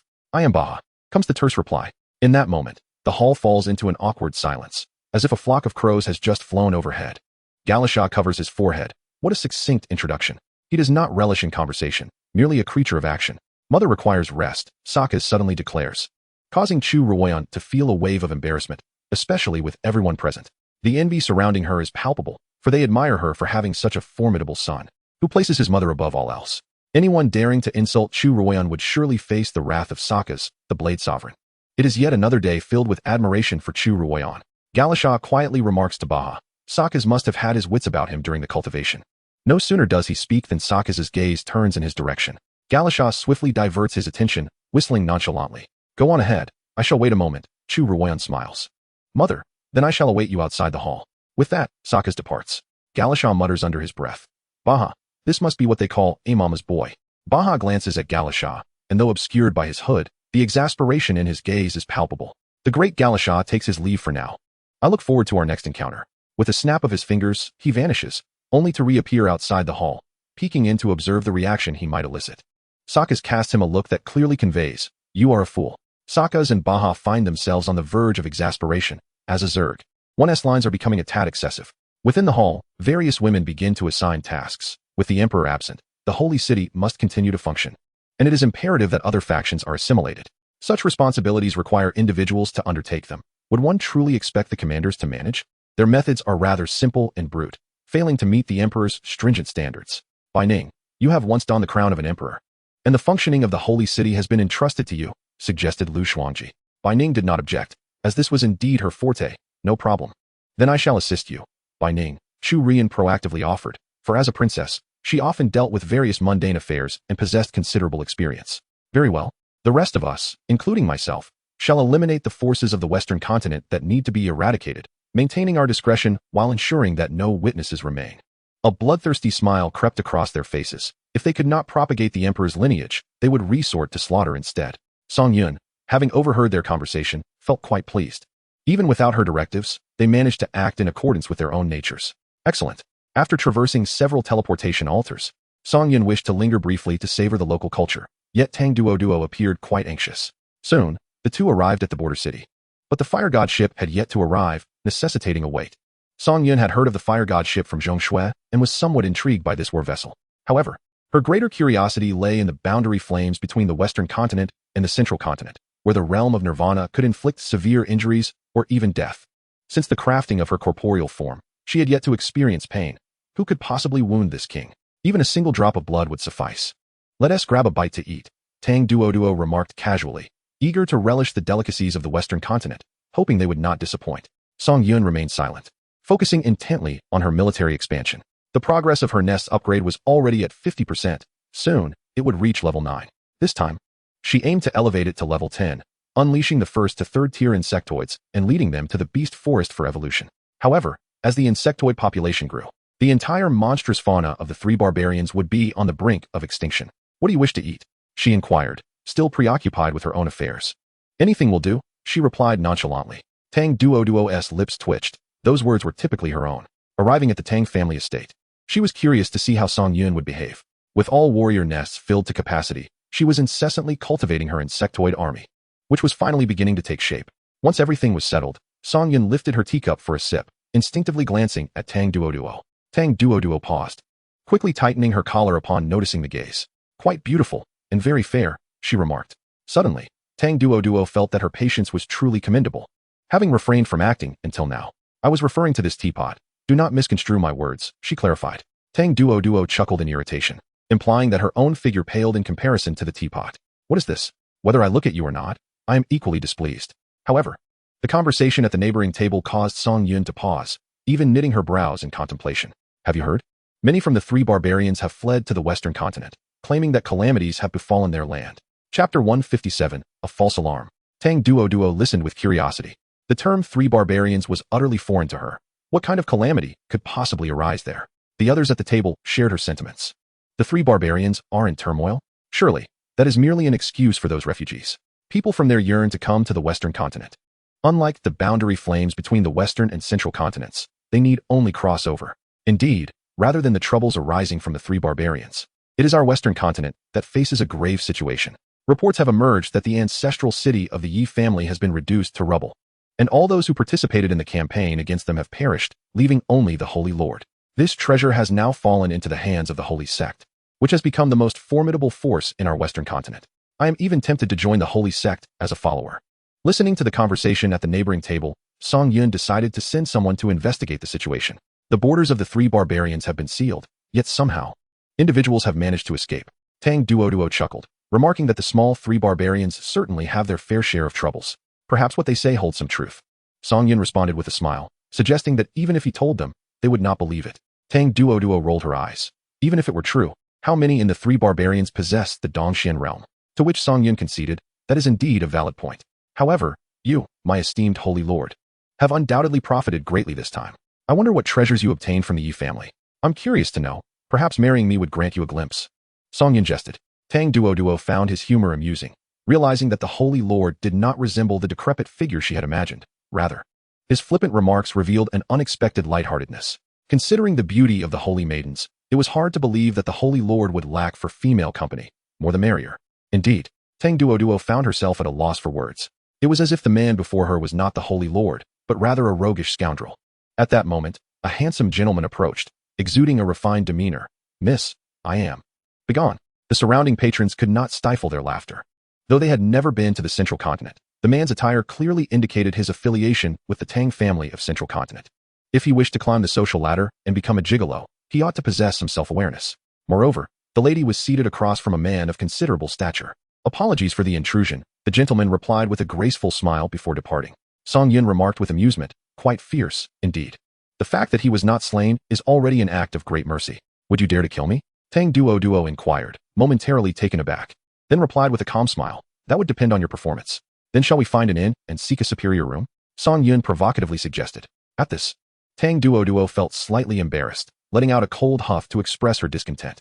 For now, you may act bold since you are on your own turf. But once we reach the central continent, you will have to tread carefully. Such a duplicitous woman. Song Yun's words constantly provoked Tang Duo, as if he sought to push her to the brink of action. Though Tang Duo was known for her ruthless nature, she remained clear-headed and refrained from engaging in conflict here.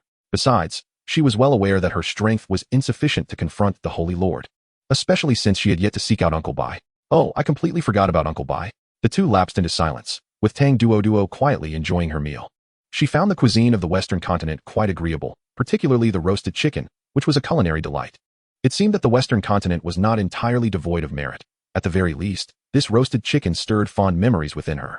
As time passed, all those who ventured into the three barbarians seemed to have vanished without a trace, and the rumors began to circulate that a significant event had transpired in the three barbarians. In truth, there was indeed a monumental event that pertained to the safety of the entire continent. Either you will strike me down, or I will grow strong enough to strike you down. One of us must perish. As night descended, the formidable vessel of the fire god loomed beneath the starry sky, its immense hull seemingly capable of eclipsing the moon. This ship was at least 10 times larger than an ordinary warship, designed primarily for the transportation of goods, but more importantly, for ferrying people, with a remarkable capacity to accommodate 100,000 souls. Are you not going to purchase a ticket, my lord? I do not adhere to such customs, and besides, was it not you who extended the invitation? Truly, you leave me speechless. Tang Duo was not one to queue. She brazenly cut in line, leaving those around her too intimidated to protest. Who would dare speak against the Tang family? They had no desire to jeopardize their standing in the central state. With Tang Duo present, no one dared to investigate Song Yun's identity. However, some opportunists attempting to exploit the situation were swiftly captured, pleading for mercy. It was Song Yun's first encounter with such a spectacle, and he found it rather amusing. It appeared that the people of the western continent were eager to clandestinely cross into the central state. An idea suddenly crystallized in his mind. Before long, The pair boarded the ship, where they were assigned a luxurious suite, albeit a single one. The prospect of sharing a room left Tang Duo feeling exasperated. She would have to endure it for a while until they reached the central state. In the adjacent suite resided the man who had previously struck up a conversation with her, accompanied by a venerable elder with flowing white hair. "Master, the young lady from the Tang family is right next door," the man remarked with a smile. If the first encounter was mere coincidence, then twice must surely signify fate. His demeanor betrayed no anger from her earlier dismissal. Rather, he appeared increasingly intrigued. The elder beside him was likely the holy lord of the sacred sect. "Why are they together?" the man inquired, curiosity piqued. The elder sighed in resignation. "The Tang family must be after the treasures of the Yi family. It seems we have arrived too late. All the benefits have been claimed by the holy lord. Since the holy lord intends to journey to the central state, we might extend an invitation for him to visit our sect. That may provoke the Tang family's ire," the elder expressed, a hint of concern in his voice. However, the man waved dismissively. "That is unlikely. The Tang family has little regard for the treasures of the Western continent. Let us hope that this young lady from the Tang family does not trouble us. If she were to learn of our leader's identity, she would likely come to offer her apologies." The man gestured casually. "I never impose my status upon others. I prefer to win them over through virtue." The elder chuckled softly. "Each time you seek to win others with virtue, it often results in bloodshed." Meanwhile, Tang Duo was feeling drowsy. "I shall take my leave to rest." Song Yun remained silent. Soon, Tang Duo, clad in a delicate sheer garment, reclined, her form tantalizingly visible, igniting a fervor within. As she closed her eyes, she heard the sound of fabric rustling, and to her astonishment, Song Yun approached, leaving her utterly dumbfounded. "What are you doing?" "Sleeping," he replied, as he brazenly squeezed in beside her, causing Tang Duo's cheeks to flush crimson. Infuriated, she promptly leapt from the bed. "Very well, go on with your arrogance. Once we reach the central state, you shall see." Observing Tang Duo's bashful demeanor, one might wonder if she was an innocent maiden, untouched by any prior encounters. For such an experience could be quite painful. Under Song Yun's teasing influence, Tang Duo became acutely alert, sitting in a daze. "Knock, knock, knock. Who is it?" Tang Duo's expression darkened. "I seek an audience with the Holy Lord." "An audience with the Holy Lord? Who is at the door?" Song Yun, resting on the bed, had also heard the commotion and realized that it must be a stranger. As Tang Duo opened the door, her brows formed a frown. Recognizing the shameless man she had encountered earlier in the day, without uttering a word, she attempted to close the door, only to have the man firmly press against it. Tang Duo was already brimming with indignation, and now this audacious behavior provoked her to strike with a powerful palm, aiming to deliver a devastating blow. At her cultivation level, such an attack could certainly be lethal to anyone beneath the Dongxian realm. Yet, astonishingly, the man remained unmoved, allowing her palm to make contact without flinching, his long, flowing black hair merely swaying in the air. The unexpected turn of events left Tang Duo astounded. She was unable to budge him. Instinctively, she took a step back, resembling a wary young leopard on high alert. It was utterly disconcerting. At that moment, Song Yun emerged from the side, bare-chested, and Tang Duo felt an overwhelming urge to explode with rage. If word of this got out, what would become of her reputation? Had she been sleeping with someone else? The man, too, appeared taken aback, surprised to see the esteemed lord so casually attired. Yet, it was understandable. After all, even a leader needed to attend to personal matters. The Tang family truly was remarkable, willing to sacrifice Tang Duo for the sake of acquiring treasures, a rather amusing tale in the Central Plains. "What are you doing without any clothes on?" Tang Duo asked, exasperated. If this were to be misinterpreted, where would the Tang family's dignity reside? Song Yun, disregarding Tang Duo's remark, turned to the unfamiliar man at the door, genuinely puzzled as to who he might be. Perhaps he was known to a previous lord? Thus, Song Yun remained silent, awaiting the man's introduction. The man regarded Song Yun with a courteous smile, clasping his hands in salute. "I am Wang Changgong from the Yushu sect." Tang Duo gasped in surprise. He was from the Yushu sect, one of the most powerful sects in the Central Plains. What could he possibly be doing in the Western continent? He was not wearing the sect's robes, and his face was unfamiliar. Oh, she thought, realizing their intentions were aligned. Both were seeking the Lord. However, her pursuit was motivated by the need to punish him for disrespecting the Tang family, while his interest in the Lord must revolve around treasures. Could the Yushu sect have knowledge of the treasures in the Western continent? Was it truly formidable? "What brings you here?" Song Yun inquired nonchalantly. Though she had not heard of the Yushu sect, Tang Duo's reaction suggested it was not a small faction. Wang Changgong smiled and replied, "Your esteemed sect has had significant ties with the Yushu sect in the past. I have come personally to invite the Lord to visit our sect and relive the glory of yesteryears." In the past, the Lord would have undoubtedly accepted such an invitation. With the support of the Yushu sect, the Holy Gate could firmly establish itself in the Central Plains, advancing closer to the Eastern continent. However, Song Yun felt no need for such an alliance. Compared to the Yushu sect, the Tang family held greater value, especially with the alluring beauties waiting to be unveiled. Yet, Tang Duo felt a sense of urgency. If the Lord were to go to the Yushu sect, it would spell disaster for the Tang family. Noticing the anxiety etched on Tang Duoduo's face, Song Yun chuckled lightly. I see. What does the Lord think? The Lord has already agreed to accompany me to the Tang family. Tang Duo interjected hastily. Song Yun nodded gravely. She is not mistaken. Relief washed over Tang Duo as she tilted her head slightly, signaling for them to depart. However, Wang Changgong interjected with a smile. What the Tang family can offer the Lord, the Yushu sect can provide as well, and perhaps even more. Oh, Song Yun feigned interest. What price do you propose? Tang Duoduo's face suddenly elongated, her brows furrowing tightly. I, the Tang family, can certainly. Miss Tang, do not speak so prematurely, interjected Song Yun, who concurred. Duo pondered silently, realizing that the Yushu sect would not expend such significant resources to invite the Saint Lord unless he held immense value. I believe otherwise, Duo stated earnestly. The Saint Lord will undoubtedly prevail. Song Yun smiled lightly. Then I shall accompany you to the Yushu sect. Duo swiftly grasped Song Yun's arm, a gesture that amused him. Was she truly so easily swayed? How naive, wholly absorbed in her cultivation. Song Yun questioned, puzzled. At a loss for words, Duo reassured him, rest assured. The Tang family will do everything in our power to accommodate your requests. My requests? Song Yun regarded her with a curious gaze.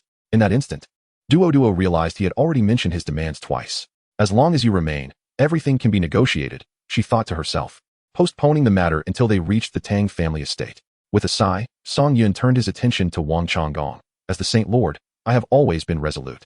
Since I have agreed to visit the Tang family, I shall go. Saint Lord, you must consider carefully. Refusing my offer to the Tang family would not be a wise decision, Wang Changgong remarked, his tone laced with subtle menace despite his smile. Song Yun then wrapped his arms around Duoduo's waist, asking, what do you think?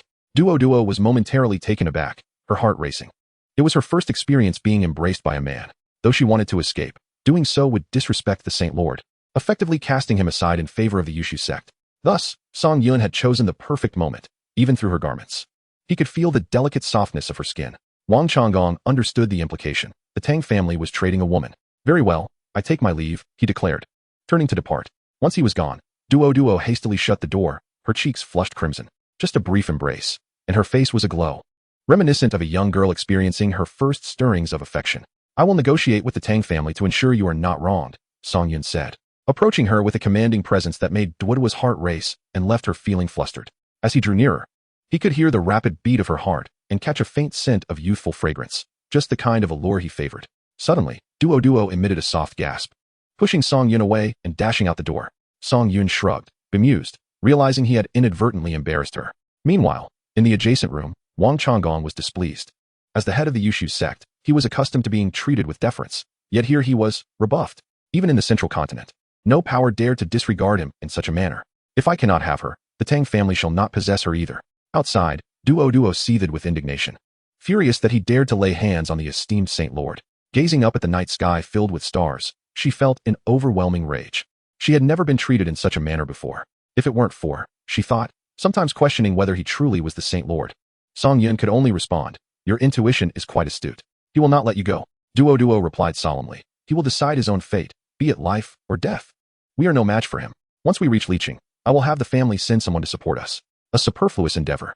Suddenly, Song Yun conceived a brilliant idea. Instigating a conflict was his forte. Chapter 159. Whose time is running out? Tang Duo was unaware of the source of her confidence. Could it be the treasures from the Yi family that instilled such assurance in the Holy Master? Whatever, Tang Duo retorted angrily. Song Yun chuckled. Miss Tang should be seeking a man, otherwise, chaos will ensue. Tang Duo could no longer tolerate it. She struck out with her palm, only to be seized by Song Yun. Miss Tang is quite forward, I shall not be polite.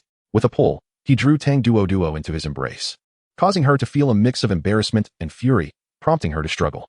The more she fought, the more exhilarated he became. Tang Duo exclaimed, shameless Holy Master. Despite her verbal protest, she found herself unable to break free. What realm was he currently in? Even Wang Changgong in the next room could hear Tang Duo's feeble cries, which elicited a scornful smile from him. Here was Tang Duo, adamantly refusing to marry, yet secretly engaging in such antics with the Holy Master. As the temperature rose, indicating their proximity to the boundary flames, Song Yun was eager to witness it, but Tang Duo promptly sealed the doors and windows. Still want to come? Song Yun teased, injecting a playful tone into the banter. Tang Duo, now unwilling to engage with him, coldly huffed and stood at a distance, fearing further advances from Song Yun. Song Yun smiled, reveling in the rising warmth, wishing to open the door and gaze outside. Was it impossible to pass through the teleportation altar? He pondered whether a wormhole could facilitate their journey. If not, they would have to rely on this vessel or seek alternative means. Soon, they reached the expanse above the boundary flames, the entire fire god ship glowing crimson. Even Tang Duo felt discomfort, while Song Yun remained unaffected, feeling only warmth, akin to that of women. Observing him, Tang Duo noted his ease. What treasure was he indeed? He monopolized all the advantages and shared none, utterly shameless. Upon crossing the boundary flames, the temperature inside the ship gradually decreased, and the ship sounded its horn, signaling that the doors and windows could be opened. Song Yun stepped outside to behold the scenery of Zhongzhou. It differed greatly from Shizhou, with floating peaks that were breathtakingly magnificent, and the surrounding spiritual energy was even more potent. It was no wonder the people of Shizhou sought to cross over, akin to the logic of the three barbarians. In such a place, if it were teeming with insectoids, it would indeed be a sight to behold. Holy Master, will you not reconsider? Wang Changgong suddenly appeared beside him, seemingly making a final inquiry. Song Yun glanced at him and replied nonchalantly, Miss Tang's legs have bound me. Tang Duo gritted her teeth. Once they reached Shizhou, she would expose the Holy Master's true nature, revealing him to be a lecherous insect deserving of disdain. Miss Tang's legs are indeed captivating, Wang Changgong remarked, casting a glance at Tang Duo, as if to say, you truly have your ways, using your beauty to your advantage. Yes, Holy Master. Soon, an enormous city came into view, which in Song Yun's eyes was comparable in scale to the capital of the three barbarians. Tang Duo approached to remind, when we arrive at Liqing, do not rush to leave, lest we provoke the people of Yushu sect. And if we do provoke them, I have never known fear. Song Yun replied with a disdainful smile. Tang Duo felt concern, fearing that the Tang family would be drawn into the conflict, which would be a troubling situation. After all, the Yushu sect is not to be underestimated. With a resounding thud, the fire god ship landed steadily in the groove, and Song Yun gazed at the pink lights, feeling an uncanny familiarity. Could it be? After disembarking, Song Yun hastened forward. Hey wait, called out Wang Changgong, who followed closely behind. As Song Yun stood outside a shop, a familiar scent wafted towards him, and the enchanting women at the entrance beckoned to customers. Tang Duo initially thought the Lord would engage in something serious, never expecting that the esteemed leader would show interest in such frivolous establishments. For a moment, she felt sullied, especially in places touched by the Lord, which required cleansing with spiritual liquid. My dear sir, our star attraction, Princess Yaoqi, will soon make her appearance. Please step this way. Sir, our Princess Yaoqi is just finishing her bath. This way, she is the best choice. The two madams were openly soliciting customers, prompting Song Yun to exclaim, you people from Shizhou truly know how to indulge. In the Sandman and Shizhou regions, such boldness was rarely seen. Even if it were, it would be of a more subdued nature, merely indulging in flour and wine. Unlike the ferocity displayed here. Step aside. Tang Duo strode forward, her voice sharp, startling the two madams. I would like to see who is so blind as to not know that someone stands guard here. Upon noticing Tang Duo's attire, they recognized her as a member of the Tang family, and naturally retreated with forced smiles. What is the meaning of this? Song Yun chuckled. You should be cautious. Members of the clan will arrive shortly. Tang Duo replied irritably. Do not think that just because of your high cultivation, you can bully others. There are those in the clan who surpass you. I have no habit of waiting for anyone, Song Yun stated, and with that, he soared into the sky. Tang Duo was momentarily taken aback before shouting, you flew the wrong way. Why didn't you say so earlier? With a swift turn, Tang Duo had no choice but to follow. This could lead to trouble, as the Yushu sect would undoubtedly pursue them. Wang Changgong, with a cold gaze, quickly followed the two. In the night sky, Song Yun savored the rare moment of tranquility, but soon Tang Duo caught up, exclaiming, you are being reckless. The people from Yushu sect will not let you off easily. After a couple of touches, the Lord was already worried. He does not favor overly forward women. Tang Duo felt as though she might split in half, not wanting the Yushu sect to take action, yet she was powerless to intervene. You two still have the leisure to discuss love. It truly makes me envious, a chilling voice echoed from ahead, revealing a figure standing beneath the clouds. Song Yun had been waiting for Wang Changgong, flying too quickly to ensure others could keep up. Tang Duo thought to herself that trouble was brewing. Truly, what one fears often comes to pass, and it was unclear when the clan members would arrive. Suddenly, Song Yun said, come here. Tang Duo instinctively moved closer, but quickly realized she had no reason to heed his command. Yet, her waist was already ensnared. In this realm, one may express affection wherever they please, even amidst the void, savoring the essence of beauty. Tang Duo remarked, you must seize the moment, for your time is limited. Wang Changgong scoffed, dismissing the notion of a mere holy master who overestimates his own significance. She is acutely aware of the true nature of my time. Tang Duo, momentarily taken aback, displayed a certain naivety regarding the intricacies of romantic affairs. Yet, Song Yun interjected, "Indeed, your time is truly scarce." Chapter 160. The villain falls due to excessive chatter. Wang Changgong sighed, a hint of regret in his voice. It was a pity that for the sake of a woman from the Tang family, he sacrificed a promising future. Uncertain even of surviving the night, Tang Duoduo's heart quivered at his words, her gaze finally fixating on the man before her. His jawline was as if sculpted from stone, his golden hair gleaming under the moonlight, and his eyes radiated an unparalleled confidence. Within his embrace, she felt an overwhelming sense of security, as if he could shield her from all perils. Clearly, the Yushu sect had offered such favorable terms that she would have readily accepted had it been her. Yet he chose to accompany her to the Tang residence instead. Could it be that he truly harbored feelings for her? For a moment, Tang Duoduo grasped the situation, her heart seemingly opening to the idea of such an embrace. What woman could resist a man like Song Yun, the Holy Master, whose divine exterior belied his astonishingly unpredictable actions? The stark contrast captivated even Tang Duoduo, leading her to believe that with just a little more persuasion, he could be hers. Indulging in something new. Therefore, Holy Master, I grant you one final opportunity. Mark my words, it is indeed the last. Song Yun's fingers grazed Tang Duoduo's cheek, relishing the delicacy of her skin, an experience that countless men dream of. Yet he found himself in this moment, with her offering no resistance. Mischievous yet powerful. Who could possibly resist such a lure? I shall forego that. I choose my lower inclinations, Wang Changgong declared. Tang Duoduo responded in surprise. Wang Changgong chuckled. I never anticipated that a dignified holy master would be swayed by such base desires. Allow me to rid the holy sect of you, lest you become the subject of ridicule. With that, Wang Changgong extended his arms, his hands swiftly forming intricate seals before him, chanting an ancient and blasphemous incantation. Holy Master, behold the despair of the abyss. Bone-eroding demon ring, soul-piercing arrow, a colossal black halo, seemingly capable of devouring all light, erupted above him. The edges of the halo distorted the very fabric of space, while its center spiraled into a heart-stopping vortex of absolute darkness. A terrifying force emanated from it, drawing in debris from the ground uncontrollably, obliterating everything in its path. A massive black arrow formed at an observable speed, crackling with black lightning, producing a sound that grated on the nerves, its mere existence causing the space around it to groan under the strain, exuding an aura of annihilation. Tang Duoduo shouted defiantly. How dare you? The Holy Master is a guest of the Tang family. Huh, Miss Tang, if you do not step aside, do not blame me for the consequences. He retorted. Song Yun suddenly released her delicate waist, declaring, this is none of your concern. In that instant, Tang Duoduo felt an emptiness within her, vexed by the emotions that overwhelmed her. How could it not concern me? I was the one who brought you to Zhongzhou. Tang Duoduo's impulsive nature surged forth, and she exuded her spiritual energy, preparing to confront Wang Changgong. Wang Changgong chuckled. I have heard that Miss Tang is both ruthless and exceptionally wise. Yet when ensnared by love, she behaves like any ordinary woman. Your current approach is akin to striking a stone with an egg. Of course, Tang Duoduo understood this. Yet she chose to depart nonetheless. Song Yun observed Tang Duoduo's fragile silhouette, noting her peculiar charm. Men engage in their affairs. Women should step aside. He remarked with a nonchalant smile, his tone laced with an authoritative command reminiscent of a sovereign, leaving no room for dissent. It was evident that his previous suitors had sought to please him, but the current Song Yun was entirely different, evoking a complex mix of feelings within Tang Duoduo.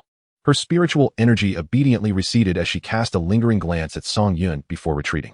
Wang Changgong watched as Tang Duoduo left, feeling considerably relieved. After all, should he truly eliminate her, the Tang family would not remain idle. Although Yushu sect was unafraid, it would inevitably lead to troublesome consequences, best avoided if possible. Master, I grant you time to unleash your most formidable technique, lest you accuse me of tyranny, he said. Song Yun extended his hands, stating, this is my most powerful technique. With that, he glanced at Tang Duoduo, inciting a wave of indignation within her. How shameless. Wang Changgong found amusement in the situation, even at such a moment. She dared to put on a show before him. Did she truly believe he would spare her? Die, and let your reckless arrogance be your own tomb. In the instant the arrow was released, the air was violently torn apart, leaving behind a dark trail that lingered ominously, embodying the might to obliterate all in its path. Descending with catastrophic force, Song Yun stood his ground, facing the terrifying arrow capable of shattering mountains and reversing rivers, merely lifting his head slightly. His gaze as tranquil as an ancient well, undisturbed by the impending chaos. He neither dodged nor blocked, nor did he assume any defensive posture. He simply stood there. Boom. Tang Duoduo panicked, thinking, at least use a magical artifact for defense. One cannot wish for death so recklessly. She mused that such an end would not bring her sorrow. On the contrary, she would find joy in it. Yet, despite her thoughts, her eyes remained fixed with palpable tension. Wang Changgong scoffed, expressing disappointment in the master's performance. He hoped that the next master would possess greater wisdom and refrain from letting his lower instincts dictate his actions. Although it was undeniable that women like Tang Duo held an undeniable allure, the cataclysmic black arrow struck Song Yun's chest with pinpoint accuracy, contrary to expectations of carnage. There was no earth-shattering explosion. Instead, a dull thud resounded, enough to halt one's heart. The soul-eroding arrow, imbued with immense power, shattered upon contact with Song Yun's chest, akin to fragile glass colliding with indestructible divine iron. The arrowhead disintegrated instantaneously, the shaft splintering into countless minute shards of darkness, not even a lament escaping its fate. Not a ripple stirred. Song Yun's golden robe bore not a single trace of scorch. Standing there, motionless as if he had not been struck moments before. It seemed that the cataclysmic blow had merely brushed against the mountains like a wisp of wind, as innocent as a child's pinwheel. The disdain on Wang Changgong's face was swiftly replaced by astonishment. How could this be possible? He had not even managed to breach the opponent's defenses. Tang Duo stood transfixed. Her lips parted in disbelief as she gazed at Song Yun. Such a formidable strike, and he had withstood it with his bare body. Song Yun's gaze pierced through the fabric of space, landing upon the stunned Wang Changgong. In his eyes, there was neither anger nor mockery, but a profound indifference. As if regarding mere dust, the myriad laws could not touch him. He was beyond the reach of mere ants. To strike with an egg against a stone was but an exercise in futility. His voice, though not raised, cut through the air with clarity, each word resonating like a hammer, striking deep into Wang Changgong's psyche. The moment his words concluded, Song Yun moved. His demeanor appeared unhurried, almost leisurely. Yet with a single step, he materialized before Wang Changgong like a specter. The distance was so short that Wang Changgong could clearly see his own astonished reflection in Song Yun's eyes. He wished to speak, to defend himself, to unleash his powers, to flee, but all thoughts froze in the next heartbeat. Song Yun merely extended a hand, ordinary, devoid of any radiant glow or spiritual energy. Then, with a gentle squeeze, crack. The sound of bone shattering was sharply crisp, sending chills down one's spine, swift and unambiguous. All of Wang Changgong's strength ceased in that singular sound. His eyes, filled with horror, fear, and unwillingness, instantly dimmed, his pupils dilating, frozen in eternal despair. Even his still-functioning mind wondered how one could dare to kill him. Song Yun released his grip, as if brushing away a trifling speck of dust. Wang Changgong's body fell like a marionette with severed strings, crashing to the scorched earth with a thud that stirred a small cloud of dust, and then fell silent. Song Yun did not cast even a glance at the lifeless form. He merely dusted off non-existent debris from his chest with a slight motion. A casually uttered remark marked the conclusion of this overwhelming confrontation. So slow. Tang Duo's mind buzzed. The master of the Yushu sect had perished just like that?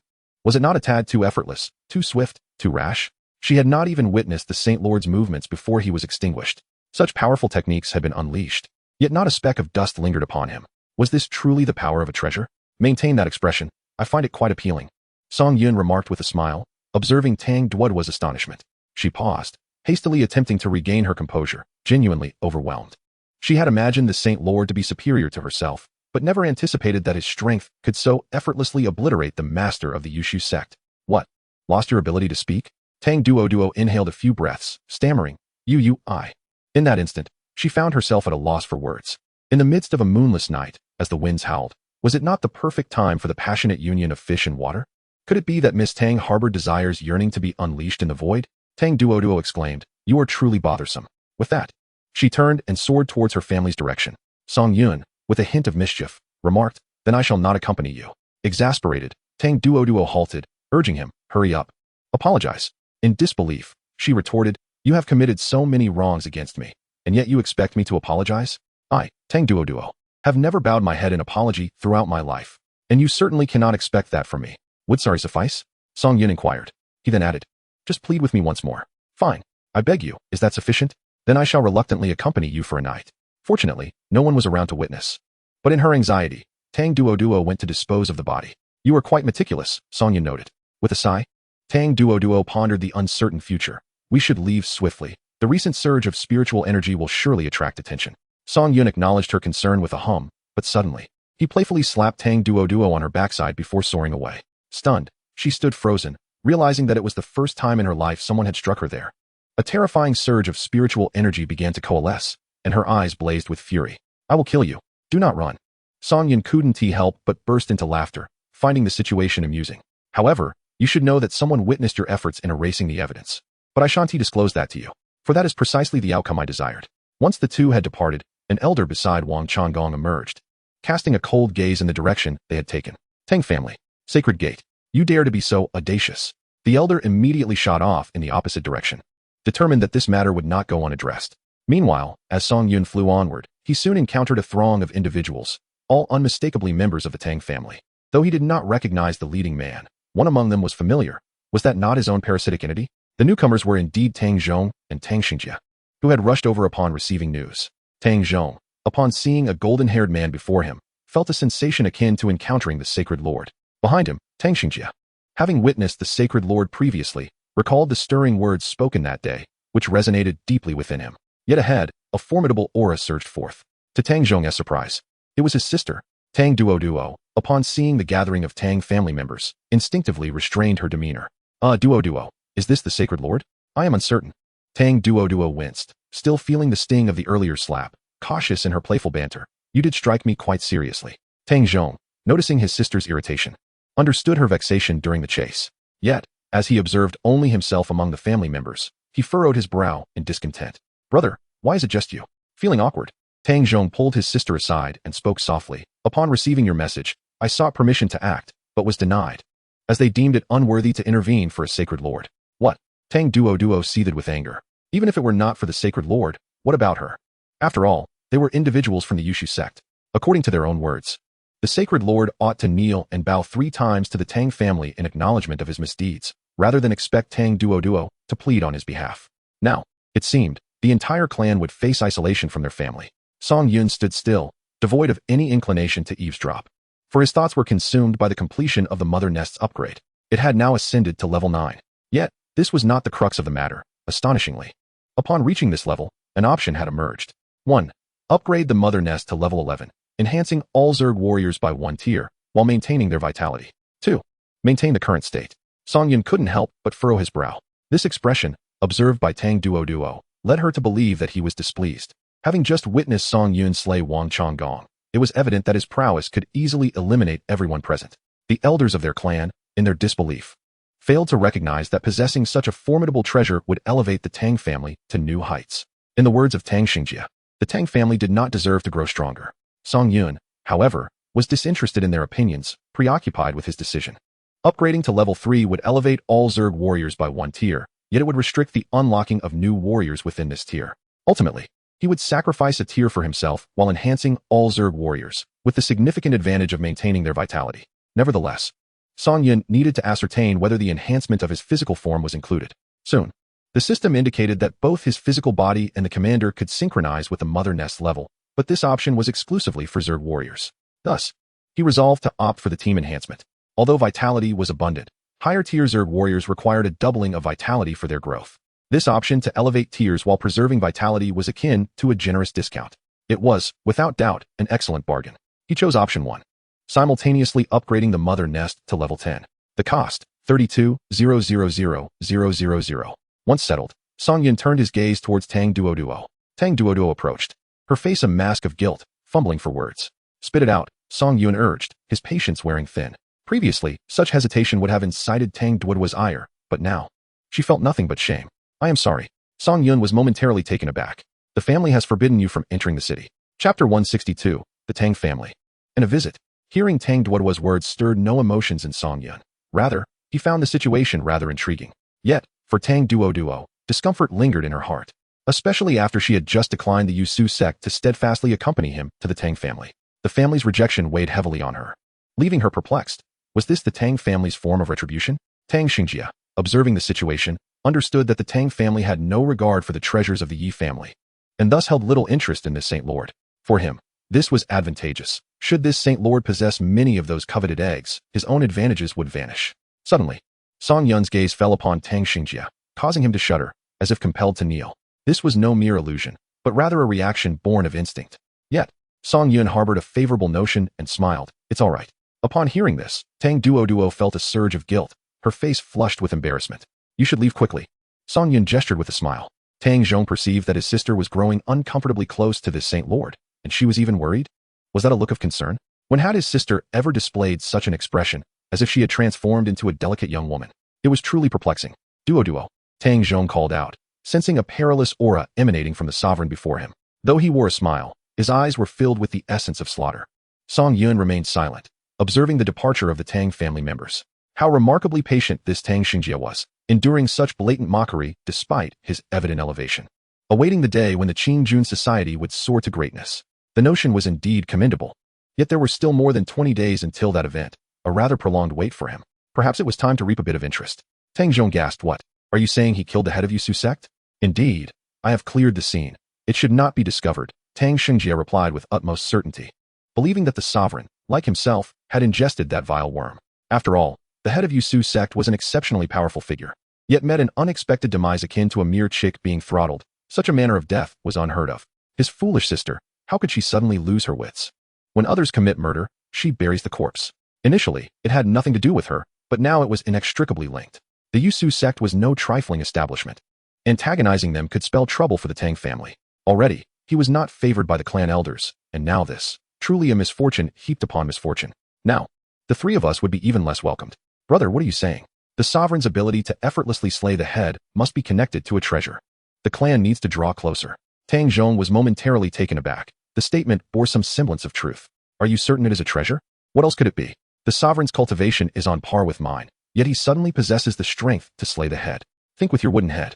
What kind of treasure could that be? Tang Xingjie realized with certainty that the sovereign had indeed consumed the same repugnant worm as he. The effects were evidently identical. At that moment, Tang Duo suddenly exclaimed, causing Tang Zhong to believe there was an enemy attack, and he instinctively scanned his surroundings. Xingjie, did you not obtain a treasure before? Tang Xingjie replied earnestly, it was merely a peculiar egg, devoid of anything inside, which I discarded. An egg? It indeed seemed to lack the allure of a treasure, as one would envision. In Tang Duo's mind, it was all about liquids and true blood. Duo, go and reassure the sovereign. I will report the situation. Understood. The group swiftly resumed their individual tasks. Tang Duo soon located the strolling Song Yun and hurriedly approached him. Seeing Tang Duo return, Song Yun was not particularly surprised. What is the matter? My brother has gone to explain the situation to the clan. It was likely a misunderstanding. Tang Duo hastily clarified.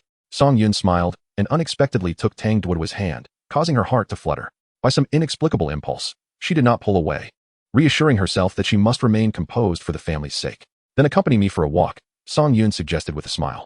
Tang Duo, blushing and speechless, obediently followed beside him. Meanwhile, Tang Zhong quickly arrived at the residence of the clan leader, only to be obstructed. The individual blocking his path was none other than Tang Xingyue. The clan leader is currently with esteemed guests. If you have matters to discuss, please return tomorrow. I have urgent news to convey, Tang Zhong asserted in a low, grave tone.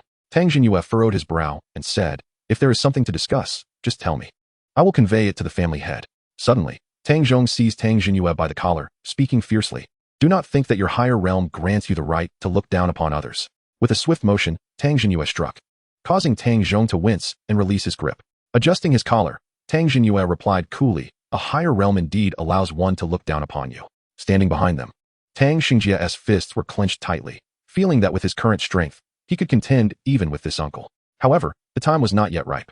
His true target was Tang Gu and his associates. First, he would incapacitate the lesser ones, then confront the greater threats.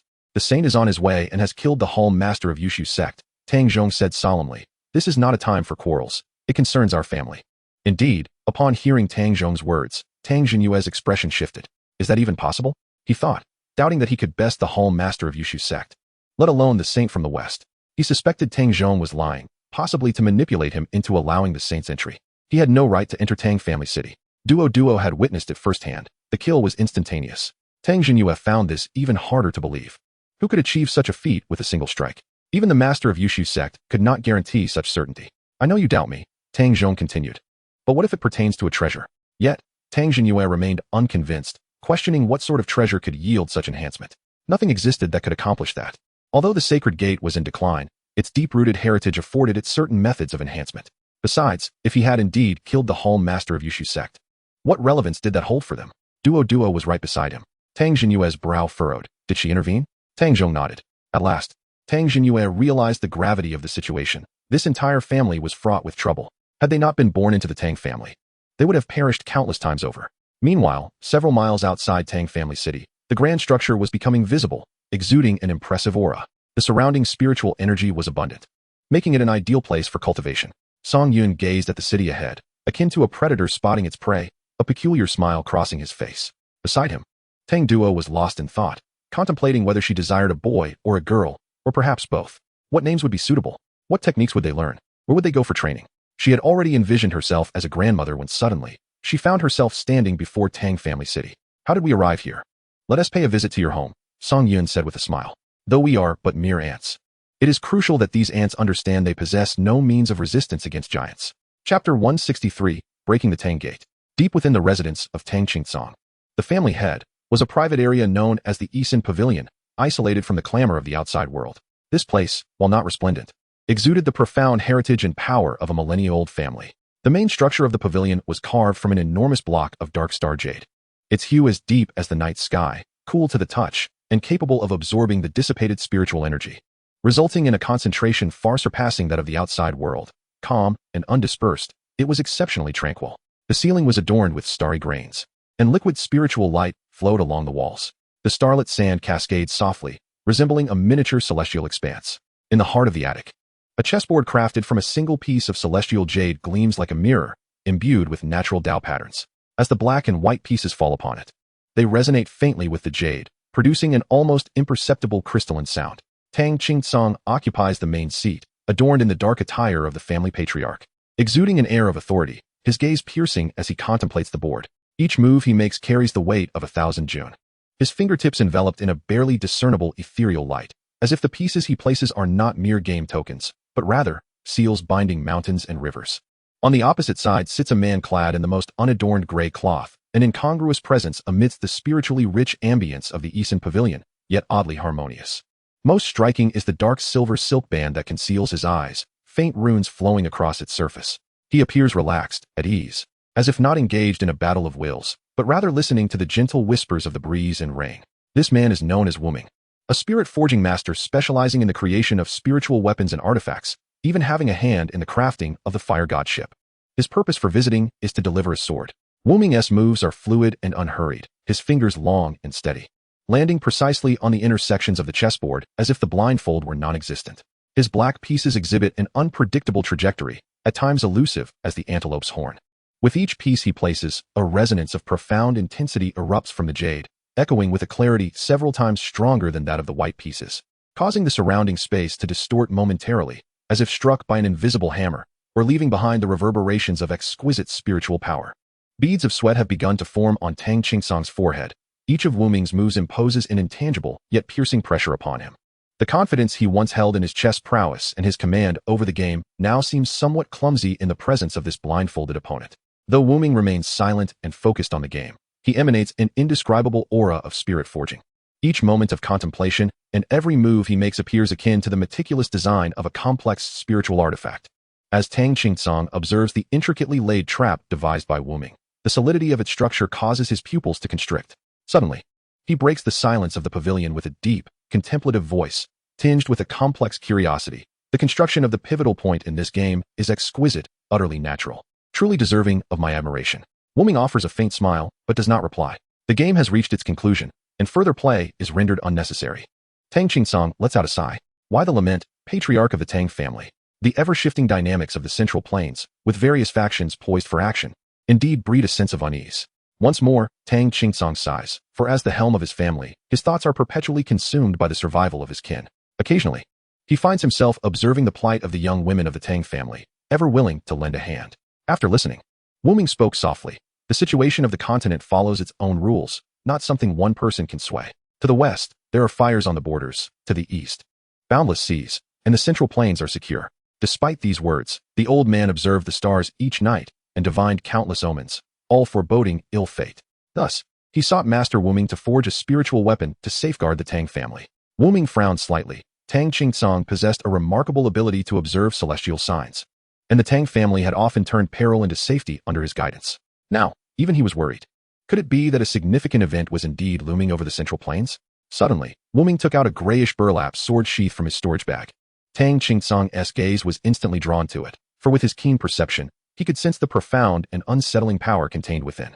As Wuming's fingers brushed against the sheath, a sword slowly emerged from within, measuring 3 feet and 9 inches.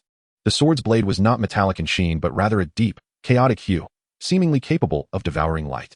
Upon closer inspection, One could discern countless minuscule whirlpools of annihilation swirling within the blade, exuding an aura that could extinguish all things. Wu Ming casually laid this seemingly dull and unremarkable long sword upon the Tianyin jade chessboard, which radiated a gentle glow and Dao patterns. The moment the blade made contact, the surface's brilliance abruptly extinguished, and the internal Dao patterns emitted a mournful crackle, as if being eroded by an unseen force, diminishing a small portion of it. The chessboard itself visibly lost some of its spiritual resonance at an alarming rate. Tang Qingsong's pupils constricted, and his heart raced. The resilience of Tianyin jade was well known, yet this sword silently corroded it. At that moment, Wu Ming spoke. His tone remained calm and unperturbed, as though he were merely describing an ordinary farming tool. Yet each word resonated like the tolling of a death knell from the depths of the abyss, striking at Tang Qingsong's heart. This sword is named Annihilation of the Abyss. Crafted from the core of the Nine Nether's extinction, it harnesses the tides of the myriad realms abyss to temper its edge, melding the essence of 3,000 shattered stars into its spine.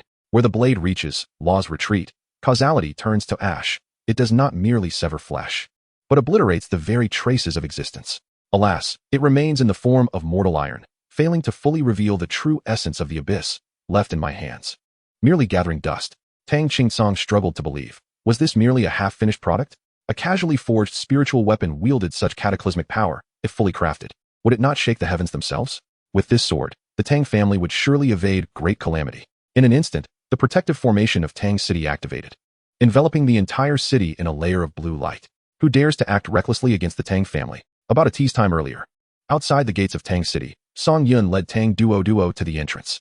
The guards on the city wall regarded Tang Duo, recognizing her, but were unfamiliar with the one beside her. State your names. Saint Lord. The utterance of these two words caused the guards present to pause. There was an order forbidding the entry of the Saint Lord into the city. Meanwhile, Tang Duo listened to Song Yun's words. His confidence seemed to emanate from his very soul, undeniably captivating. Then do not blame us for being impolite. Come, let this master see how you intend to be impolite.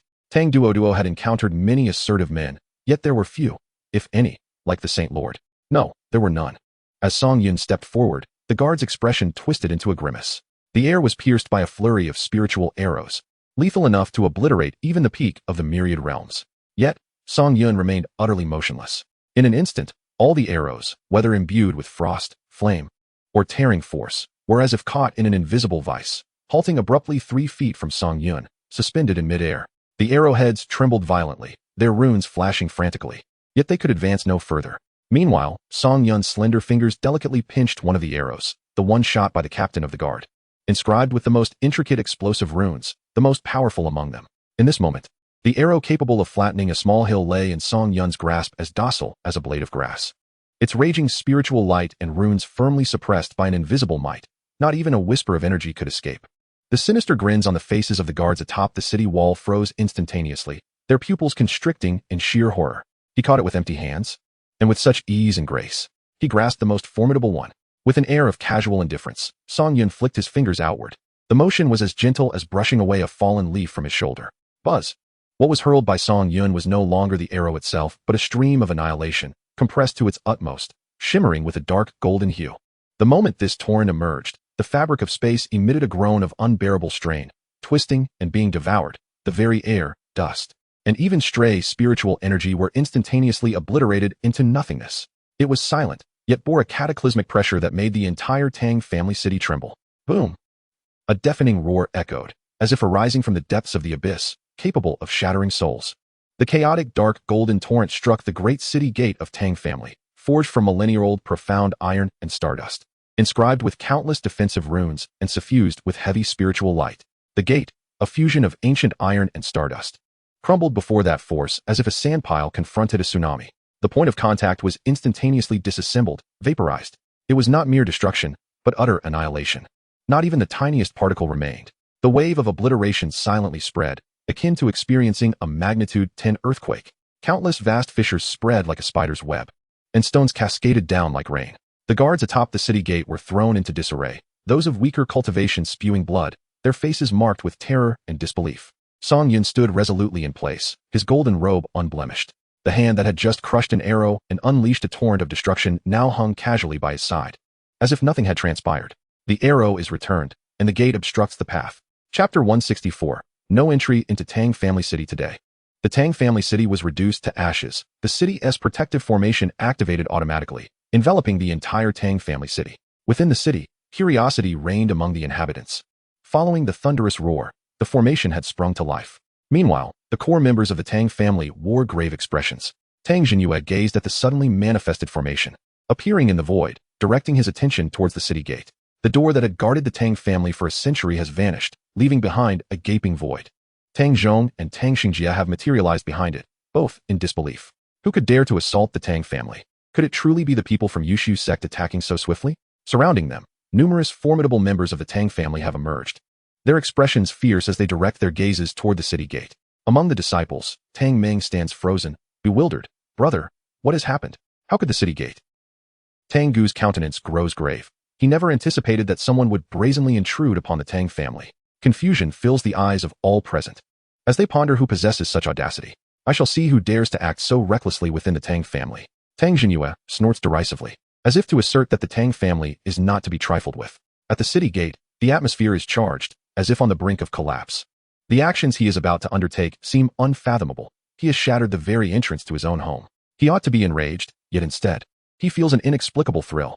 Stealing a glance at Song Yun's profile, his heart races like a deer startled by a bell. He quickly scolds himself. Tang Duo, have you lost your senses? His current actions mean war against the Tang family. How could you find him handsome? Yet, in that moment, he was undeniably captivating. When will you open your door? Song Yun suddenly inquired, catching Tang Duo off guard. Just moments ago, he had exuded an aura of masculinity, and now he seemed mischievous. Her heart, which had settled, began to flutter uncontrollably once more. Biting her crimson lip, she retorted, "What nonsense are you spouting? How annoying." Observing Tang Duo's flustered demeanor, Song Yun chuckled softly. "It hasn't even been a day yet. Do not allow yourself to be ensnared beneath my feet." As Song Yun indulged in their playful banter, countless Tang family disciples appeared before them. How amusing it was. Tang Zhong, upon recognizing the Holy Master, was left in disbelief, particularly when he noticed his sister standing beside him, his mind buzzing with confusion. Tang Xingjia shared his astonishment. How could my aunt be standing with the Holy Master? Did they just destroy the Tang family's city gate? Has she lost her mind? All of the Tang family disciples gazed at Tang Duo in astonishment. Tang Jinyue had anticipated numerous adversaries, but was taken aback to find only two, one of whom was Tang Duo herself. Not only had she refused to marry, but now she was siding with an outsider against her own family. Has this woman gone mad? This is the Holy Master, Tang Zhong murmured. Tang Jinyue furrowed his brow, scrutinizing Song Yun once more. Is this truly the Holy Master? He managed to breach the city gate forged from 10,000-year-old black iron and star sand. Such strength could rival that of the family head. How could he be so powerful? The intel indicated he was merely at the 5th level of the Nirvana realm. Previously, he had sensed something amiss. Now, it seemed profoundly troubling, as if he were smitten. How could he be so foolish as to stand against the Tang family? Oblivious to his own surname? Hearing her brother's call, Tang Duo was acutely aware of the situation. She wished to explain for Song Yun, but was halted by him. Tang Duo merely lowered her head and stepped away from Song Yun. The city's protective array did not impede her entry, and she approached the Tang family disciples. Her expression filled with concern as she gazed at the solitary Song Yun. Did he truly intend to confront the entire Tang family single-handedly? Tang Meng suddenly approached Tang Duo and whispered, "Cousin, is he the Holy Lord?" "Indeed, he is," Tang Duo replied. Tang Meng gazed at Song Yun, who stood outside the city gate, appearing as insignificant as a speck of dust compared to the imposing Tang family castle. Yet, he emanated an aura as powerful as a mountain collapsing or a tsunami surging, instantly piquing Tang Meng's interest in him. The previously formidable and menacing elite guards now seemed drained of all their bones and souls. However, as the core members of the Tang family arrived, the guards regained their composure, standing tall and ready for battle.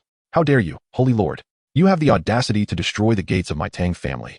A thunderous roar, infused with overwhelming fury and chilling intent to kill, shattered the silence. At that moment, Tang Jinyue's hair bristled, his eyes bloodshot and fixated on the figure standing amidst the dust. Behind him, numerous Tang family elders and guardians loomed like shadows, each exuding an aura of formidable strength. Unmistakably formidable. The air was thick and heavy, almost suffocating. Yet, Song Yun's gaze fell upon his golden sleeves, as if they bore more significant dust than the iron powder scattered on the ground. He extended 2 fingers, leisurely pinching his sleeve, flicking it lightly with a gesture that was both casual and focused, exuding an air of deliberate elegance and detachment. The gate obstructs the path, it must naturally vanish. Song Yun's voice, though soft, transcended the cacophony of anger and murderous intent, distinctly reaching every ear, as tranquil as the inevitable cycle of day and night. Hearing Song Yun's words, Tang Duo was profoundly shaken. Facing so many formidable experts from her clan, he remained remarkably composed and dared to utter such audacious words. How could she have encountered such a man? Tang Ming, standing beside her, was equally astonished. Her brother Yifeng was strong and had a commanding presence. But before this holy lord, he seemed like a mere child. This was true charisma. Not only Tang Duoduo and Tang Ming, but all the women of the Tang family felt similarly. The holy lord's striking appearance, crowned with flowing golden locks, elevated his elegance to the utmost. However, the men of the Tang family could not allow such arrogance to persist. Naturally, it should disappear. Tang Jinyue's fury twisted into a mocking laugh, a sound as grating as metal scraping against metal, laden with the fury of being utterly trampled and an incredulous absurdity. Arrogance. 300 years. For 300 years. No one has dared to touch this gate. It is the face of my Tang family, a legacy left by our ancestors. His words abruptly halted, as if an invisible hand had seized his throat. This was due to Song Yun lifting his gaze. Those eyes, tranquil as an ancient frozen lake, were unfathomably deep and undisturbed, yet radiated a dismissive indifference towards the dust below. As the gate is, so too are the people. Song Yun's voice remained calm. Yet each word struck like ice picks, piercing into the hearts of those present, sending a chilling wave through them. Tang Duoduo understood that the Holy Lord was reproaching her family for the broken promise of invitation, thus destroying the gate to make a point. Tang Jinyue suppressed the turmoil within his heart, as if the blood that had been frozen by the 4 words someone dares began to flow anew, albeit infused with a chilling fury and resentment. How dare a mere sovereign from the Western continent show such disrespect? Sovereign, do not be arrogant. Tang Jinyue's voice thundered like a rolling storm. Arrogance. What can you do about it? Upon hearing Song Yun's words, Tang Zhong felt an inexplicable surge of satisfaction within. Do you think that by destroying a mere door, you can enter the Tang family's city? What a farce. This protective grand formation, the 9 Peaks Demon Suppression Diagram, was crafted by the ancestors of the Tang family, harnessing the dragon veins from 9 renowned mountains and infusing it with the essence of 365 celestial stars. Today, you shall not take a single step into the Tang family city, not even the smallest stride. Once this formation is activated, it will invoke the power of the 9 mountain veins and connect with the radiance of the stars above. For thousands of years, it has withstood 15 great tribulations. Even 1,000,000 troops could not shake it in the slightest. Tang Jinyue's voice bore a fervent zeal, with each word resounding like an eternal truth. Behind him, the elders and patrons, who had initially been intimidated by Song Yun's presence, felt a flicker of hope rekindle in their eyes as they heard the formidable reputation of their grand formation. Their postures seemed to straighten slightly. Indeed, the city gate was merely superficial. This protective formation was the true anchor of stability. Today, that sovereign shall not enter the Tang family city. The ground trembled slightly, as if a slumbering giant was awakening beneath the earth. A blinding golden light suddenly erupted, akin to the first twinkling of stars. Soon after, the spiritual energy in all directions began to stir restlessly, gathering into a wave of energy imbued with a sense of annihilation. A heavy silence pressing down on everyone's hearts like the calm before a storm. The grand formation began to coalesce spiritual power. Sovereign, you have destroyed the gate of my Tang family. Today, let me show you what true celestial might is. Let you? Tang Jinyue's fierce shout came to an abrupt halt, as if he had swallowed a fly. The expression on his face, a mixture of pride and menace, instantly froze, replaced by a horror and absurdity 100-fold greater than when the city gate had collapsed. For Song Yun had moved, and everyone watched in clear astonishment. He merely stood at the edge of the grand formation, casually raising his arm and gesturing with a finger. There was no earth-shattering roar, no cataclysmic explosion. Only a sound so faint, yet seemingly capable of piercing through the barriers of the soul, a delicate chime. Ding! It rang as crisp as a glass cup shattering. The blue core of the formation suddenly faltered, and in an instant, it resembled a tranquil pond disturbed by a stone, the terrifying patterns radiating from the core visibly disintegrating. The formation's lines fractured and dissipated, like ashes consumed by fire, silently vanishing into the air. The power that had been gathering, akin to a deflating balloon, emitted a dull pop and instantly collapsed. The entire grand formation began to disperse from its zenith, and all gazed upward at the vanishing formation, speechless, their eyes betraying sheer terror. This was the grand formation that had protected the Tang family city for over a millennium. Gone? Tang Duoduo could scarcely believe that the sovereign had not even exerted his full strength. The grand formation, which her family took such pride in, lay before him in shattered fragments. Beside him, Tang Ming was equally astonished, covering her mouth in disbelief. How formidable! As her words fell, silence enveloped the scene. Chapter 165. The Patriarch has arrived. Tang Jinyue stood frozen, his pride in the city's formidable defense. The 9 Peaks Demon Suppression Diagram, an embodiment of the Tang family's labor, now seemed only worthy of a mere manicure in the eyes of his opponent. And to think it could be shattered with a mere snap of the fingers? This was the Tang family's protective formation, Behind Tang Jinyue, the elders and worshippers appeared ashen, their gazes vacant. The flicker of hope that had ignited moments before was utterly extinguished in the blink of an eye, leaving only an abyss of terror and profound despair. How could a mere sovereign of the Western continent wield such power? Meanwhile, Song Yun merely stood there, his silhouette under the moonlight becoming increasingly unattainable and inscrutable. Tang Xingjie gasped for breath. Was this the essence of power? Alas, his own cultivation was too meager, and the enhancement from treasures was limited. Judging by the elevation of treasures, this sovereign before him was likely at the pinnacle of the Nirvana realm. The pinnacle of the Nirvana realm was a level found only in the Eastern continent, while the highest realm in the Central continent merely reached the 10th layer of Nirvana. The struggle to attain such heights was formidable. Many remained stagnant at this juncture throughout their lives. Yet, once he consumed that worm, the once unattainable cultivation would be within his grasp. He eagerly anticipated the arrival of Qin Jun, when he too could shine as brilliantly as this sovereign, astonishing the entire family. No, the entirety of Central Continent. Not far away, the brothers Tang Gu and Tang Feng were struck by awe, unable to fathom that their family's protective formation could be so effortlessly dismantled. It was terrifyingly easy, merely a flick of the finger. Just as they hovered on the edge of this suffocating abyss of despair, a distinctly different aura surged from deep within the Tang family, akin to a dormant volcano awakening with a thunderous roar. This aura was not the violent rage of Tang Jinyue, but rather a profound depth akin to mountains. An expansive grandeur reminiscent of the ocean, imbued with a weighty solemnity and authority born of enduring trials. It instantly dissipated the pervasive despair and fear, acting as an invisible pillar that propped up the crumbling hearts of the Tang disciples. A figure emerged silently beside Tang Jinyue. It was none other than Tang Qingsong, the Tang family's towering pillar and current patriarch. Upon seeing him, everyone reverently called out, "We pay our respects to the patriarch." Tang Jinyue turned his head with great difficulty, his voice hoarse and dry, filled with humiliation and reluctance. The appearance of Tang Qingsong reignited a flicker of hope in his eyes, akin to a drowning man grasping the last straw. Tang Qingsong did not glance at the disheveled Tang Jinyue. His unfathomable gaze had been fixed firmly on Song Yun since his arrival. The air seemed to solidify, an invisible aura clashing between the two. Yet, the overwhelming momentum that could compel even Nirvana realm experts to bow their heads dissipated without a trace upon reaching the 3-foot radius around Song Yun. As if it had vanished into the depths of the sea, Song Yun remained composed, as if merely admiring an unexpected landscape, his smile seemingly mocking the Tang family's ignorance. Tang Qingsong suddenly raised his hand slowly, bowing to Song Yun in a solemn and ancient gesture of respect. This act left all the disciples of the Tang family in a state of astonishment. The patriarch actually showed deference to the holy master from outside. Upon witnessing such a gesture from the patriarch, Tang Duo breathed a sigh of relief. He truly is formidable, capable of compelling the patriarch to yield. However, Tang Jinyue looked on in disbelief at the patriarch, wondering how the illustrious Tang family could bow before him, a mere fallen holy master. With the arrival of the holy master, the Tang family basked in newfound glory. Tang Qingsong's voice was calm and steady, resonating like the deep toll of an ancient bell.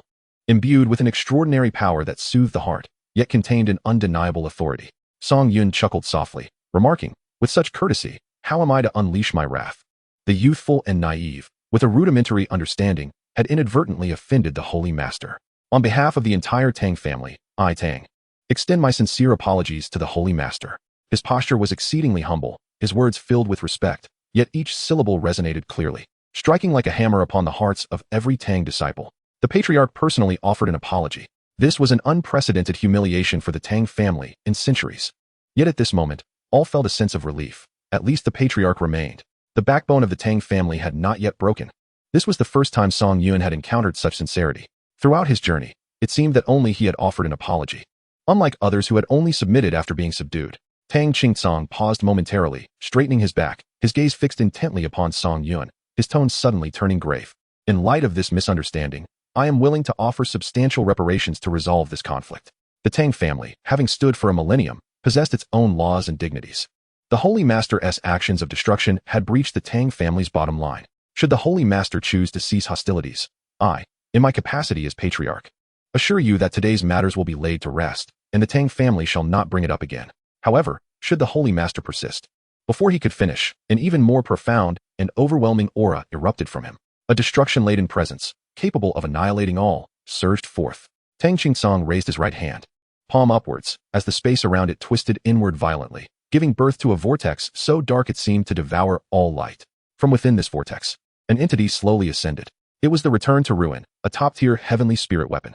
The moment it appeared, The surrounding light was frantically drawn into it.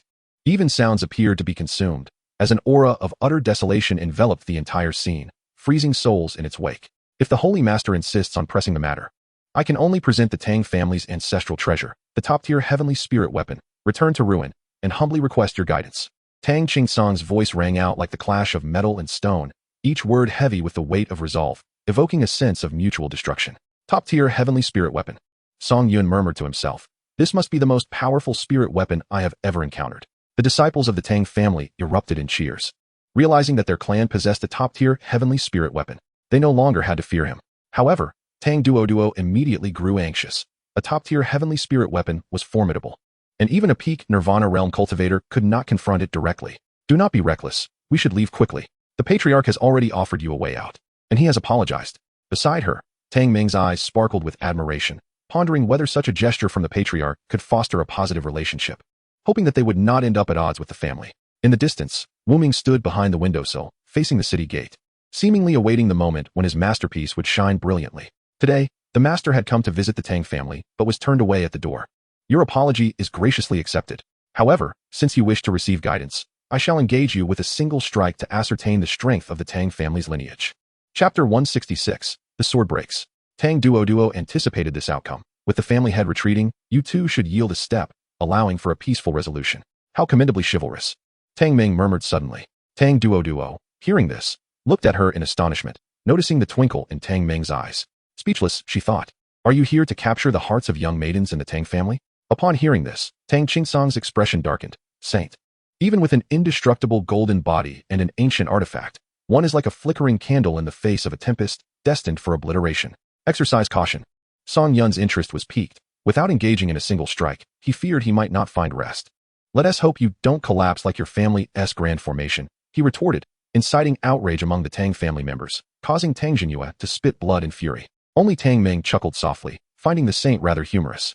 Since the saint insists, then do not blame Tang for being unrelenting. The moment the words fell, Tang Qingsong moved. There were no extravagant maneuvers, no earth-shattering displays. Gripping the hilt of the sword, entwined with dark golden patterns, he concentrated all his strength and life force into this single strike. The very essence of his being seemed to merge with the devouring sword. This strike represented the dignity and backbone of the Tang family. A defeat was unthinkable. The sword was unleashed, silent and unseen. Only the piercing shriek of space being forcefully torn asunder echoed. Where the sword passed, light was utterly extinguished, leaving behind an unadulterated trail of darkness. This strike transcended Tang Qingsong's limits of speed, as if thought alone summoned the blade, descending directly towards Song Yun's brow. The hearts of all Tang family members soared to their throats, their eyes ablaze with a blend of fear and a final flicker of hope. Only Tang Duo and Tang Ming clenched their hands tightly, worried for Song Yun. This strike was overwhelmingly powerful, so powerful that it rendered the body immobile. Wu Ming seemed to envision his creation, relishing the impending first drop of blood. Yet, in the face of such a terrifying blow, Song Yun maintained his previous demeanor, unmoved. Tang Duo was incensed, wishing to drag Song Yun away, thinking, I would not mourn your death. Not only was he unmoved, he did not even lift his eyelids, standing there quietly like an ancient rock, allowing the cataclysmic waves to crash upon him. At that moment, Tang Qingsong furrowed his brow tightly. This saint had no defense, no evasion, nor did he employ any spiritual weapon or artifact, appearing as a mere ephemeral shadow. What on earth was he attempting? Did he truly believe I would hesitate to kill? In an instant, the all-consuming black sword mark pierced Song Yun's brow without hindrance. Time seemed to freeze at that moment. Excitement began to appear on the faces of the Tang family disciples, their cheers poised to erupt at any moment. However, only Tang Qingsong's expression changed abruptly. A faint yet piercing sound reverberated, as if capable of penetrating the very souls of all present. Crack! The source of this sound was not the forehead of Song Yun, but rather the tip of the ruin's extinction sword. Tang Qingsong could scarcely believe what transpired before his eyes. What material was this head constructed from? And this celestial-grade spiritual weapon, which was said to possess the power to obliterate the heavens and earth, even severing the barriers of the void and the currents of time. How could it shatter? A delicate crack began to unfurl with remarkable clarity across the pitch-black blade. Immediately after, crack, crack, crack, the fissure, as if imbued with life, spread with astonishing speed from the sword's tip, racing upward. At that moment, the nameless one stood rigid, seemingly able to hear the anguished wails of the work itself, filled with terror. How could this be possible? How could one encounter such a being in the central continent? Absolutely impossible. Tang Qingsong's eyes widened in disbelief, filled with utmost horror and absurdity, as the once mighty celestial-grade spiritual weapon began to disintegrate. Starting from the blade's tip, it shattered inch by inch. As though cast into the purifying flames capable of incinerating all, the dark blade silently crumbled. It transformed into countless minuscule shards, dark yet devoid of all spiritual essence. These shards, unable to even scatter, dissipated silently in the moment they separated from the sword body. Much like thin ice exposed to the scorching sun, vanishing completely into nothingness. In the span of a single breath, this weapon, which was destined to instill fear across the central continent, the ruin's extinction, an ultimate strike embodying all of Tang Qingsong's resolve and hope, vanished into the void after piercing Song Yun's brow. All that remained in Tang Qingsong's grasp was a solitary ancient sword hilt adorned with dark golden embers. With a gasp, Tang Qingsong felt as though he were struck by backlash. His entire body convulsed violently, and he coughed forth a mouthful of blood mixed with internal organs. All strength and willpower were instantly siphoned away with the destruction of the ruin's extinction. The once mighty figure, as towering as a divine peak, lost all support and crumpled to his knees, crashing heavily to the ground. His knees struck the cold, iron-gray dust, producing a dull thud. With great difficulty, Tang Qingsong lifted his gaze towards Song Yun, who remained standing still. Not a single corner of his garment stirred, and not even a trace of crimson marked his brow. The eyes of the former master of life and death, once deep as an abyss, now reflected only confusion. As if seeking an answer from Song Yun. Why was your head so hard? The ruin's extinction shattered? A strike delivered with all his might failed to even ruffle his opponent? Not even a single hair was harmed? What level of existence was this? Master, Tang Jinhua emitted a sound that was less than human. Rushing over to behold the solitary sword hilt in Tang Qingsong's grasp, then glancing at the figure before them, standing as timeless as eternity. The last vestige of reason seemed on the brink of collapse. The Tang family's younger generation, who had just been ready to celebrate, now found themselves at a loss. How could the master be defeated? Song Yun slowly lowered his gaze, his eyes calmly sweeping over the dust-laden Tang Qingsong, who knelt in a daze. Along with the solitary sword hilt in his hand, he extended his hand, as if holding something, and presented it before Tang Qingsong's eyes. As his palm opened, in the palm of Song Yun's hand, a single golden strand of hair appeared. Tang Qingsong stared blankly at the severed hair before him.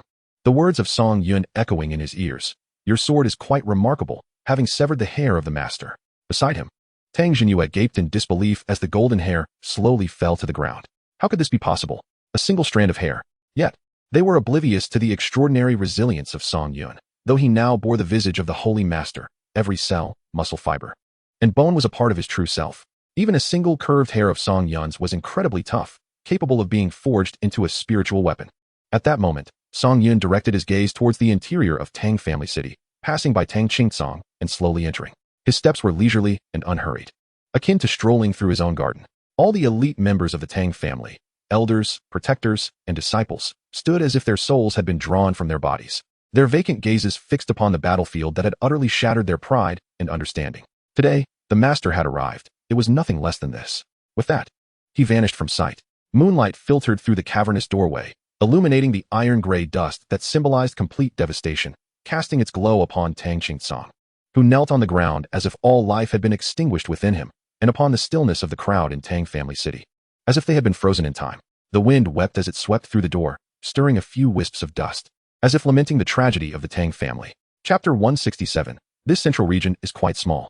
That astonishing sword strike was effortlessly dismantled, failing to even disturb the holy master's presence.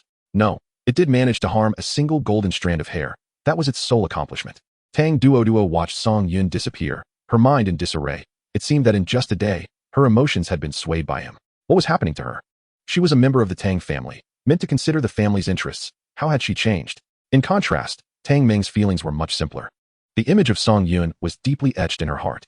She even mused about how such a formidable man could exist in the world, feeling that if he were to approach her, she might very well faint. As a spiritual weapon craftsman, each creation was akin to a child, and the weapon returning to ruins was an exceptional offspring, the result of years of effort, just handed to Tang Qingsong, whom she had hoped to see shine. It did shine, but quickly dimmed. In that moment, she felt an immense blow, beginning to doubt herself. Were the spiritual weapons she forged so fragile? After all, he was merely a once revered holy master. Even with the legacy of the holy sect, he should not have been able to achieve such feats. What was the reason behind it? Yet, it was not that the spiritual weapon was too fragile, but that Song Yun's head was incredibly hard. If one were to ponder which part of Song Yun's body was the most unyielding, it would undoubtedly be his head. Though the hammerhead worm was merely a lowly second-tier creature, when its genes were bestowed upon Song Yun, it transformed into something extraordinarily formidable. The family head, Tang Jinhua, observed the despondent figure of his family master, and felt a pang of regret. The strength displayed by the holy master warranted kindness, not enmity. Now, having offended such a powerful individual, the Tang family would face significant troubles in the future. Tang Qingtsong gazed at the golden hair on the ground and slowly rose to his feet. Although I have recently ascended to the 10th layer of the Nirvana realm, bolstered by the remnants of the Goeishu, I possess the confidence to confront the pinnacle of Nirvana. Yet, in the presence of this Saint Lord, an overwhelming sense of impotence washes over me. Has his realm transcended Nirvana, reaching that legendary state? How could that be? To break through Nirvana, one must travel to the eastern continent, and such a breakthrough would reverberate throughout the entire land. It is worth noting that no one has achieved this for several millennia. Gazing at the hilt of my sword, Tang Qingtsong let out a bitter laugh. Offending a formidable opponent has cost the Tang family a top-tier spiritual weapon, a sword that harbored the future of the Tang lineage, now lost. The materials for forging such a weapon were exceedingly rare. It took the Tang family centuries to procure those exceptional materials, now rendered to naught. With a heavy sigh, Tang Qingtsong lamented, "It seems we were mistaken." Tang Jinyue remained silent, unable to fathom the extraordinary strength of the Saint Lord. Even if invited into the Tang family's territory, it would have been manageable. A mere pretense would suffice. However, the prideful Tang family refused entry into their city. It was fortunate that Song Yun refrained from a massacre. His primary intent was to make the Tang family rue their decisions. Moreover, having just arrived in the central continent, one must tread carefully and not become a tool for others. Tang Qingtsong picked up the fragments of the sword from the ground. "You go and calm the family members," he instructed. Understood. Once Tang Qingtsong had gathered himself, he vanished from the spot and instantly appeared beside Wu Ming, who had yet to react. "Can this sword be reforged?" Tang Qingtsong inquired softly, unwilling to accept its destruction. He extended his hand to touch the shards, feeling a certain curvature as if they had collided with the hardest substance in existence.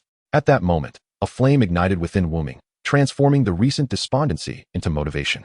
No one had ever endured the destruction of their masterpiece. "It can." Tang Qingtsong's dim gaze brightened. "Do you require me to prepare any materials?" "Not necessary. I only ask for one thing," Wu Ming replied solemnly. "What is it?"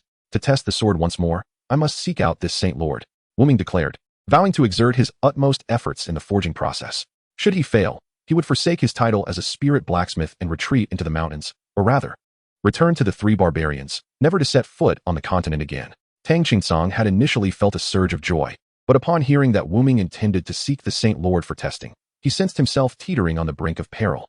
What if the alluring widow in the city lacked his protection? What if Zhang San and his gang bullied him? Yet, at this juncture, there was no choice but to take a risk. The Tang family could not be without its ancestral treasure. Tang Qingtsong quickly recalled the matter regarding the treasures of the Yi family from the western continent, noting that Tang Zhong's son, Tang Xingjia, had also acquired some. He hastily informed Tang Zhong and his entourage to convene at the city lord's residence, while simultaneously repairing the city gates and the damaged city defense array. Upon receiving the news, Tang Zhong felt a wave of relief wash over him. Did you not doubt before? Now that the Saint Lord has demonstrated his power, curiosity has once again piqued. The true crux of the matter lay with Tang Jinyue, who had ordered that Song Yun be barred from entering the city, deeming the treasures worthless. Ultimately, Tang Jinyue was not merely making things difficult for Song Yun. He was creating obstacles for Tang Zhong. Whenever matters concerning Tang Zhong arose, Tang Jinyue would invariably intervene to prevent them. However, on this occasion, his interference led to a grave mistake. "You may leave," Tang Qingtsong instructed Tang Jinyue. Taken aback, Tang Jinyue glanced at Tang Zhong before bowing his head in acquiescence. The three individuals accompanying Tang Zhong felt a sense of relief, as it was usually they who were dismissed.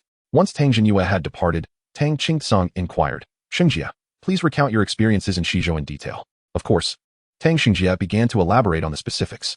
After listening, Tang Qingtsong surmised that the Holy Master had likely utilized a treasure from the Yi family of Shizhou. "You have all performed admirably. I was mistaken in my judgment," Tang Qingtsong sighed. It was indeed wise for Duo to seek out the Holy Master at the earliest opportunity. Had it not been for that command, they might now be seated alongside him. What sort of treasure was it? He pondered. I suspect it may have been a counterfeit. Perhaps discarded from the ancestral city of the Yi family. Possibly a diversionary tactic. The Holy Master must have ultimately acquired the genuine article, Tang Qingtsong conjectured. However, Tang Xingjia did not disclose that it was indeed authentic. While the individuals from Yuxizong were not slain by Duo, there was still a connection. Yet it was of little consequence. Upon hearing this, Tang Duo felt reassured. "Thank you, Master. Xingjia, devote yourself to your cultivation. It is imperative you secure a commendable position at the Qingjun conference." "Yes, Master." Tang Xingjia aspired not merely for a rank, but for first place. Anything less would be a disservice to the creature within him. Outside the residence, Tang Gu and Tang Feng exchanged astonished glances as they observed their father exiting. realizing he had committed a significant error, granting them influence before the master. Meanwhile, Song Yun found himself in a state of disorientation, aimlessly seeking a tranquil spot to rest. Gazing at a nearby waterfall, he felt the urge for a bath, having not washed since his arrival. As he approached the waterfall, he noticed a pile of women's garments upon the rocks at the water's edge. Upon closer inspection, a figure emerged from beneath the surface, hair cascading like the waterfall over her fragrant shoulders. Upon recognizing her, Song Yun could not help but marvel at the serendipity of encountering her in such a small realm. The figure in the pool was none other than the Moon Fairy. Who is it? Chapter 168, The Moon Fairy's Misfortune. Since arriving in Zhongzhou, the Moon Fairy's experience had not been as splendid as she had envisioned. In Shizhou, she was a figure of renown, a direct disciple of the king of Yuchuan, revered wherever she went. Even the leaders of sects and families dared not treat her with indifference. However, upon her arrival in Zhongzhou, everything changed. Here, she was not the strongest. Rather, her origins from Shizhou led to disdain and exclusion from other talented individuals within the sect. Furthermore, due to her beauty, she drew the ire of the senior sister from the Xinwu sect, who constantly sought to create trouble for her, even injuring Bali in the process. Moreover, although Yuchuan Wang's senior brother, Yu Qingzi, was an elder of the Xinwu sect, he was regarded as the least esteemed among them. Similarly looked down upon by other elders due to his Shizhou roots. Anyone hailing from Shizhou was destined to face discrimination. This outing from the sect was also an assignment to exterminate a group of traitors, all of whom possessed formidable strength, making the task rather effortless. The Moon Fairy discovered a waterfall nearby and desired to cleanse herself, wishing to rid her body of the lingering scent of blood. Just as she began to wash, she heard a sound nearby. Who goes there? With a delicate exclamation, the pool of water surged, enveloping the Moon Fairy's pristine form. Her garments swiftly adorned her as she stood on the shore, gazing into the darkness.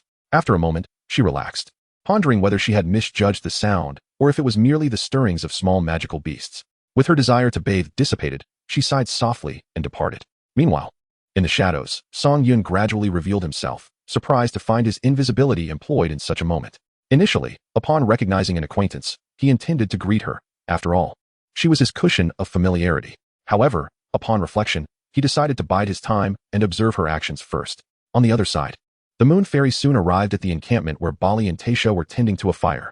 Both remained silent, their expressions heavy with gravity. It was difficult for them to accept that such a formidable master had fallen. It felt akin to losing a home. Not resting? The Moon Fairy inquired softly as she approached. Bali covered his face and poked at the ground. Senior sister, I cannot sleep. Taisha, though silent, mirrored his sentiment through his demeanor. The Moon Fairy settled beside them, her gaze fixed upon the flames. With our master's demise, we must strive even harder in our cultivation. Once we achieve our goals, we shall avenge our master. Although their time together had been brief, all three had made notable progress in their cultivation, indicative of the accelerated pace in Central Continent. The resources within the divine martial sect were abundant. With diligence, one could easily reach the Cave Profound realm. In the Three Barbarians and Western Continent, the Cave Profound realm was a significant hurdle. However, in Central Continent, it was merely a trivial concern. The true challenge for the strong in Central Continent lay in attaining the pinnacle of nirvana. Senior sister, I find this matter peculiar. Taisha suddenly remarked. The Moon Fairy responded with a serious tone. I shall thoroughly investigate the circumstances surrounding our master's death. Whoever is responsible shall pay dearly. I am not referring to our master's demise, but rather to this mission. Taisha furrowed his brows. Mission? He continued. Our relationship with Xiao Huang is fraught with tension. The last time we injured a junior brother, could this mission be a trap? Does she dare to kill us? Bali scoffed. Killing fellow disciples is strictly forbidden. Those caught faced the forfeiture of their cultivation and expulsion from the sect. The Moon Fairy's exquisite visage darkened slightly, for Taisha's words held merit. This mission seemed overly simplistic. Initially, she too had harbored doubts, yet thus far, nothing had transpired. That despicable woman is merely envious of how my senior sister surpasses her. Bali exclaimed vehemently. Who cares for the divine martial sect? The people of Central Continent are no better. They all deserve to perish. Such harsh words towards your senior sister truly sadden her heart. A sudden voice interjected, drawing the trio's attention as they sprang to their feet. They beheld two figures standing in the void above. One was none other than senior sister Xiao Huang, boasting the prowess of the second layer of nirvana. Beside her stood a man named Xiangu, a renowned genius within the divine martial sect, at the first layer of nirvana. Both were of the nirvana realm, while the Moon Fairy, though the strongest among her group, was only at the sixth layer of the Cave Profound realm. They were all labeled as geniuses. Yet the disparity in their realms was starkly pronounced across different regions. The Moon Fairy hurriedly clasped her hands in greeting, saying, Greetings, senior sister. Bali and Taisha quickly echoed, Greetings, senior sister. However, scarcely had the words left their lips when Bali suddenly clutched his throat. As though an invisible hand were constricting his neck, lifting him off the ground, his legs trembling. In the emptiness, Xiangu extended his palm, coldly declaring, "These mere barbarians from the west dare to slander senior sister behind her back. They deserve death." Taisha could not restrain himself from making a move. But the moon fairy held him back, reminding him that they were no match for their adversary. "Senior sister, I apologize on behalf of my reckless junior brother, Lu, and implore you and senior brother to show mercy," he pleaded. "Kneel and see." Xiao Huang chuckled lightly. In truth, while Xiao Huang was not unpleasing to the eye, she paled in comparison to the moon fairy. With a hoarse voice, Bali cried out, "Senior sister, do not." Taisha clenched his fists, his gaze filled with murderous intent. The moon fairy, observing her junior brothers, felt it her duty as a senior sister to care for them in the absence of their master. Thus, she slowly retreated a step, kneeling on one knee, a smirk gracing Xiao Huang's lips. As both knees touched the ground, Xiao Huang let out a tinkling laugh. "This gesture from my junior sister brings joy to me. Yet, he dared to insult me, and not just once. Today, he shall undoubtedly perish." No. Bali cast one last longing glance at his senior sister, filled with both regret and honor, feeling privileged to be her junior brother in this life, vowing to repay her kindness in the next. With a muffled thud, Bali's head burst into a mist of crimson, his body collapsing to the ground, his hands trembling slightly. An indescribable silence enveloped the area, centered around Taisha, who had shared a bond with Bali akin to that of brothers. Now witnessing Bali's tragic demise, a single thought echoed in Taisha's mind. Kill him. No one could stop him. In that moment, Taisha's gaze transformed, shedding its usual chill for a bottomless abyss of despair, anger, and regret, coalescing into a singular will for destruction. A few words escaped his clenched teeth. One slash. The moon fairy could no longer intervene. A silver light, fiercer and stronger than before, erupted as if to cleave the very heavens asunder. Yet, Xiangu merely extended a finger, pressing it against the blade. A gust of force erupted, halting the blade's advance, dissipating all its power. A mere fifth level of the Dongxian realm dares to act so arrogantly before one in the Nirvana realm. Xiangu flicked his finger, and with a resounding clash, the blade shattered. A fragment pierced Taisha's neck, and he stared intently at Xiangu, as if to etch that face into his memory for the next life. Taisha's head fell away, his body crashing down beside Bali. The moon fairy, kneeling on the ground, felt her eyes turn crimson, watching her two junior brothers perish before her, unable to protect them as their senior sister. No. A shriek, haunting and inhuman, erupted from the depths of her throat. No longer a celestial melody but the wailing lament of anguished spirits from the netherworld. TSK, Tisk, having disposed of two worthless souls, there is finally no one to claim that my divine martial sect accepts the barbarians from the west. This remark unveiled Xiao Huang's true intent. She had come to eliminate them. The slaughter of fellow disciples. The moon fairy slowly rose to her feet, her ethereal energy beginning to coalesce around her, causing the ground beneath to crystallize with frost. The luminous power, as pure as the moon, transformed into a tempest of destruction. A chaotic intertwining of ghostly white and icy blue. The earth below her feet instantaneously froze, fracturing and forming countless tiny ice crystals that fell like whispers. No matter the cost, today she would ensure her junior brother's demise. The heavens weep for the cold grave of fallen stars. The moon fairy's eyes lost all semblance of rationality, consumed by a frenzy of icy flames and profound silence. With an astonishing speed that surpassed the limits of human capability, she formed intricate seals with her hands. As her fingers danced, blood erupted from her shattered fingertips, instantly freezing into a haunting blood crystal that merged with the incantation. She was, in fact, burning her very life force, her soul, and everything that could ignite. The earth cried out as it was instantaneously encased in ice. A terrifying cold wave surged forth like a white ring of death, spreading wildly with a chilling shriek that ensnared the souls of the fallen. The moon fairy hovered at the center of this storm of destruction, her hair whipped wildly, her garments torn asunder. And even the blood streaming from her 7 orifices was frozen solid. Her body was on the verge of collapse, her life swiftly slipping away. Yet her eyes blazed with a final, desperate madness. Perish. Let us all perish together. However, faced with such a figure, Xiao Wang remained unimpressed. Truly, the bond of senior and junior siblings runs deep.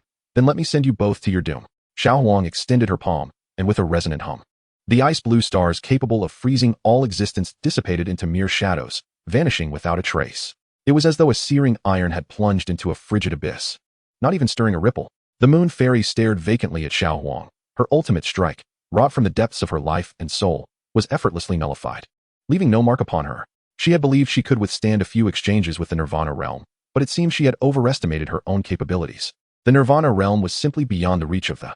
With a final sputter, the last flicker of the moon fairy's life extinguished, and instead of hot blood, what erupted from her mouth was a chilling mix of icy debris and shattered organs. Life ebbed away quickly. There was no need for Xiao Huang to intervene. for the moon fairy would soon fade into nothingness. Xiao Huang smiled lightly. What a pity, such a beautiful maiden looks so grotesque in her final moments. Senior sister, you may depart. I will take care of this. I had hoped to keep that lovely visage, but it is no longer necessary. Farewell, moon fairy. You do not belong to your sect, so do not intrude recklessly. With that, Xiao Huang vanished. Xuanga descended slowly, showing no haste to eliminate the moon fairy. For the disciples of the sect in Zhongzhou were indeed rather cruel. A chuckle echoed nearby. Xuanga paused, glancing into the shadows. Come forth. Out stepped Song Yun, wearing a smile. Upon seeing Song Yun, the weakened moon fairy was once again incensed, spitting blood. Today was truly a day of humiliation for her. Chapter 169, The Transformation of the Moon Fairy. At this moment, Song Yun appeared in the guise of Yi Chun, intending to gauge the moon fairy's reaction. As anticipated, the blood she expelled brought satisfaction to Song Yun. Who are you to meddle in the affairs of my divine martial sect? Xuanga barked. Suddenly realizing that someone had been lurking nearby, Song Yun regarded Xiangu as nothing more than a mere obstacle, striding directly toward the moon fairy. He crouched beside her, lifting her chin with an unyielding hand. The moon fairy wished to resist, but found herself powerless. Her time was fleeting, and she was destined to confront the man she had longed to kill. The indignation bubbled within her as she thought, how dare he treat my presence with such disdain? Xiangu furrowed his brow, a spiritual weapon materializing in his grasp, sensing the danger that this man posed. What was this about a cushion? Yet the moon fairy knew all too well that the pain inflicted by this man was indelible, the wounds freshly exposed, rendering her suffering more acute than death itself. Such theatrics, courting destruction, Xiangu growled, lunging towards Song Yun with lethal intent. In that instant, all his strength seemed to dissipate. Xiangu found himself incredulous. As the scene mirrored a recent memory, he recalled how effortlessly this man had subdued his junior brother's blade. Song Yun brushed the blood from the moon fairy's lips, taunting, "You foolish girl, you are fated to be my plaything." Before her disbelieving eyes, Song Yun's fingers began to morph, and the figure of Yi Chun transformed into a monstrous entity. Was Yi Chun never truly present? Xiangu stood aghast, attempting to draw his weapon, yet found himself pinned immovably in place. Sensing the imminent threat, Xiangu dared not claim his celestial weapon. He turned and fled, realizing that survival took precedence over all else. He had not anticipated such formidable strength lurking behind the moon fairy. Alas, even with such power, her life was nearing its end, and he lamented the taste of vengeance he would never savor. As he watched Xiangu retreat, Song Yun scoffed derisively. Whether in Central Continent or Western Isles, fear of death seemed to be a universal trait among mortals. With that, Song Yun vanished from sight.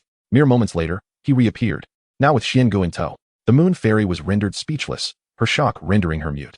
I am a disciple of the divine martial sect. If you slay me, they will not let you go unpunished, Xiangu gasped, his words fragmented as the pressure on his torso crushed his insides, blood rushing to his head, his vision blurring. With a sickening pop, he burst apart. Song Yun reveled in the sensation of annihilation, feeling an unsettling transformation within himself, as if he were becoming more insect than man. Disposing of Xianji's mangled remains as carelessly as one might discard refuse, he noted the grotesque state of his opponent. Far worse than Ba Li or Tai Sha had suffered. Thankfully, Xiao Huang had not lingered. Her fate would have been even grimmer. This pathetic creature has been reduced to such a state. It seems your standing in the Central Continent is not as illustrious as you would have us believe. Song Yun approached the almost lifeless moon fairy, grasping her frail form, his sharp nails tearing at her robes under the pretense of examining her injuries. Alas, it appears you are on the brink of death. How pitiable. The moon fairy coughed up more blood, feeling as though she too might be crushed, lamenting the vengeance that remained unfulfilled. By the way, your master also perished at my hands. Song Yun's words struck like daggers, igniting the moon fairy's mind with fury and despair. Her master had been slain by this very monster. She had once believed Yi Chun possessed some extraordinary treasure, which explained his strength. Yet now it seemed he had long since perished, and this wretch had merely assumed his guise to deceive all. Are you lost in contemplation of past events, neglecting to engage your mind? What treasures of immense power exist in this world? You are merely blinded by your own greed. Yet, I possess something extraordinary. Do you wish to live? Do you desire vengeance for your junior disciple? That woman is still alive. As for you, I could extinguish your life with but a flick of my finger. Song Yun's words ignited a flicker of hope in the moon fairy. Xiao Huang was not yet dead, and she yearned to exact her revenge. As for this monstrous figure before her, Song Yun was acutely aware of the moon fairy's thirst for retribution. However, unbeknownst to her, the alteration she was about to undergo would transform her hatred into gratitude. Just a blink of your eyes signifies your consent. After all, I do not coerce anyone, and I honor the sanctity of life and death. The moon fairy blinked. A chilling laughter escaped from Song Yun, filled with mockery, which the moon fairy could distinctly perceive. Yet, she found herself with no alternatives. Song Yun ascended into the void, the moonlight cascading over her formidable form. Allow me to conduct a preliminary examination, she stated. Initially, the moon fairy was rendered speechless, but soon, agonizing screams erupted from her lips. Each cry a harbinger of her impending demise, blood surging forth with each gasp. Observing the moon fairy on the brink of death, it seemed she was toying with her very existence. Finding a concealed cavern, Song Yun constructed a breeding chamber, unceremoniously casting the near-death moon fairy inside. As long as there remained a breath of life, she would not perish. However, should she falter under the agony of transformation, she could not blame anyone but herself. Would you like to expend 80,000 life force for genetic modification? Yes. Please select the race for modification. It was time to make a choice once more. The Crystal Spire race, it would be. The moon fairy was destined to become the Blood Moon Fairy, and one could hardly contain the anticipation for her transformation. With the decision made, veins within the chamber began to infuse the moon fairy's body, initiating the genetic alteration to repair her damaged meridians. As the unconscious moon fairy gradually opened her beautiful eyes, she was momentarily taken aback by the unfamiliar sight before her. Veins coiled around her, and though she wished to cry out, only muffled sounds escaped her lips. A tingling sensation surged from her heart, her delicate form flushing with color. Yet, an indescribable agony surged forth, as if her very bones and blood vessels were being torn asunder. At that moment, Song Yun entered the breeding chamber, preparing to elevate her own being to the 9th tier. Although the 8th tier sufficed for now, only greater strength could confront the challenges that lay ahead. The moon fairy beheld Song Yun, a myriad of images flooding her mind. Yet, to her astonishment, she found herself unable to harbor hatred for him. How could this be? A voice within her mind urged her towards self-sacrifice, to offer her utmost loyalty. To seek vengeance, one must endure. This was her singular path to strength. Song Yun chuckled. As she extended her arms, the veins merging into her body for the 9th tier transformation. The moon fairy gazed at Song Yun, gritting her teeth, yet unable to suppress her anguished cries. The cacophony of suffering resonated within the cavern, echoing from day into night. A full day and night had passed, testing the very limits of the moon fairy's endurance. Even Song Yun found it peculiar that after such a lengthy period, no insectoid warriors had emerged. The only possibility remained. It must be an advanced insectoid species, otherwise, it wouldn't have taken such a long time. She is indeed fortunate. With a chime, she received the 5th tier Ghost Mistworm gene. Song Yun found it quite satisfactory. Although the Ghost Mistworm is somewhat lower in rank, its capabilities are formidable, and the potential for evolution is promising. However, acquiring just one Ghost Mistworm should not have taken this long. Then another chime resonated. She acquired the 6th tier Xia worm gene. Song Yun felt a surge of curiosity. The Xia worm is an auxiliary type insect that enhances other species through bodily division. Could she also divide? How delightful that would be to witness. Just as Song Yun thought the process had concluded, another chime sounded. Was there more? 3 types. The previous fortunate individual was Lu Xuanjiao, but she had received 3 low-tier Ku Yun species, while Song Yun had acquired 3 high-tier ones. It seemed her junior brother had truly been blessed with luck. Chapter 170, A Visit to Embrace Death. She inherited the 7th tier Thousand-Faced Worm gene. Truly, she was exceptionally fortunate, beginning at the pinnacle of the Nirvana realm. One must not underestimate such serendipity. If it had been a 6th tier, the enhancement would have been marginal, as the peak of the Dongxian realm. While capable of defeating the Nirvana realm, would still not achieve overwhelming dominance. Observing how they inherited lower tiers, it became evident that they needed to strive for advancement. The benefit of ascending a tier also comes with evolutionary enhancement. Each path offers its own advantages. Now, she wondered if there might be a 4th type. If so, that would indeed be an extraordinary stroke of luck, with 8th tier beckoning. However, as the voice of the moon fairy gradually subsided, Song Yun understood there would be no more. Alas, she had only inherited 3 types. Who would be the next fortunate one? Capable of breaking records and inheriting for warrior genes? That would truly be a defiance of fate. As the moon fairy regained her composure, she sensed a transformation within her. Strong. One word could scarcely encapsulate her current might. With her newfound strength, had she faced the prior situation again, they would have perished at their own hands 1,000 times over. How does the fairy feel? Song Yun's voice echoed. The moon fairy gradually became more elated. Once the pain dissipated, it transformed into sheer ecstasy, taking pride in reaching the mother nest. It felt exquisite, splendidly comfortable. Let us indulge further.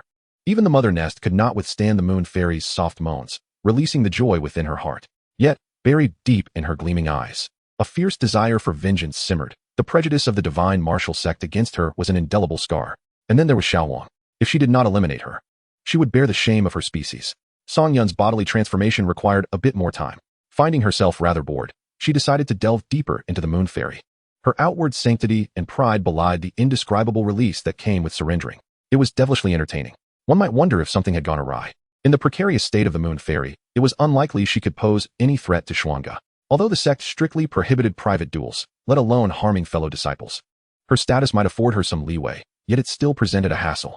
Xiao Wang could only seek a trusted junior brother to assess the situation. Upon receiving the news, Xiao Wang found it hard to believe that Shuanga had actually perished. Moreover, the manner of death was peculiar, as if something had crushed him. Aside from magical beasts, she could not fathom another explanation, and the most pressing concern was that the moon fairy had vanished. It is highly probable that he was taken by a magical beast. However, the demise of Xiangu cannot be concealed. Thus, Xiao Huang must report this matter to Master Chang. Xiangu was a prodigy within the divine martial sect, and his sudden death has sent shockwaves throughout the entire sect. Furthermore, the existence of such a formidable beast in Central Continent is unprecedented. Yet, while everyone is astonished by Xianji's passing, concerns regarding Bali, Taisha, and the missing Yu Xianzi are conspicuously absent.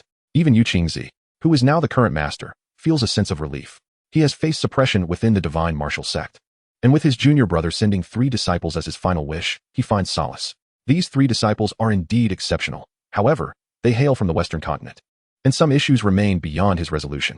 If these matters were to escalate, it could jeopardize his position as an elder. Now, liberated from such burdens, Yu Qingzi exhales deeply. My junior brother, I cannot protect myself, let alone you. Had Wang Yuquan still been alive, he would have surely berated me. Years ago, Master entrusted you to the divine martial sect based on their friendship, even assisting you in attaining the status of elder. Now, I cannot even safeguard my 3 disciples. One can only say that the divine martial sect is rife with talented individuals, and it is impressive that Yu Qingzi has not been ousted from the elder's seat. Though Yu Qingzi feels a sense of relief, the arduous task of investigating the magical beast now falls upon him. In any case, whenever there is a laborious task, Yu Qingzi is always the first to step up. Elder, do you see? There are no signs of magical beasts in the vicinity. Indeed, to have crushed senior brother Xiangu, the beast must be quite formidable. Observing the surroundings, Yu Qingzi notes the absence of any signs of struggle, concluding that Xiangu must have met his end in a single strike. Such a powerful beast appearing in Central Continent is indeed rare. However, Yu Qingzi harbors suspicions regarding Xianji's presence here. It is undoubtedly connected to Yu Xianzi and her companions, and he has encountered a powerful beast as a result. Truly, this is a troublesome predicament. Search the area. Yes, elder. The disciples promptly disperse in search of clues. As some disciples depart, they begin to converse amongst themselves. Elder Yu Qingzi lost 3 disciples without uttering a single word. It is truly disheartening. Indeed, they came from the Western continent only to meet such a tragic fate. One can only hope for a better reincarnation, at the very least. To be born in Central Continent. But what if they are born in the 3 barbarians?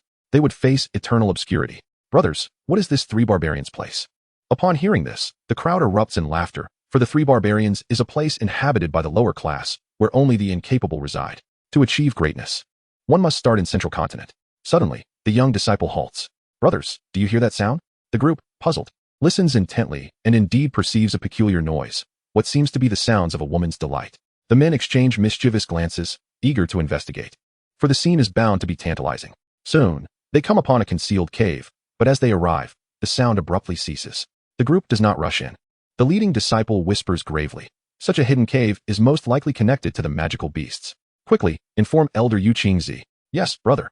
Inside the cave, Song Yin did not anticipate that the high-pitched moans of Yu Xianzi would betray their presence. This woman, once awakened to her desires, has become quite the enchantress, insatiable in her cravings. It is no wonder that while seated upon her, I perceived an odd glint in her eyes. It turns out she harbors a penchant for submission. Someone has arrived. Eliminate them, commanded Song Yun, emphasizing the necessity of safeguarding the mother nest, for my transformation still requires a modicum of time.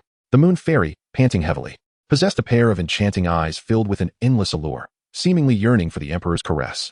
Yet, the audacity of the human race to intrude upon my celestial affairs is infuriating. Such interruptions feel akin to a multitude of ants writhing upon one's heart, driving one to madness. The mother nest expelled the moon fairy with a single breath. Her chest heaved rhythmically, delicate fists clenched tightly, a manic smile gracing her lips. Meanwhile, Yu Qingzi, accompanied by a throng of disciples, delved deep into the cave for investigation. Upon entering, an indescribable scent assaulted their senses. Yu Qingzi concluded, this must be the lair of the magical beasts. Everyone, proceed with caution. Yes, elder. Suddenly, Yu Qingzi discerned movement ahead, channeling spiritual energy. He unleashed a sphere of power that illuminated the entire cavern. The disciples had never encountered such a creature. It hardly resembled a magical beast. Yu Qingzi, too, was astounded but soon spotted a graceful figure seated below, none other than the missing moon fairy. How did she come to be here? Isn't that the moon fairy? Why is she beneath that magical beast? I have no idea. Could it be that she is allied with it? Wasn't she captured by the magical beast? Yet, this entity appeared anything but beastly. The The surrounding disciples murmured, their gazes fixed upon the meditating moon fairy. She no longer exuded her previous licentiousness. Now enveloped in an air of icy pride, Yukingzi furrowed his brow, uncertain of the moon fairy's current predicament. Had she truly been captured by this beast? Or was it something else? Suddenly, the moon fairy opened her eyes, revealing pupils adorned with 3 peculiar shapes, merging into an exceptionally unique beauty. However, this state did not endure. She swiftly returned to normalcy, still acclimating after her recent emergence from the mother nest. Master Uncle, the moon fairy called out. Yukingzi's brow knitted in confusion. What is this? The moon fairy gracefully levitated, standing before the mother nest. The surreal tableau was breathtaking. The exquisite fairy juxtaposed with the terrifying beast created a profound impact. I have discovered a new kinship. Kinship? Yukingzi was perplexed by her words. Yet it seemed evident that the moon fairy had fallen into the clutches of this magical beast. Elder Yukingzi, she has clearly betrayed us. She must be slain. Those from the western continent harbor ill intentions, lamented the disciples, lamenting the loss of such a beautiful visage, whether from the western continent or the central continent. You foolish beings deserve to be devoured whole. Fury ignited within the disciples upon hearing this. They resolved to capture the moon fairy, disregarding Yukingzi's orders, surging forward. Kill. Capture the moon fairy. Their fierce gazes bore down upon her. Yet the moon fairy had undergone a transformation. Amidst the astonished stares of the crowd, she lifted her chin, revealing her fair neck, evoking an insatiable desire to bite. However, this was not a sight to behold. Rather, it was the moon fairy who raised her right hand, placing her palm near her lips. Suddenly, the hilt of a bone sword emerged, which she grasped firmly, slowly extracting it from her mouth. This scene left everyone astounded. What on earth was this? Drawing a sword from one's mouth? Even Elder Yuqing was taken aback. He had encountered numerous magical beasts across the continent, yet nothing like this had ever crossed his path. Insects must be prepared to be slaughtered at any moment, declared the moon fairy coldly, unleashing all the pent-up resentment she had endured at the divine martial sect upon these disciples. In the blink of an eye, the disciples of the divine martial sect became mere streaks of blood, utterly oblivious to how they met their demise, cleaved in two. How could she, merely at the Dongxian realm, possess such power? Elder Yuqing, save me. The last disciple, terror-stricken, gazed at the moon fairy before him. The bone sword was now stained crimson with blood, exuding a pungent scent of carnage. She was overwhelmingly powerful. This woman from the western continent had transformed. He cannot save you. With a swift thrust, the bone sword pierced through the disciple's skull, the white, chilling tip emerging from the back of his head. The slaughter of these disciples only provided the moon fairy with a slight sense of relief. There was still the matter of Xiao Wang. Elder Yuqing focused intently on the moon fairy before him, unable to comprehend the speed she had just displayed. How could this be? She had only been missing for a few days, yet she had surpassed him? Such a thing was unfathomable. Once fully unfurled, it resembled a red, blood-soaked umbrella, complementing the moon fairy's ethereal beauty. It was utterly breathtaking. Despite her righteous demeanor, she wielded a blood-red bone umbrella, which made even Elder Yuqing feel the pressure of her formidable presence. Moon fairy, your master is my junior brother. I will naturally. Before he could finish, the moon fairy interjected. While those individuals slandered us, you stood idly by. We were wronged, yet you said nothing, allowing us to become the subject of ridicule. No wonder. Like master, like disciple. Elder Yuqing replied solemnly, Moon fairy, indeed, my master has his faults, but he is powerless in this situation. Your master loves you dearly. How can you speak of him so? Such affection is merely acceptance. What he desires is but treasures and the renown that strikes fear in the western continent. Who could have anticipated that he would kick over an iron plate and lose his life? Truly laughable. You, have my words displeased you? Yet you tolerate their remarks? The crux of the matter is that you fear me not. With a swift motion, Elder Yuqing felt a chill on his shoulder and turned to see his arms severed and blood gushing forth. How could this be? She stood there unmoving.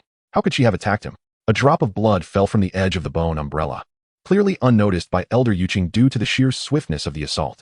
At the 8th tier of strength, combined with the 5th tier ghost mist insect, she was truly a monstrosity. After all, when it comes to overall capability, the ghost mist insect is the most formidable and versatile warrior of the Crystal Thorn clan, limited only by its 5th tier binding. Moon fairy, do not forget that I was the one who discovered you. Had it not been for me, you would have perished long ago. Elder Yuqing roared in anger, his eyes now filled with panic. In those days, she was merely an abandoned infant, crying in the frigid wilderness, destined to attract the attention of ferocious beasts. Little did she expect to nurture a treacherous wolf. You should regret discovering me now. For I was dead then, and your life would have been spared. Yu Qingzi exclaimed with a fierce voice, seemingly prepared to engage in a desperate struggle. Even now, you have not inquired about what transpired that day. Thus, cease your pretenses of concern, for they are repugnant. How could you possibly comprehend my suffering? Yu Qingzi formed a hand seal, and a formidable surge of spiritual power erupted forth, with terrifying purple energy coalescing at her fingertips. Today, you shall witness my might. The prison sky finger. A streak of violet light surged forth, yet the moon fairy merely shifted slightly, her left shoulder struck, and instantly vanishing. The cavern was breached, extending outward. Yu Qingzi was astounded. She had actually evaded it, though thankfully, it still found its mark. In truth, the moon fairy could have completely evaded the attack. But a scar on her left shoulder necessitated the removal of her physical blemish to greet the emperor in her finest state. Should Yu Qingzi discern her intent, she would surely be left aghast. However, Yu Qingzi sensed something peculiar. The moon fairy before her exhibited no signs of weakness. Suddenly, at the sight of the severed arm, regeneration commenced. What extraordinary ability was this? In mere moments, a brand new limb sprouted forth. The moon fairy glanced at her flawless shoulder, which remained as pristine as snow, devoid of any imperfection. Master, my mentor longs for you in the depths. I shall escort you to him. Yu Qingzi was truly frightened, feeling as though the moon fairy before her was no longer human. Yeah. A voice resonated from the mother nest, belonging to Song Yun. Yu Qingzi's gaze became vacant as she turned toward the nest, utterly unprepared for what was to come. The moon fairy regarded Song Yun with reverence. As the nest gradually opened, Song Yun floated forth. Yu Qingzi's pupils constricted. What manner of creature was this? As Song Yun opened his eyes, an overwhelming pressure descended upon Yu Qingzi, forcing her to the ground, immobilizing her. A 9th-tier physique, its strength had escalated to an unprecedented level. What do you possess to contend with me? Chapter 172, Divine Martial Sect. The Emperor. The moon fairy respectfully proclaimed, prostrating herself on the ground.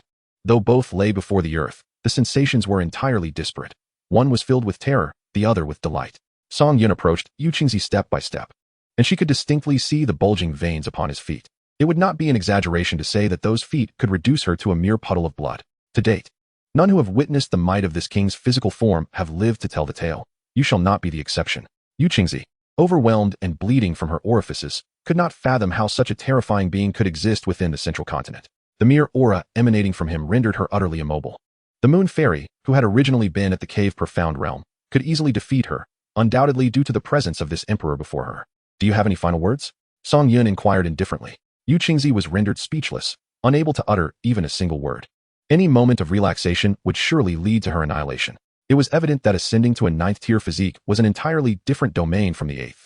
If the city's protective array could still serve as a means to file one's nails in the past, it has now become impossible, as the strength of the physical body has escalated to an astonishing degree. In the absence of final words, you shall meet your junior disciple and convey to him that Yia is thriving, impervious to anyone's bullying, save for myself. With that, Song Yun lifted his foot, which then came crashing down. Yu Qingzi's body trembled violently, and after a few breaths, all motion ceased. A dignified being of the 7th layer of nirvana was crushed under Song Yun's foot, a most humiliating demise indeed. With this 9th-tier physique, Song Yun began to contemplate his next moves against Zhongzhou. Now, he awaited the West continent to close its net.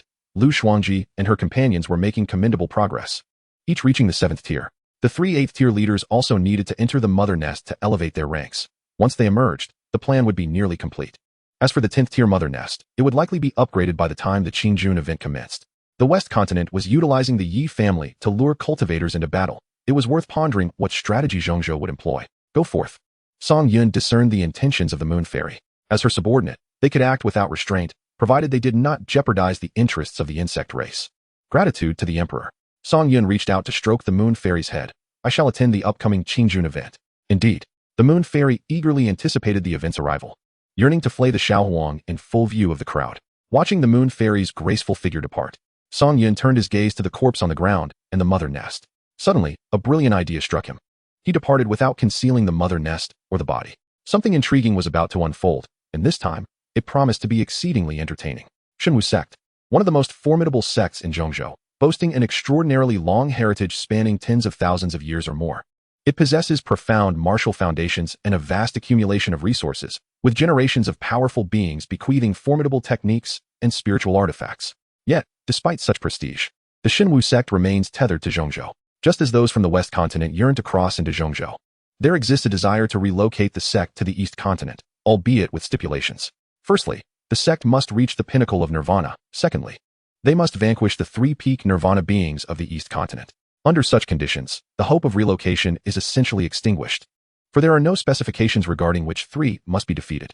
Although all are peak nirvana, there exists a hierarchy among them. Some have achieved their peak only within the last few centuries, while others have been in search of breakthroughs for millennia. Though these individuals outwardly appear as peak nirvana, they are, in truth, superior to most of their peers. In bygone days, the peak of nirvana was likened to the seventh-tier insect race. Coupled with genetic enhancements and inherent insect talents, surpassing levels is a trivial task. While others strive desperately for breakthroughs, the emergence from the mother nest signifies reaching the zenith. Is this reasonable? Song Yun found it entirely justifiable. As the moon fairy arrived beneath the Shenwu sect, she gazed upwards at the colossal stone peaks that constitute the sect's domain. The entire floating stone expanse was enveloped by an immense, dark golden energy field, interwoven with flowing runic energy chains, which formed the grand array of Shenwu sect, Xiongwu, Tiansoa. Upon encountering the colossal structure once more, the awe that once filled my heart had dissipated. Reflecting on my initial visit, I was overcome by an insurmountable feeling, akin to gazing upon something utterly unattainable. Within the sect, I had lost the confidence I once possessed, feeling diminished at every turn. Yet now, with the moon fairy extending her hand, it seemed as though she could effortlessly crush the divine martial sect at her whim. This is the confidence bestowed by power. It is not merely the treasures of the Yi family that confer strength, but rather the essence of imperial authority. Who approaches? The disciples on guard barked an admonition, incredulous that someone would dare to wander within the territory of the divine martial sect, as if courting death. Had it been a man, they would have acted with lethal intent, but upon realizing it was a woman, their demeanor softened somewhat. However, as they drew nearer, the two disciples were taken aback. Isn't this the much-talked-about missing person, the moon fairy? The moon fairy slowly floated above, gliding past the two disciples, who exchanged glances and hastily followed her. One of them rushed off to deliver the news. If it were me, I would find it unbearable. Two of my fellow disciples had perished, truly. This beauty had suffered greatly.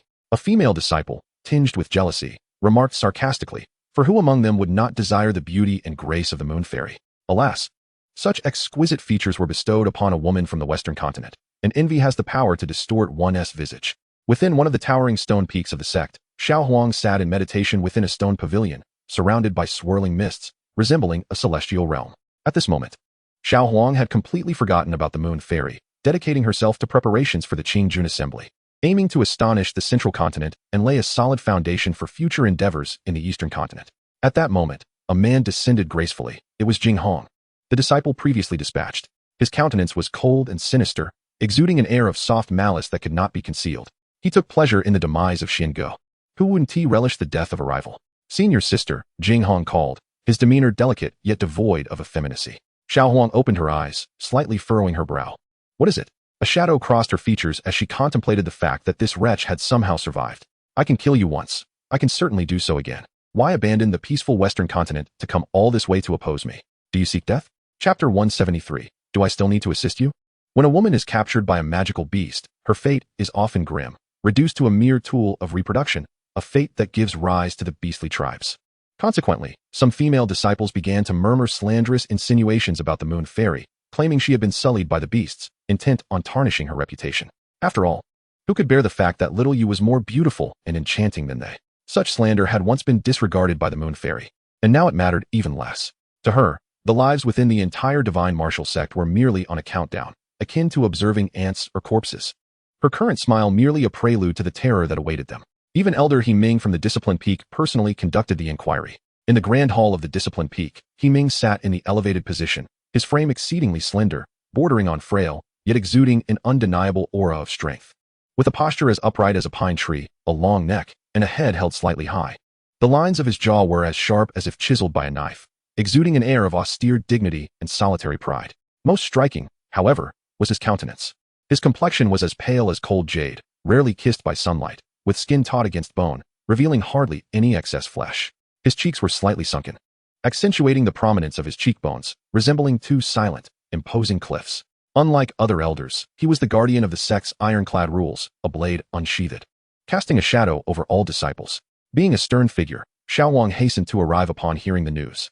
Xiao Huang, what brings you here? He Ming inquired with a faint indifference, an unspoken aura emanating from him that made Xiao Huang uncomfortable.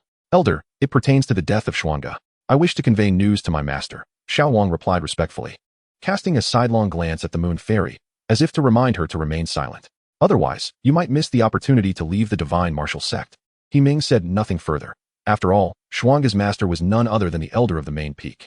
Then you may listen in, he permitted. Thank you, elder. Xiao Huang stepped aside, his expression cold. The other disciples in the hall also turned their gazes toward the moon fairy. If she were imprisoned in the discipline chamber, she would face relentless interrogation. One could only wonder what it would feel like for the blood whip to land upon such a beautiful fairy. Speak, what transpired that day? How did Xuanga find himself at the scene? At that moment, Xiao Wang felt a surge of anxiety. If the moon fairy chose to report him, it would spell trouble. Upon hearing this, Xiao Wang was momentarily taken aback, but then a smirk surfaced within him. You're quite perceptive. There was no record of Xuanga leaving the sect that day. He Ming stated coolly. I have heard whispers within the sect. Xuanga likely ventured in secret to seek revenge. The disciples remain unaware, but senior brother Xuanga did caution us. Someone interjected. What did he caution you about? To be wary within the sect. The moon fairy's words confirmed He Ming's suspicions. Xiao Wang, cautious now, chose to refrain from further comment. As long as he remained uninvolved, he would avoid punishment and be able to attend the Qingshan conference. However, this assertion was met with resistance from several disciples nearby. Nonsense, senior brother Xuanga could never be that kind of person. You, from the West Continent, should not spout nonsense in the discipline hall. He Ming's calm assertion rendered the hall silent in an instant. And then, we encountered a formidable magical beast. None of us stood a chance. Senior brothers and disciples perished, and the rest were captured. A formidable magical beast, He Ming echoed darkly. Yes. Then why were you taken but subsequently released? The moon fairy inquired softly. The disciple does not know. Perhaps it was due to my remarkable appearance. Her words caused Xiao Wang's expression to darken, clearly self-deprecating. Such an explanation was difficult to accept. Yet Xiao Wang wished for the discipline peak to refrain from further inquiry into the matter. I have heard rumors. It seems my junior sister is indeed fortunate. The tension between the two was palpable. He Ming harbored his suspicions. Xuanga had likely been summoned by Xiao Wang, and now that an incident had occurred, Xiao Wang only wished to avoid scrutiny. With the Qingshan conference approaching, if Xiao Wang were entangled in this affair, his participation would be jeopardized, which would bode ill for the divine martial sect. The matter is still under investigation, and it is believed that Elder Yuqing will soon uncover some clues. Just as Humming Crane finished speaking, a figure materialized in the void outside the hall. It was none other than the elder of the main peak, Master Bojun, a 9th-layer Nirvana realm practitioner. Bojun's sudden appearance puzzled everyone. Humming Crane vanished from his position and reappeared beside Bojun. I have met the Grand Elder, he said. Elder Yuqing may have encountered trouble. What? Bojun remarked, casting a glance at the silhouette of the moon fairy within the hall. This matter should have no connection with her. Humming Crane understood that Bojun was defending Xiao Wang and could only respond. I share the same sentiment. After all, she is merely at the cave profound realm. Xiao Wang hurried to his side. Master. Bojun shot her a cold glance. Come. Yes, master. Humming Crane watched as the two departed and then glanced back at the moon fairy within the hall. Her master was likely in peril, even if he were not. It was uncertain whether he would advocate for her. Upon entering the grand hall, Humming Crane spoke in a subdued tone. Your master may have encountered trouble. You should prepare yourself mentally. How could that be? As a subordinate of Song Yun, one must possess acting skills, for it is the most fundamental requirement. You are to remain within the sect and refrain from venturing outside. Understood. Meanwhile, as Bojun escorted Xiao Wang away, she curiously inquired, has Elder Yuqing truly run into trouble? One must act decisively and leave no room for future complications. Were it not for the impending Qingjun conference, Humming Crane would not have behaved in such a manner. Xiao Wang felt a weight in her heart and quickly apologized. Master, I did not anticipate such an unforeseen event. Having painstakingly nurtured Xingo, it is best that you remain compliant and avoid placing Jinghong in jeopardy. Yes, master. Xiao Wang, feeling discontent, transferred her resentment towards the moon fairy. Had she not appeared unexpectedly, she would not have faced reprimand, nor would she have lost a junior disciple, for which she believed retribution was due. Elder Yuqing and his disciples vanished. Prompting the divine martial sect to dispatch Bojun for a search, they were determined to uncover a body, even if it meant death. After several days of searching, nothing was found, which caused Song Yun great anxiety. After all, they had only located the initial site due to the moon fairy's loud voice. Fortunately, Bojun recalled the moon fairy, who disclosed the location where she had awakened, not far from the mother nest. Song Yun was exasperated, wondering if they needed to erect a signpost for them to find their way. Finally, 3 days later, they discovered it. Elder, there is a cave over here. A disciple shouted. Bojun, gazing into the void, saw indeed a concealed cave. Chapter 174. The mother nest brought back to the sect. Approaching the cave entrance, they were met with an acrid scent. Elder Bojun, it appears this is indeed the lair of the magical beasts, Humming Crane remarked in a low tone. Though Elder Yuqing's strength was modest, slaying a 7th-layer Nirvana realm beast was no trivial task. Bojun nodded and commanded, all disciples, form a formation. Yes, Grand Elder. The disciples sat cross-legged on the ground, swiftly creating a formation that enveloped the cave, demonstrating Bojun's considerable caution. We shall enter together. Humming Crane nodded. And the two ventured into the cave's interior. Aside from the pungent odor, there was also a foul stench of decaying corpses. This caused Bojun to furrow his brow, a vague sense arising within him that they were indeed witnessing the remains of their comrades. As the two moved further, they swiftly reached the cave's depths, where ethereal light illuminated their surroundings. The immense mother nest left them both in a state of astonishment, with the ground strewn with the fragmented corpses of disciples. Moreover, Yu Qingzi lay prone, his entire head crushed beneath a weight. What manner of creature is this? He Ming, though well versed in various matters, found himself momentarily stripped of composure at the sight of the nest before him. Bo Jun, equally affected, had ventured into beast lairs before, yet none had ever resembled this one, which appeared less like a beast and more akin to a colossal, breathing organ. Aside from the mother nest, they discovered another, considerably smaller structure nearby, undoubtedly the warrior nest arranged by Song Yun. Though its nature remained a mystery, it seemed devoid of aggression. Bo Jun spoke gravely, noting the unsettling stillness that persisted. Were these indeed beasts, they would have surely attacked upon their arrival at the entrance. Caution, it seems, is prudent.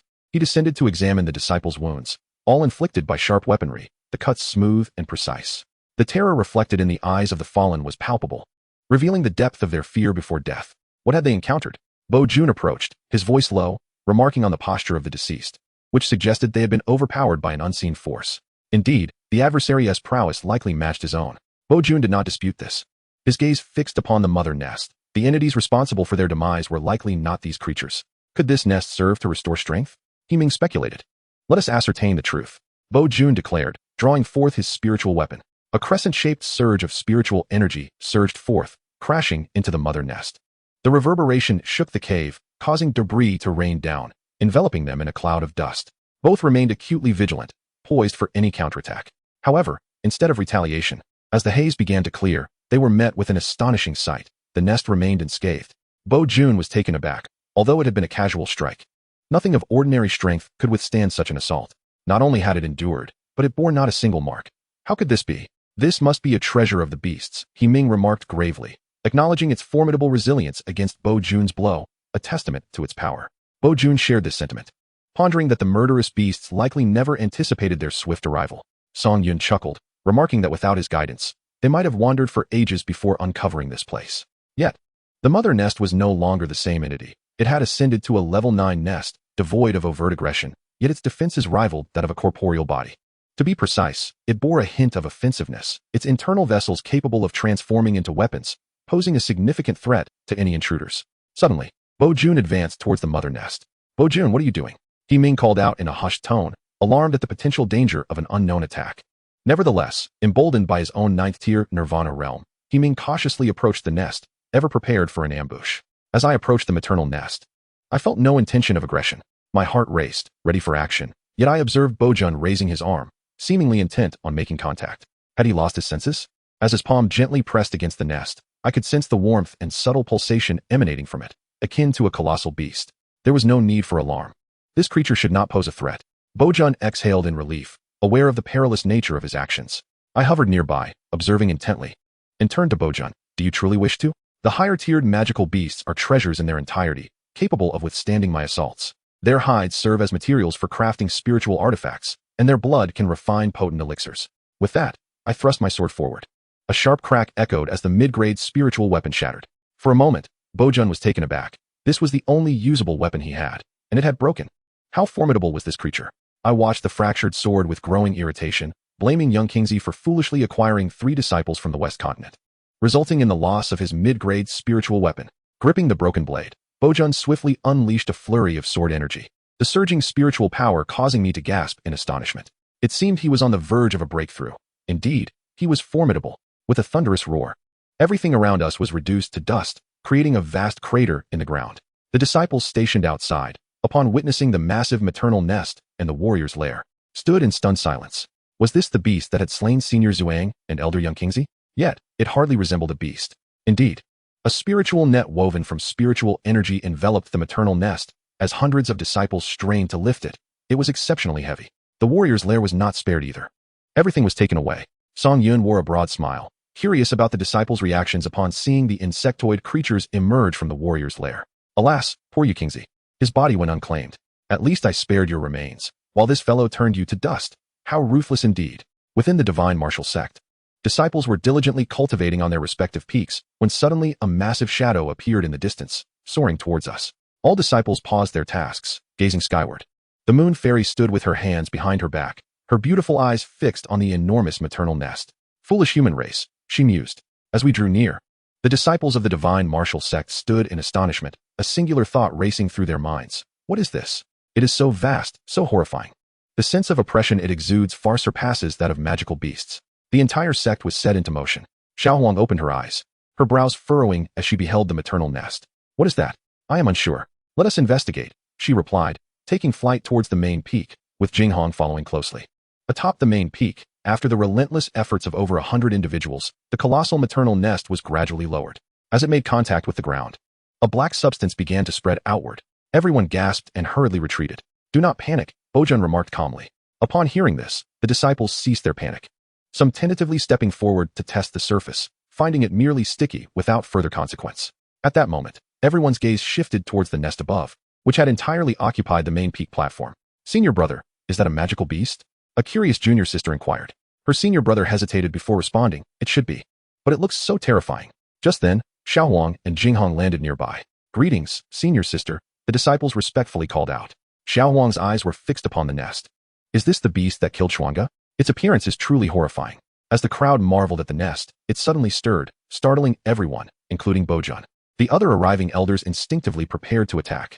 Blood roots scattered on the ground began to burrow into the earth. Bojun inwardly cursed. During their time in the cave, the blood roots had embedded themselves into the rock wall, and he had not anticipated such a movement upon placing it down. This was the sacred peak of the Shinzong. It was no mere mountain and must not be destroyed. Sever the blood roots. Bojun bellowed, realizing he had underestimated the situation. Upon hearing the elder's command, the other elders sprang into action. Disciples, disperse. The disciples hurriedly scattered, and in the next moment, the elders unleashed their techniques upon the blood roots. The entire main peak trembled violently. The blood roots, however, remained unscathed, while the peak itself developed a rare fissure due to the assault. Halt! Stop! Bojun shouted furiously. Damn it! Does this beast intend to take root on the sacred peak of the Shinzong? Only then did the elders cease their attacks, gazing in disbelief at the blood roots that were utterly unharmed. How is this possible? All the elders were dumbfounded, their jaws nearly dropping to the ground. What kind of magical beast was this that could withstand such an attack without sustaining any damage? A resounding boom erupted from beneath the main peak, prompting Bojun to rush to investigate. From a distance, he observed the floating main peak sprouting blood roots, as if they were entwining and penetrating the peak from within. In that moment, regret washed over Bojun. He lamented bringing this creature to the sacred peak. After all, this was the hallowed ground of the Shinzong. To place such a terrifying beast on the platform before the peak would spell disaster if word got out. Unless they destroyed the peak, as had been done previously. But how could that even be possible? Meanwhile, the moon fairy stood on a nearby peak, observing the entire scene, her mind echoing a single word, absurd. The esteemed Shinzong appeared as if it had never encountered the world, making a fuss over nothing. If an 8th-tier insectoid were to emerge from the warrior's lair, one could only wonder if they would still have the audacity to shout an alarm. Suddenly, a blinding golden light tore through the thick clouds without warning, resembling a spear of judgment cast by the divine. All eyes turned towards the smaller peak among the 12, which, though modest in size, emanated a lingering aura that sent shivers down their spines. For that was the domain of the Shinzong's leader, Wujianfu. A thunderous rumble echoed as the 12 towering stone peaks trembled violently, unleashing a visible wave of golden energy that exploded with force. A beam of golden radiance descended from the small peak, akin to a divine sword piercing through the heavens and earth, creating ripples of golden light in the void. An ineffable and formidable pressure erupted, akin to a tangible mountain, from his majestic figure that stood tall like a solitary peak. He appeared as if sheathed in an ancient sword, his brilliance reigned in, yet exuding a depth of terror that was unfathomable. Time seemed to stand still. The golden light dimmed, and a silhouette emerged. It was none other than the master of the divine martial sect, Wu Jinfu. The moon fairy had been present for quite some time, yet this was her first encounter with the enigmatic leader of the sect, clad in seemingly simple dark attire. The fabric remained unyielding against the fierce winds, with only the dark golden thread embroidered with the sect's emblem at the hem, a sword piercing the stars, emanating a hauntingly captivating glow in the shadows. Greetings, sect master. The 4 words resonated throughout the divine martial sect, as if they were destined to ascend into the heavens, dispelling the previous shock and instilling a sense of unwavering resolve. All of this was attributed to Wu Jinfu's presence. The overwhelming pressure that descended from above penetrated the very souls of the disciples, igniting their blood and emboldening them to confront even the mightiest of foes. At that moment, Wu Jinfu stood calmly, his stature as imposing as an eternal mountain. His features were chiseled, lines sharp as if hewn by a sculptor, and his gaze, profound as an abyss, swept over the throngs of disciples below, who appeared as mere ants in subservience. Wherever his eyes fell, the air seemed to congeal. The kneeling disciples lowered themselves even further, their breaths becoming tentative. The fierce winds gathered around him once more, only to humbly swirl away. stirring the dark fabric of his attire, resonating like banners heralding his majesty. He remained silent. Yet in this moment, his silence spoke louder than 1,000 thundering voices. In the outside world, a saying echoed, "The sect master of the divine martial sect reigns here. In the face of such grandeur, all must bow. At the pinnacle of martial arts, who could rival him?" At this moment, Song Yun gazed upon this formidable figure of the Central Plains, pondering whether he could withstand a single punch. Chapter 176. The arrival of the sect master proves futile. Wu Jianfu's gaze was fixed upon the mother nest, its very peak ensnared by blood roots from within. To extricate, it would likely require dismantling the entire summit. Sect master, Bo Jun approached respectfully, calling out. Wu Jianfu's expression reflected his discontent. Is this the monstrous beast that killed Yun Qingzi and Xiange? Wu Jianfu comprehended the implications. This was a colossal beast treasure. Perhaps the beast had thrived on this very power. However, its presence here was a blemish on the honor of the divine martial sect. With an air of calm, Wu Jianfu descended before the mother nest, seemingly unperturbed. Placing his palm upon it, his focus sharpened. Terrifying spiritual power surged forth like tidal waves, causing his robes to billow wildly, fissures to appear in the ground, and the entire peak to tremble violently, nearly fracturing. Fortunately, the blood roots of the mother nest were tightly interwoven within, and as long as it wasn't utterly destroyed, it clung to the mountainous core. The might of his strike was indeed thunderous, yet its effectiveness appeared lacking. Bo Jun could hardly believe that even the sect master's intervention could not shake this horrifying beast. What on earth was this creature?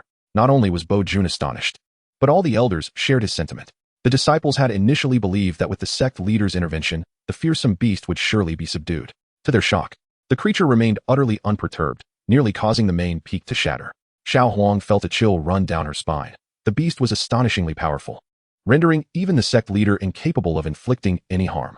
This was no ordinary beast, but perhaps a creature from ancient times. Jing Hong murmured, considering that with the sect leader's current prowess, even a beast of average strength would be reduced to mere blood under a single strike. Even a more formidable beast would undoubtedly sustain severe injury. Yet, this creature displayed no reaction whatsoever, not even a drop of blood spilled. Whispers circulated among the disciples. Some speculated that the sect had acquired a treasure, envisioning the possibility of crafting spiritual weapons from the beast, which would undoubtedly be formidable. However, others questioned the feasibility of such endeavors when the sect leader could not inflict harm. After all, one must first subdue the beast. The mere presence of this creature had instilled dread within the divine martial sect, casting a pall over Bo Jun's expression. Fortunately, the beast seemed non-aggressive. The astonishment of the others paled in comparison to that of Wu Jianfu. He was but a step away from the peak of the Nirvana realm. It was no exaggeration to claim that with a single strike, he could reduce mountains to dust. Yet here stood this flesh and blood beast, utterly unharmed. Not even a single hair displaced beneath his palm. How could this be? An ancient beast? Aside from this possibility, Wu Jianfu could conceive of no other explanation. No creature could withstand his strike without suffering injury. However, if it were indeed an ancient beast, it would indeed be a treasure. Yet the inability to access it was infuriating, especially in front of the elders and disciples, compromising his dignity. Bo Jun, what is that small creature over there? Wu Jianfu inquired casually. Bo Jun approached respectfully. I do not know. It was there when we discovered it. Wu Jianfu moved towards the warrior nest and asked, can it be moved? Let me give it a try. Bo Jun extended his hand, and a tremendous force enveloped the warrior nest. Unlike the mother nest, the warrior nest had no tendency to anchor itself and was easily drawn upwards. However, Wu Jianfu noticed that as it lifted from the ground, numerous veins appeared, seemingly connecting it to the larger nest nearby, as well as to the viscous black substance on the ground. Wait, Wu Jianfu suddenly shouted. Pulling it any further will cause it to break. Bo Jun halted immediately. Wu Jianfu was uncertain of the consequences of such a rupture. Would it lead to death? At this juncture, they could only remain still and contemplate a method to refine them. Bo Jun was compelled to leave the warrior nest in place, which caused a sinister smile to creep on his Song Yun's lips. He was already concocting a narrative for the surprise that awaited them. Initially, we believed it to be an ancient beast, but when a monster emerged from within, the people would realize that death had arrived. How intriguing. This was truly entertaining. With little recourse against the mother nest, Wu Jianfu could only temporarily seal the main peak, while all disciples retreated to other peaks. Sect leader. Having a beast on the main peak is not sustainable, He Ming remarked, bowing respectfully. Do you have a solution? Wu Jianfu retorted. He Ming fell silent. The Qingjun conference looms on the horizon, prompting the disciples to prepare diligently, for the formidable beast shall be dealt with by the sect leader in due course. Wu Jianfu stated with an air of indifference that, if all else fails, the main peak may have to be destroyed. Yet, how to eradicate this creature remains a perplexing dilemma. Song Yun expressed his skepticism, declaring it an impossible feat. The nest is on the verge of reaching level 10. Not a single strand of hair could be severed, let alone refined. In that case, they might as well be presented with a ghostly fogworm to toy with. The atmosphere within the divine martial sect was frenetic, as the disciples harbored concerns over the nest atop the main peak. However, with the upcoming Qingjun conference, discussions shifted, and it seemed likely that this session's senior sister Xiao Huang would emerge victorious. Senior sister, the moon fairy seeks an audience, came a call. Xiao Huang's brows furrowed in contemplation. Uncertain of the woman's intentions. Allow her to come, she commanded. Soon, the moon fairy arrived at the rear courtyard, beholding the proud silhouette of Xiao Huang. Jinghong glanced at the moon fairy before discreetly retreating. What? Do you wish to negotiate? Xiao Huang turned to face the moon fairy, her tone frosty. Indeed. I wish to discuss terms, the moon fairy replied. Speak, Xiao Huang urged. I wish to participate in the Qingjun conference. Xiao Huang was taken aback, then could not suppress a light laugh. Do you know what the minimum requirement to enter the Qingjun conference is? The Nirvana realm. Do you possess such prowess?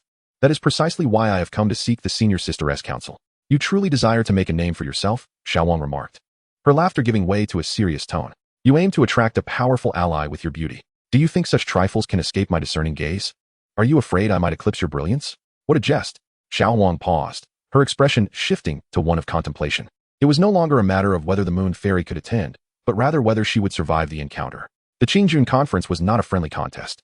It was a battleground where lives were at stake, a legitimate venue for her demise. Very well. I thank you, senior sister. Xiao Huang let out a derisive laugh. After the moon fairy departed, Jinghong approached her. Why assist her, senior sister?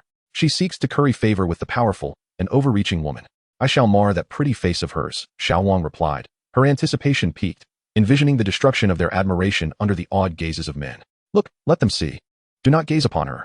Chapter 177. Sacrifice for the family. The Qingjun conference, held once every decade, serves as a barometer for the overall strength of a sect or family. For the entire central continent, it reflects the intricacies of power struggles. Each faction aspires for their disciples to excel in the conference, showcasing their might. Furthermore, with the arrival of the Qingjun conference, individuals from the eastern continent will also come to scout for prodigious talents. This presents a rare opportunity. Sending disciples to the eastern continent as forces would significantly bolster their own faction's development. Should others contemplate interference, they must weigh their options. For an eastern continent force looms in the background. This is the sole avenue to forge connections with the eastern continent. Otherwise, access is nearly impossible, as travel from the central to the eastern continent remains a forlorn hope. The flow is unidirectional. Only the eastern continent can come to the central, while the latter cannot venture to the former.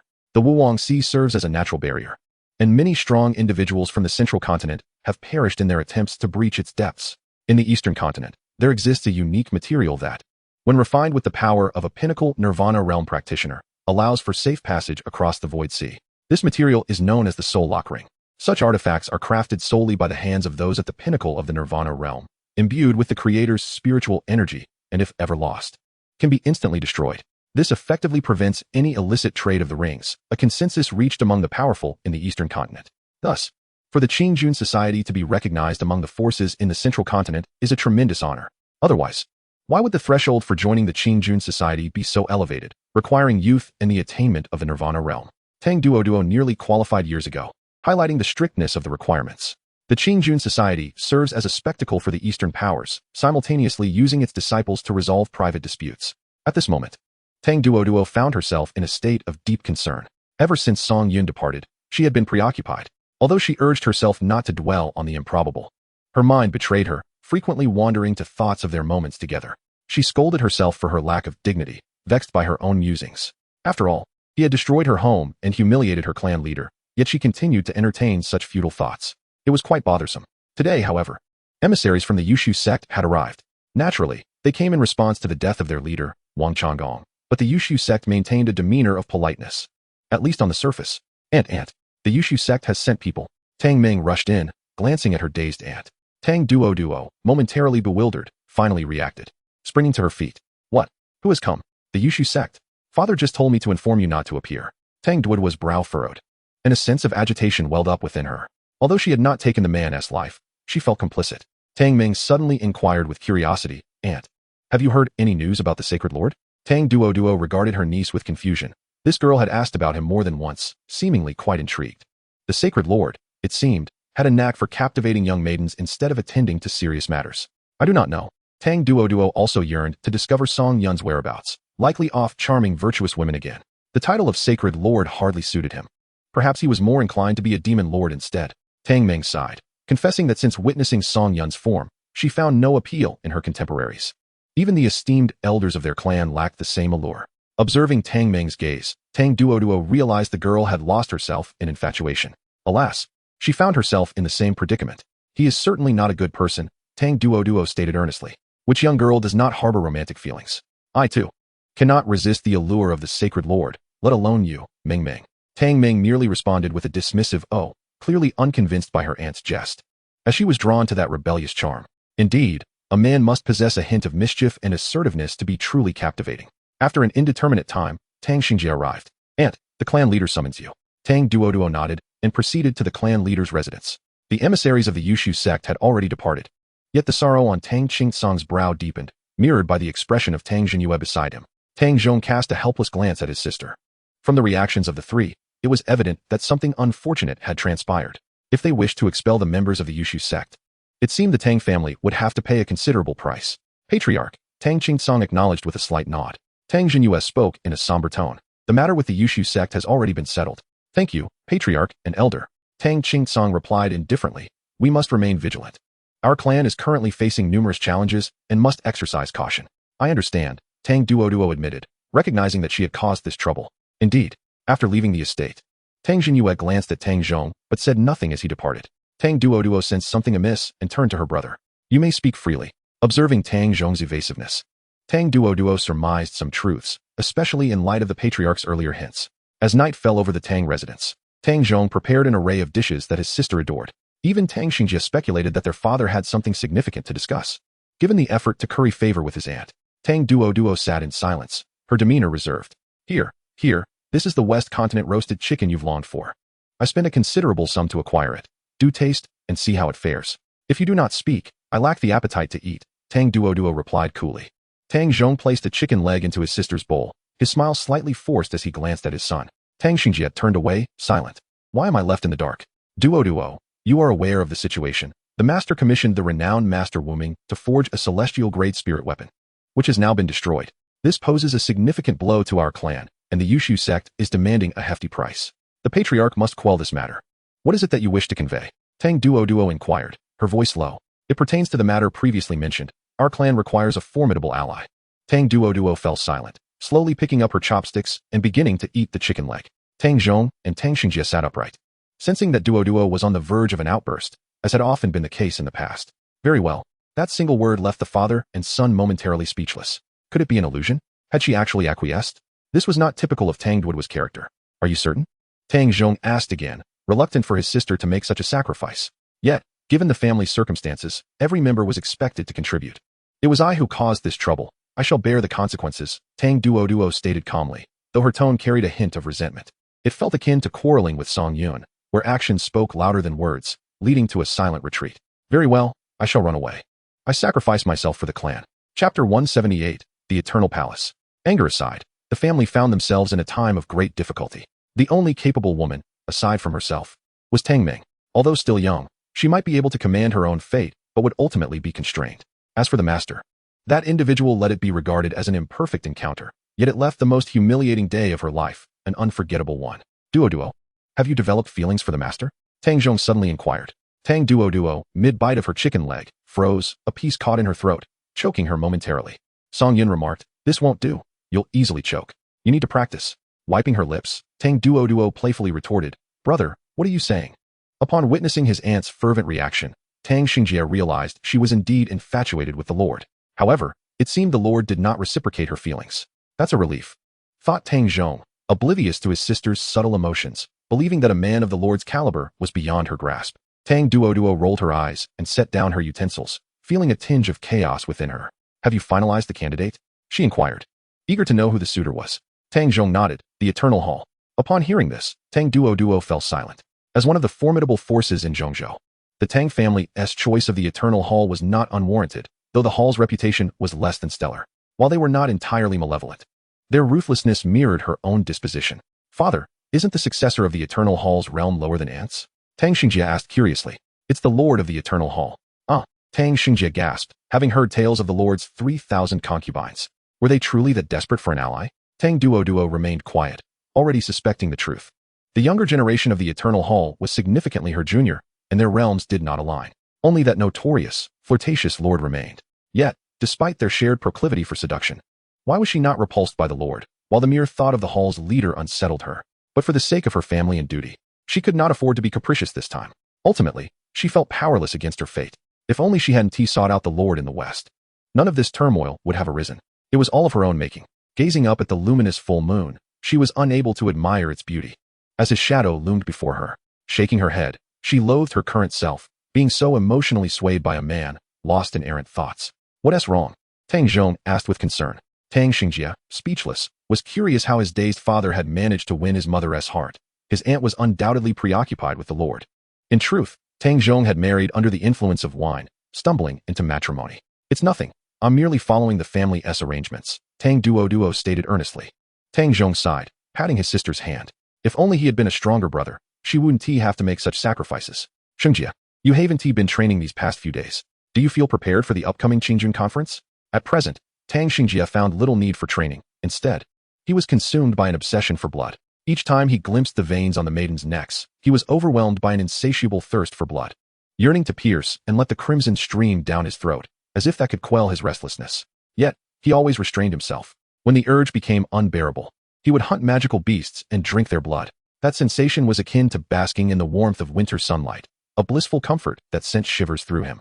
Thus, every few days, Tang Xingjie would embark on a hunt for magical beasts to satiate his craving for blood. Moreover, he felt that as his consumption of blood increased, so too did his strength. The previous methods of cultivation have proven insufficient for advancement. To my surprise, the new path to enhancement has emerged from my very own blood. How remarkably effortless this is. Unlike my aunt, my destiny shall be in my own hands, for I, Tang Xingjie, shall take control of my fate. The Qingjun conference will mark the commencement of my journey. Father, do not worry. I am fully prepared, Tang Xingjie declared earnestly. Tang Zhong, reassured by his son's determination, cautioned, be wary of your cousins. If you encounter Tengu, should you find yourself in a difficult situation, concede rather than allow pride to lead to recklessness. I understand. Tang Xingjie replied with a smile. Concede? Tengu will be kneeling in supplication, begging for forgiveness for his past foolishness. If he remains ungrateful, I shall send him to meet the ancestors of the Tang family. Perhaps influenced by some insidious force, Tang Xingjie's sense of familial loyalty is waned, replaced by an unadulterated thirst for violence. Anyone who displeases him shall face dire consequences, even if they belong to his own clan. Very well. Prepare yourself. We shall depart in a few days, guided by the Grand Elder, Tang Zhong instructed. Understood, Tang Xingjie responded with confidence. Meanwhile, within the residence of Tang Xingyue, the three siblings were engaged in discussion regarding the Qingjun conference. However, Tang Ming was swinging on a swing, her beautiful eyes gazing at the full moon, occasionally breaking into a silly smile as if lost in whimsical fantasies. Meng, Tang called out sternly. Seemingly oblivious, Tang Ming continued her reverie. Tang Feng picked up a small stone and tossed it lightly at her foot. Brother, what are you doing? Tang Ming exclaimed, slightly annoyed. You are interrupting my delightful daydream. Elder brother is asking you a question, Tengu interjected. Tang Ming pouted. What is it? She shook her head, refusing to divulge her thoughts, feeling embarrassed by her unreciprocated affection. Really nothing? Nothing, absolutely nothing, Tang Ming insisted repeatedly. Tengu reluctantly accepted her words, though his expression remained serious as he took a large sip from the teapot. Elder brother, you seem burdened as well, Tang Ming noted. Tengu did not deny it, responding in a low voice. Though the Lord has not taken lives, he has decimated our clan. In the face of such overwhelming strength, I have realized just how insignificant our family truly is. Tang Feng remained silent, acknowledging the terror of that fateful night. If the Lord were to unleash his wrath, none would be able to stand in his way. Father is overwhelmed today and has turned to drink. We must perform exceptionally at the Qingjun conference to attract the attention of the Eastern Continent's powers. With their support, our clan can establish stability in the Central Continent, commanding respect and preventing oppression. Tang Feng expressed his confusion. Wasn't it suggested that a marriage alliance could resolve our current predicament? Marriage alliances are not a lasting solution. Who knows if that temple master will grow weary of novelty? True strength lies in our own capabilities, Tengu asserted. Indeed, it is unfortunate that I am only at the first layer of the Nirvana realm. It will be challenging to stand out at the Qingjun conference. Brother, it rests upon you. Tengu was well aware of this, patting his younger brother's shoulder. You are only slightly behind me. With a bit more effort, you will catch up. Tang Feng nodded with a smile, realizing only after reaching the Nirvana realm how difficult it is to advance a single layer. Yes, I understand. Tengu's gaze fixed steadfastly upon the full moon. The top prize at the Qingjun conference shall be mine, Tengu. Chapter 179, The Beast Clan. Above the Wuang Sea, a venerable ship traverses the skies, resembling a wounded yet ferocious ancient behemoth, casting a colossal and menacing shadow amidst the clouds. Its immense structure is crafted from the rare and resilient dark abyss ironwood, a peculiar material indigenous to the eastern continent.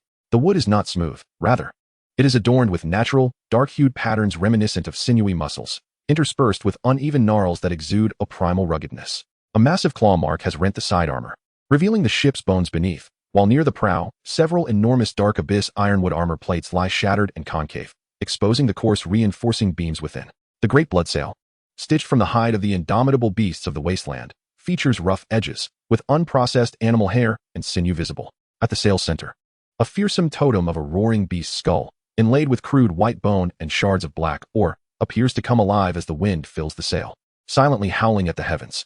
The entire sail is dyed a profound dark crimson, akin to congealed blood, emanating a scent of rust and brine under the bizarre light of the unfathomable sea. It is evident that this vessel hails from the warlike tribes of the eastern continent, having encountered grave troubles during its passage, yet it has survived. The crew is not numerous, comprising around 500 individuals from at least a dozen different clans. Leading them is a werewolf named Cry, a pinnacle of the Nirvana realm, the strongest aboard. There are over 10 others at the 10th level of the Nirvana realm, while the rest begin at the 5th level. Though few in number, each one is a formidable force. On the deck, Cry grips a damaged soul lock ring, his eyes ablaze with murderous intent. Damn that celestial pivot, damn the human race for deceiving me. Cry crushes the soul lock ring in his hand, nearly costing the lives of all his kin in the unfathomable sea. Beside Cry stands a fierce foxman named Ul, also at the 10th level of the Nirvana realm. We should never have trusted the humans. Ul's blood-red eyes burn with the desire to devour that celestial pivot alive. The beast tribes are on the brink of extinction in the eastern continent, relentlessly oppressed by humanity. Annihilation seems but a matter of time. Once, the tribes engaged in warfare among themselves, but now, united against the genocidal threat, the entire beast race has come together in an unprecedented alliance to resist human oppression. Yet, their efforts yield little fruit. Their unity only strengthens human resolve to continue their onslaught. Reluctantly, the Beast King orders Ul to journey to the central continent in search of a refuge for the beast tribes. Survival is the key to hope. That celestial pivot was all too eager to assist, offering the soul lock rings, yet he reneged on his promise, wishing to see the warlike beasts perish in the unfathomable sea to fulfill his own ambitions. However, exterminating this band of Nirvana realm beasts in the unfathomable sea proves to be no small feat, and they have already lost over 100 of their kind, each a true Nirvana realm warrior. The surviving beastmen aboard the warship harbor an intense hatred for humanity, a deep-rooted animosity that can only be avenged with blood. The towering tiger man meticulously arranged the bodies of his kin before slowly rising, his fur quivering as if emanating a mournful howl. I have an idea, Duanhu declared in a low voice. Speak. Transform the entirety of Zhongzhou into a habitat for the beast folk. His words sent shockwaves through the surrounding tribe members, but soon, exhilaration replaced their astonishment. The whole of Zhongzhou. The number of beast folk will surge rapidly, and in mere centuries, we could obliterate the eastern continent. Excellent notion. Ewer readily concurred. The human race deserves annihilation. The Orcish crowd erupted in fervor, chanting for the slaughter of all in Zhongzhou and the occupation of the land. As the leader, Kalek remained silent. This idea had been proposed before among the strongest of the beast folk. Occupying Zhongzhou would not go unnoticed by the eastern continent, which would only hasten their own demise. Yet, Kalek found it difficult to dismiss the notion at this moment. The tribe required both fury and wisdom.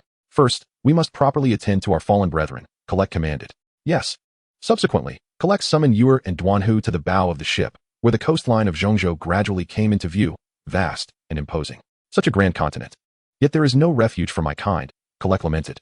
Throughout this journey, witnessing his kin being slaughtered and enslaved had numbed his heart. And despite reaching the pinnacle of nirvana, he remained oppressed by the humans. We could easily conquer Zhongzhou, Ewer retorted coldly. Indeed, Duanhu echoed.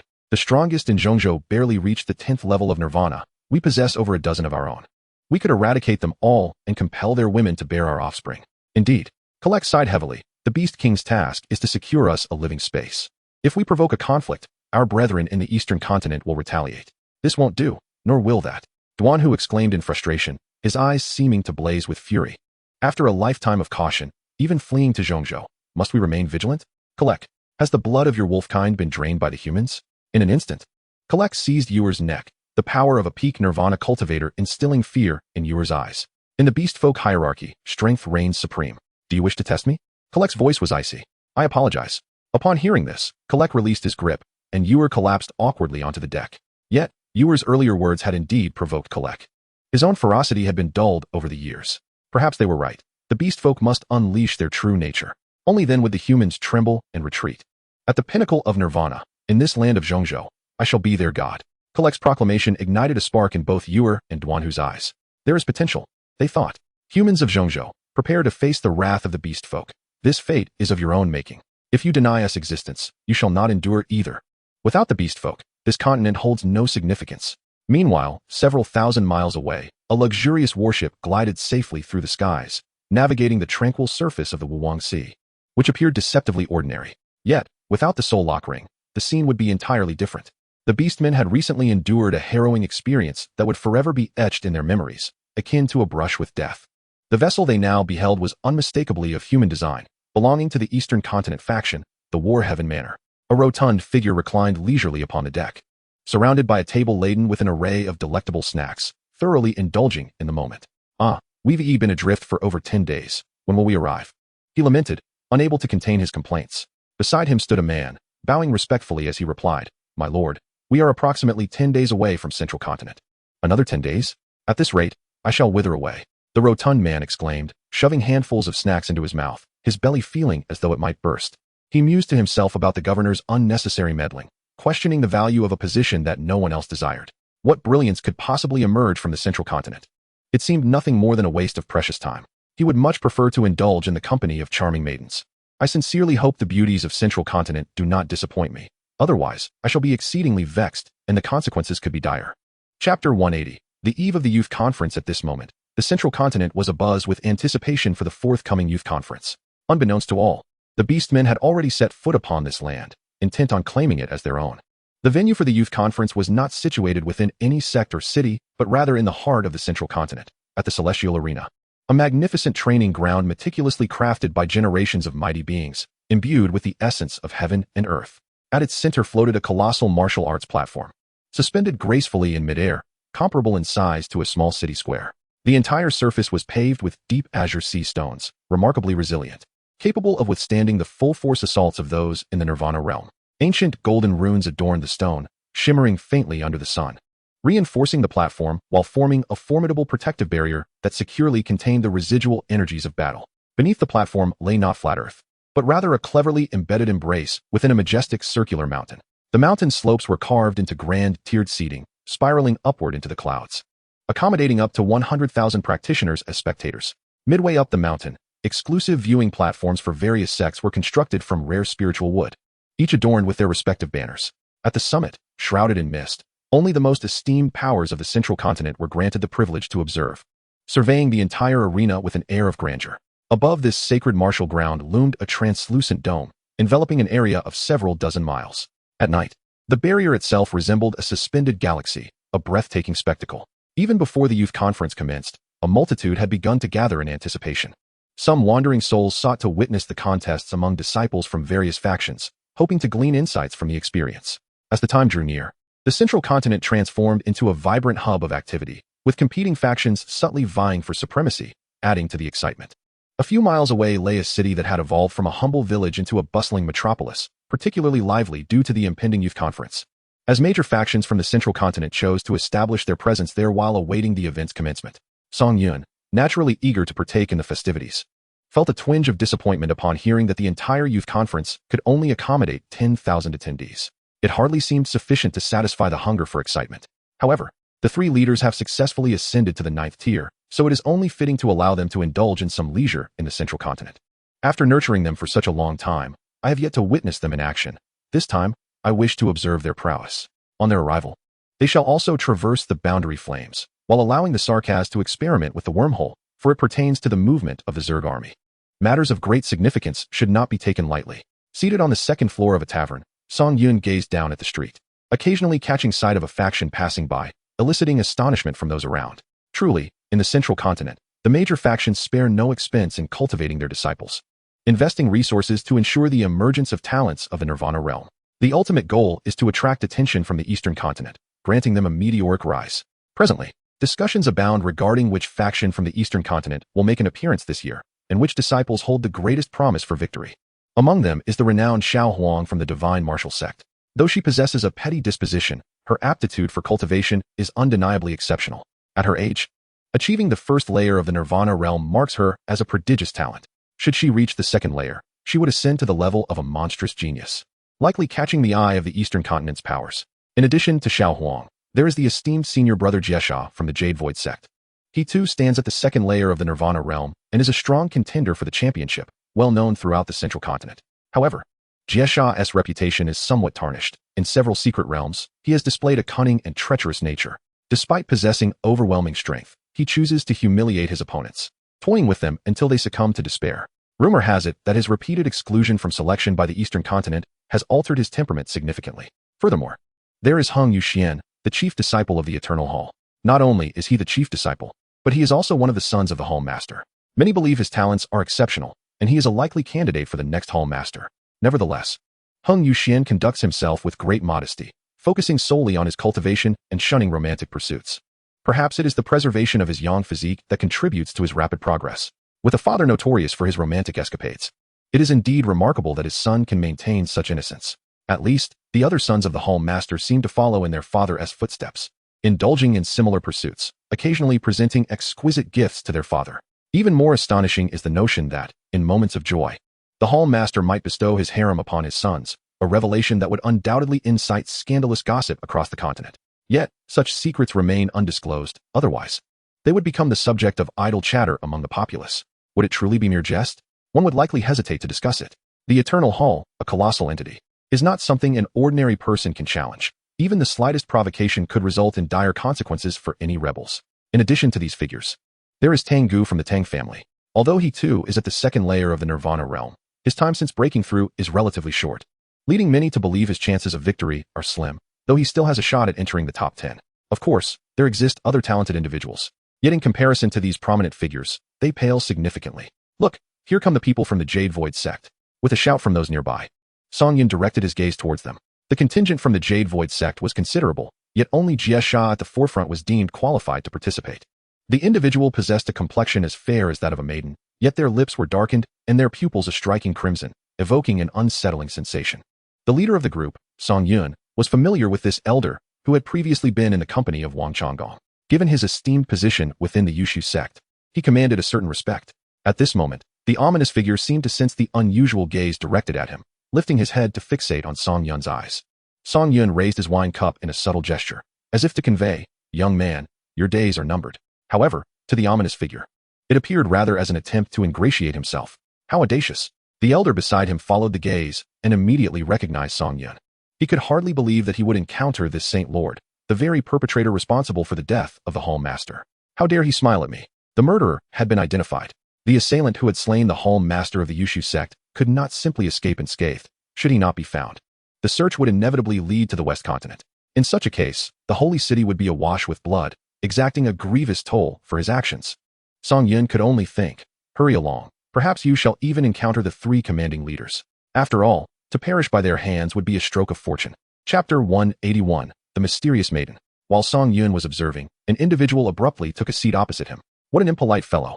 Upon closer inspection, it turned out to be a beautiful young woman, adorned with black silk and possessing eyes that glimmered with an alluring mystique. A mysterious lady indeed. Are you unable to afford a meal? Song Yun inquired, a playful smile gracing his lips. Women who initiate conversation often have strong ulterior motives, and he was curious to discern her intentions. The Saint Lord possesses quite the sense of humor. Oh, you are familiar with me? There are few who have encountered the Saint Lord in the West Continent, let alone in the Central Continent. Could it be that this woman had previously known the Saint Lord? I am merely curious. As the Saint Lord, what is your current disposition? In that instant, Song Yun found the woman before him rather peculiar. With such a statement, you pique my interest. Are you here to assist me? Song Yun ventured tentatively. What is it that you desire? The mysterious woman allowed a faint smile to grace her lips. Your loyalty. In that moment, the roles had seemingly reversed, and Song Yun was almost amused, feeling as though he had been drawn into a web of deceit. It felt more akin to being approached by a con artist. The loyalty of the Saint Lord is not easily won. To earn it, one must demonstrate their prowess. The young lady continued. The esteemed Saint Lord would be able to witness such capabilities, but opportunities like this are rare. You must seize this moment, for it is the only chance to restore your holy sect to its former glory. Song Yun toyed with his wine cup. If I may take your words to heart, could it be that you hail from the East Continent? The mysterious woman remained silent, seemingly acquiescing.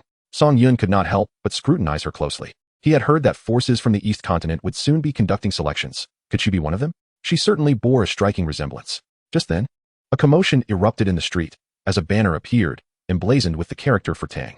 The Tang clan had arrived, reminding Song Yun of the intriguing duo, a woman of considerable fascination. As the person involved, Song Yun smiled and inquired, "Are you aware of the specific circumstances?" The Tang family is quite sensitive regarding this matter. How could they not be? Being defeated by oneself inevitably diminishes one's confidence.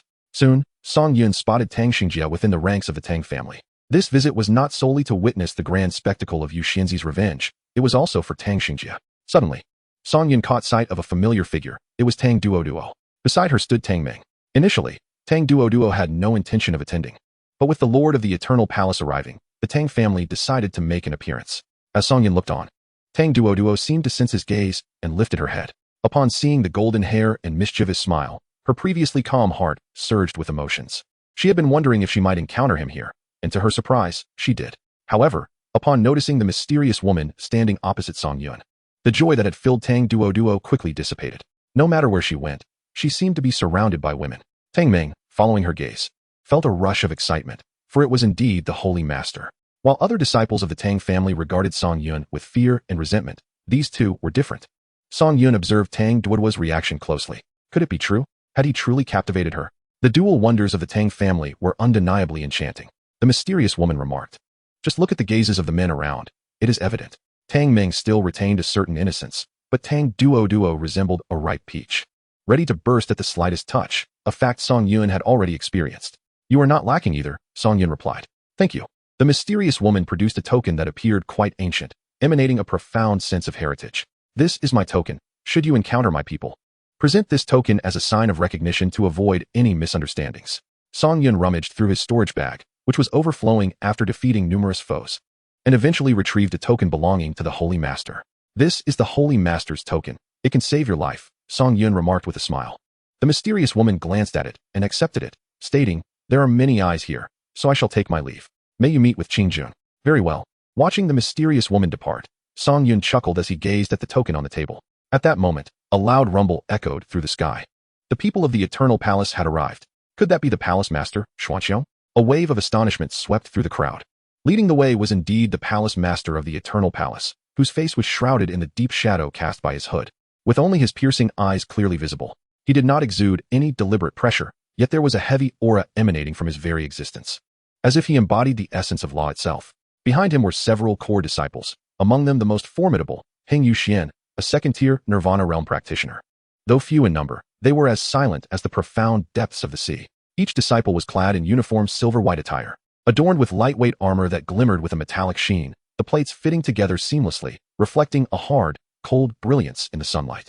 The Lord Xuanqiang floated at the forefront, his figure appearing increasingly grand and solitary against the overwhelming aura emanating from the disciples. He slowly raised a hand, pale and slender, yet imbued with a sense of power capable of rending the very fabric of space.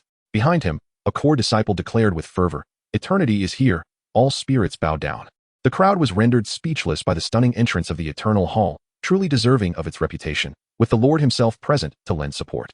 Song Yun could not help but think that those who once dared to flaunt themselves in such a manner often met with grim fates.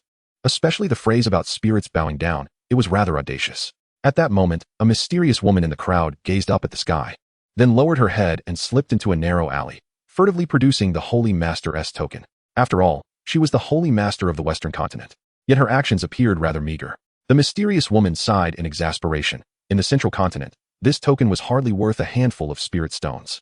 After a brief moment of contemplation, she re-emerged onto the street, seeking her next target. Soon, she identified her prey. The Central Continent was unwelcoming to those from the West. But she offered, "If you desire, I can introduce you to the powers of the Central Continent and help you become a true inhabitant here." Was the young lady sincere? Indeed, she assured him that this was her token. With it, none would dare deceive him. Sensing a connection, she added that when the time came, he could simply present the token at the Yushu sect, and they would accept him as a disciple. The man was filled with excitement, having finally made it across. He had now encountered a benefactor. He quickly rummaged through his belongings, exclaiming, "Miss, please accept this small token of appreciation. I am one who breaks the rules of the continent. We are all part of one family and should support each other, not discriminate." Upon hearing this, the man felt an immediate kinship, yearning to join her in dismantling the injustices of the world. However, the mysterious woman needed to pursue her next quarry and had no time to address inequality. Watching her retreating figure, The man was astonished that such a benevolent soul existed in the central continent. Yushu sect, here I come. Chapter 182. The deceptive woman outside the residence of the Yushu sect. A dozen individuals were unceremoniously expelled. What do you think this is? You think you can enter Yushu sect with a mere token? The disciples of Yushu sect scoffed, and the surrounding disciples found it amusing. Convinced that these individuals had fallen prey to a scam. With the upcoming Qingjun event, swindlers were rampant, preying on those who had clandestinely crossed over from the west. The man was fortunate, but if it were a woman, she would likely be duped for both her wealth and her virtue. A truly tragic fate. Impossible. A senior female instructed us to present this token for entry. One brother protested. Is this senior perhaps blind? Indeed, are you all? Upon hearing this, everyone suddenly realized they had encountered the same female con artist. They felt a mix of despair and frustration, with several having given away their possessions. For who wouldn't he wish to befriend a powerful elder? And that elder had seemed so upright. Yet now upright my foot. May the con artist's entire family perish. Return my belongings.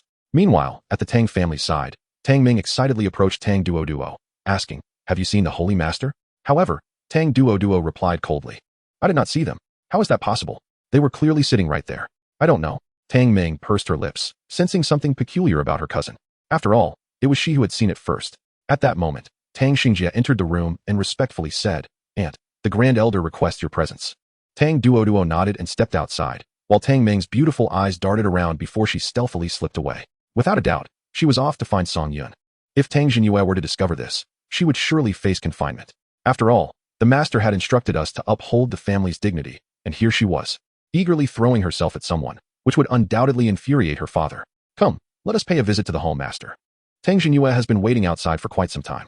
Tang Duo made no objections and accompanied Tang Xingyue to the residence of the Eternal Hall. Soon, they arrived at the entrance, where 7 or 8 men lay sprawled on the ground, battered and bruised. Standing at the entrance, Hung Yuxuan coldly commanded, Why are you still here? Get lost. Just as he finished speaking, Tang Xingyue approached, respectfully greeting him. Junior Hung Yuxuan pays his respects to Grand Elder Tang. A rare smile appeared on Tang Xingyue's face. It has been a long time. It has indeed been years. Hung Yuxuan chuckled softly, glancing at Tang Duo. She had evidently become her father's new favorite. Alas, she was far too weak. Noticing Hung Yuxuan's unusual gaze, Tang Xingyue coughed lightly. What happened to these men? Oh, they inexplicably came with a token, claiming they wished to join the Eternal Hall. They were most likely deceived. Those who fall for such tricks are not suited for cultivation. Indeed, please come in. At that moment, the hall master, Xian Xiong, was in the backyard, delighting in the graceful dance of his female disciples. Appearing entirely different from the one who had just made an entrance. Tang Xingyue had heard of this, but was equally astonished to witness it firsthand. Even with guests present, Xian Xiong continued to lounge, occasionally sipping from a cup.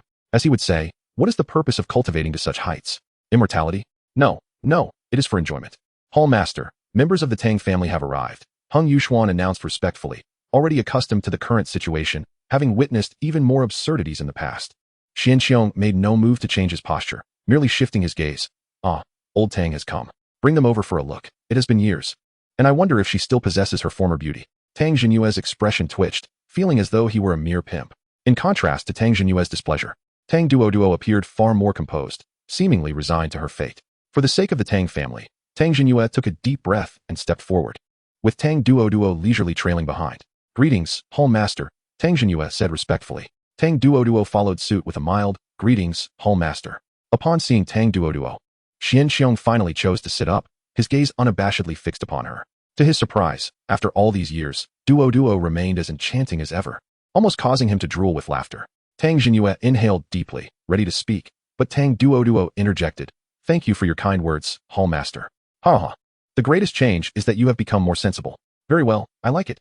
The betrothal gifts will be sent to your Tang family in due course. Yuxuan, spread the word. Yes. Tang Xingyue sighed inwardly. Although he had achieved his objective, he remained dissatisfied. Every utterance from Shinkong struck at Tang Xingyue's pride, prompting the question of how low the women of the Tang family had fallen. I will take care to nourish myself, Tang Duo murmured softly, which only served to please Shinkong further. The once sharp-tongued Tang Duo now appeared so compliant that she hardly resembled her former self. Even Tang Xingyue found himself perplexed by this sudden change in her demeanor. What had triggered such a transformation? Meanwhile, Song Yun remained seated, her gaze unfocused. Yet a peculiar smile curled at the corners of her mouth.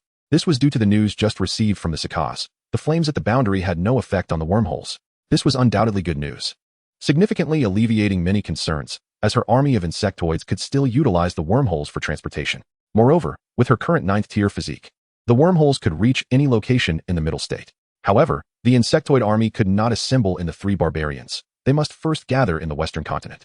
Additionally, the three commanders could traverse without sustaining any damage. It appeared that the boundary flames were not as formidable as they seemed, only targeting the Nirvana realm, which was the 7th tier. Above the 7th tier, one could traverse freely. Just as Song Yun relished this revelation, a cacophony of curses erupted from the staircase. Damn that deceitful woman. If I find her, I'll strip her of her skin and sell it to the Beast Clan as a breeding tool. I've given her all my possessions. How could she be a fraud? She exuded a compelling aura. Indeed, was that aura merely a fade? Curious. Song Yun glanced over to see 3 or 4 men muttering about the con artist. As they passed, they halted, fixating on the ancient token on the table. Witnessing others being deceived undeniably lifted their spirits. At least these men felt a sense of comfort. Another one. My good sir, was this token given to you by a woman wearing an eye mask? Song Yun nodded. You've been swindled. Did she promise you anything? To join a sect? Or to conspire together?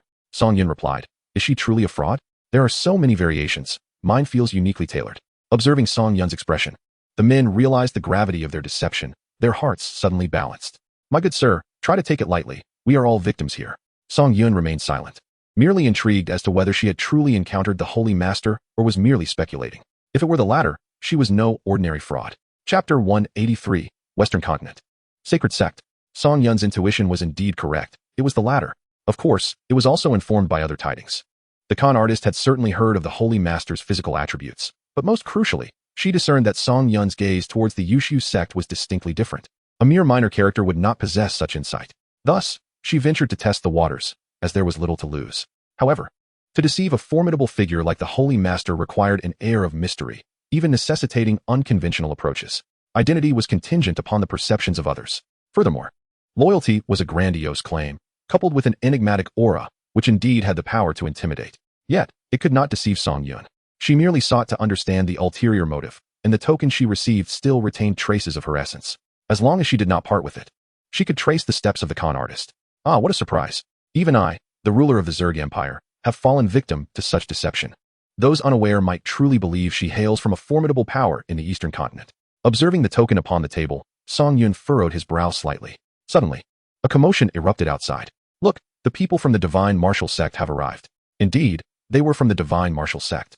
And that individual must be the esteemed senior sister Xiao Wang. But who is that stunning woman behind her? Is there such a person in the Divine Martial Sect? You seem rather uninformed. That is none other than the Moon Fairy from the Western Continent, renowned for her breathtaking beauty and enchanting presence. As Song Yun gazed down, he listened to the surrounding gasps of admiration. If he were Xiao Wang, he would surely be exasperated. She was akin to a mere leaf beside the Moon Fairy, accentuating her beauty. In this moment, Xiao Wang embodied such a sentiment. As long as the Moon Fairy was present, she would remain overshadowed, all due to that exquisite visage. This is the Central Continent, a realm where prowess reigns supreme, not merely appearances. A beautiful face may hold advantages anywhere. Yet it was evident that the ensuing discussions would revolve around the Moon Fairy, with several cultivators from the Central Continent eager to inquire further.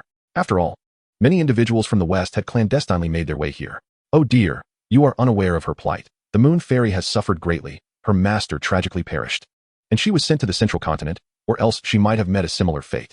Goodness, is the West so perilous? Death seems to lurk at every corner. Do you think we would risk our lives to come here? The West has become exceedingly dangerous. It is rumored that various powers have inexplicably been eradicated. Song Yun remained composed. The West was not akin to the three barbarians. Even if actions were executed with utmost precision, the disappearance of multiple factions could not remain concealed. The emergence of rumors was only to be expected. Attempting to seal off the West with such a scant number of individuals was simply impractical. Moreover, he pondered when the truth would be unveiled. Surely it would send ripples throughout the entire continent. Once he upgraded to a level 11 nest, and all warriors ascended a tier, that would likely be the moment of exposure. At that juncture, preparations should be made to welcome the impending bloodbath. Suddenly, a tense and delicate voice interrupted his thoughts, causing Song Yun to pause. Another one? Turning to glance, he was taken aback to see a beautiful young woman clad in the robes of the Tang family. Her eyes bore a striking resemblance to Tang Duoduo's. He recalled her having stood behind Tang Duoduo moments ago, initially suspecting yet another female trickster. He found his patience wearing thin, ready to burst. Who are you? Oh, is there something you need? Song Yun discerned the admiration in Tang Meng's eyes. The young girl was rather easy to manage. Tang Meng shyly fidgeted with her fingers, lowering her gaze. Actually, it's nothing of great importance. I merely wish to meet you. To see me? Do I possess such allure? Song Yun found her rather endearing. Please, have a seat. Tang Meng, blushing and bashful, sat down, unable to meet Song Yun's gaze, her ears turning crimson. Which young girl doesn't harbor feelings of infatuation? It's simply that she had yet to encounter the object of her affection. Just then, hurried footsteps echoed from the staircase. Big news, big news. The Eternal Hall has formed a union with the Tang family. The crowd exchanged bewildered glances. Who is uniting with whom? The Lord of the Hall is marrying the eldest daughter of the Tang family, Tang Duoduo. The crowd was utterly astonished. Wasn't Tang Duoduo known for her vow never to marry? How could she suddenly be tying the knot? And with the Lord of the Hall? No less. A man old enough to be her grandfather. Many had assumed he was the Lord's son. Song Yun, too, was taken aback. It had only been a short while since they last met, and now she was to be wed.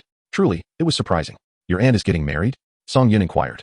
Tang Ming nodded. Our family is currently in a precarious situation, and my aunt is making this sacrifice for the sake of our clan. It seemed her actions had instilled a sense of urgency in the Tang family, especially after she had inadvertently destroyed a top-tier celestial weapon. Your aunt is indeed unfortunate. Tang Ming sighed, sensing that she might face a similar fate in the future. At that moment, news began to spread. Some claimed that the Tang family had struck a fortuitous alliance with the Eternal Hall. Others contended that this partnership represented a formidable union, signaling a shift in the balance of power in Central Continent. While everyone was absorbed in their reflections, a warship suddenly appeared in the sky. All heads turned upwards, expressions frozen in awe, excitement, and exhilaration. Such a sight was unprecedented in Central Continent. It required no speculation. It was undoubtedly a force from the Eastern Continent. But which esteemed figure had arrived? At this juncture, Xian Xiong, who had been reclining, sat upright, and even stood, his gaze fixed on the warship in the void. The people from the Eastern Continent have arrived, he stated solemnly. Not only Xian Xiong, but also Bo Jun from the Divine Martial Sect, Tang Jinyue, and Jie Sha from the Jade Void Sect, shared a look of reverence and anticipation. A single word from this figure could indeed determine life and death, propelling minor sects to prominence while causing the mighty to fall. Such was the might of the Eastern Continent. On board the warship, the figure spoke. My lord, we have arrived. The plump figure, who had been sound asleep, shook awake, drool staining his robe. Ah, we've arrived? My back feels broken. The rotund man stood, stretching with a yawn that released a thick cloud of stale air. Remnants of his last meal clung to his teeth. He gazed downwards, a smirk playing at the corners of his mouth. What do you think of my attire? My lord, it looks splendid. That's good to hear. The plump man vanished from sight, reappearing in the heavens. I am the lord of the War Heaven Mansion of the Eastern Continent, War King Ho Ba. Though his voice was not loud, it resonated throughout the entire city, causing several figures to materialize, including Bo Jun and others, all there to greet their esteemed guest. Xian Xiong stood at the forefront. As the principal host of this reception, he could not afford to be careless. My lord, your journey must have been arduous. He greeted with a smile. The trip was rather dull. You must arrange some splendid entertainment for us. Of course, this way please. Meanwhile, Tang Ming gazed upward, murmuring. That is the esteemed figure from the Eastern Continent. Everyone holds him in such high regard. Song Yin suddenly remarked. Would you like to see something entertaining? Tang Ming's interest piqued immediately. Yes. Song Yun playfully patted Tang Ming on the head, causing her to feel faint from the intimacy of his gesture. However, in the void above, a black void unexpectedly emerged. This sudden appearance of a dark cavity captured everyone's attention, halting even Ho Ba and his companions, who gazed warily at this newly manifested anomaly. Ho Ba's brow furrowed. Could this technique signify that other forces from the Eastern Continent were seeking to intervene? However, a towering figure of 4 meters emerged, shrouded in a golden robe. Upon sighting this attire, Ho Ba clearly recognized it. Following him were 2 others, both similarly clad in golden garments. The Western Continent, the Holy Gate. Chapter 184, worthy of a single finger. The Holy Gate? All eyes turned toward the 3 sudden leaders, their expressions filled with confusion. Some individuals from the Central Continent had never even heard of such a force as the Holy Gate.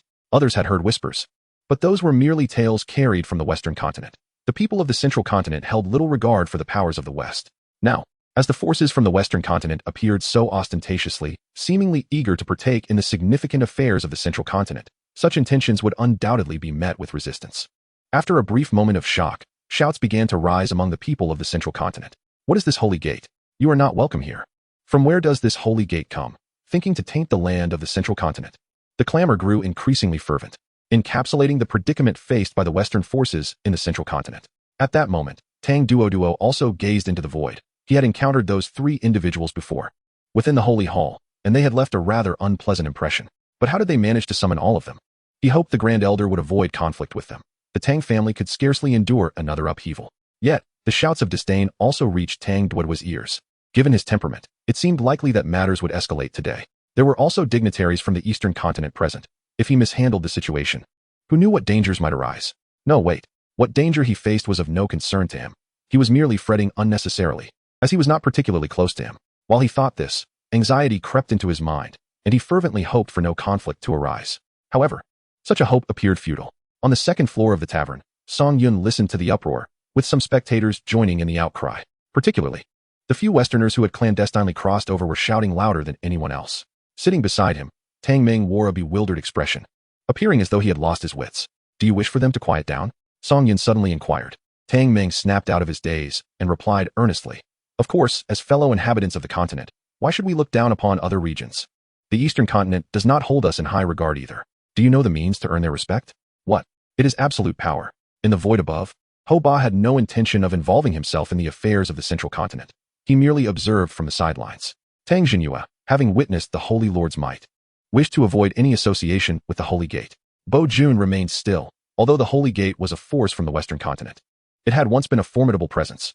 While other forces from the West could be disregarded, the Holy Gate was a singular exception.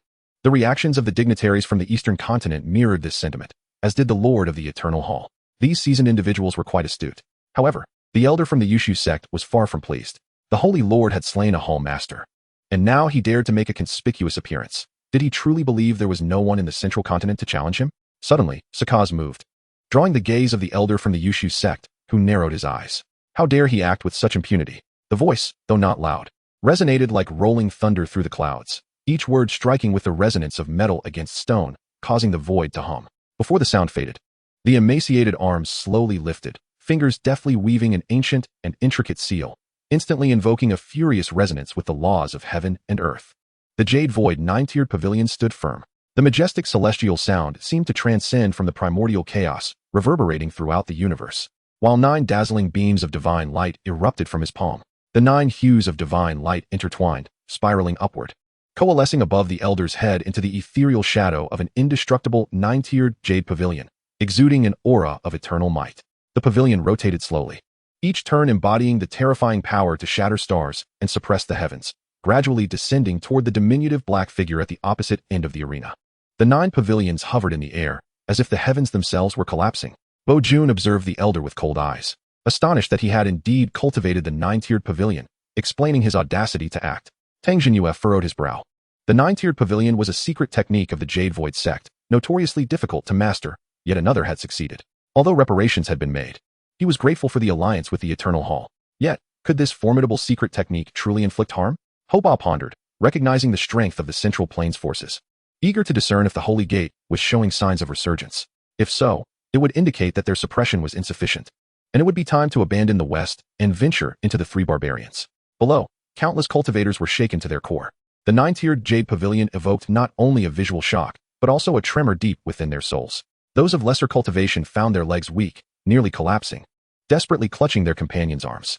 Countless eyes, filled with reverence, fear, and anticipation, gazed upon the Holy Gate members who were about to be ground to ash by the celestial pavilion. As the ethereal shadow of the 9-tiered pavilion, imbued with the power to freeze all things, approached within 10 zhang of Sakaz's head, the overwhelming pressure had already created a massive crater in the ground, with stones suspended mid-air, ready to disintegrate. Then it moved. The right hand, which had remained shrouded within the voluminous sleeves of a golden robe, casually lifted, adorned with a golden threaded glove that concealed its insectoid features. Sakaz's movements were languid, imbued with an air of nonchalance. One finger, merely an unremarkable finger, pointed at the ethereal 9-tiered pavilion that overshadowed the sky, exuding an aura of immortality. An indescribable sound erupted deep within the souls of all present. The imposing presence of the 9-tiered pavilion, which seemed capable of suppressing the ages, began to vanish at the point where Sakaz's fingertip made contact, without warning, silently. The pavilion, solid and radiating an immortal divine light, appeared as if it had been cast into an inferno of absolute void. From the moment of contact at the fingertip, it rapidly transformed into transparency, illusion, and then disintegrated into the most primal, minute particles of light. This was the essence of absolute power. In an instant, the clamor ceased, as all were left trembling, shaken to their very souls. How could the Jade Void sect's secret technique be shattered by a mere finger? How could this be possible? Tang Jinhua wore a knowing expression, as if to say, what my Tang family has endured, you all shall experience as well. He remained silent, withholding his thoughts. Bo Jun was deeply shaken, pondering when the holy sect of the Western continent had grown so formidable. The expression of Xuanxiong, the Hall Master, was grave. The old man from the Yushu sect had a low cultivation level, and even he would have achieved similar results. Yet, how could a mere holy son of the sect possess such power? Hoba's brow was furrowed. The holy sect's sudden emergence seemed to signal an intention to convey a message right before him. Song Yun merely wished to express that they ought not to overestimate themselves. Eliminate him, was Song Yun's command. The elderly man from the Yushu sect was left in a stupor. How could the supreme secret cultivated over 3 centuries, a force capable of suppressing an entire region, dissipate like a wisp of smoke, blown away by a single finger? In his vision, the trajectory of that finger appeared to stretch infinitely, magnifying its impact. The authority and murderous aura on the elder's face had yet to transform into astonishment when it was as if he had been cast into the rippling waters. Abruptly disturbed and dispersed, with a soft sound, akin to a ripe berry being punctured or something fragile shattering in an instant. A minuscule yet remarkably smooth and regular blood hole materialized in the center of the elder's furrowed brow. His emaciated body shuddered violently.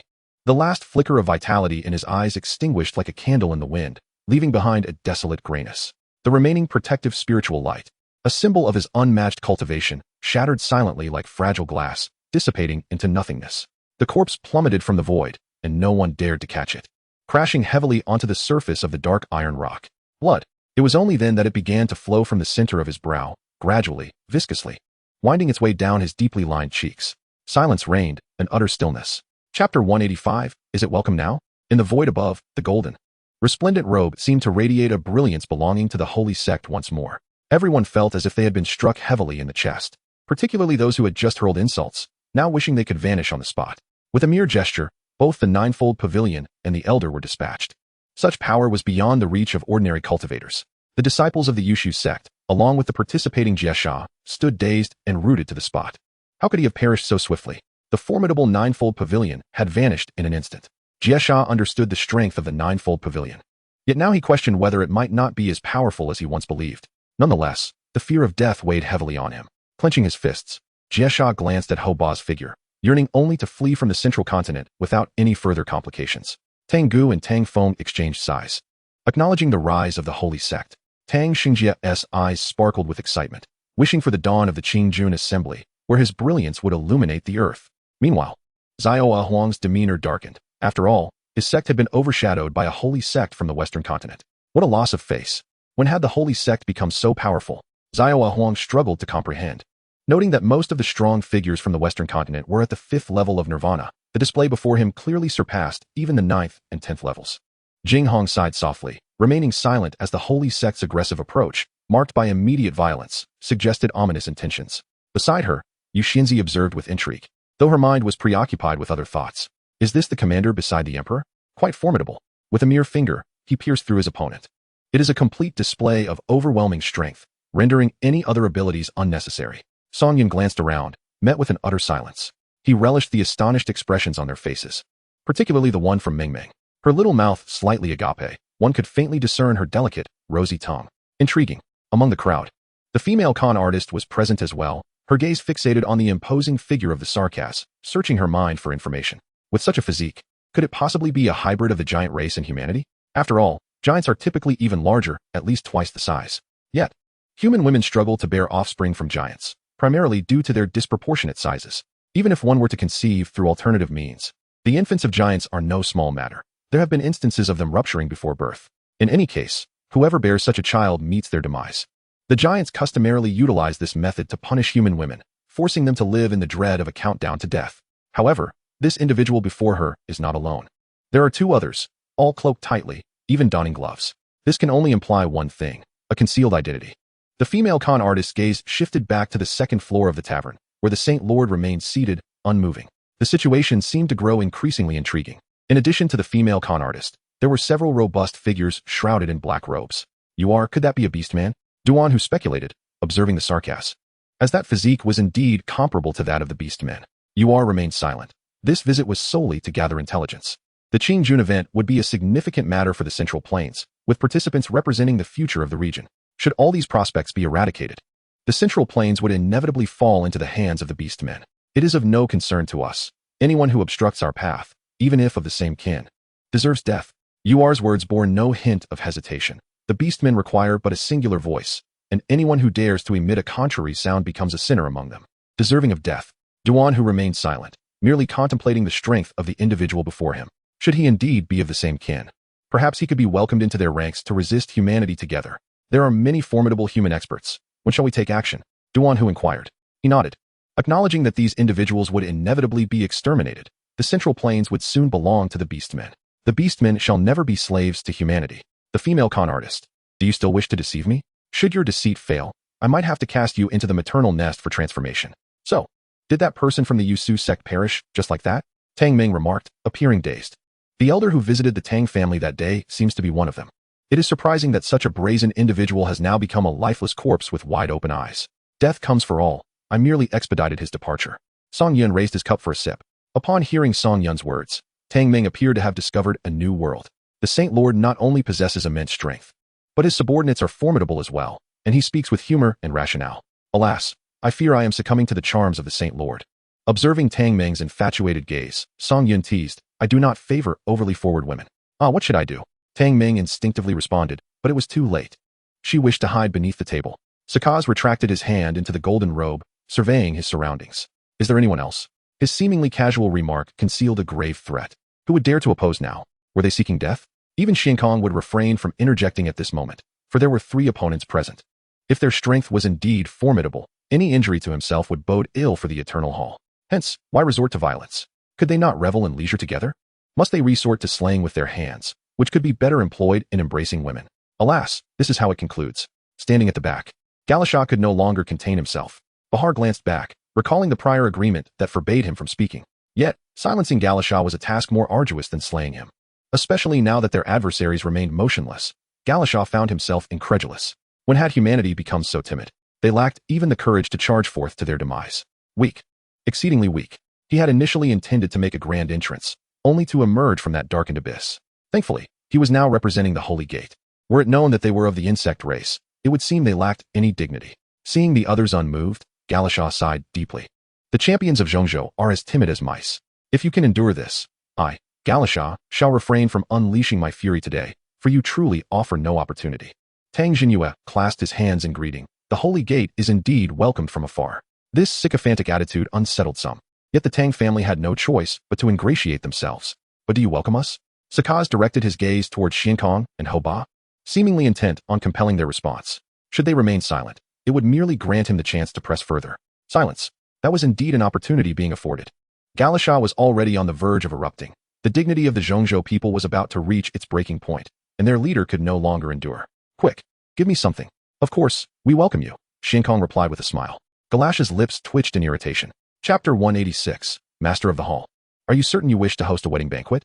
Galasha had anticipated a bloody melee, yet alas, the others had yielded first. Of course, Song Yun had no intention of engaging in conflict at this moment. He was eager to observe the Qingjun meeting. However, had a different sect's leader been present, the outcome would likely have been far less timid. After all, Xiankong was reluctant to fight, fearing for his own safety, embodying the essence of survival. To slay one person and instill fear among the masses was clearly achieved. However, the Yushu sect would undoubtedly seek retribution. One hall master had already perished, and now another was lost.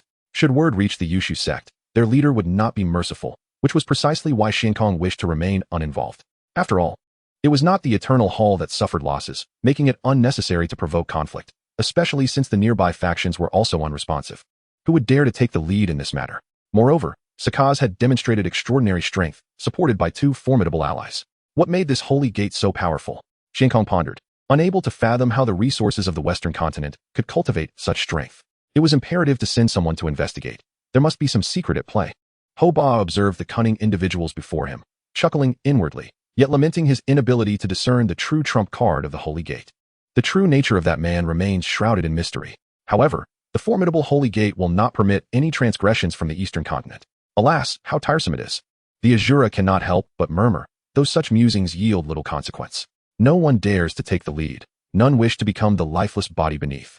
Previously, Tang Ming observed Song Yun single-handedly battling against his own clan, and the aura of invincibility he exuded was utterly captivating. Yet now, the atmosphere has shifted. He sits here without lifting a finger, effortlessly commanding the presence of these powerful factions through mere conversation and laughter, as if everything lies within his grasp. This duality of influence possesses a charm akin to celestial techniques, leaving Tang Ming utterly bewildered. It seems that all other men, even the Lord of the Eternal Palace, appear diminutive in the presence of the Holy Master. When first seen, he seemed unattainable, But beside the Holy Master, the perception alters dramatically, as if one has been diminished in stature. However, the subsequent scene struck Tang Ming like a thunderclap. 3 leaders descended slowly, hovering outside, and bowed before everyone present. Salutations, Holy Master. The calm utterance of these simple 4 words resonated like thunder in the hearts of the onlookers. The patrons from the second floor of the tavern, particularly those from the Western continent, were utterly petrified, having just been vociferous moments prior. To their astonishment, the Holy Master was seated right there. Tang Ming felt a dizzying sensation. It was his first experience being the focal point of so many powerful gazes, and he discerned a peculiar glimmer in their eyes.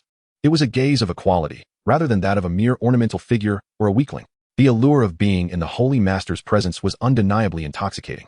The eyes of Ho Ba and others shifted towards Song Yun, whose golden hair and eyes sparkled with confidence, seemingly mocking the might of the central continent. Indeed, it was a mockery. Song Yun had triumphed over the 3 barbarians in the Western continent. Though he was undeniably strong, they still dared to retaliate and challenge him. He admired their audacity, their willingness to stand in line for him to reap their rewards. Alas, the people of the central continent proved somewhat disappointing. At that moment, Bo Jun scrutinized Song Yun, astonished that the Holy Master of the Western continent was present. What could be his current strength? The pinnacle of the Nirvana realm? Xian Xiong's gaze was profound. The Holy Master was lurking below, observing the spectacle. What were his true intentions? Tang Jinyue, upon spotting Tang Ming seated there, was taken aback. Just moments ago, he had been at the estate, and now here he was. Yet, seeing Tang Ming in no immediate danger brought him some relief. Nevertheless, Tang Ming's presence beside the Holy Master left the Tang family uncertain whether it was a boon or a bane. The Tang family seemed yet unaware of which powerful ally they ought to embrace. After all, the family lacked experience in such alliances. The 2 women of the Tang family had discerning eyes. Should they align themselves with Song Yun, they would hold the key to survival among the powers of the central continent, a position of supremacy over multitudes. They might even emerge as the last remnants of humanity on the continent, a prospect that would surely make their ancestors proud. The central continent is indeed a fine land, albeit populated with a diverse array of individuals. As soon as the words left his lips, several cultivators from the Western continent felt their gazes converge, sensing they had been ensnared by an overwhelming force. Suddenly, a cacophony erupted as blood mist exploded, enveloping those nearby in crimson, inducing sheer terror among the crowd. The fears of others merely brought a radiant smile to Tang Ming's face, as her imagination conjured up scandalous visions. I have assisted you in dealing with the stowaways, and yet no words of gratitude are offered? Song Yun's words left Bo Jun and the others in astonishment. Was he truly unafraid of the various factions in Zhongzhou? Offending one Yusu sect was not enough. Did he intend to antagonize them all? Was he mad? Thank you. Tang Jinyue spoke first, aware that Song Yun sought to provoke a reaction, and should he truly unleash his fury, the Tang family would be left in a precarious position. Tang Ming wished to declare that if they could not clear their name, so be it. She was eager for something scandalous to transpire with the Holy Lord, which would echo throughout Zhongzhou, bringing her great joy. I have heard of your plans for the Qingjun assembly and have come to witness it, even intending to have one of my disciples participate alongside the prodigies of Zhongzhou. I wonder if that is permissible? As the assembly listened to the Holy Lord's words, it became evident that this was more a demand than an inquiry, a veiled threat. Who would dare utter a refusal? Yet Bo Jun conceived a clever stratagem. The Holy Lord's aggressive approach could be countered by applying pressure through his disciple, given the stringent requirements for participation in the Qingjun assembly. Song Yun, too, was struck by a sudden inspiration regarding whom to summon. Remaining at the 6th tier was insufficient. She must at least elevate to the 7th tier. This would serve as a reward, allowing Xiao Shui to shine. Upon receiving the news, Zhong Shui was exuberant, eating voraciously, determined to reach the 7th tier before the assembly commenced. Of course, as long as it adheres to the regulations, Bo Jun affirmed. That is only natural. After all, I am not unreasonable. This statement elicited silent dissent among the crowd, their expressions betraying a shared incredulity. However, the unreasonable discourse had only just begun. Just as Xian Xiong and the others prepared to depart, Song Yun interjected, Xian Xiong, I hear you are to be wed? Xian Xiong's brow furrowed. Why was he suddenly being targeted without provocation? Indeed, the Holy Lord intended to partake in the joyous celebration. Naturally, for your betrothed is none other than my woman. This declaration sent shockwaves through the city. There was nothing more entertaining than feasting on the drama of powerful figures. The eldest daughter of the Tang family was revealed to be the Holy Lord's woman, and now she was to marry the pavilion master. Heavens! The rumors in Zhongzhou were explosive. At that moment, Tang Duo felt her head spinning as though struck by lightning. Song Yun's voice rang clearly in her ears, proclaiming that she was his woman. How dare you? I am not your woman, she thought, yet the corners of her mouth began to betray her, curling upward despite her surroundings. Were it not for the company, she might have burst into laughter. How long have you been hiding this? Tang Xingjie asked, bewildered. Mind your own business regarding adult matters, she retorted. Meanwhile, Tang Gu and Tang Feng exchanged astonished glances, realizing that their aunt had such a connection with the Holy Lord. But why had the Holy Lord sought to act against the Tang family that day? Song Yun could have explained that were it not for her taking advantage of the situation, he would not have merely breached a city gate and destroyed a sword. Tang Ming finally understood why her aunt had been acting unusually of late. It turned out she had a clandestine affair with the Holy Lord. And yet she had not been included. How enviable. Chapter 187. Fatty, what are you laughing at? At this moment, Xuanqiong found himself in a precarious position. His gaze fixed intently on Song Yun, seemingly attempting to discern the jest hidden within his eyes. However, he failed to recognize that it was indeed a mere jest. Although Xuanqiong had no desire to engage in conflict or sustain injuries, the situation had escalated to the point where retreat would likely render him a laughingstock across the vast expanse of Zhongzhou. Yet, at this juncture, his attention shifted to Tang Jinhua, his eyes seemingly questioning, "Do you dare to mock me?" Tang Jinhua was equally astonished. It seemed he had not only offended the Saint Lord before, but had now also incurred the wrath of the Hall Master due to the Saint Lord's actions. The head of the Tang family had indeed foreseen impending calamity. Hoba could no longer suppress a chuckle, remarking, "This journey to Zhongzhou appears to be rather amusing." This teasing remark deepened Xuanqiong's embarrassment. He harbored a profound fear of Dongzhou's might, which was indeed formidable. However, when it came to the sacred sect, he believed that a mutual downfall was a plausible outcome. "Saint Lord, the Tang family has pledged their allegiance to this Hall Master. Your comments seem somewhat inappropriate," Xuanqiong thought, still reluctant to incite conflict. Yet, Song Yun retorted with a smile, "And what of it? The Tang family has made their promise. Do you dare accept it?" This statement cornered Xuanqiong, compelling him into an untenable position, as all eyes were riveted upon him, anticipating a display of strength. With the sacred sect of the West approaching, was there truly no one in Zhongzhou willing to stand against them? Many cultivators from Zhongzhou felt a simmering dissatisfaction, yet dared not voice it. However, among them, the one who felt most exhilarated was undoubtedly Tang Duo, who felt that the few moments spent in this tumultuous atmosphere were worth every bit of excitement. This sensation was reminiscent of tales told by storytellers, which had previously seemed far-fetched. How could there be such a domineering man? Yet now, it appeared that the tales were not entirely fictional. Indeed, there existed a man unafraid of Zhongzhou's forces, even willing to challenge them all. Tang Duo felt her heart fluttering. Yet she endeavored to maintain an air of composure. After all, it would be utterly embarrassing if the younger generation were to witness her in such a state. Meanwhile, at the Divine Martial Sect, Fairy Yu was intrigued to meet Tang Duo, wishing to inquire how one could earn such unwavering favor from an emperor. Truly envious of this woman. Is the Saint Lord mad? After slaying members of the Yushu sect, he still dares to provoke the Eternal Hall? Xiao Huang remarked gravely. Even if he is powerful, such behavior is unwise. No sane person would act in such a manner. Jing Hong stepped forward, whispering in Xiao Huang's ear. I previously heard that the Yi family of the West obtained treasures from ancient relics. Could it be that the Saint Lord has acquired such a treasure, thus gaining his current strength? Xiao Huang paused, glancing at Fairy Yu. Fairy Yu, being from the West, have you seen this treasure? Xiao Huang inquired. Indeed, I have. That treasure can elevate one's realm by 5 levels, applicable to any stage, Fairy Yu replied. Both Xiao Huang and Jing Hong were astounded. If it could elevate any stage by 5 levels, the higher the stage, the greater the benefit. Such a treasure truly existed. Why didn't you mention this sooner? You never asked, Xiao Huang retorted. Jing Hong quietly interjected, Senior sister, we must relay this information to Master. Xiao Huang nodded, certain that she must inform her master. According to Fairy Yu's words, this claim had been substantiated.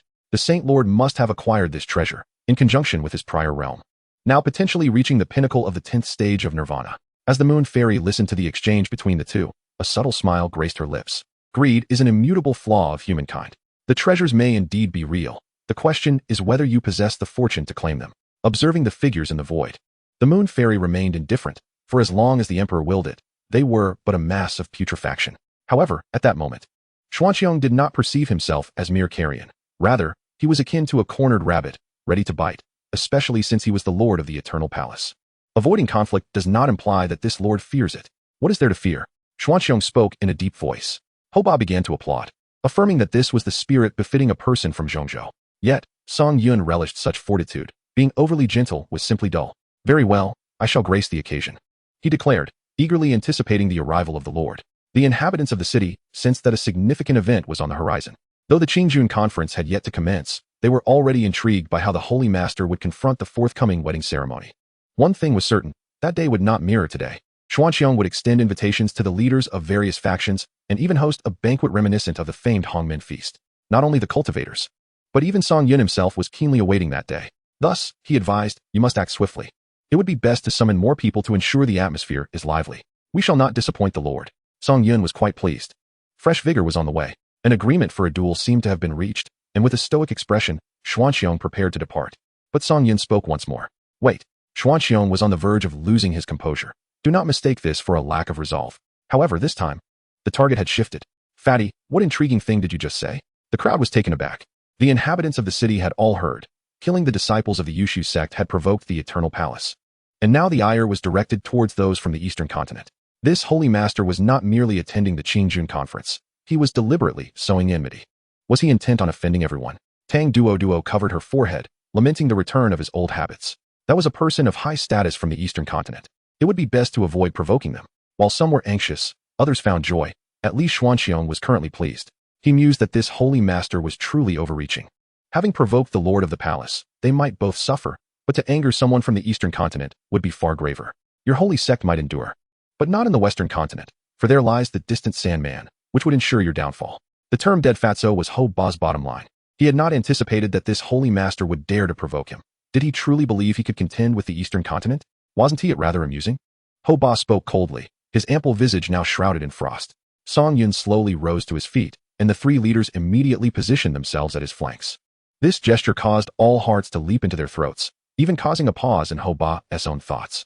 In terms of cultivation, he was presently at the 10th level of nirvana, on par with some leaders and patriarchs from Zhongzhou. Although he was but one individual, he represented the Eastern continent. As long as the opposing party was not a fool, they would refrain from violence. To strike him would be to strike the face of the Eastern continent, a consequence that would lead to dire repercussions. Relying on the formidable backing of the entire Eastern continent's power, Ho Ba stood tall, daring to meet Song Yun's gaze.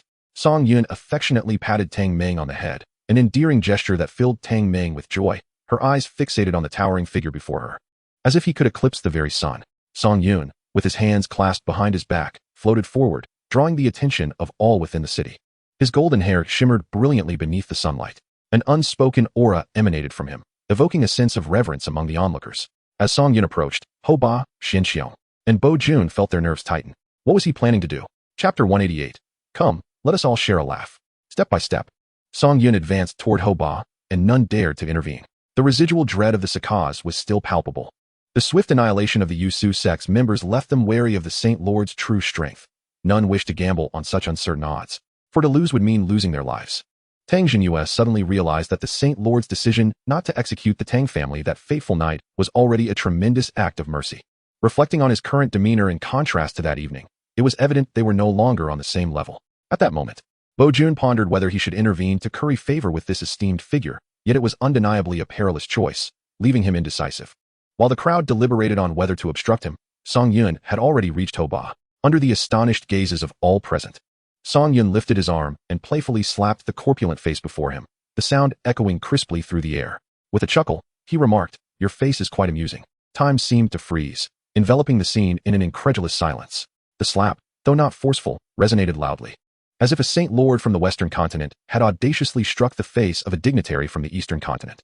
Traditionally, such a meeting would have required one to kneel, yet here, Song Yun boldly delivered a slap, showcasing the audacity of the Saint Lord and foreshadowing the impending storm from the Eastern continent. Those standing beside Ho Ba felt the weight of this moment most acutely. With each slap, the jowly face quivered and reddened, the squinting eyes transitioning from confusion to shock and then to disbelief, as if grappling with the indignity of being treated thus in the Central continent, let alone in the Eastern continent, where no one would dare to slap his face so brazenly. Instantly, his face flushed crimson, clearly marked by 5 distinct fingerprints. It was merely a jest. "You aren't angry, are you?" Song Yun chuckled softly, yet it was evident to all that this was no jest, but rather a cruel taunt, a salt rubbed into a wound, striking at the very heart. However, it was undeniable that this offered Ho Ba an opportunity, a chance to back down gracefully. All eyes turned to Ho Ba, holding their breath, awaiting his decision. Would this dignitary from the Eastern continent choose to confront Song Yun head-on, upholding the dignity of the East, or would he take a step back, opting for a more strategic approach? The Saint Lord truly had a knack for humor, forced to conjure a semblance of a smile. Ho Ba found this ordeal more agonizing than facing death itself. Yet, he had no choice. Should a confrontation ensue, he would gain nothing. And the people of the Central Continent, who had refrained from intervening thus far, would certainly not care in the heat of battle. He could hardly fathom that he had stumbled in the Central Continent, enduring such humiliation. The words of Ho Ba undoubtedly left everyone in utter astonishment. It turned out that even the dignitaries from the Eastern Continent could yield. They were not as unyielding as they seemed. When faced with a mightier presence, bowing was the only recourse. In that moment, The cultivators of the central continent seemed to grasp that even gods could shed tears. How intriguing, how delightful, this was truly captivating. Ha ha ha ha ha. The laughter began as a low murmur, but in an instant, it erupted like a torrent, sweeping through the assembly with boundless scorn and delight, crashing wildly against every individual present, causing the air to tremble with a buzzing resonance. The laughter surged unabashedly, akin to countless invisible blunt blades scraping against the eardrums of all in attendance. Song Yun's body swayed violently with the frenzy of laughter, his wide sleeves billowing like sails. Even the remnants of wine in the cups on the table rippled, and the paper windows buzzed in response. Dust, accumulated for years in the corners of the ceiling, fell like a gentle rain through the pallid beams of light filtering through the paper. The wild and the sacred, attributes seemingly at odds, converged in one person. The women present were captivated, wondering who among them would dare to display such audacity before a dignitary from the eastern continent. To even humiliate the other party and compel them to acknowledge such indignity. There was no one else in the entire central continent with such audacity. No, at this moment, even Xiankong fell silent. Those who wished to show respect towards the eastern continent did so solely because of its overwhelming strength, compelled by necessity. Every powerful figure from the central continent had envisioned a scenario where they would trample upon the heads of eastern forces, a moment of pure exhilaration. Yet now, someone had achieved that, though not by their own hand. Concerns and hesitations prevented them from acting. Perhaps they would only dare to dream of it until their dying breath. This laughter was not merely a derision of the eastern forces. It was also a satire directed at the strong of the central continent, who knelt before a mere individual from the east. He was but one man, yet he commanded such reverence from all of you. How tragic. As the laughter subsided, Song Yun placed a hand firmly on Hoba's shoulder. Why do you not laugh? The crowd was on the brink of collapse. How can anyone laugh under these circumstances? One must be able to laugh first. This was nothing short of a doubling of humiliation. No, it was 100-fold. Bo Jun began to truly understand what it meant to be imposing. Perhaps even the sect leader could not rival his might. In this regard, one had to concede that the Holy Lord was indeed formidable. At this moment, within Hoba, the spiritual energy began to stir restlessly. The humiliation seemed unending. You offer me an escape, yet I cannot take it. What now? Do you still not relent? He could even feel the pressure from Song Yun's hand. Frustration, confusion, and helplessness were the emotions coursing through Hoba. Why had those who came to the central continent in the past received such exalted treatment? While he was met with derision, everything had changed. He could see his round face beginning to move, the corners of his mouth forcing upward in a desperate attempt to smile, yet his entire being trembled with indignation. A low, trembling laugh emerged from the depths of Hoba's throat, laced with resentment. The dignitary from the eastern continent is laughing. Why do you all remain impassive? Are you refusing to show respect? Song Yun surveyed the others as he spoke. This is an attempt to drag everyone down into chaos. So, should one laugh or weep at this moment? The astute Tang Jinyue has already burst into laughter. At this point, he can no longer concern himself with the details. Having witnessed Song Yun's formidable presence, the Tang family cannot withstand a second onslaught. As Tang Jinyue chuckled, his companion Bo Jun merely let out a soft laugh, which served as a subtle declaration of his stance. Xiankong smiled, mocking Song Yun for antagonizing others, certain that he will soon be eradicated by the forces of Dongzhou. The Qingjun meeting should indeed be conducted amidst joyous revelry. Let the cheers resound. With a mere gesture from Song Yun, the heavy stones that had long weighed upon the hearts of the people from Zhongzhou seemed to shatter, prompting a chorus of exultation and fervent cries. The disdain for the lords from Dongzhou was palpable. It felt exhilarating. Though they too had faced oppression, the realization that even the mightiest could be subjugated swiftly restored equilibrium. In an instant, the entire city was engulfed in a sea of jubilation. The female con artist regarded Song Yun with a deep exhale. This sovereign was indeed fascinating. Meanwhile, Yuer and Duan, who from the Beast clan, felt a surge of emotions, realizing that even the strong from Dongzhou feared for their lives. Chapter 189. On the day of the Qingjun meeting. Joyful as it was, the undercurrent of fear was undeniable. However, it seemed that anyone who dared to defy would likely meet a fate akin to that of the individual from Yushu sect. Holy Gate, Sovereign, when the time comes, prepare to face the wrath of Dongzhou. I yearn to witness your downfall, to see you groveling for mercy in utter disgrace. The audacity displayed now will surely be met with a dire reckoning later.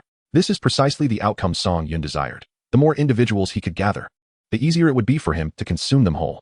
Tang Ming remained seated on her stool, dazed, although the sovereign had departed. She had at least enjoyed an intimate interaction with him. He even ruffled her hair, a gesture reserved for those close to him. The thought sent her into a flurry of shyness. As she covered her face, her cheeks flushed like the setting sun. Alas, Tang Ming could only leave the scene in a dejected manner, pondering why the sovereign had not taken her along. Did he find her too weak? For a time, her thoughts spiraled into confusion, likely leading her to lose her appetite for days to come. My lord, how does the sovereign intend to proceed? Xiankong inquired tentatively, with Bo Jun listening in curiosity alongside Tang Jinyue.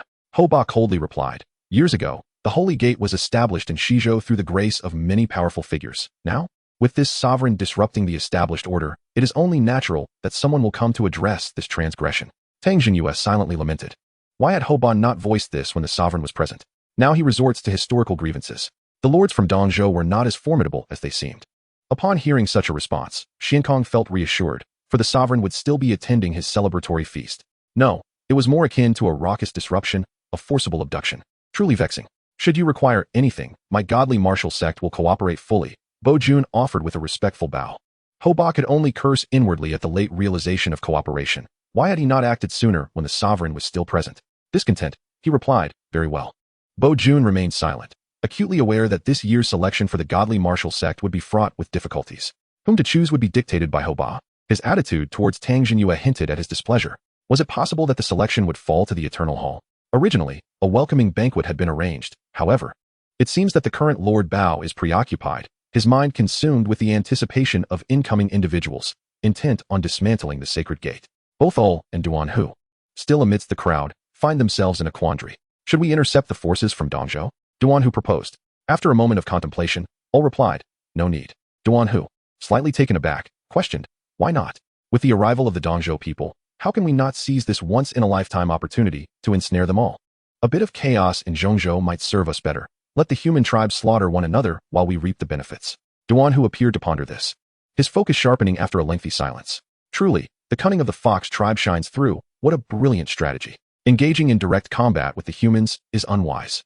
We must employ our wits instead. Indeed, let the tiger tribe handle the fighting. I'm not suited for the intellectual endeavors. Ol chuckled softly, acknowledging the limitations imposed by their respective natures. Gazing down at the vast expanse of land, Duan Hu mused about the playful antics of his kin, expressing a wistful sentiment. It hasn't been long since I left. I wonder how my clan is faring. What? Are you missing your mother tiger? Ol teased lightly. A rare moment of levity. Uffed, who's missing anyone? I'm concerned about my little cubs back home, always stirring up trouble, insisting on befriending the humans. It infuriates me to the point of wanting to hang them up for a good scolding. Ol smiled, his thoughts drifting to his own aging mother. Unable to endure long journeys, especially across the treacherous Wuwang Sea, where the absence of the human soul-binding rings renders it nearly impossible to traverse. Why the silence? Ol shook his head. It's nothing. Would you like me to introduce you to some fiery females of the tiger tribe? Perhaps a union could yield unexpected results. Ol found Duan Hu's jest amusing, particularly the notion of producing skewered delicacies. Such occurrences have indeed transpired within the beast tribes, occasionally resulting in individuals of remarkable talent, though most are born with inherent flaws. I truly ought to thank you. Duan Hu chuckled. No need for that. We are brothers. A rare warmth graced Ol's face. The fox tribe has endured the most enslavement by humans, particularly the women of the fox clan. Yet, it is not the true foxes but rather those born of unions between foxes and humans who possess extraordinary beauty, becoming coveted commodities among humans, openly auctioned as rare treasures. Daily, horrific events unfold across the beast realms. We have arrived. Ol's voice was grave. Below lay a mountain range, teeming with ferocious beasts, a prime hiding place for the beast tribes. Upon entering a cave, darkness enveloped them, obscuring visibility. At Ol's strange call, lights flickered to life, illuminating the cavernous depths. Beastly warriors, concealed in the shadows, emerged one by one. We pay our respects to Leader Ol and Leader Duan Hu. The two acknowledged them with a sound, setting aside their previous mirth as they entered the cavern. It was an expansive cavern, revealing a hidden paradise within, where Keelii oversaw construction efforts, transforming this place into a temporary refuge for the beast tribes. Yes, there has been a significant discovery. The report is best delivered by Ol, as Duan Hu feared he might miscommunicate the details. Ol's observations prompted a deep contemplation within Klee. He had heard of the Holy Gate, a paragon of strength in the eastern continent many years ago, where even the mightiest warriors bowed in reverence. However, for reasons unknown, the Holy Gate was subsequently disavowed by the eastern realms. Leader Xia, he mused, an alliance is utterly impossible. The beast clan and the human clan are sworn enemies. And the notion that an enemy of my enemy is my friend holds no water here. Let them engage in battle. It would be most advantageous for our beast clan to reap the rewards while they annihilate one another. Long live the beast clan. Long live the beast clan. The fervor surged among the beast men, their spirits ignited at the mere mention of slaying humans, and they would undoubtedly lead the charge. Meanwhile, the humans remained blissfully unaware of the secretive approach of the beast clan, with the Qingjun meeting taking precedence in their thoughts. Soon, the day of the Qingjun meeting arrived. The heavens were unkind, as a gentle rain began to fall, dark clouds looming ominously, reminiscent of an impending storm. The atmosphere was palpably stifling, weighing heavily upon the chest. Chapter 190. The tiger is away, the fat man reigns. Despite the inclement weather, the ambience of the Qingjun meeting remained intact. The martial arts arena at Tianke was filled to capacity with practitioners, including solitary cultivators and disciples from various factions. Approximately 100,000 participants gathered, a number that did not impress Song Yun. Although the event had yet to commence, speculation swirled regarding who would emerge victorious. Would the dignitaries from the Eastern continent choose the ultimate champion? And what of the esteemed figure from the Western continent? The Qingjun meeting was set to begin, yet they had yet to arrive. Could it be that they feared coming? The rain continued its relentless descent. On the Tang family's viewing platform, Tang Duo scanned the surroundings as if searching for a glimmer of gold.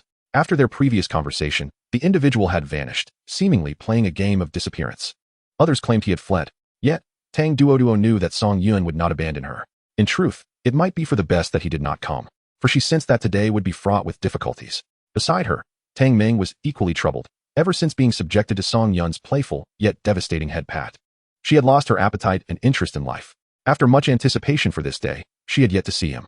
The only woman of note in the Tang family had her heart wholly invested in Song Yun. Standing nearby, Tang Xingjia felt none of the same trepidation. After a long wait, today was finally his opportunity for retribution. He would show Tang Gu and the others that they were not the strongest. The humiliation he had endured would soon be repaid. Tang Gu, oblivious to Tang Xingjia's peculiar demeanor, likely still regarded him as the same unthreatening figure from before.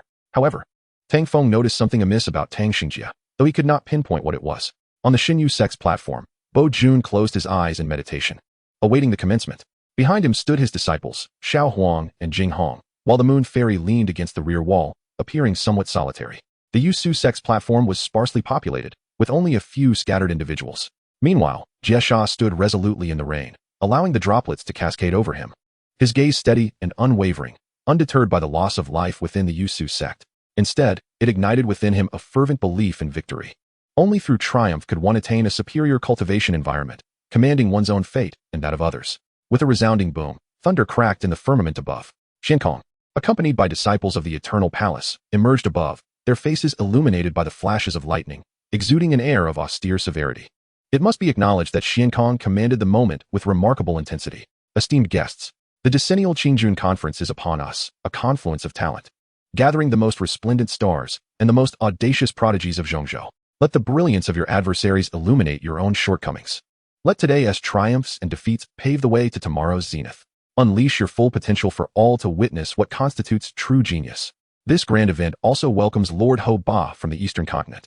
Boom. Another clap of thunder resonated. A figure descended like a falling star, landing heavily upon the specially crafted stone arena.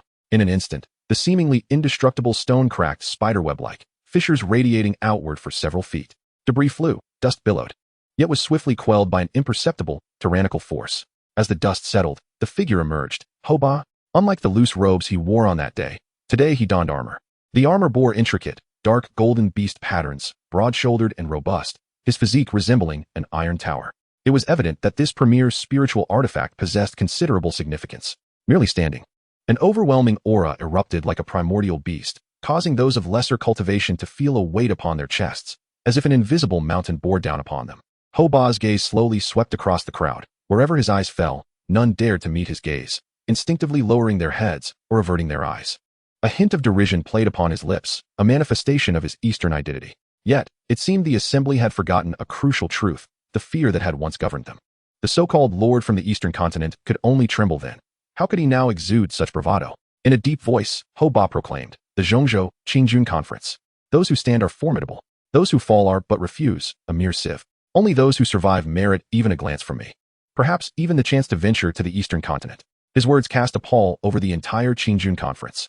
Nobody dared utter a word, with the Saint Master present. He was insignificant. In the absence of the Saint Master, he reigned supreme. At this moment, many from Zhongzhou yearned for the arrival of the Saint Master to swiftly diminish this portly tyrant's arrogance, and he had the audacity to label the Qingjun Conference a sieve. Had he forgotten the humiliation he suffered days prior? No wonder he donned armor today. It shielded him from disgrace. The Moon Fairy, upon hearing his remarks, stifled a laugh.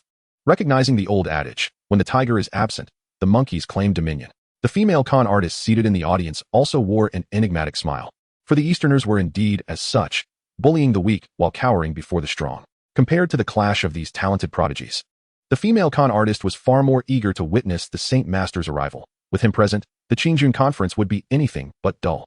Meanwhile, in another section of the audience, Yuar and Duan, who had personally come to gather intelligence. Were it not for Hoba's presence, they would not have come alone but would have brought the entirety of their faction. This behavior aptly reflects the Easterners' true nature. Yuar scoffed. For all Easterners exhibited such arrogance, believing themselves superior, with all races beneath their feet. Duantager longed to charge forth and crush Hoba's head, his words igniting a fury within him akin to a raging plague. Where was the Holy Master? A modicum of pressure from him might temper this insufferable fat man's arrogance. At that moment, Tang Ming could not suppress a scoff, only to be met with a fierce glare from Tang Jinyue. The current disposition of the Holy Master was shrouded in uncertainty. Offending Hoba could spell doom for the entire Tang family. Tang Ming curled her lip in disdain, thinking, "Fat man, just wait until the Holy Master arrives. Let us see how arrogant you remain." Hoba, too, felt a twinge of anxiety. Though he recognized it as an opportunity to bolster his own imposing presence, one must never relinquish the aura of a strong man. Qingjun will commence. Hold on. A thunderous shout interrupted him, startling Hoba as he momentarily feared the Holy Master had come to disrupt the proceedings. However, upon closer inspection, he realized the voice did not belong to the Holy Master, who dared to speak so boldly. A blinding flash of white light, more intense than any seen before, tore through the thick, ink-like curtain of rain, casting a ghastly pallor across the dim landscape. Just as the deafening thunderclap echoed, an overwhelming, terrifying pressure surged forth, accompanied by an unbridled wrath and a chilling, murderous intent. The immense hatred embedded within the voice transformed the torrential downpour into a viscous, blood-like substance. In an instant, several figures emerged, gliding through the air as though riding a wave of cold. At the forefront stood a figure draped in a moon-white robe adorned with intricate icy patterns. His gaunt visage obscured by an eternal frost, his eyebrows as white as snow, yet within them burned a fury potent enough to freeze one's very soul. It was none other than Han Xianfeng, the leader of the Yushu sect. Chapter 191, Just a Matter of Displeasure. The disciples of the Yushu sect, upon seeing their leader arrive, were filled with a sense of grievance. They had endured days of fear and humiliation. "We pay our respects to the sect master." They all bowed in unison. Han Xianfeng emanated a palpable aura of icy cold, visibly manifesting as white frost that crystallized the torrential raindrops around him, causing them to fall in delicate shards of ice. Beneath his feet, the void was swiftly enveloped by a layer of ice that crackled ominously as it spread. In his hand, he clutched a jade token, marred by a dark red stain and encased in an eerie layer of frost. It was the identification token of the Elder. The crimson hue within the ice, illuminated by flashes of lightning, exuded a tragic and haunting beauty. Han Xianfeng's ice-blue eyes, akin to the most merciless of probes, swept across the assembly, yet he failed to locate Song Yun. His expression darkened, a storm of rage brewing within him. The Holy Master had slain 2 members of the Yushu sect without regard, and today, retribution was imperative. Xuanxiong, observing the furious Han Xianfeng, approached him. "The esteemed guest from the eastern continent is being rather impudent," he remarked. Han Xianfeng turned his gaze toward Hoba below. Though consumed by rage, he still managed a courteous gesture. "I extend my apologies to the esteemed guest from the eastern continent. My actions were indeed disrespectful, provoked by overwhelming anger." Seeing Han Xianfeng extend an olive branch, Hoba waved dismissively. "I understand." With that, it was clear that he bore no grudge. Nevertheless, regardless of where he fled, he would ultimately face consequences. Xuanxiong concurred. Such arrogance deserved a lesson. As Hoba prepared to announce the commencement once more, he found himself interrupted. "Have you been granted permission to proceed?" A profound voice resonated through the heavens and the earth, stirring ripples in the rain that struck deep into Hoba's soul. This voice was all too familiar. He has arrived. The thought echoed in everyone's hearts. He has come. Tang Ming could not suppress a chuckle. The Holy Master had arrived, and she was eager to see how they would maintain their arrogance. Tang Duo was more reserved, yet equally elated. With a thunderous roar, a cascade of golden light, akin to the Milky Way in reverse, poured majestically from the rift. The radiance was warm, sacred, yet imbued with an undeniable supreme authority that instantly dispelled the bone-chilling cold brought by Han Xianfeng and quelled the raging storm of thunder and rain. The frigid raindrops evaporated and dissipated in the golden glow, as if even the heavens and the earth held their breath at this moment, awaiting the arrival of the Exalted One. Within the column of golden light, 4 figures descended slowly. At the forefront stood a tall figure clad in a simple moon-white robe adorned with golden patterns, his posture as upright as a pillar holding up the sky. His handsome face bore the marks of profound experience and calm mastery over the cosmos. His dark hair was casually gathered at the back of his head, with a few strands falling gracefully over his forehead, adding an air of untamed elegance rather than disarray. His golden eyes, when opened and closed, revealed not a piercing brilliance but a vast tranquility and inclusiveness, as if all things in the world flowed under his will. It was Song Yun, the emperor of the insect tribe. Without any deliberate display of power, he naturally became the center of the universe. The resplendent golden light seemed to be an extension of his very existence, and the might that dispelled the cold and quelled the storm flowed forth as naturally as breath. Before Song Yun, the terrifying frost of Han Qianfeng melted away like thin snow under a blazing sun, the edges of the blizzard crackling with the sound of dissolution. Swiftly shrinking, the three commanders behind him stood like insurmountable mountains. Perhaps Song Yun could engage in discourse, but they would not. After a few days apart, "You have gained weight," Ho Ba thought, secretly admiring the audacity of the Holy Master, who, knowing that the Yushu sect was approaching, still dared to appear, even with such a small entourage. Moreover, he had the audacity to call Ho Ba fat, merely hinting at his inflated ego. Some in the audience felt a sense of relief. They were slightly irked by Ho Ba's earlier words. It seemed as if Central Continent had become a subordinate realm to Eastern Continent.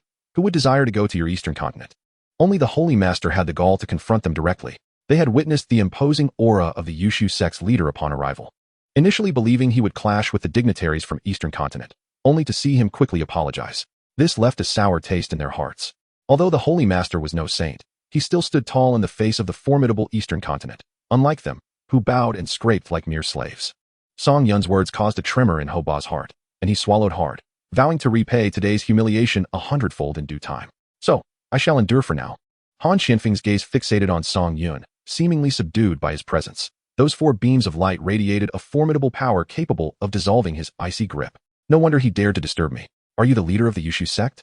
Song Yun inquired, directing his attention to Han Qianfeng. Ho Ba let out a sigh of relief, finally realizing that the focus was not on him.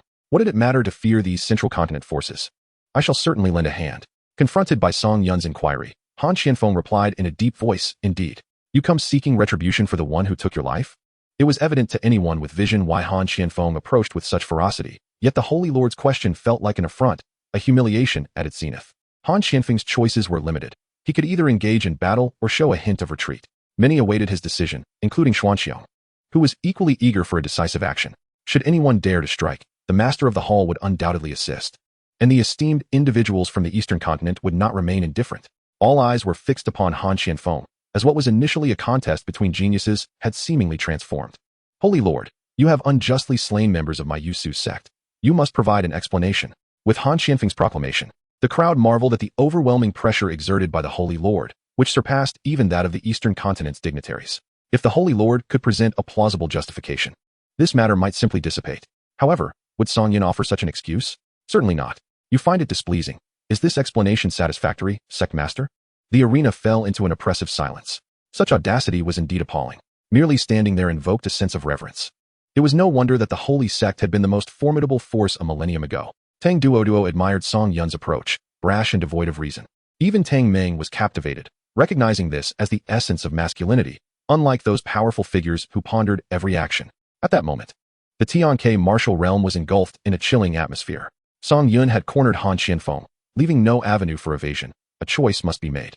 Would he strike first, shedding the inaugural blood for the Qing Jun Assembly, or would he, like Ho Ba, retreat to seek broader horizons and enjoy the fruits of life?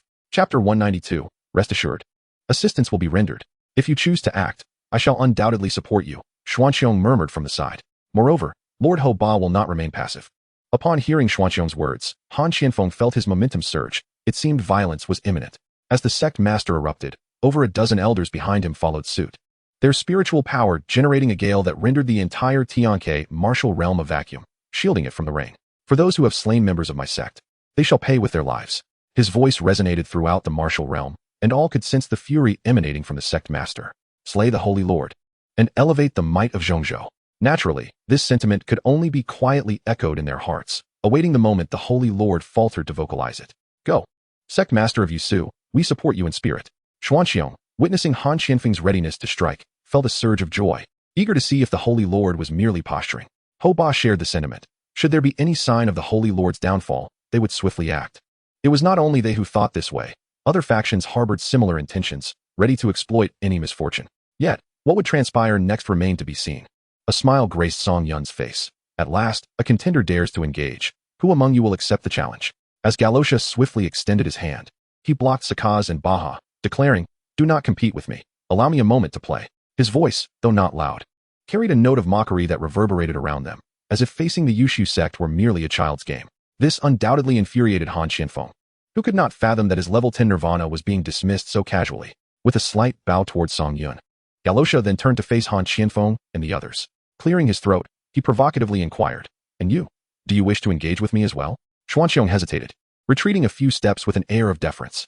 This subtle movement sent a chill through Han Xianfeng's gaze. Had he not just pledged to assist? What did this withdrawal signify?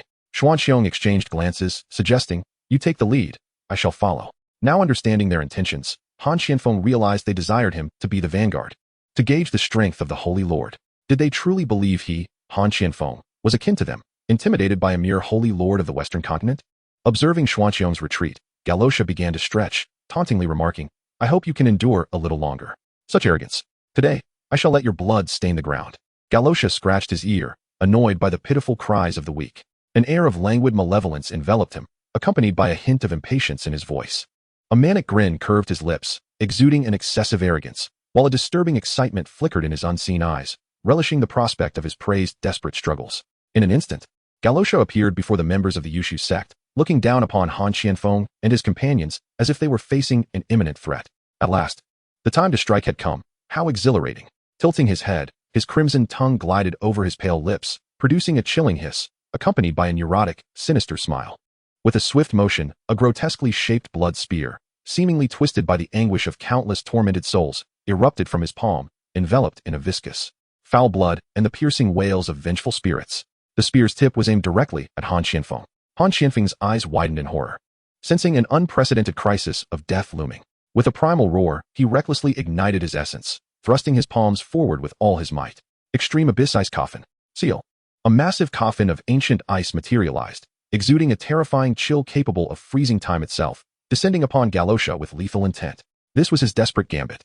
Xuanxiong had not anticipated Han Xianfeng would immediately resort to burning his essence. Yet this bizarre individual was indeed formidable. Thankfully, he had refrained from acting first.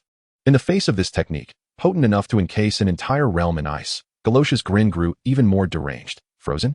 How intriguing. With a graceful flick of his wrist, the foul blood spear seemed to come alive, vibrating ominously. It is time for the boiling life force to blossom in despair. No sooner had he spoken than the blood spear surged forth. 7 streaks of tainted blood, moving at a speed that transcended the limits of thought, pierced through the very fabric of causality. Thud, thud, thud, thud, thud, thud, thud. 7 resounding impacts echoed through flesh and soul, resembling the sigh of death itself. In that moment, time appeared to freeze. Han Xianfeng's desperate ice coffin had not even fully formed before it shattered midair, disintegrating into shards of ice. As for myself, along with the 6 most formidable elders behind me, our bodies trembled violently, as if struck by an invisible colossal hammer. Each of us bore a grotesque and massive blood rose, composed of thick dark blood, that suddenly bloomed upon our chests. The stem of the rose was none other than a filthy blood crystal spear that pierced through our bodies, pinning us firmly against the jade stone backs of our seats. Several elders did not even have the chance to react before being impaled. Thud, thud, thud, thud, thud, thud. The 7 dull thuds proclaimed the downfall of the Yushu sect. The 7 individuals were inertly affixed to their positions. With Han Xianfeng even impaled against the main seat's backrest, the largest blood spear piercing through his chest, its tail crystallizing into a hauntingly beautiful blood rose behind him.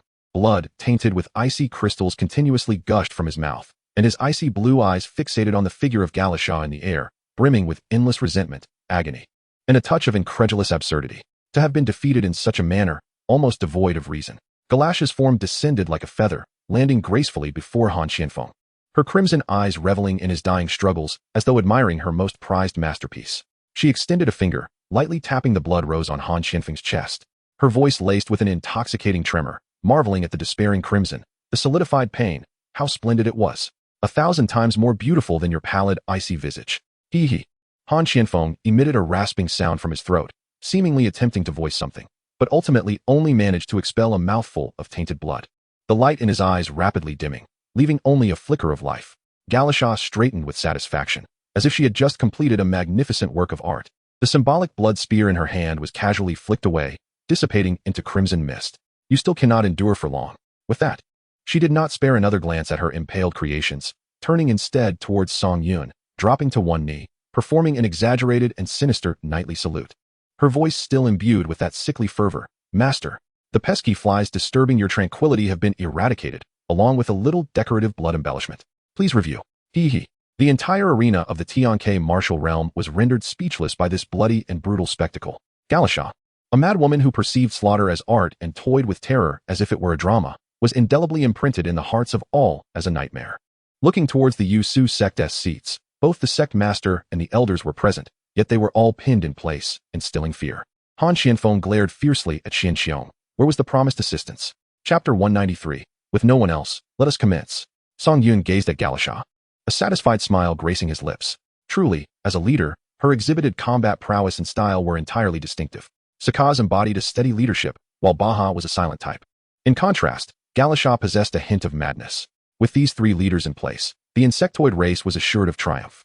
Song Yun felt immense satisfaction, yet for others, this signified boundless terror. The defeated before us were no mere minions of the Yusu sect, but the sect master along with the mightiest of elders. Those elders had not even begun to engage before their demise. The supreme technique of the sect leader, Han Xianfeng, was shattered before it could even be fully unleashed. Such formidable prowess could only belong to someone at the pinnacle of the Nirvana realm. Xian Xiong observed the murderous glare from Han Xianfeng and felt a surge of relief for not having intervened. Otherwise, he would have found himself impaled in his seat. Yet, the strength of the Holy Master's subordinate was astonishing, having dispatched Han Xianfeng with ease. Competing with the Holy Master for a woman now seemed akin to lighting a lamp in a latrine, an act of folly.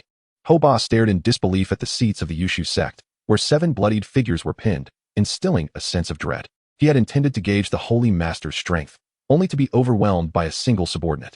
If Han Xianfeng, whose power was comparable to his own, could not withstand such an onslaught, then he was utterly vulnerable to slaughter. The pinnacle of the Nirvana realm. How could such a being possibly exist in the Western continent? It was utterly inconceivable. To turn the tide, he would have to wait for the arrival of the people from the Battle Heaven Palace. For now, he could only endure. At the Divine Martial Hall, Bo Jun felt a slight quickening of his breath, astonished at the might of the Holy Master's subordinate. With such ferocity, what would happen after the Qingjun assembly concluded? A sense of impending crisis surged within him. The assembly might merely serve as an opening act, and chaos would likely ensue in Zhongzhou once it was over. Meanwhile, the Moon Fairy, observing the presence of Jelua Sha, sensed a power that eclipsed her own, accompanied by an uncanny feeling akin to a hierarchy. This was to be expected, as the leader was a genuine member of the insect race. While others had been transformed and were not as pure, Tang Xingjie experienced this sensation more intensely, as he bore a parasitic entity within him that naturally compelled him to obey the leader. However, the Tang family, having witnessed Song Yun's strength, were less astonished than others. Yet, the power exhibited by a mere subordinate of the Holy Master was indicative that the Holy Master himself was likely even more formidable. Tang Xingyue felt a chill run down his spine. Should the Holy Master desire it, that night, every member of the Tang family could perish. The thought of having denied the Holy Master entry into the city made him wish to slap himself, nearly dragging the entire Tang family into the abyss. Beside him, Tang Duo recognized Song Yun's extraordinary power, yet she was astounded that a mere subordinate could instantaneously slay the core of the Yushu sect, including its leader, and pin them in their seats to witness the Qingjun assembly. Such a scenario was rare across the continent, as few would dare to act with such audacity. Gazing at Song Yun, she felt enveloped in an alluring veil of mystery. Tang Meng, standing nearby, was consumed by her admiration, wishing fervently to bear Song Yun's child, fearful that the Holy Master might overlook her and refuse to consider her as a partner. Meanwhile, the remaining disciples of the Yushu sect sat in ashen silence, helplessly watching their near-mortal leader. The eldest disciple, Jiesha, remained frozen in place, while Han Xianfeng lay pinned beside him. As Han Xianfeng's gaze shifted, he accepted the inevitability of his demise, yet Jiesha could still shine brightly. The Yushu sect had not yet perished. In the audience, the female trickster was profoundly shaken. Her gaze towards Song Yun transformed entirely. Unlike others, Xuanxiong and the others speculated that Song Yun had reached the pinnacle of the Nirvana realm. However, the female con artist believed that the Holy Master had transcended the Nirvana realm entirely, achieving the formidable heavenly tribulation realm. Yet, how could this be possible? The entire continent had not rejected the conditions for breakthrough. How could a fallen sect leader accomplish such a feat? Could it be related to events from years past? This thought plunged the female con artist into deep contemplation. If her conjecture were correct, it would align perfectly with the reasons behind the Holy Master's breakthrough. To her surprise, this journey to Zhongzhou had unveiled such astonishing revelations. Wu Er and Duan Hu fell into a silence of disbelief. No wonder the Holy Master had brought only 3 individuals. It appeared that one could substitute for an entire sect. With just a few gestures, he had obliterated the members of the Yushu sect, exhibiting a ferocity surpassing even that of the beast tribes. Such terror was palpable. His ambitions seemed directed towards the eastern continent. Otherwise, they would face a formidable adversary. Wu Er spoke gravely, harboring a desire to avoid enmity with the Holy Sect. Yet, if the Holy Sect aimed to dominate Zhongzhou, their interests would inevitably clash with those of the Beast tribes, with the eastern continent unattainable and Zhongzhou out of reach. The Beast tribes would find themselves with no alternatives but to fight for survival. At that moment, someone might suggest retreating to the western continent. The Beast tribes, however, held their dignity in high regard. They would rather engage in a desperate battle against the human race than seek refuge in the west. Another might propose, at the very least, to go to the Sandman region, believing there would be a place for survival. Yet Sandman, not even a dog would venture there. It was inconceivable that the Beast tribes, who valued honor above life, would seek refuge in Zhongzhou unless absolutely compelled to do so. This would represent a defeat in itself. After all, they had refrained from coming to Zhongzhou for years, preferring the eastern continent, underscoring that such a descent was perceived as a humiliating choice. However, even if they wished to go now, the opportunity had passed. Gazing at the figure in the void, Wu Er felt that only he could contend with the powerful forces of the eastern continent. Cooperation was out of the question, for the Beast tribes had been deceived too many times. They would never ally with the human race, no matter how advantageous such collaboration might appear. At this moment, Song Yun stood amidst the void, the focus of all eyes. Some gazes were filled with excitement and admiration, while others reflected sheer terror. Indeed, he found himself increasingly drawn to those fearful expressions, which brought him a peculiar satisfaction. Is there anyone who wishes to settle accounts with me? Song Yun inquired nonchalantly. The arena fell into a profound silence. Who would dare confront the Holy Master? Even if he had taken someone else's wife, no one would dare say a word. After all, the living example of retribution was evident, and the pain of that fate was infinitely worse than death itself. Fatty, don't you want to? Song Yun said with a hint of amusement as he turned to Ho Ba. Instantly, Ho Ba felt a chill run down his spine and broke into a forced smile. Holy Master, there seems to be a misunderstanding between us. Once it is resolved, we could indeed be friends. Friends? I have no desire to befriend you. Song Yun's words left the crowd in a state of stunned silence, for even the esteemed visitor from the eastern continent had resorted to flattery, only to fall flat.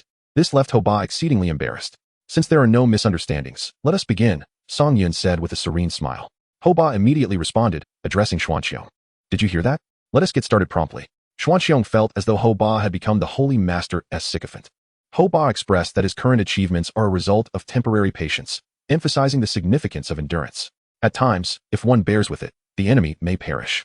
Chapter 194. What to do when there is no seat. The Qingjun assembly commenced with a shout from Xianqiong. The talented prodigies from the Central Plains were eager to engage in battle, especially after witnessing the spectacle of the Holy Lord's recent victory, their hands itching for action. The rules of the Qingjun assembly were straightforward, drawing lots. With a wave of his sleeve, Xianqiong revealed 16 milky white tokens, the numbers within concealed. Known only to him, each participant was to draw their token. In a flurry, 15 figures soared from their seats to select their tokens. The final token remained, naturally reserved for the Holy Sect, as Song Yun had previously noted, and Xianqiong was mindful of this.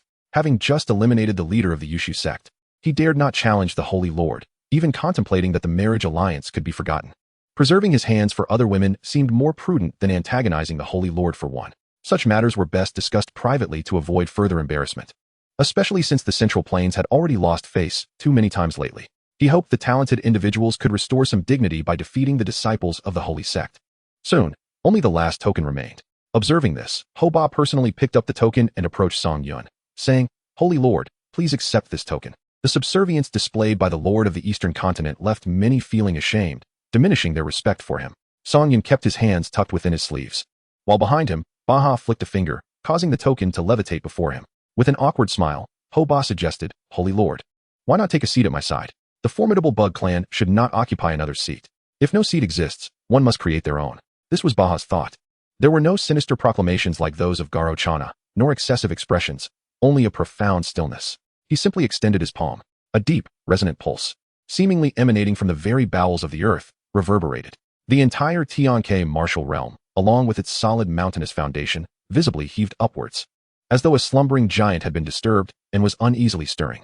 Baha's fingers spread wide, his palm directed toward the western edge of the Tianke martial realm, where a peak wreathed in clouds awaited. With a sudden thrust of his palm forward, it was not merely a strike against the air, but as if he pressed upon that very space, upon the roots of that mountain peak. A crack resounded.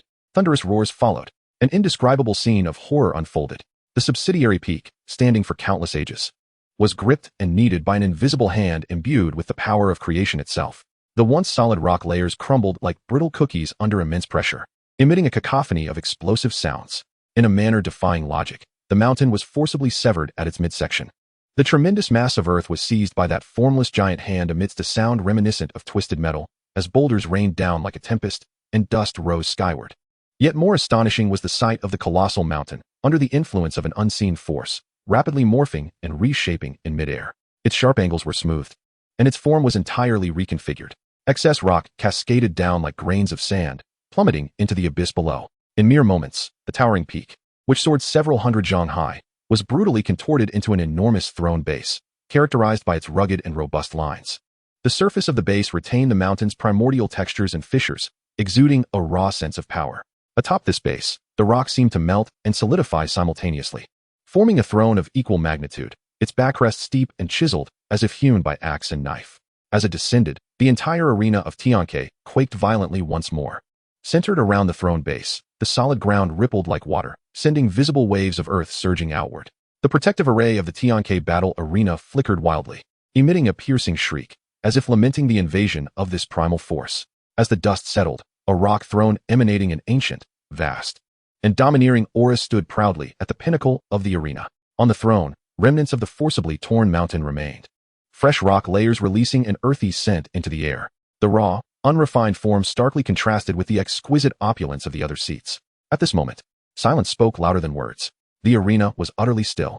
If the bloodshed of the Garrosh instilled fear, then the display of Bahamut's unparalleled might in reshaping the mountain evoked a profound sense of insignificance and awe from the depths of their souls. To carve a throne with bare hands, the powerful present were capable of such feats, yet to achieve the finesse exhibited by him was indeed a challenge. How could the Saint Lord be surrounded by such extraordinary beings? It had never been heard of in the Central Plains before. If the Western continent had such formidable individuals, news would have surely spread, yet there was none. Hoba observed the three individuals behind Song Yun, their displayed strength surpassing his own. Yet, their decision to shroud themselves in mystery was intriguing. He sensed an underlying enigma. Perhaps these three were merely aides summoned by the Saint Lord, suggesting he was not as formidable as presumed. Regardless, once the people from the War Sky Palace arrived, they would surely reclaim their honor. Before the gathered crowd, Song Yun sat upon the throne, towering above all, with the three commanders standing behind him, none daring to approach. Those who dared to come close would meet their demise. The safety of the sovereign was paramount. As the resonant voice of Xiankong echoed, two tokens illuminated. One was beside Xiankong, belonging to the Eternal Palace's Hung Yuxian, while the other was the Jiesha of the Yushu sect, whose weak gaze fell upon the Eternal Palace. Summoning all his strength, he uttered, "Kill them." "Rest assured, master," Jiesha declared before leaping onto the martial platform.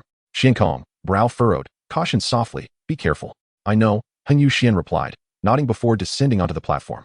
Both were at the second level of nirvana, and to secure victory, they would need not only skill but also intellect. There had been expectations for either Xiao Yiye or Tang Xinjie to make an appearance. However, this scene appears rather promising. Observing Han Qianfeng's gaze, it seems as if he could devour Xuanqiong whole. Now, all reliance rests on him, the disciple. The saintess is also approaching swiftly. Chapter 195, Intimate Friends? Mutual Destruction.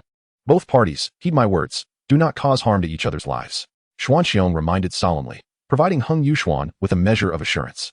However, Hoba remarked nonchalantly, "Let us change things up this year. Let loose in the fight. If one were to sustain fatal injuries, it would be a testament to their lack of skill, and they could simply hone their craft in the next life." Xuanqiong was taken aback. He did not expect such words from Hoba and turned to glance at the saint. To his astonishment, she smiled. He understood then. Hoba was seeking favor with the saint. Yet, to amuse the saintess with the talents of Zhongzhou, "Hoba, you represent the forces of Dongzhou. Even if you bow your head, how could you bow so low? This compels me, the master of this realm, to lower my head as well." It was about time. Before Xuanqiong could speak, as the last grand disciple of the Yushu sect, Jiesha cast a cold, penetrating gaze at Hung Yuxuan. Hung Yuxuan returned the stare. And the two were indeed rivals, having faced each other in 3 Qingjun gatherings and numerous excursions into the Zhongzhou secret realms, with victories evenly matched. "I share the same sentiment," Hung Yuxuan said coldly. Xuanqiong could only sigh, casting a glance at the barely alive Han Qianfeng, who seemed to cling to life. Eager to witness Jiesha eliminate Hung Yuxuan. Such an underestimation of Hung Yuxuan would be foolish, for he is, after all, the son of the master of this realm. Finally, "We can fight without restraint," Jiesha remarked indifferently. Hung Yuxuan scoffed, "As if you've ever held back before. Hung Yuxuan, it appears only one of us may survive today. That shall be me." "Not necessarily. In truth, long ago, when both were merely at the Lingshu stage, they were friends. Despite their differing factions, they shared a bond of camaraderie, becoming confidants. They pledged to cultivate together and spar, which is why their encounters often ended in a stalemate. They understood each other too well. But why did their relationship fracture? It was, perhaps, the disparity in their statuses that bred feelings of inferiority, envy, and jealousy in Jiesha. Once, he was a striking figure, exuding charm. Yet at that time, he was merely an ordinary disciple of the Yushu sect, while Hung Yuxuan was the son of the Eternal Hall's master, albeit a bastard son, privileged with abundant resources for cultivation. In the span of mere years, their realms diverged significantly. When Hung Yuxuan ascended to the Dongshu stage, Jiesha was still at the Wanshang stage, and the stark contrast left Jiesha in profound discomfort, particularly when Heng Yuxuan came, brimming with joy, intending to share his elation. Yet, such joy was incomprehensible to Jiesha, who uttered some rather harsh words. From that moment onward, they became like strangers. When Hung Yuxuan next encountered Jiesha, he had transformed into a disciple of the Yushu sect's master, his appearance altered to exude an aura of malevolence. Yet, his cultivation had skyrocketed, and Hung Yuxuan understood that Jiesha must have sacrificed something to achieve such advancement.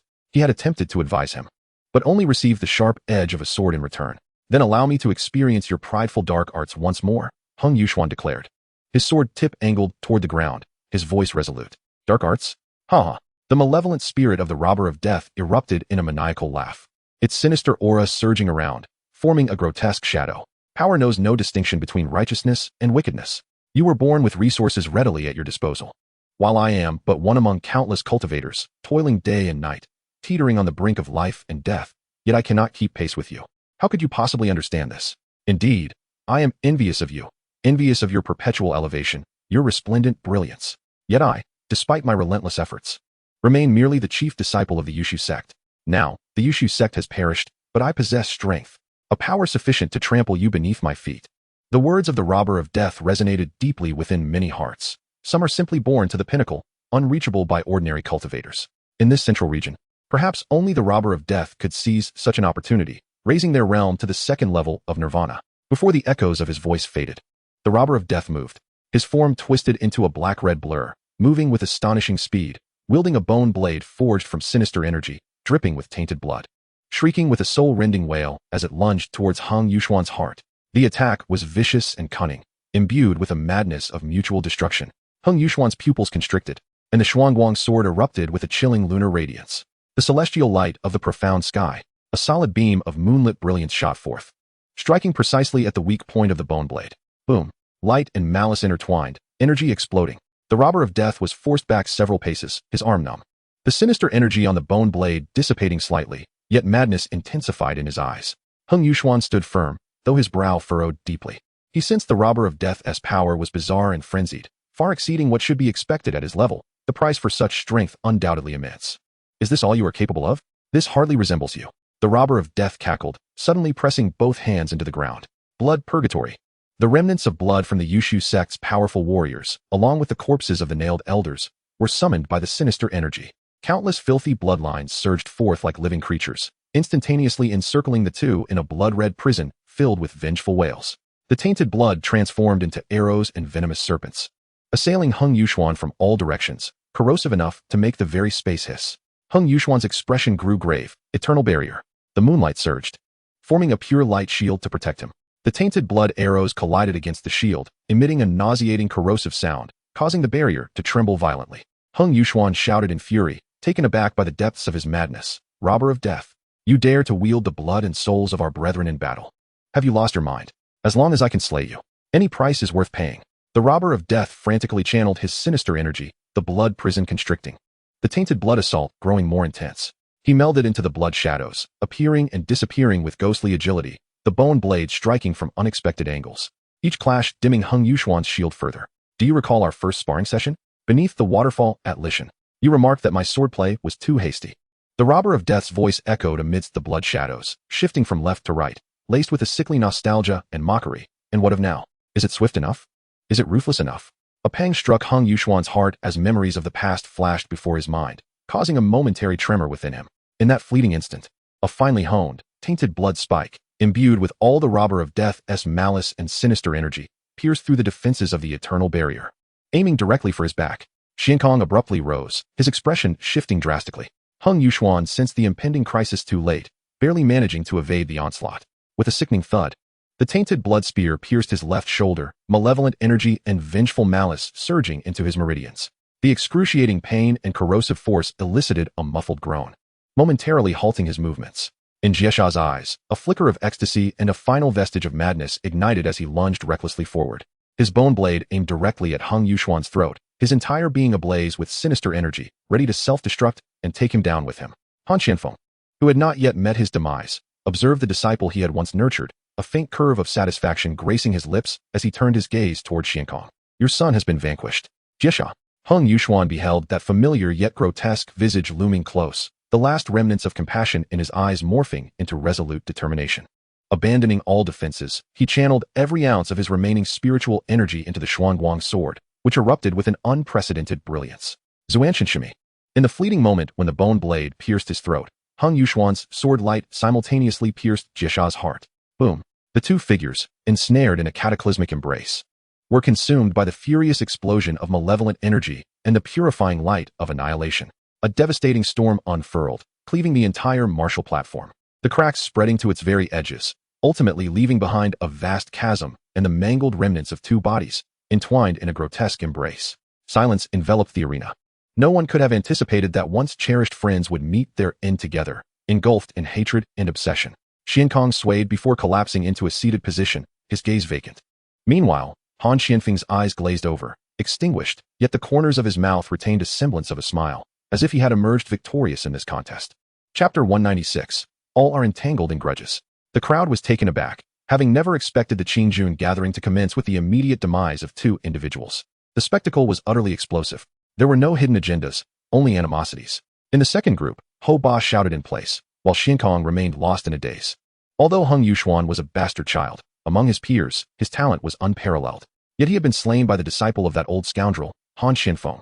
Both had perished. How could your foremost disciple compare with my son? In an instant, the master of the Eternal Hall, a formidable figure revered throughout Zhongzhou, sat upon his throne, his countenance stripped of its prior authority and solemnity, now a mask of hollow disbelief and desolation. Suddenly, a chilling, bone-chilling laughter erupted from Xuankong's throat. There was no trace of joy in that laughter, only a profound coldness, a madness that threatened to obliterate everything in its path. Xuankong's head slowly lifted, his once profound eyes now marred by a web of crimson veins. Deep within his pupils, the commanding aura of the Hall Master had been supplanted by the wild, uncontrollable frenzy of a beast engulfed in hellfire.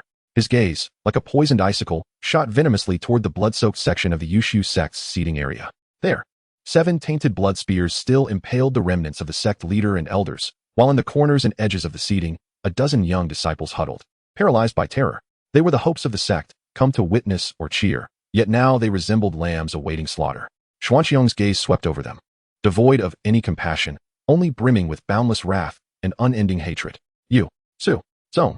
Xuanqiong's voice rasped like sandpaper, each syllable soaked in blood, tears, and malice.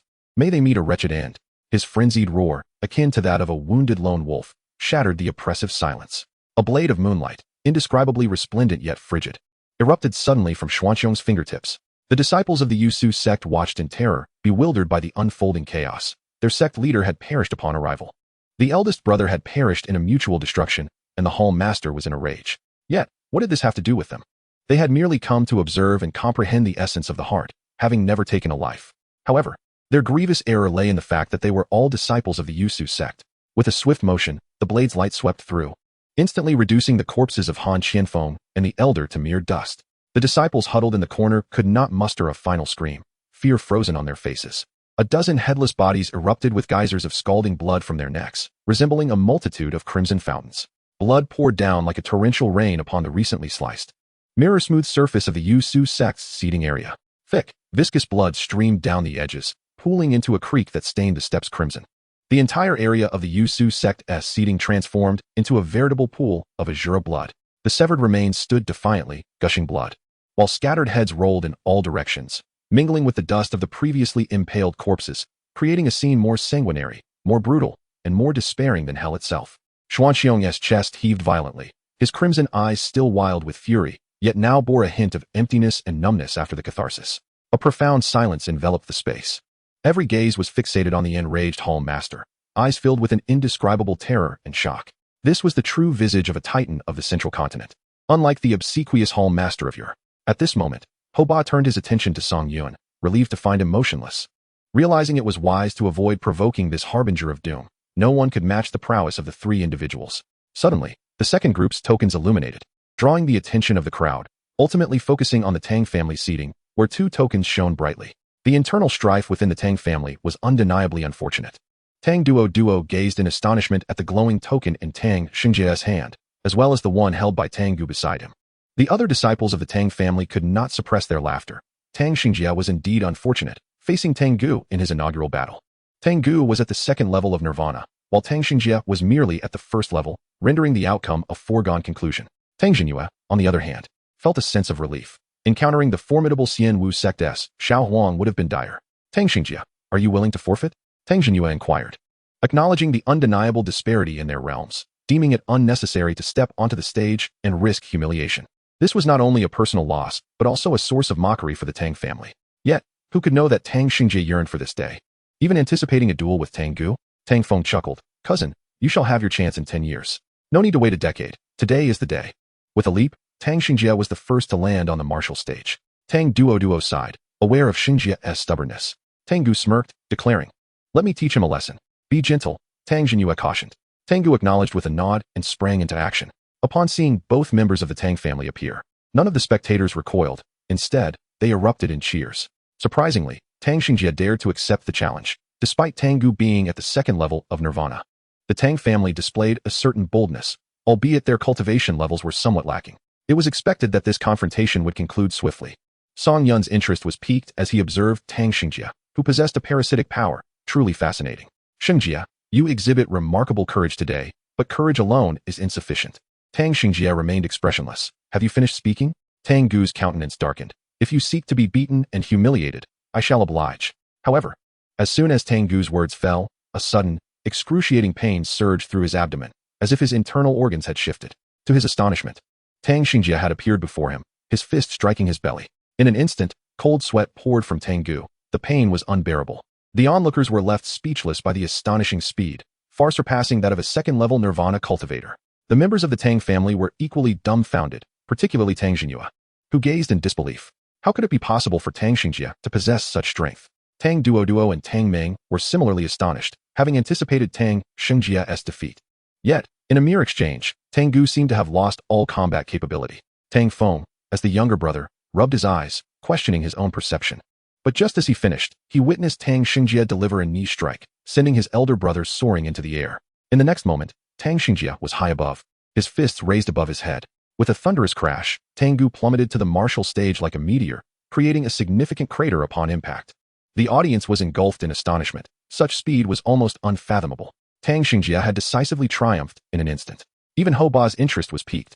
This strength had surpassed that of most geniuses from the eastern continent.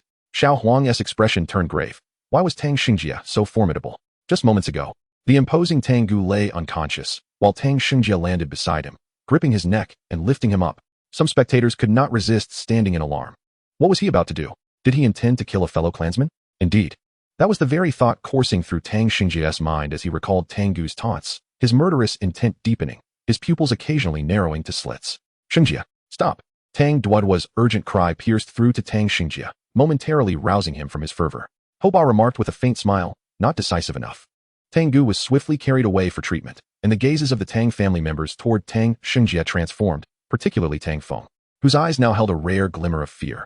Meanwhile, Tang Xinjue began to suspect that Tang Xingjie had not discarded the treasures of the Yi family, but had instead utilized them himself. As there was no other explanation for his newfound strength, Song Yun smiled with satisfaction. The power of the parasite remained as formidable as ever. Third group. In an instant, a brilliant light illuminated the seats of the divine martial sect. The moon fairy gazed at the radiant token in her hand, a subtle smile gracing her lips. For, remarkably, the token in Xiao Huang's possession had also begun to glow. Could such coincidence truly exist? Song Yun wore a mysterious smile. Chapter 197. The matter of aesthetics. No one had anticipated that following the internal strife within the Tang family, a civil war would erupt within the divine martial sect.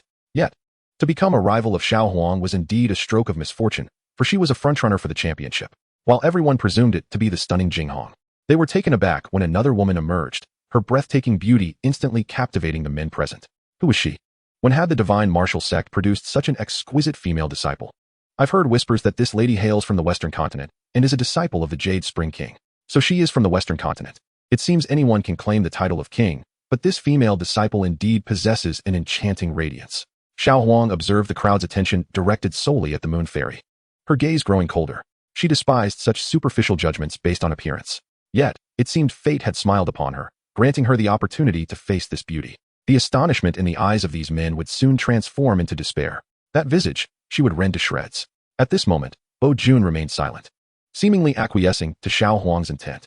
However, Jinghong quietly cautioned, "Be careful, senior sister." Xiao Huang merely smirked disdainfully. It was she who should be wary. For not everyone could claim the title of fairy.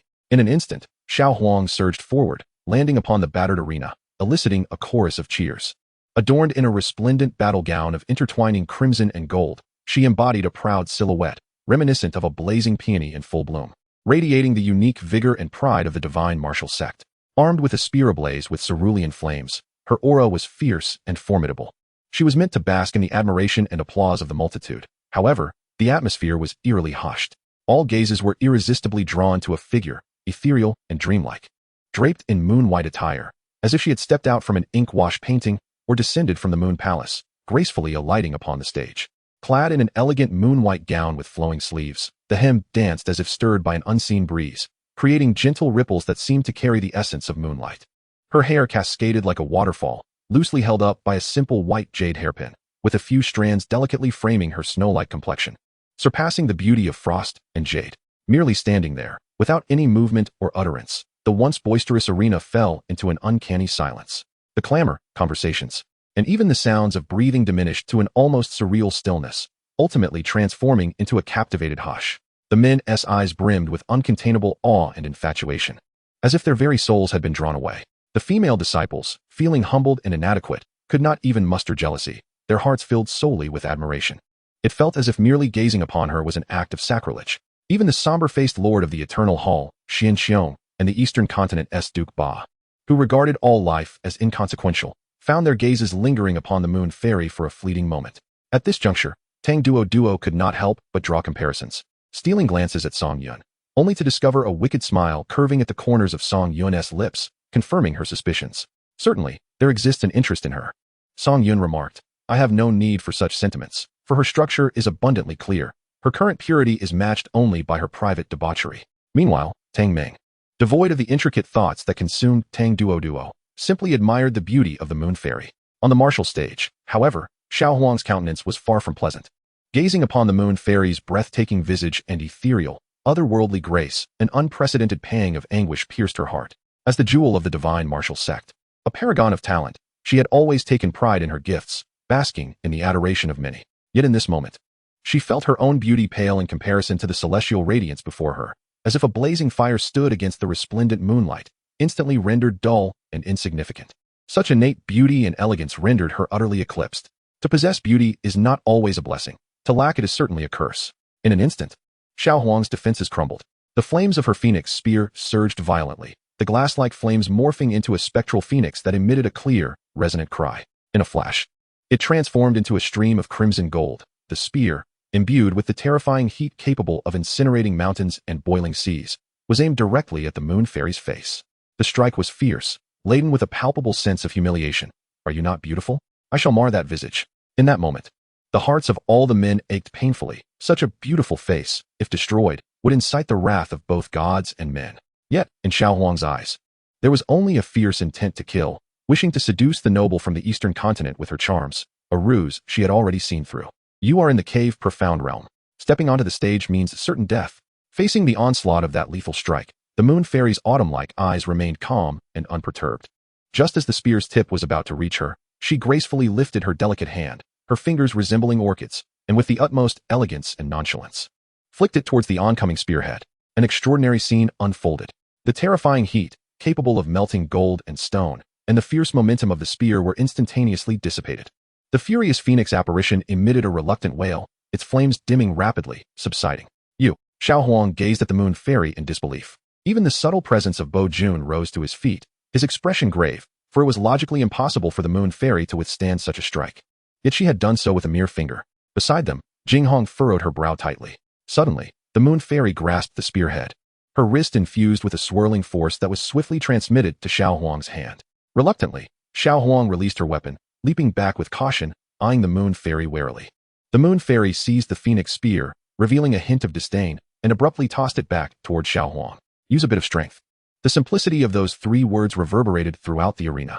At this moment, Song Yun could not contain his laughter, exclaiming, "Truly, she is my little Yia."